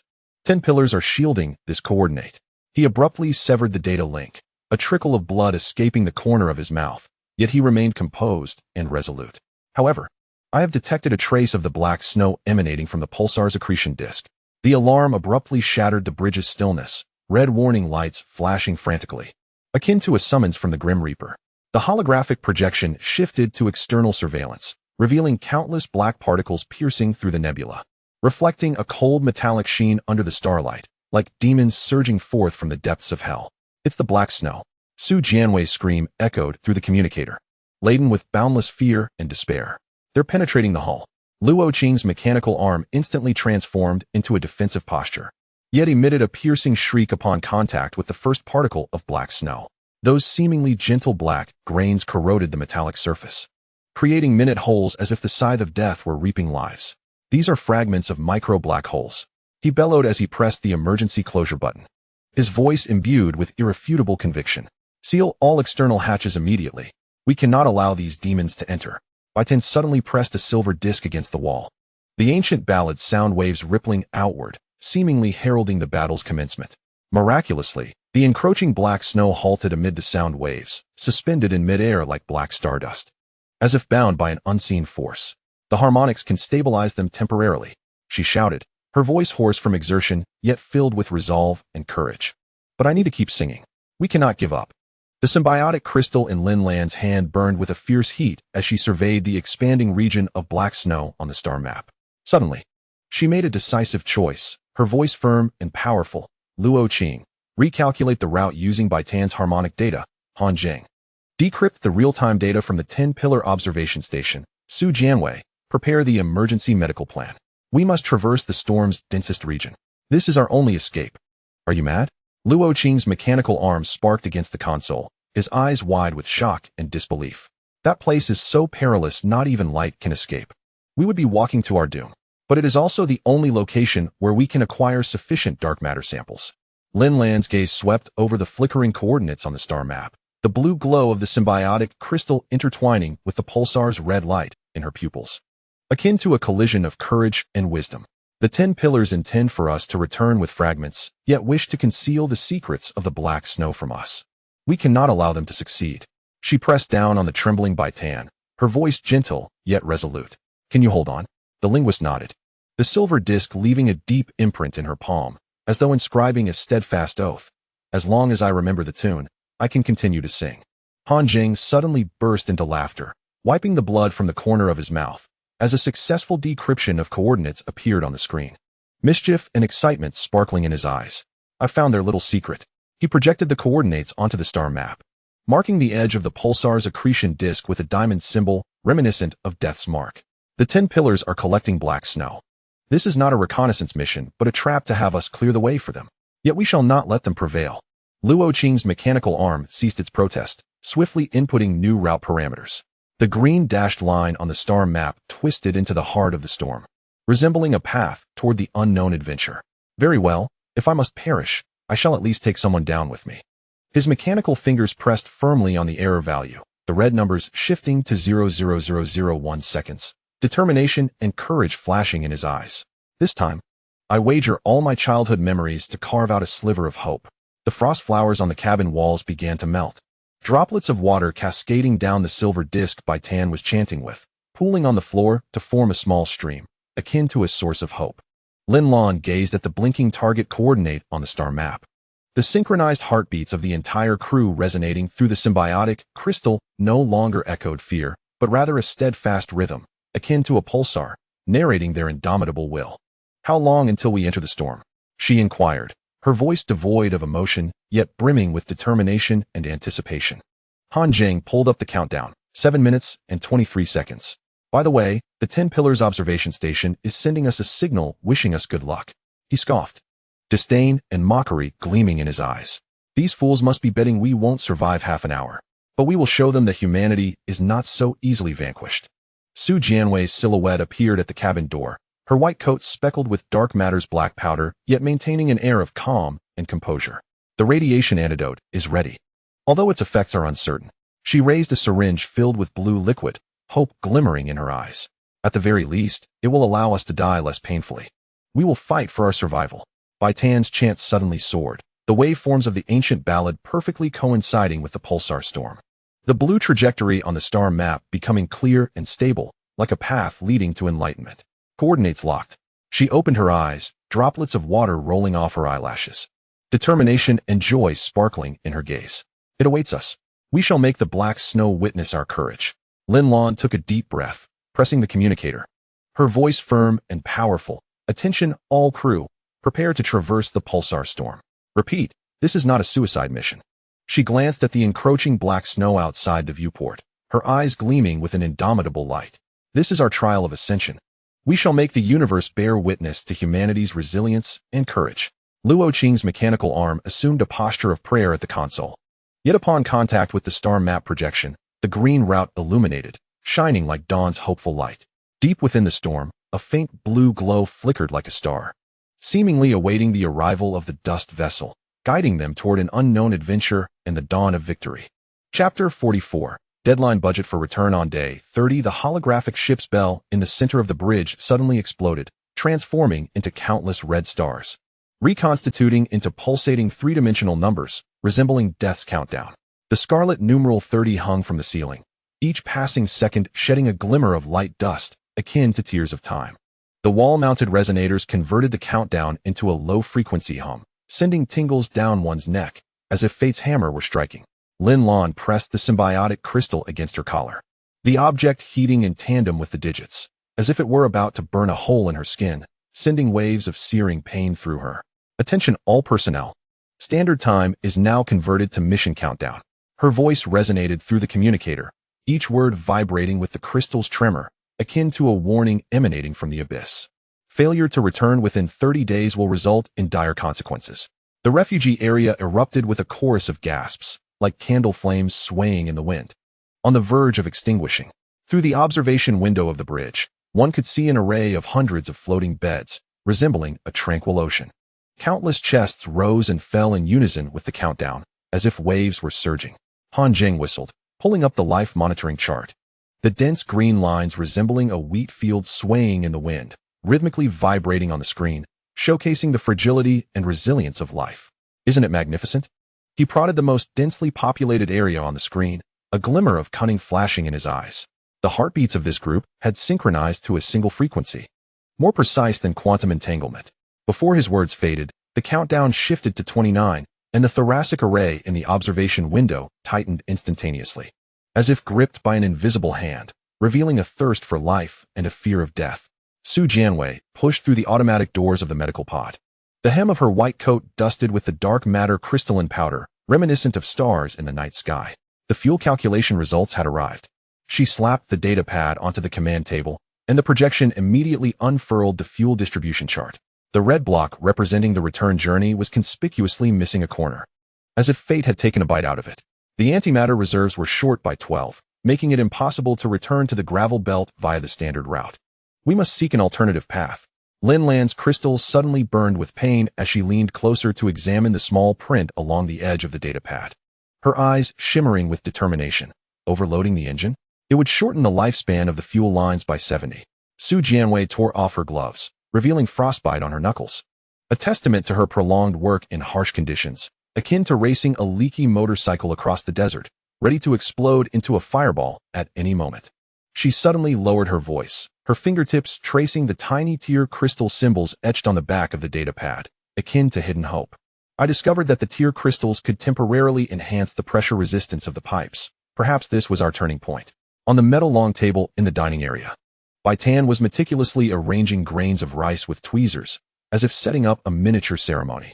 30 plump grains formed a rectangular array on the dust cover, each engraved with minute star calendar dates, chronicling the passage of time. When she pinched a grain marked D30, the tips of the tweezers trembled slightly, the engravings reflecting cold light, as if narrating a longing for home. Is Aunt Bai playing with a puzzle? A small boy in protective gear clung to the table's edge, his face mask fogged with his breath, obscuring the writing. He had just lost his mother yesterday, a black cloth pinned to his sleeve in mourning. His gaze filled with helplessness and confusion. Bai Tan placed the grain into an empty medicine bottle, the metallic clink sharp and jarring, like a tolling bell of time. This is the calendar, she remarked gently, tapping today's grain with the tweezers. 1 grain a day, and when we finish, we can go home. The boy nodded, half understanding. His eyes behind the mask fixated on the bottle of rice, as if it were a lifeline, revealing a glimmer of hope for the future. Luo Qing's mechanical arm emitted a grating sound in the fuel chamber, reminiscent of old gears straining. He hovered in midair, his modified fingertips etching lines at the pipe joints. Pale blue sparks trailing along the metal grooves, marking a 10 on the pipe wall, a testament to the desire for survival. Suddenly, the hydraulic pipe shrieked. The mechanical finger's carving knife nearly slipped, as if teetering on the edge of fate. Old buddy, don't falter. He brushed the cold surface of the pipe with his remaining human fingers, where scars from the last repair lingered, like the marks of time. You survived when the Gonggong crashed, and before he could finish, the mechanical arm shook violently. A fragment of blurred memory flashing through his mind. His mother teaching him to identify fuel pipe models in the dock, sunlight gilding her hair through the porthole, a warm memory. Lost in thought again. Su Jianwei's voice came from behind. She held a diagnostic instrument as she circled to the other side of the pipe. The pressure values on the screen were slowly rising, akin to the dawn of hope. Are you not afraid of blowing the chamber by expanding the fuel lines? Luo Qing retracted his mechanical arm, the hydraulic device exhaling a hiss like a sigh. Better than sitting idly by? He wiped the frost flowers off the pipe wall, revealing a resolute expression. The pressure limit of this pipe is higher than the manual states. My mother welded the joint herself. I trust it. The memory suddenly fractured. His mother's visage distorting and vanishing like a hologram with poor reception, leaving behind a profound longing for her. Han Zheng was tinkering with the quantum connector in the shadows of the engine room, data lines extending from behind his ear into the ventilation duct. The ends flickering with a blue light akin to that of the mother network, resembling mysterious runes. Little ones, it's time to give the master a little trouble. He licked the bloodstain at the corner of his mouth, remnants from a skirmish with the enemy, and his fingers danced across the virtual keyboard, weaving a net of resistance, demonstrating that humanity is not merely lambs to the slaughter. Suddenly, a warning window popped up on the screen. The mother network's firewall was scanning for anomalous data streams. Like a vigilant guard, Han Zheng sneered, severing the wire behind his ear while simultaneously injecting the backup program into the ventilation duct. Akin to planting a bomb in the enemy's heart. Want to catch me? Train for another 100 years.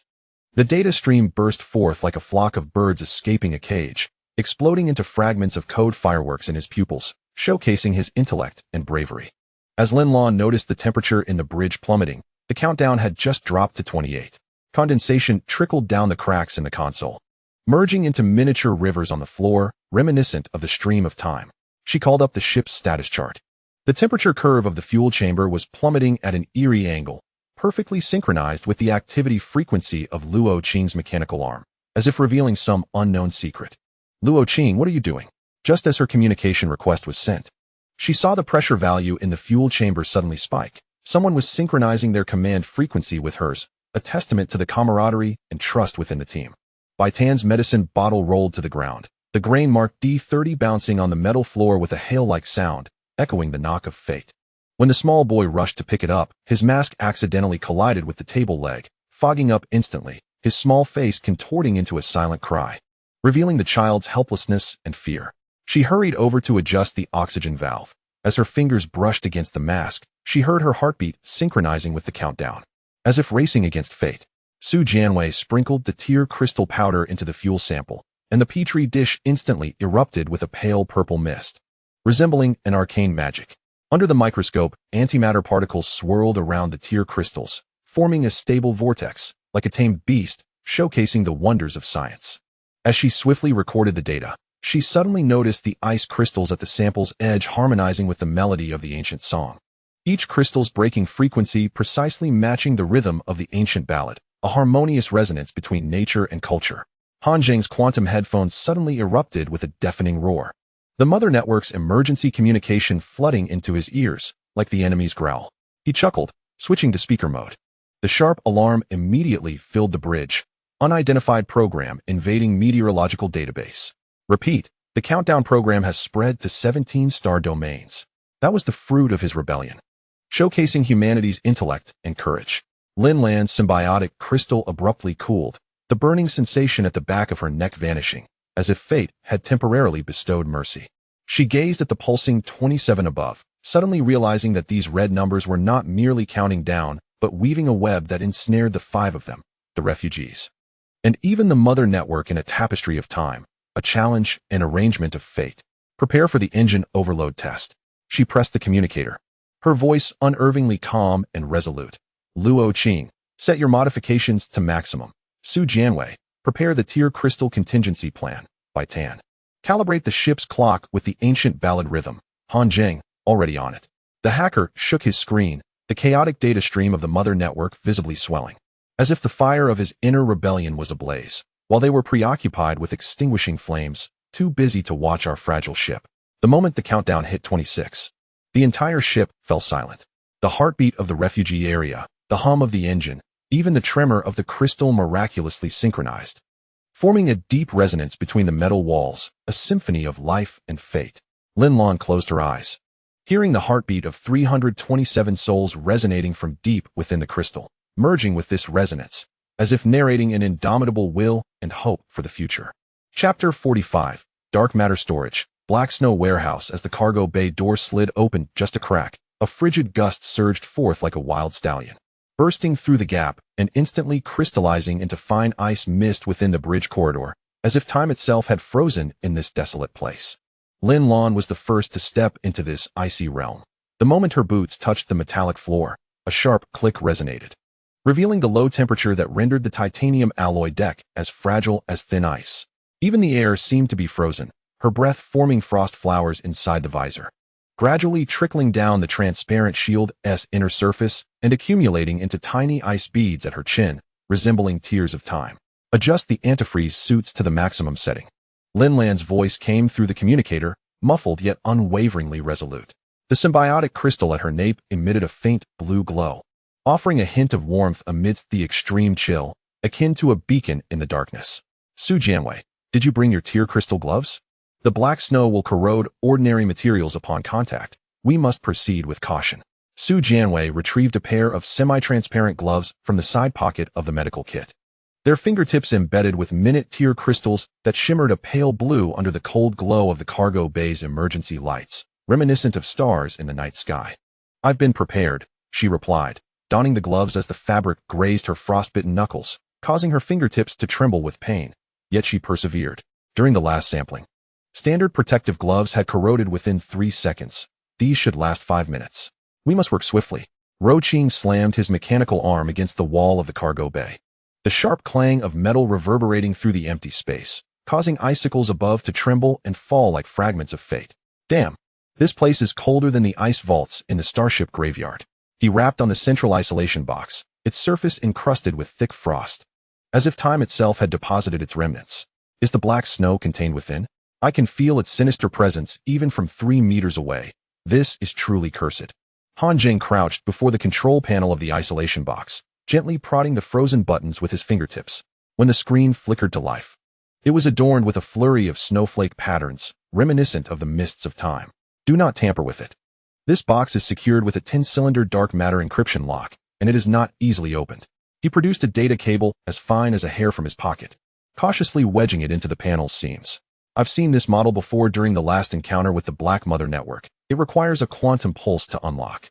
Before he could finish, the screen abruptly shifted to green, and the lid of the isolation box began to rise slowly, as if unveiling a mysterious Pandora's box. A wave of even colder air poured forth, accompanied by a faint metallic tang, as if it were the breath of the underworld. As everyone leaned in closer, an involuntary gasp escaped their lips. The isolation box was filled with a thick layer of black snow, each flake resembling the wings of ink-stained butterflies, thin to the point of transparency, yet radiating a dark violet glow under the emergency lights. A gentle touch sent them swirling into the air, as if they were alive, deftly avoiding human hands, dancing like specters. Is this the black snow? Bai Tan's voice was tinged with astonishment. She pulled a silver plate from her pocket, and as she neared the isolation box, the plate emitted a buzzing sound. Intricate light patterns appearing on its surface, as if whispering ancient secrets. It is more beautiful than I imagined, yet far more perilous. Su Jianwei inhaled deeply, her gloved hand slowly reaching into the isolation box. The moment her fingertips brushed against the black snow, a thin layer of ice formed on the gloved surface, while the embedded tear crystals glowed blue, shielding her from the cold, as if forming a protective barrier. The temperature is too low. The samples must be stored in a zero-temperature container. She carefully pinched a flake of black snow, which trembled gently in her palm without melting, seemingly absorbing the blue light from the glove, as if drawing strength from it. Luo Qing, pass me the zero-temperature box. We need to hurry. Luo Qing maneuvered the zero-temperature box closer with his mechanical arm. As the metallic container approached the isolation box, frost quickly formed on its surface, as though frozen by time itself. Be cautious. If this box cracks, we're all done for. With a slight exertion, the lid of the zero-temperature box popped open with a click, revealing a silvery insulating layer inside, akin to a mysterious treasure chest. Hurry. My mechanical arm is almost frozen solid. This place is absolutely deadly. Just as Su Jianwei placed the black snow into the zero-temperature box, she suddenly gasped. A flake she hadn't secured drifted toward her glove's wrist, slipping through the gap.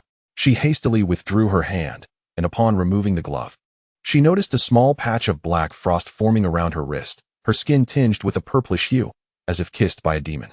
This substance has an exceedingly strong permeability, she exclaimed, eyes wide with alarm. Don't move. Bai Tan rushed over, pressing the silver plate against Su Jianwei's wrist. The light patterns of the plate spread along the black frost, gradually pushing it back, as if sunlight were dispelling darkness. The ancient rhyme's light patterns can suppress it. As she spoke, she began to softly hum, work at sunrise, rest at sunset. The blue glow of the silver plate intensified, and the black frost gradually dissipated, leaving only a faint purple mark on Su Jianwei's wrist, resembling a mysterious sigil. Luo Qing stared, his eyes wide, nearly dropping the zero-temperature box clutched in his mechanical arm. Damn, this silver plate has such utility? He leaned in closer to examine Su Jianwei's wrist, his mechanical fingers hovering above the mark without daring to touch it. Had I known, I would have secured one for myself to save my arm from freezing. This place is truly unbearable, Han Zheng suddenly exclaimed, his gaze fixed on the black snow within the zero-temperature box. As the detector in his hand emitted a series of alarming beeps, akin to fate's warning bell. Something's amiss. There's something within this snow. He brought the detector closer to the zero-temperature box, and a string of flickering code appeared on the screen, resembling enigmatic runes. It's a tracking code. A 10-cylinder tracking code. They are definitely up to no good. Lin Lan's symbiotic crystal suddenly heated up, and she hurried over to scrutinize the code on the screen. Her brow furrowed, as if she could wring water from it. They embedded a tracking code within the black snow. Her voice was laced with shock and anger, as the blue light at her nape intertwined with the red light of the detector, resembling a clash between war and hope. Did they know we would come to collect the black snow, or is the black snow itself a bait they released? We must proceed with caution.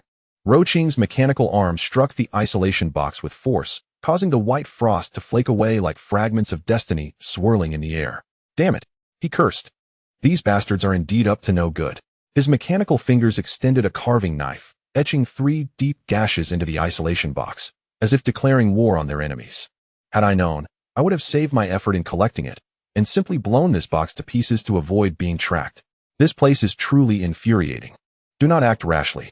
Su Jianwei urgently interjected, still grasping the flake of black snow with the tracking code, her eyes resolute. Detonating it now would be futile. The tracking code has already entered with the sample.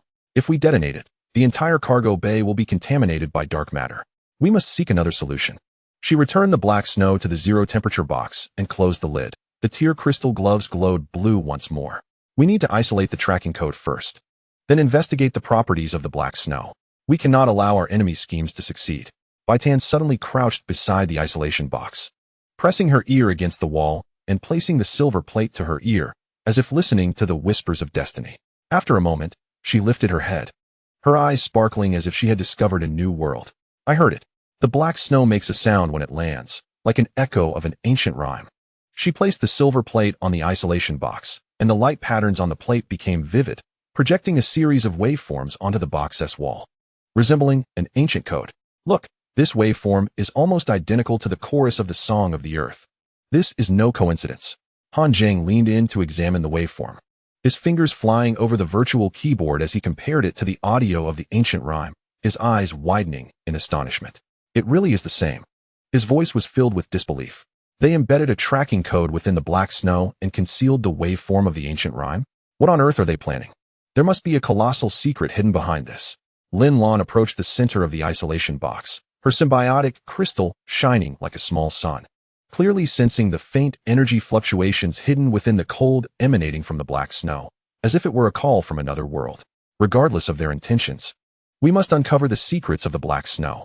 Her gaze swept across the crowd, filled with unwavering determination. Su Jianwei, you are responsible for studying the radiation characteristics of the black snow. See if you can discover a way to suppress the tracking code.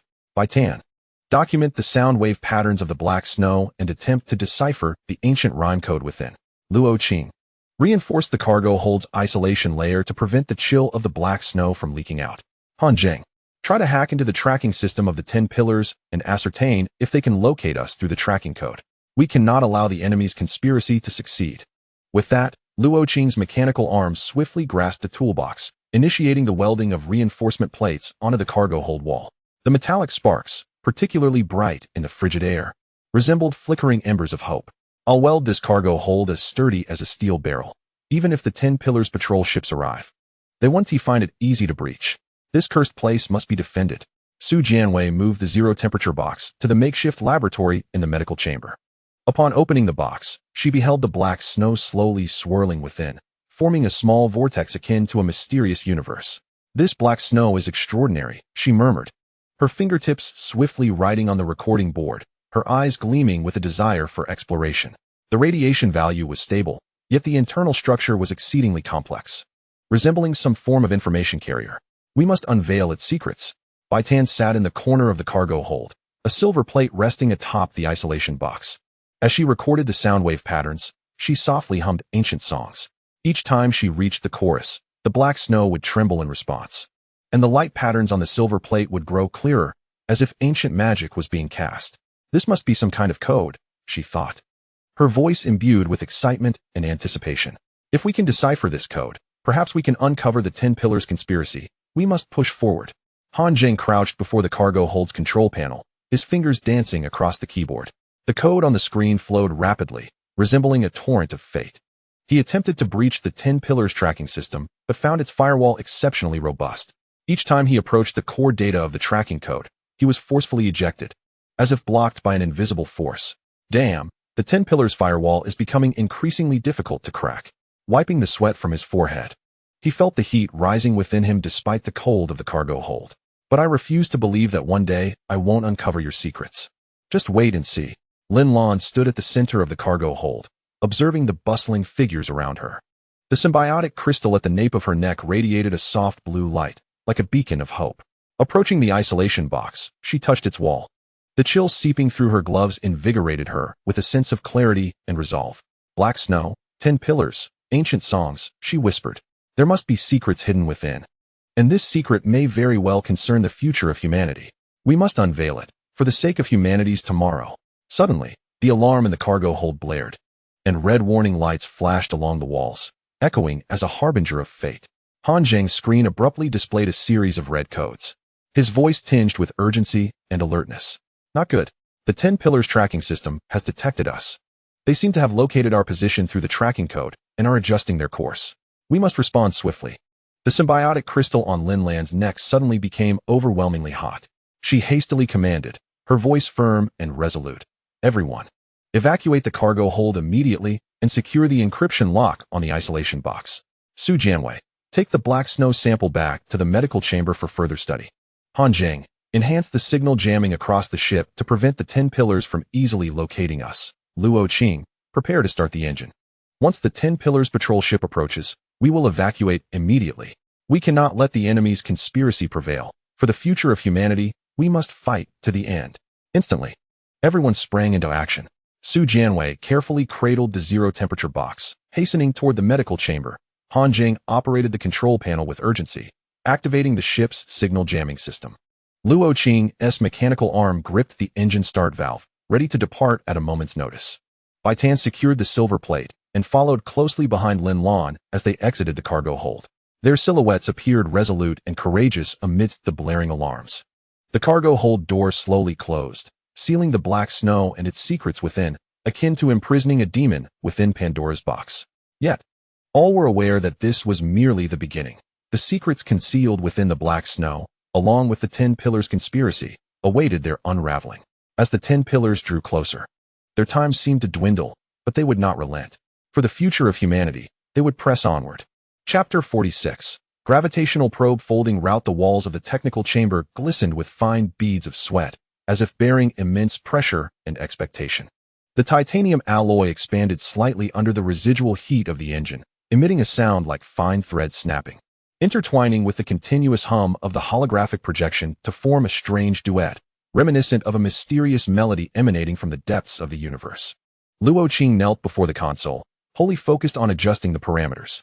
His mechanical arms' hydraulic tubes rose and fell with his breathing, and the metallic fingertips traced a cerulean arc through the air, as if conducting an orchestra, while the three-dimensional projection of the jump equation hovered before him, each variable pulsating like a beating heart, seemingly containing the secrets of the cosmos.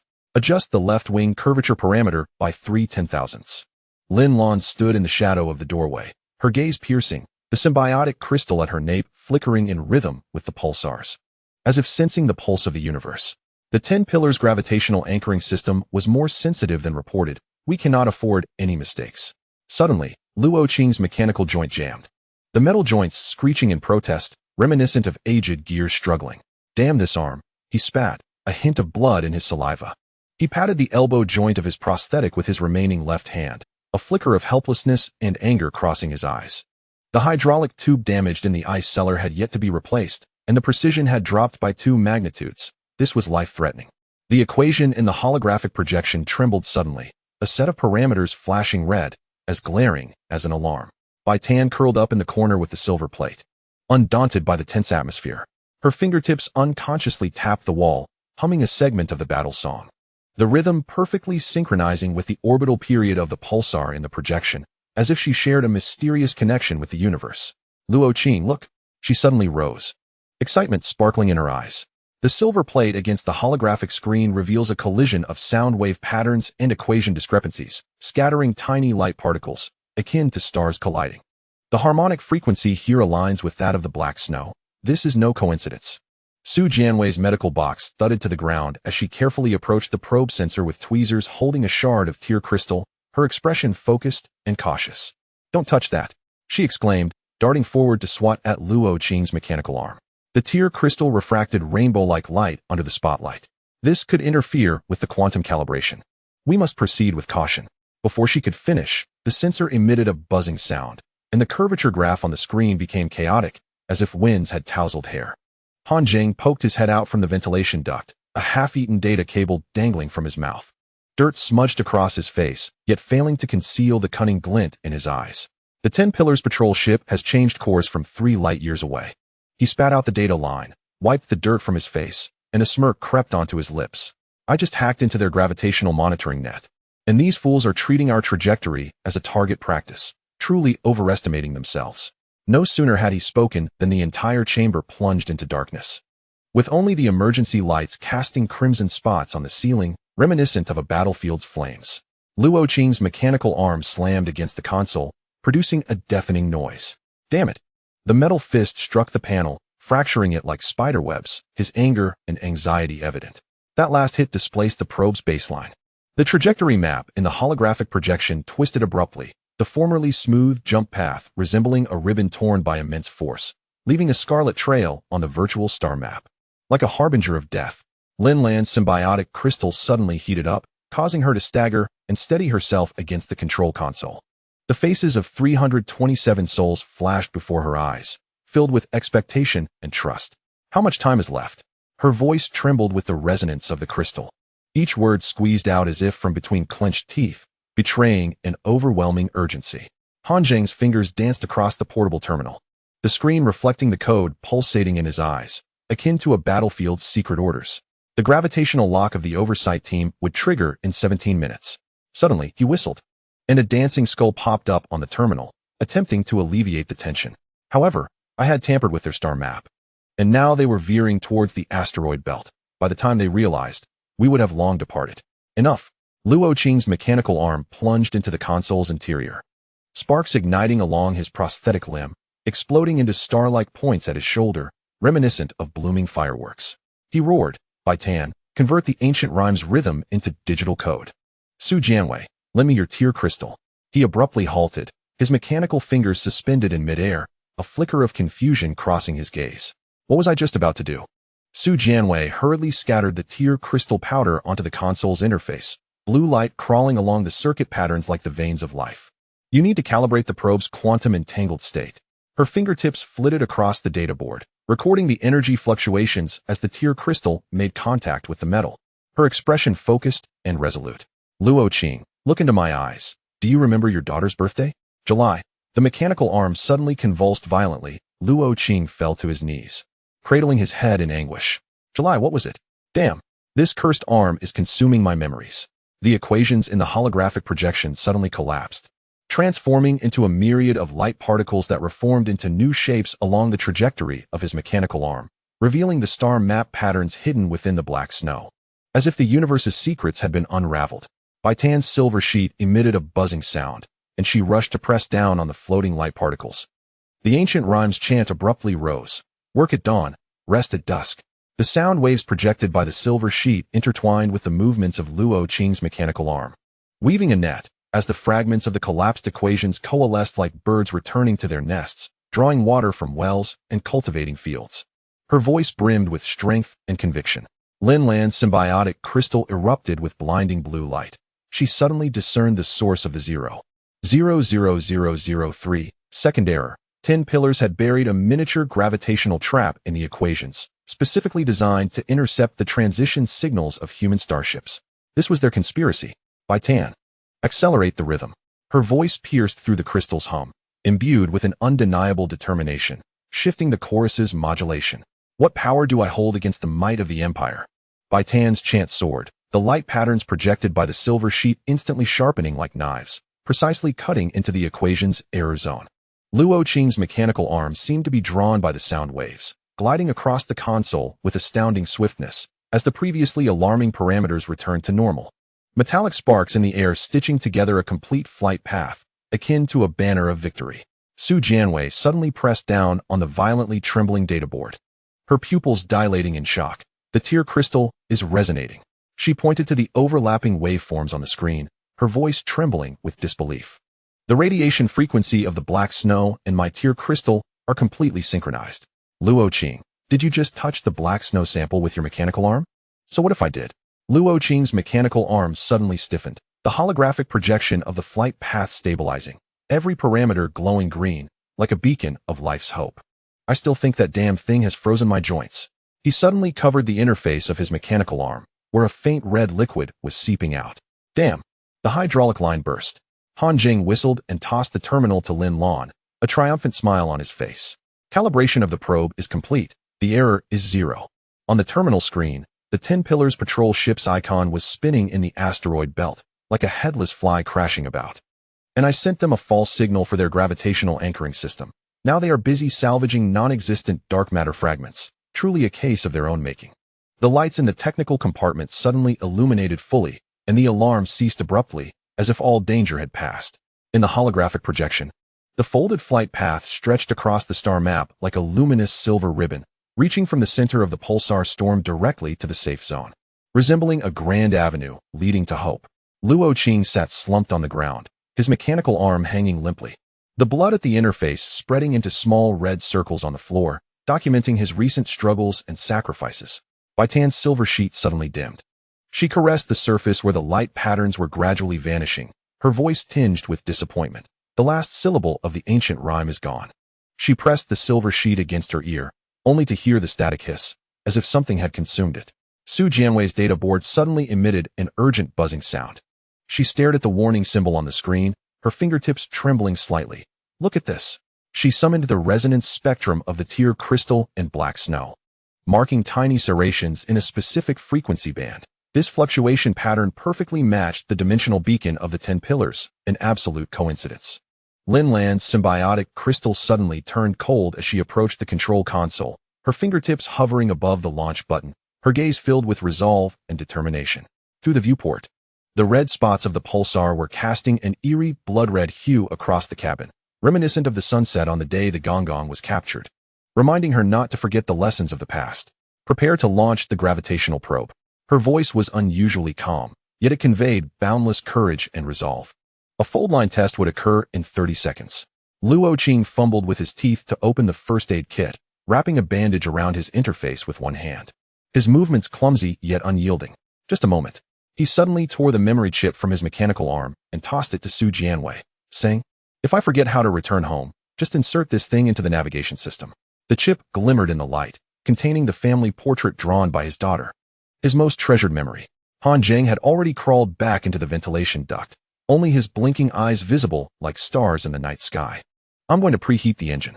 The data line twirled between his fingers, "and I'll leave a little gift for the 10 Pillars Mother Network, wishing them a short circuit in the gravitational anchoring system next time." His words dripped with provocation and disdain. Bai Tan gently affixed the silver sheet to the probe's exterior. The echoes of the ancient rhyme trembled on the metal surface, as if recounting the stories and beliefs of humanity. "It will remember this frequency," she whispered softly, as if making a wish for the probe, much like a vow to preserve the voice of humanity, never to be forgotten. The moment Lin Lan pressed the launch button, the symbiotic crystal and the probe emitted a resonating hum simultaneously, as if the universe and humanity were in harmony. Outside the viewport of the technical compartment, a ghostly blue arrow pierced the darkness, trailing a long tail towards the pulsar storm, like humanity declaring war on the cosmos. On the holographic projection, the light point representing the probe leaped along the folded flight path, each coordinate precise as if lifted from a textbook, showcasing humanity's wisdom and bravery. "We succeeded," Su Jianwei murmured, her eyes shimmering with excited tears. But she suddenly furrowed her brow. "Wait, the resonance frequency of the tier crystal is still rising." On her databoard, the waveform aligning with the dimensional beacon was wildly oscillating, like a snake about to break free from its bindings. "Luo Qing, your mechanical arm." Luo Qing looked down at his prosthetic limb, where the same star map patterns as the black snow were emerging on the metal surface, akin to the universe's imprint. "Damn." His voice suddenly turned hoarse. "It seems I forgot the crucial point I was thinking of when calibrating the equations." His mechanical fingers unconsciously tapped against the floor, the rhythm perfectly matching Bai Tan's ancient rhyme, as if his mechanical arm was also revealing the secrets of the cosmos. Lin Lan gazed at the steadily advancing probe in the holographic projection. A sharp pain suddenly shot through the symbiotic crystal at the back of her neck. She understood this was merely the beginning. The 10 Pillars would not let it rest, and the price humanity would pay was far more than just a few lost fragments of memory.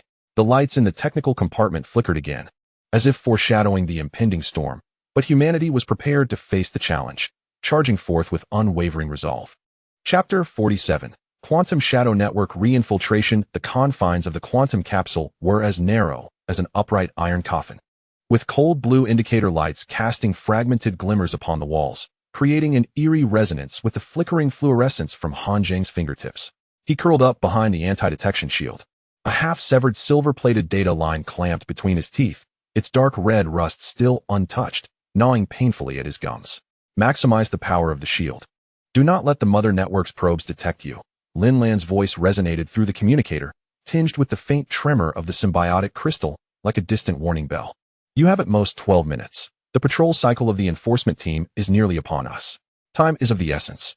Han Zheng expelled the data line, his tongue lightly brushing against the quantum burn at the corner of his mouth, a remnant from his last infiltration into the 10 Pillars meteorological channel, the pale purple mark still lingering. Fear not, Captain Lin. He inserted one end of the data line into the quantum access port, the metallic connection producing a clear sound that echoed within the sealed capsule. I have hacked systems more complex than any starship you have encountered. His fingertips danced across the virtual keyboard, typing the initial command. The screen illuminated instantly, a flurry of code darting about like startled locusts. Outside, the rumble of Luo Qing's mechanical arm grinding against the metal floor reverberated, followed closely by Su Jianwei's gentle reminder. Take this. Han Zheng received a thumb-sized metal box at the hatch, opening it to reveal half a crushed tear crystal nestled within. The powder could disrupt quantum tracking, buying him an additional 3 seconds to escape if discovered. Caution was imperative. Thanks, Sister Su. Han Zheng tucked the metal box into his collar, the chill against his skin sending a shiver down his spine. His gaze returned to the screen. The first layer of the firewall had been breached, the green progress bar slithering upward like a serpent. He suddenly thought of Hanyu, his sister, who had been used as a living interface in the 10 Pillars quantum laboratory years prior. Her body never recovered. He pressed his fingertips down with force, leaving shallow marks on the virtual keyboard. This time, I shall exact some interest for my sister. Bai Tan, clutching the silver plate, stood guard at the corner outside the quantum capsule. The resonance of the capsule sent tingling sensations through her fingertips.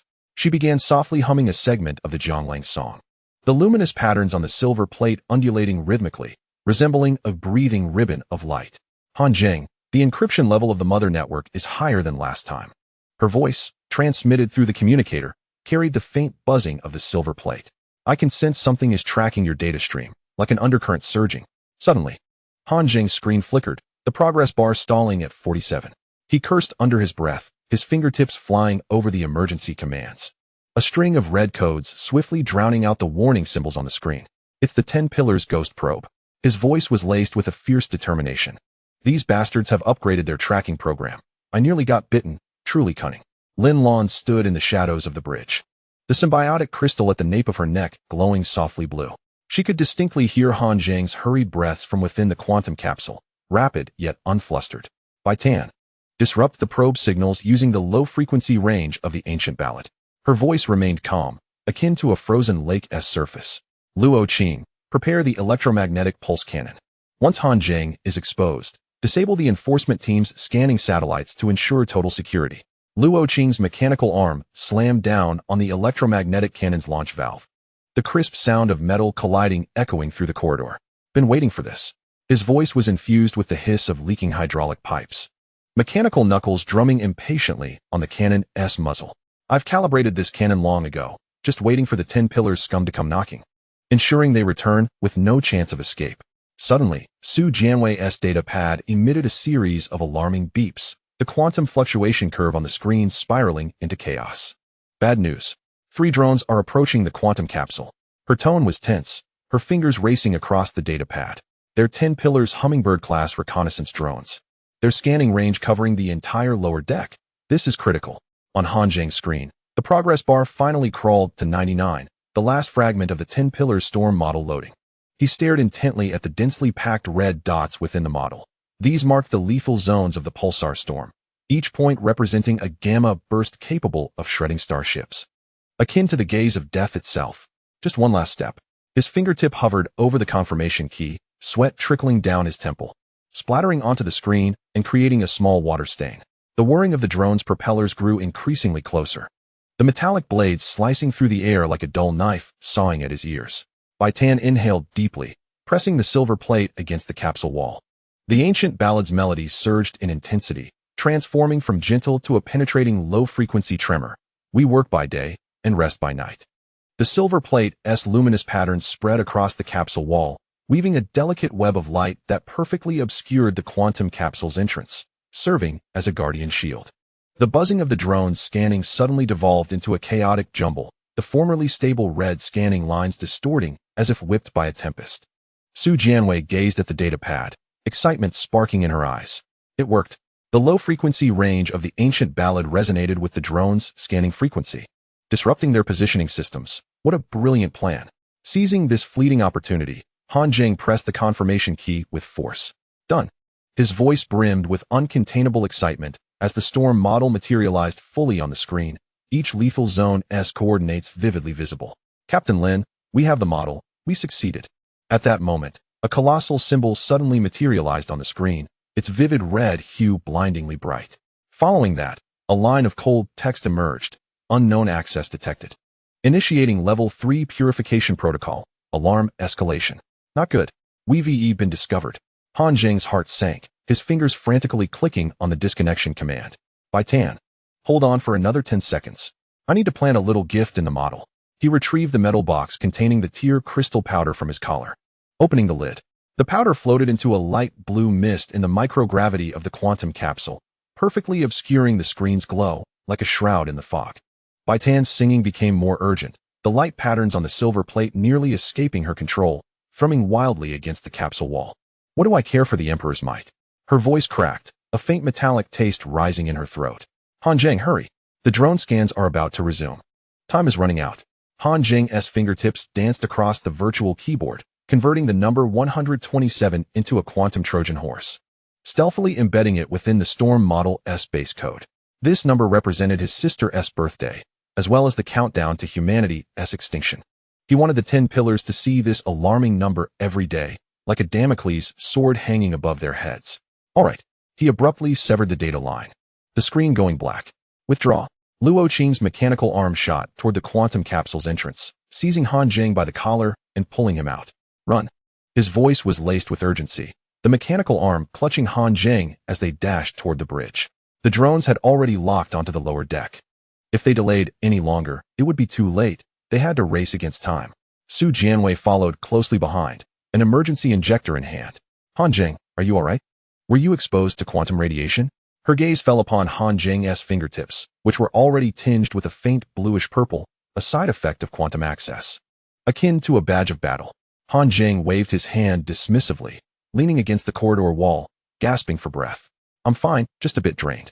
He wiped the blood from the corner of his mouth. He had injured his throat during the disconnection. The Trojan horse was successfully embedded. As long as the 10 pillars opened the storm model, 127 would automatically sync with their mother network, allowing them to taste the bitterness of the countdown and reap what they had sown. Lin Lan emerged from the bridge, the symbiotic crystal at her nape glowing softly blue. She observed Han Zheng's pale countenance and nodded approvingly. Well done. She turned to Bai Tan. The interference effect of the ancient ballad exceeded our expectations. It can now serve as a standard counter-detection measure, a significant asset for us. Bai Tan, cradling the silver plate, wore a weary smile. Just now, while I was singing, it seemed like a segment of the silver plate's light patterns was missing. She handed over the silver disc, upon which the originally complete luminescent pattern of the Song of the Striking Earth was marred by a small missing segment in the chorus, as if bitten by some entity. It might have been forcibly erased due to resonance with the drone's scanning frequency, a lamentable loss. Su Jianwei accepted the silver disc and scanned it with a datapad, her brow furrowing. It was quantum erosion. She pointed at the area where the light pattern was absent. The drone's scanning waves contained dimensional particles from the 10 pillars, capable of directly erasing information from the energy carrier. Fortunately, it was merely a small segment, not affecting the primary function. Otherwise, the consequences would be dire. Suddenly, Luo Qing's mechanical arm pointed towards the porthole, where 3 drones could be faintly discerned hovering in the darkness, their red scanning lights sweeping across the deck of the dust. Damn, this group of rascals hasn't left yet. His mechanical knuckles tightened slightly. Should he take them down with an electromagnetic cannon and end this once and for all? Don't act impulsively, Lin Lan intervened. If we strike now, we will only expose our position and squander our efforts. She turned to Han Zheng, in the storm model. Is there a lethal zone we can use to bypass the drone patrol routes and ensure our safety? Han Zheng nodded, retrieving a portable terminal from his pocket and calling up the storm model. No problem. He indicated a light green dotted line on the model. There is a gravity blind spot here, where the drone's scanning waves cannot reach. We can circumvent it and head directly to the pulsar safe zone, unnoticed. Bai Tan suddenly gasped. The silver disc slipped from her hand and fell to the floor. The group glanced down, astonished as the light pattern on the disc began to glow, restoring the missing segment slowly and even more brilliantly, as if a miracle was unfolding. It's the radiation from the black snow, she exclaimed, picking up the disc excitedly. When I placed the disc next to the black snow sample, it began to restore the light pattern gradually. There must be a deeper connection between the black snow and the ancient ballad. This is our new discovery. Su Jianwei's eyes sparkled. Perhaps the black snow can repair the light pattern of the ancient ballad. She turned and sprinted towards the cargo hold. I'll retrieve the black snow sample and see if we can find a new method to counter the 10 pillars. Lin Lan watched Su Jianwei's retreating figure and glanced at the drones still circling outside the porthole. The symbiotic crystal at the nape of her neck suddenly warmed slightly. She knew that although their infiltration had succeeded, the 10 pillars would never relent. The path ahead would only grow more arduous, fraught with uncertainty and challenges. Luo Qing. Check the energy reserves of the electromagnetic cannon. Han Zheng. Optimize the route to bypass the drones. Bai Tan. Follow Su Jianwei to the cargo hold and document the process of the black snow restoring the disk. Her voice was resolute and commanding. We have no time to waste. We must reach the pulsar safe zone swiftly and complete the dark matter collection mission for the future of humanity. The group sprang into action. Luo Qing dragged his mechanical arm towards the weapon hold, the metallic clanking echoing in the corridor. Han Zheng sat before the terminal, his fingers dancing rapidly over the keyboard as the route map gradually became clear. Bai Tan followed Su Jianwei towards the cargo hold, the silver disk in her hand shimmering softly, like a beacon of hope. The cold blue light of the quantum chamber flickered, as if narrating the recent harrowing infiltration. Outside the porthole, the drone's scanning lights persistently searched for targets, oblivious to the fact that their prey had already set a counterattack net beneath their very noses. Meanwhile, the engine of the dust had begun to warm up, the ethereal blue flames coalescing at the nozzle into a delicate bloom, ready to propel this brave crew into the heart of the unknown storm, to confront new challenges and hopes. Chapter 48. Countdown Monument 127. The bridge was enveloped in a cold light, akin to an icy iron curtain, pressing heavily upon each person's skin, bringing a chill. Lin Lan had just settled into the command chair when the holographic screen suddenly crackled, erupting with snowflakes. The previously displayed pulsar storm map was instantly erased, and 3 strings of crimson numbers materialized in the dome above. The number 127 loomed 2 meters high, and with each passing second, a droplet of virtual blood oozed from the seams of the digits, trickling down the screen and forming fine red streaks on the ground, as if someone were silently bleeding. What in the world is this? Luo Qing's mechanical arm slammed against the edge of the control panel, the clash of metal ringing sharply, causing the holographic screen to quiver. He leaned forward, staring at the blood droplets, his mechanical knuckles grasping at the air, as if attempting to rip the numbers from the void. Han Zheng, is this your prank from the last Black Mother Network incident? Han Zheng leaned against the wall of the cabin, just having wiped blood from the corner of his mouth, an injury left by quantum rebound. Speaking caused him to wince in pain. I buried the Trojan, but I didn't let it get this audacious. He produced his portable terminal, the screen displaying 127 synchronized with the holographic screen, like the drumbeat of fate. The 10 Pillars Mother Network had synchronized the countdown. Now, every public screen on the ship displayed this, rendering them as puppets being toyed with. Bai Tan approached the holographic screen. Clutching the silver disc, it emitted a faint buzzing sound as its surface light patterns pulsed in rhythm with 127, as if revealing some secret. It's responding to the countdown.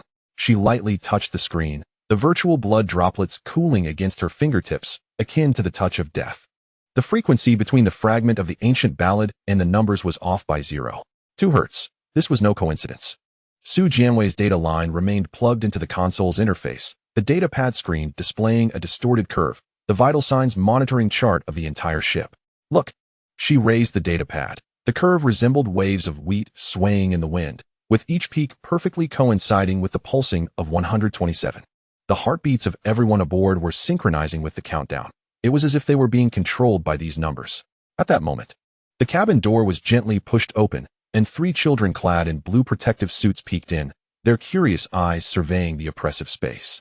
The youngest boy clutched a toy spaceship with a missing wheel, pointing at the 127 on the holographic screen, asking in a childlike voice, "Sister Lin, what is that? Is it the number of stars?" His gaze brimmed with wonder at the unknown. Lin Lan felt a sudden warmth at the nape of her neck, as the blue light of the symbiotic crystal intertwined with the crimson digits in her vision, forming a bizarre web. She crouched down, gently touching the boy's toy spaceship, which still bore remnants of black snow from the cargo hold, sending a shiver through her.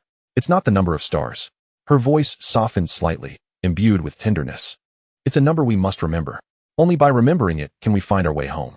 The boy nodded, half understanding, then suddenly began counting the pulsating digits aloud. 1, 2, 71, 2, 7.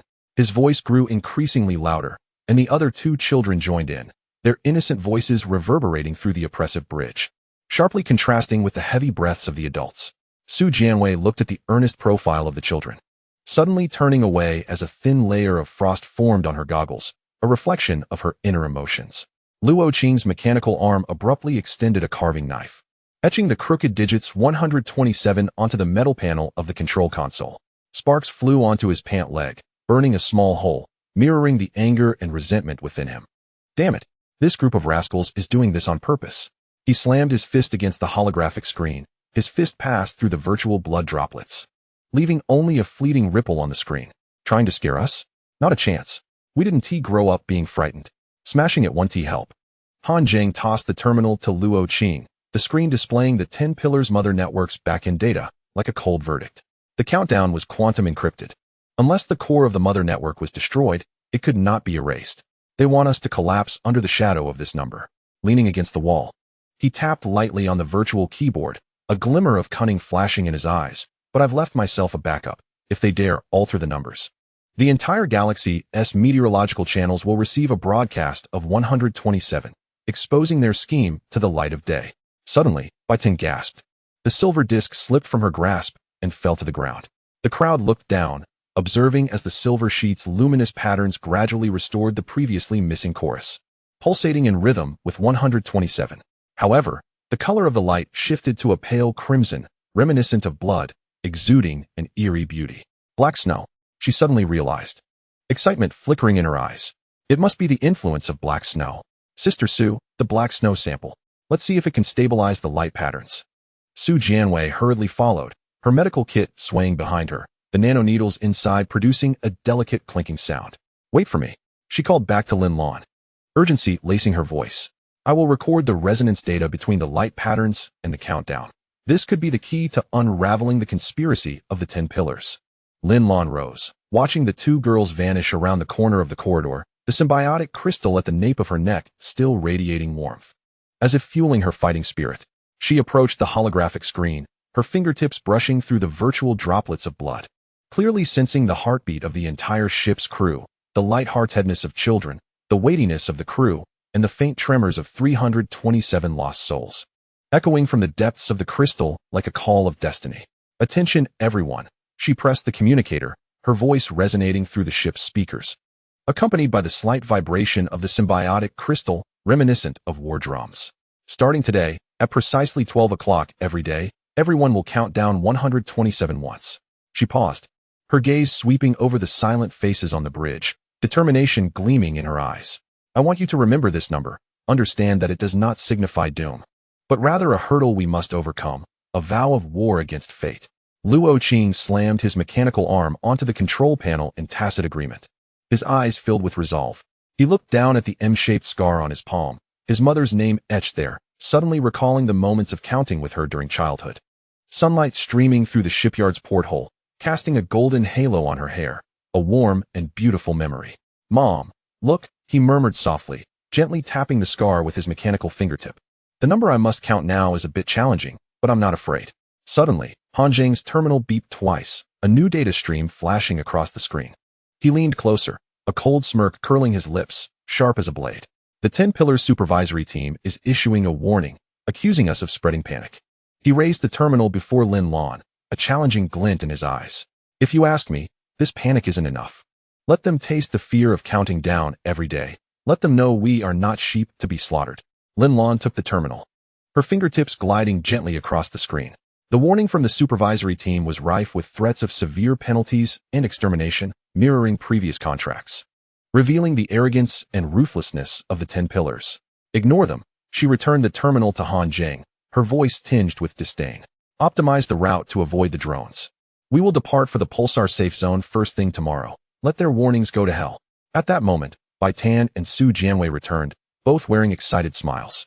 Su Jianwei raised the data board, the light patterns on the screen stabilizing into a straight line, though still tinged with a faint red, radiating a mysterious power. It worked. Her voice was breathless, yet could not conceal her inner joy. The black snow can stabilize the silver sheet's light patterns, and the resonance frequency between the light patterns and the countdown perfectly predicts the eruption time of the gamma burst. This is our significant discovery. Bai Tan handed the silver sheet to Lin Lan, the chorus of the song of the drum now complete, softly humming along with the pulsing of 127. Akin to a hymn of life. Listen, her voice quivered with excitement. The light patterns are singing. And there's an added line with 127. Do not forget to return. That was added by the silver sheet itself. This is a revelation of destiny. Lin Lan pressed the silver sheet to her ear, indeed hearing a faint song intertwined with the pulse of 127, echoing like a sorrowful yet resolute nursery rhyme. Stirring her soul, she returned the silver sheet to Bai Tan, her gaze falling back on the holographic screen, the number 126 flickering. Just a second passed. A virtual droplet of blood had formed, as if reminding her of the urgency of time. Prepare to rest, she addressed the group, her voice carrying a hint of fatigue, yet remaining unwavering as iron. Tomorrow we must continue our journey. Luo Qing, check the engine for overload preparations. Han Zheng, transmit the route data to all cabins. Bai Tan, continue documenting the light patterns of the silver sheet. Su Jianwei, conduct health checks on the children to ensure their readiness for the upcoming journey. We cannot afford to leave any partner behind. Understood. Luo Qing's mechanical arm grasped the toolbox. Turning toward the engine room, the metallic joints clanking rhythmically in the corridor, resonating with the countdown, composing a melody of progress. Han Zheng leaned against the bulkhead, his fingers dancing swiftly over the terminal, the route map gradually clarifying on the screen, mirroring the plans in his mind. Team leader Lin, you should take a break as well, he said without looking up, concern threading his tone. If your crystal gets worn out, the heartbeats of everyone aboard will falter. We cannot be without you, our anchor. Lin Lan nodded but remained still.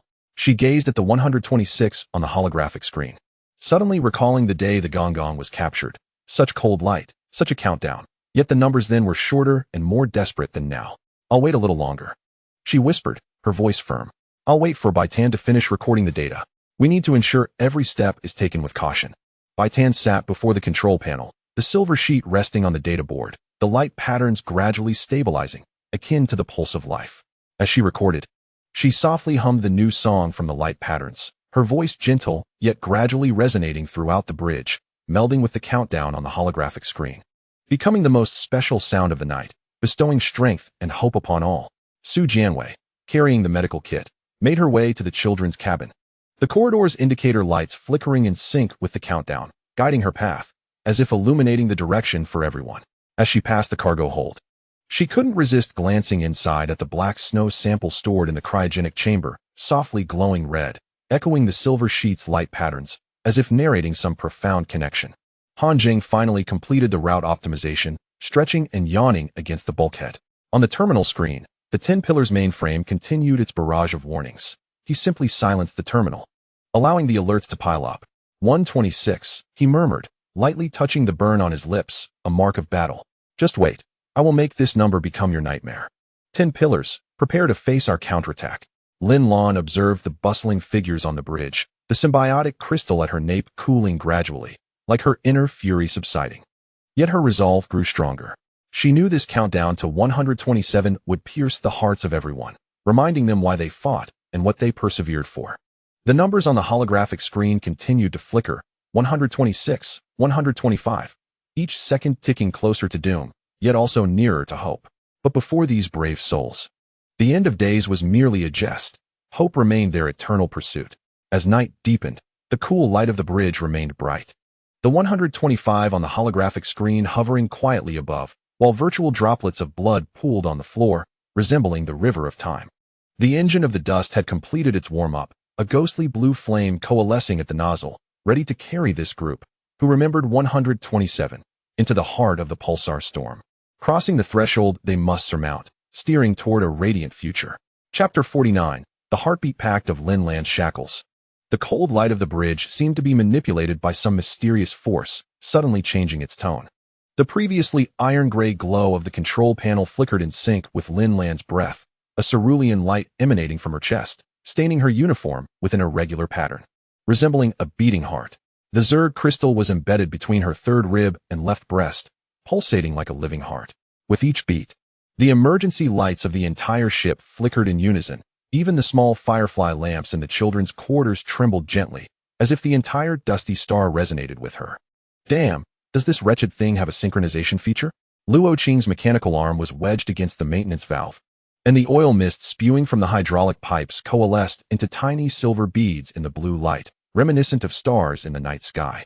As he looked down, he noticed the reflection on his boot also flickering, as if stepping on a string of luminous glass beads, prompting him to curse. Lin, if this crystal keeps pulsating like this, my mechanical arm will start to resonate too. It's about to fall apart. Lin Lan pressed her hand against her chest, her fingertips acutely feeling the crystal's outline undulating beneath her skin, as if a small insect was gently tapping. Don't touch it. A subtle tremor laced her voice, as the symbiotic crystal at her nape resonated with the Zerg crystal in her chest, sending a faint tingling sensation through her ears, like an electric current. Su Jianwei remarked, "It's recording the heartbeat frequency of the entire ship. Even the rats in the vents are not spared. Our every move is under its surveillance." Bai Tan approached, cradling a silver plate. As the plate neared Lin Lan's chest, it emitted a delicate buzzing sound, the surface's light patterns suddenly transforming into waves, perfectly synchronized with the crystal's pulsations, reminiscent of the harmony between ocean waves and heartbeats. "The rhythm of the ancient ballad," she softly murmured, her fingertips gliding over the silver plate. The light patterns branched into fine tributaries, akin to the veins of life, as the crystal orchestrated the heartbeat of the entire ship into a drumbeat, identical to the interlude of the Zhuang song. Truly marvelous. Su Jianwei entered with a medical kit, a half-exposed tear crystal peeking from her lab coat pocket, shimmering faintly purple under the blue light, resembling a mysterious gem. "I just finished monitoring the children's quarters." She handed Lin Lan the data pad, its curves swaying like silk ribbons in the wind, documenting each heartbeat of life. The smallest boy's heartbeat deviated by 0.1 Hertz from the crystal's resonance frequency. I brewed him a nutrient solution with tear crystal powder, and now he is in sync, sleeping soundly. Han Zheng leaned against the cabin wall, his fingers tapping rapidly on the portable terminal. The screen displayed a dense array of heartbeat data, each name followed by a series of pulsating green dots, resembling the stars in the night sky. "Interesting," he whistled, and suddenly a bouncing skull appeared on the terminal, exuding a hint of mischief. "This crystal is still secretly sending data to the mothernet, but I've altered the data stream. Now they're receiving nothing but the lullabies sung by an letting them hear the voices of our children." Lin Lan took the data pad, her fingertips tracing familiar names, some crew members, some refugees, and a few unfamiliar identification numbers labeled as unidentified life forms. Suddenly, her chest tightened as the crystal's pulsation quickened, the control panel lights flashing urgently, as if warning of something. "Han Zheng, check the mother-net's response signal." Her voice grew tense, a sense of impending danger looming. "I feel like something is watching us, as if we are prey under the gaze of a hunter." Han Zheng hesitated momentarily, then the terminal screen abruptly turned red, a string of unfamiliar codes flashing rapidly, akin to an alarm signal. "Damn! The mother-net is attempting to reconnect with the crystal." He swiftly severed the data line, his actions decisive and rapid. That signal was an interference, trying to make the crystal lose control, truly cunning. Just as his words fell, Lin Lan suddenly let out a muffled groan, clutching her chest as she collapsed into the command chair. The crystal in her chest abruptly ceased its pulsation, and the lights throughout the ship extinguished instantly, leaving only the faint red glow of the emergency lights flickering on the ceiling, resembling dying eyes, revealing boundless despair. "Captain Lin." Luo Qing tore the maintenance valve apart with a mechanical arm, metal fragments clattering to the ground with a sharp sound, echoing like the lament of fate. As Su Jianwei rushed over, her medical kit tumbled to the ground, the nanoneedles spilling out, glimmering like tiny silver stars in the red light. She felt for Lin Lan's pulse, her fingertips icy. Even the blue light of the symbiotic crystal dimmed, as if the flame of life had been extinguished. "The crystal has stopped." Her voice quivered with tears as she pulled out the tear crystal, crushing it into powder and sprinkling it over Lin Lan's chest, akin to sowing the seeds of life. "Luo Qing, help me hold her shoulders." "Han Zheng, find a wire. I need to perform a tear crystal electrical reboot. We can't let her fall like this." Luo Qing's mechanical arm firmly pressed down on Lin Lan's shoulders, the metallic joints creaking sharply in the stillness of the bridge. He gazed at Lin Lan's pale face, suddenly recalling the day of the Gonggong's crash, when she had collapsed on the deck. But then, she had not yet borne this cursed crystal. "Hurry." His voice trembled with unprecedented urgency, as if he had lost his anchor. "Don't let anything happen to her. We cannot be without her." Han Zheng yanked a power line from behind the control panel, stripping away the insulation to expose the copper core, his movements swift and practiced. "The wire is here." He handed it to Su Jianwei, his fingertips flying across the terminal, as if weaving the web of life. I've adjusted the current to the lowest. Be careful. Don't hurt her. Su Jianwei smeared the tear crystal powder onto the copper core. And at the moment the current surged through, blue-white sparks erupted from the tear crystal powder, spreading along Lin Lan's chest like the rekindling of life's flame. Wake up. Her voice trembled, another hand pressing against Lin Lan's temple, as if transferring strength. Think of the children. Think of the 327 brothers. They are waiting for you to lead them toward hope. Bai Tan suddenly knelt beside Lin Lan, pressing the silver plate against her ear, softly humming. Work at sunrise. Rest at sunset. The light patterns on the silver plate reignited with the melody, casting a faint glow upon Lin Lan's face, akin to the first rays of dawn. Dig a well to drink, farm the land to eat. Her voice was gentle yet resolute, as if awakening a slumbering soul. At that moment, Lin Lan's chest began to rise and fall slightly. The crystal resumed its pulsation, the blue light seeping through her uniform. And the lights throughout the ship gradually flickered back to life. The control panel buttons began to glow again. And even the Firefly lamps in the children's quarters resumed their warm yellow hue, akin to the revival of life. Lin Lan coughed violently, and as she opened her eyes, the depths sparkled with the crystal's blue light, radiant like the stars. I heard it. A collective sigh of relief escaped the others. As Luo Qing's mechanical arms slowly loosened, a few drops of oil seeping from the joints onto Lin Lan's pant leg, as if he had laid down an immense burden. What did you hear? His voice was weary yet still tinged with his habitual irritation, as if masking his inner concern. Was it my mechanical arm cursing? Or are you just talking in your sleep? Lin Lan gradually sat up, the crystal on her chest still radiating warmth. She could distinctly hear the heartbeats of everyone aboard, the light-hearted rhythm of the children, akin to morning birdsong, the heavy drumming of the crew, like the tolling of midnight bells. And some faint, tremulous beats, echoing old wounds from deep within the crystal, reminiscent of historical reverberations. It is the heartbeat of 327 lost souls.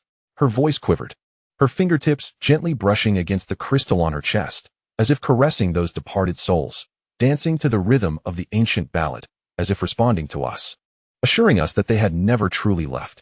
Suddenly, Bai Tan's silver plate emitted a powerful buzzing sound, the light patterns fully unfurling like a vast net, enveloping the entire bridge, as if capturing those drifting heartbeats.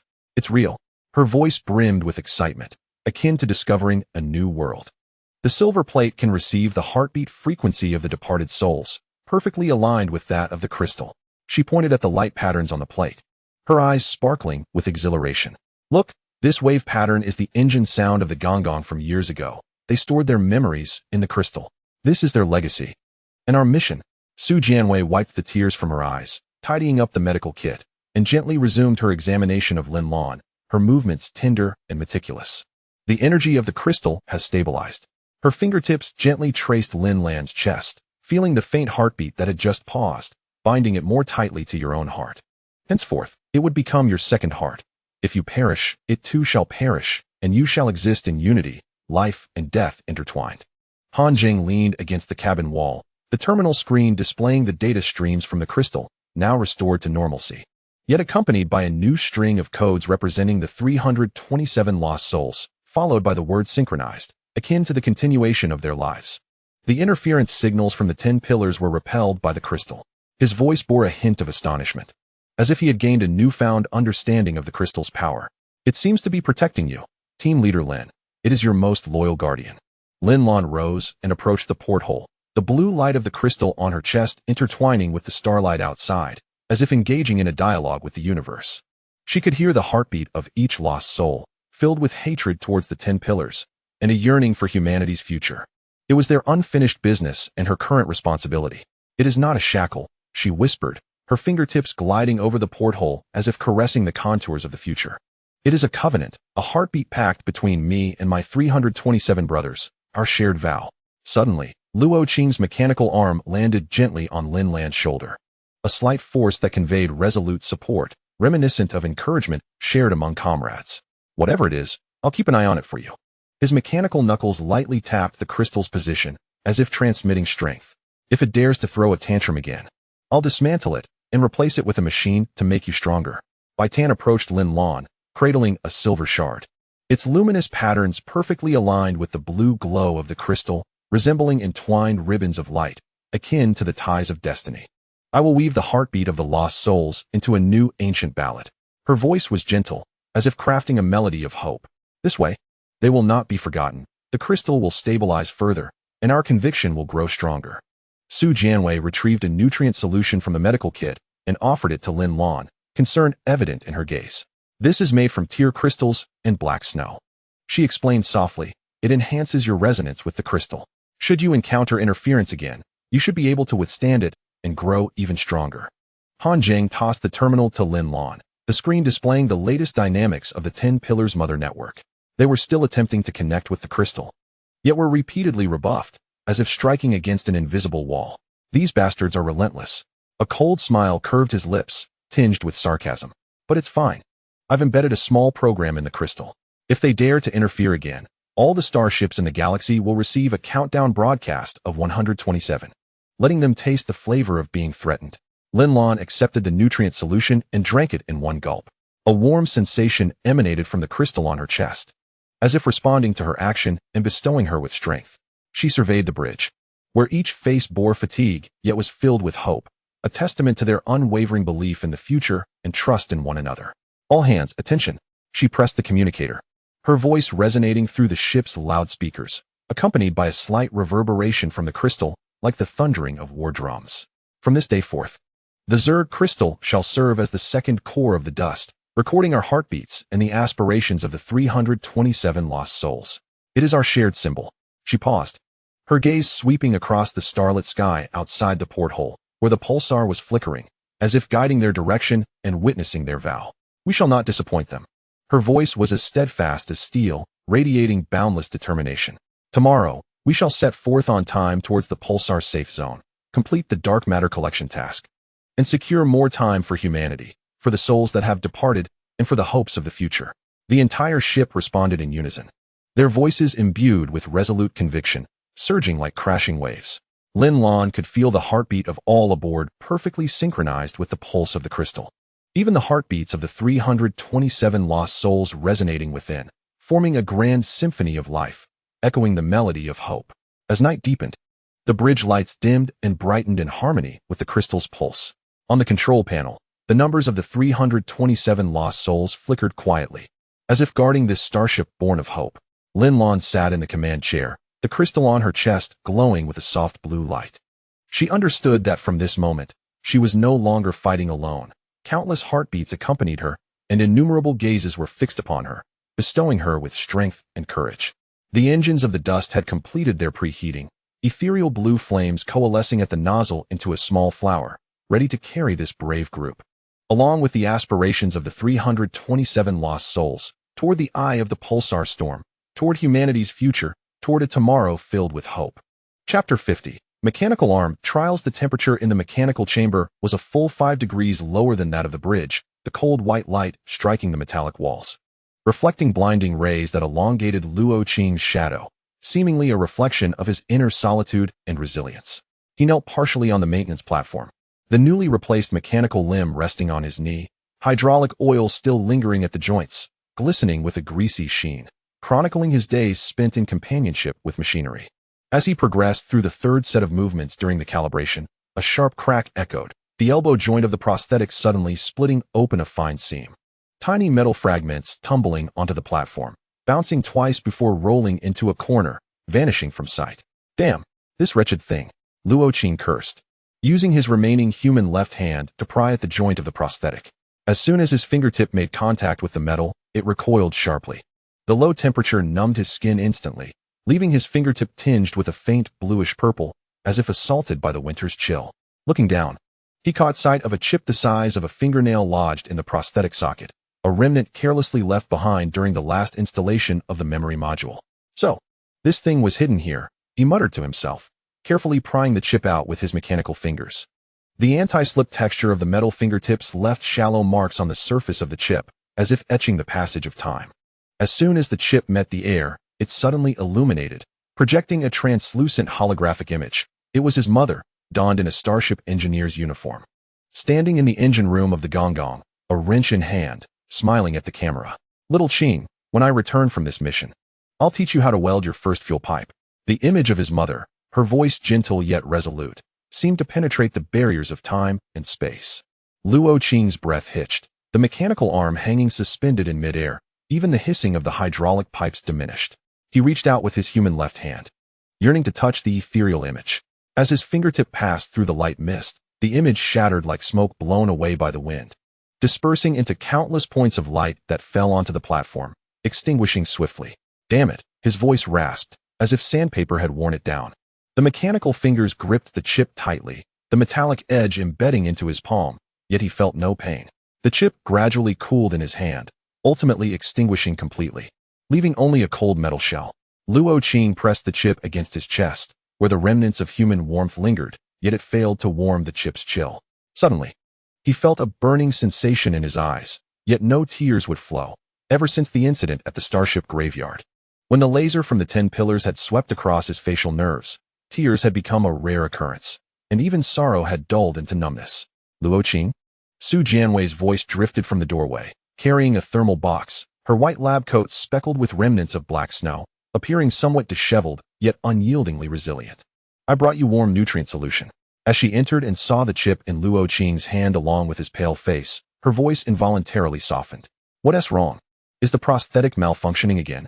Luo Qing hesitated for a moment before handing her the chip.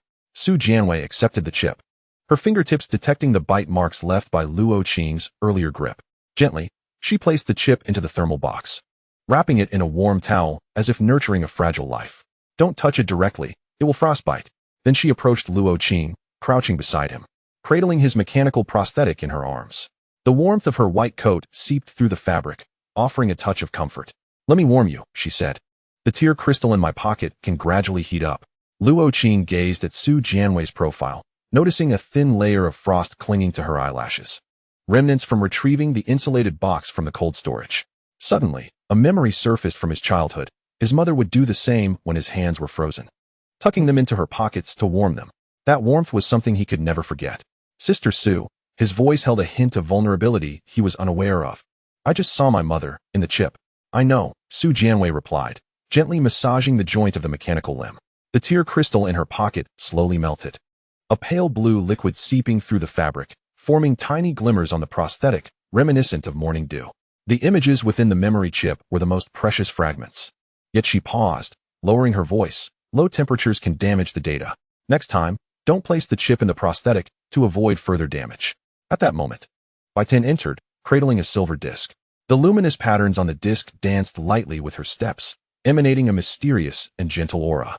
I hear your mechanical arm making noise, she noted, moving closer to Luo Qing and placing the silver disc on the maintenance platform. The patterns on the disc can calibrate the joint errors. Let me give it a try. She began to softly hum an interlude from the Jiangyang song. The rhythm slow and steady, as if it could penetrate all barriers. The luminous patterns flowed along the joints of the prosthetic, gradually diminishing the cracks under their gentle embrace, as if soothed by tender hands. Try to make a fist, Bai Tan instructed, her fingertips gliding lightly over the silver disc, adjusting the rhythm. Follow my tune. Take your time. Luo Qing took a deep breath, focusing on controlling the mechanical arm. Initially, the joints trembled, struggling to keep up with the beat. Several times, he nearly crushed the wrench on the platform. Su Jianwei encouraged him softly from the side. Don't rush, just like when you first learned to weld fuel pipes. Take it slow, you can do it. Bai Tan's melody slowed too, the luminous patterns becoming softer, guiding the mechanical arm toward the correct direction. Finally, the mechanical arm gradually curled, the 5 metallic fingertips coming together to form a fist. Although still somewhat stiff, with slight clicking sounds at the joints, it was a success. You did it. Su Jianwei's eyes sparkled as she retrieved a bottle of warm nutrient solution from the insulated box, handing it to Luo Qing. Drink this. It will warm you up. Luo Qing accepted the solution, twisting the cap open with his human left hand and gulping down most of it in one go. The warm liquid slid down his throat, dispelling some of the chill in his chest. He looked at his mechanical fist, suddenly recalling his mother's words when she taught him to make a fist. You must use your heart, not just your strength. When your heart is steady, your fist will be steady. That lesson echoed in his mind even now. He set down the nutrient solution and pulled out a small engraving knife he had salvaged from the abandoned equipment last time, the blade still sharp. He turned the palm of his prosthetic upward, carefully etching the metal surface, sparks flying onto the platform, forming tiny star-like points, reminiscent of a starry night. Soon, a crooked M appeared on his palm, the initial of his mother's name, a testament to his endless longing for her. What is this? Bai Tan leaned closer to inspect. The luminous patterns on the disc vibrating around the M. Is it your mother's name abbreviation? Luo Qing nodded, brushing his mechanical fingertip against the M. The coolness of the metal transmitted through his fingertips, yet it felt solid and warm. I lost my mother's photo at the starship graveyard, he said, his voice tinged with relief. Now that I've etched this, at least I won't forget her. She will forever live in my heart. Su Jianwei regarded the M and suddenly produced a tear crystal from her pocket, placing it beside the letter. The blue glow of the tear crystal intermingled with the cold light of the metal, radiating a soft and mysterious luminescence. This way, even if the prosthetic is cold, the tear crystal will help preserve this letter, safeguarding your memories and ensuring warmth remains. Bai Tan's silver disc emitted a gentle buzzing, the luminous patterns swirling around the M, forming a small light shield. I stored a segment of the ancient melody in the light shield, she explained. Next time you clench your fist, the shield will illuminate, reminding you that you are not fighting alone. We are all beside you.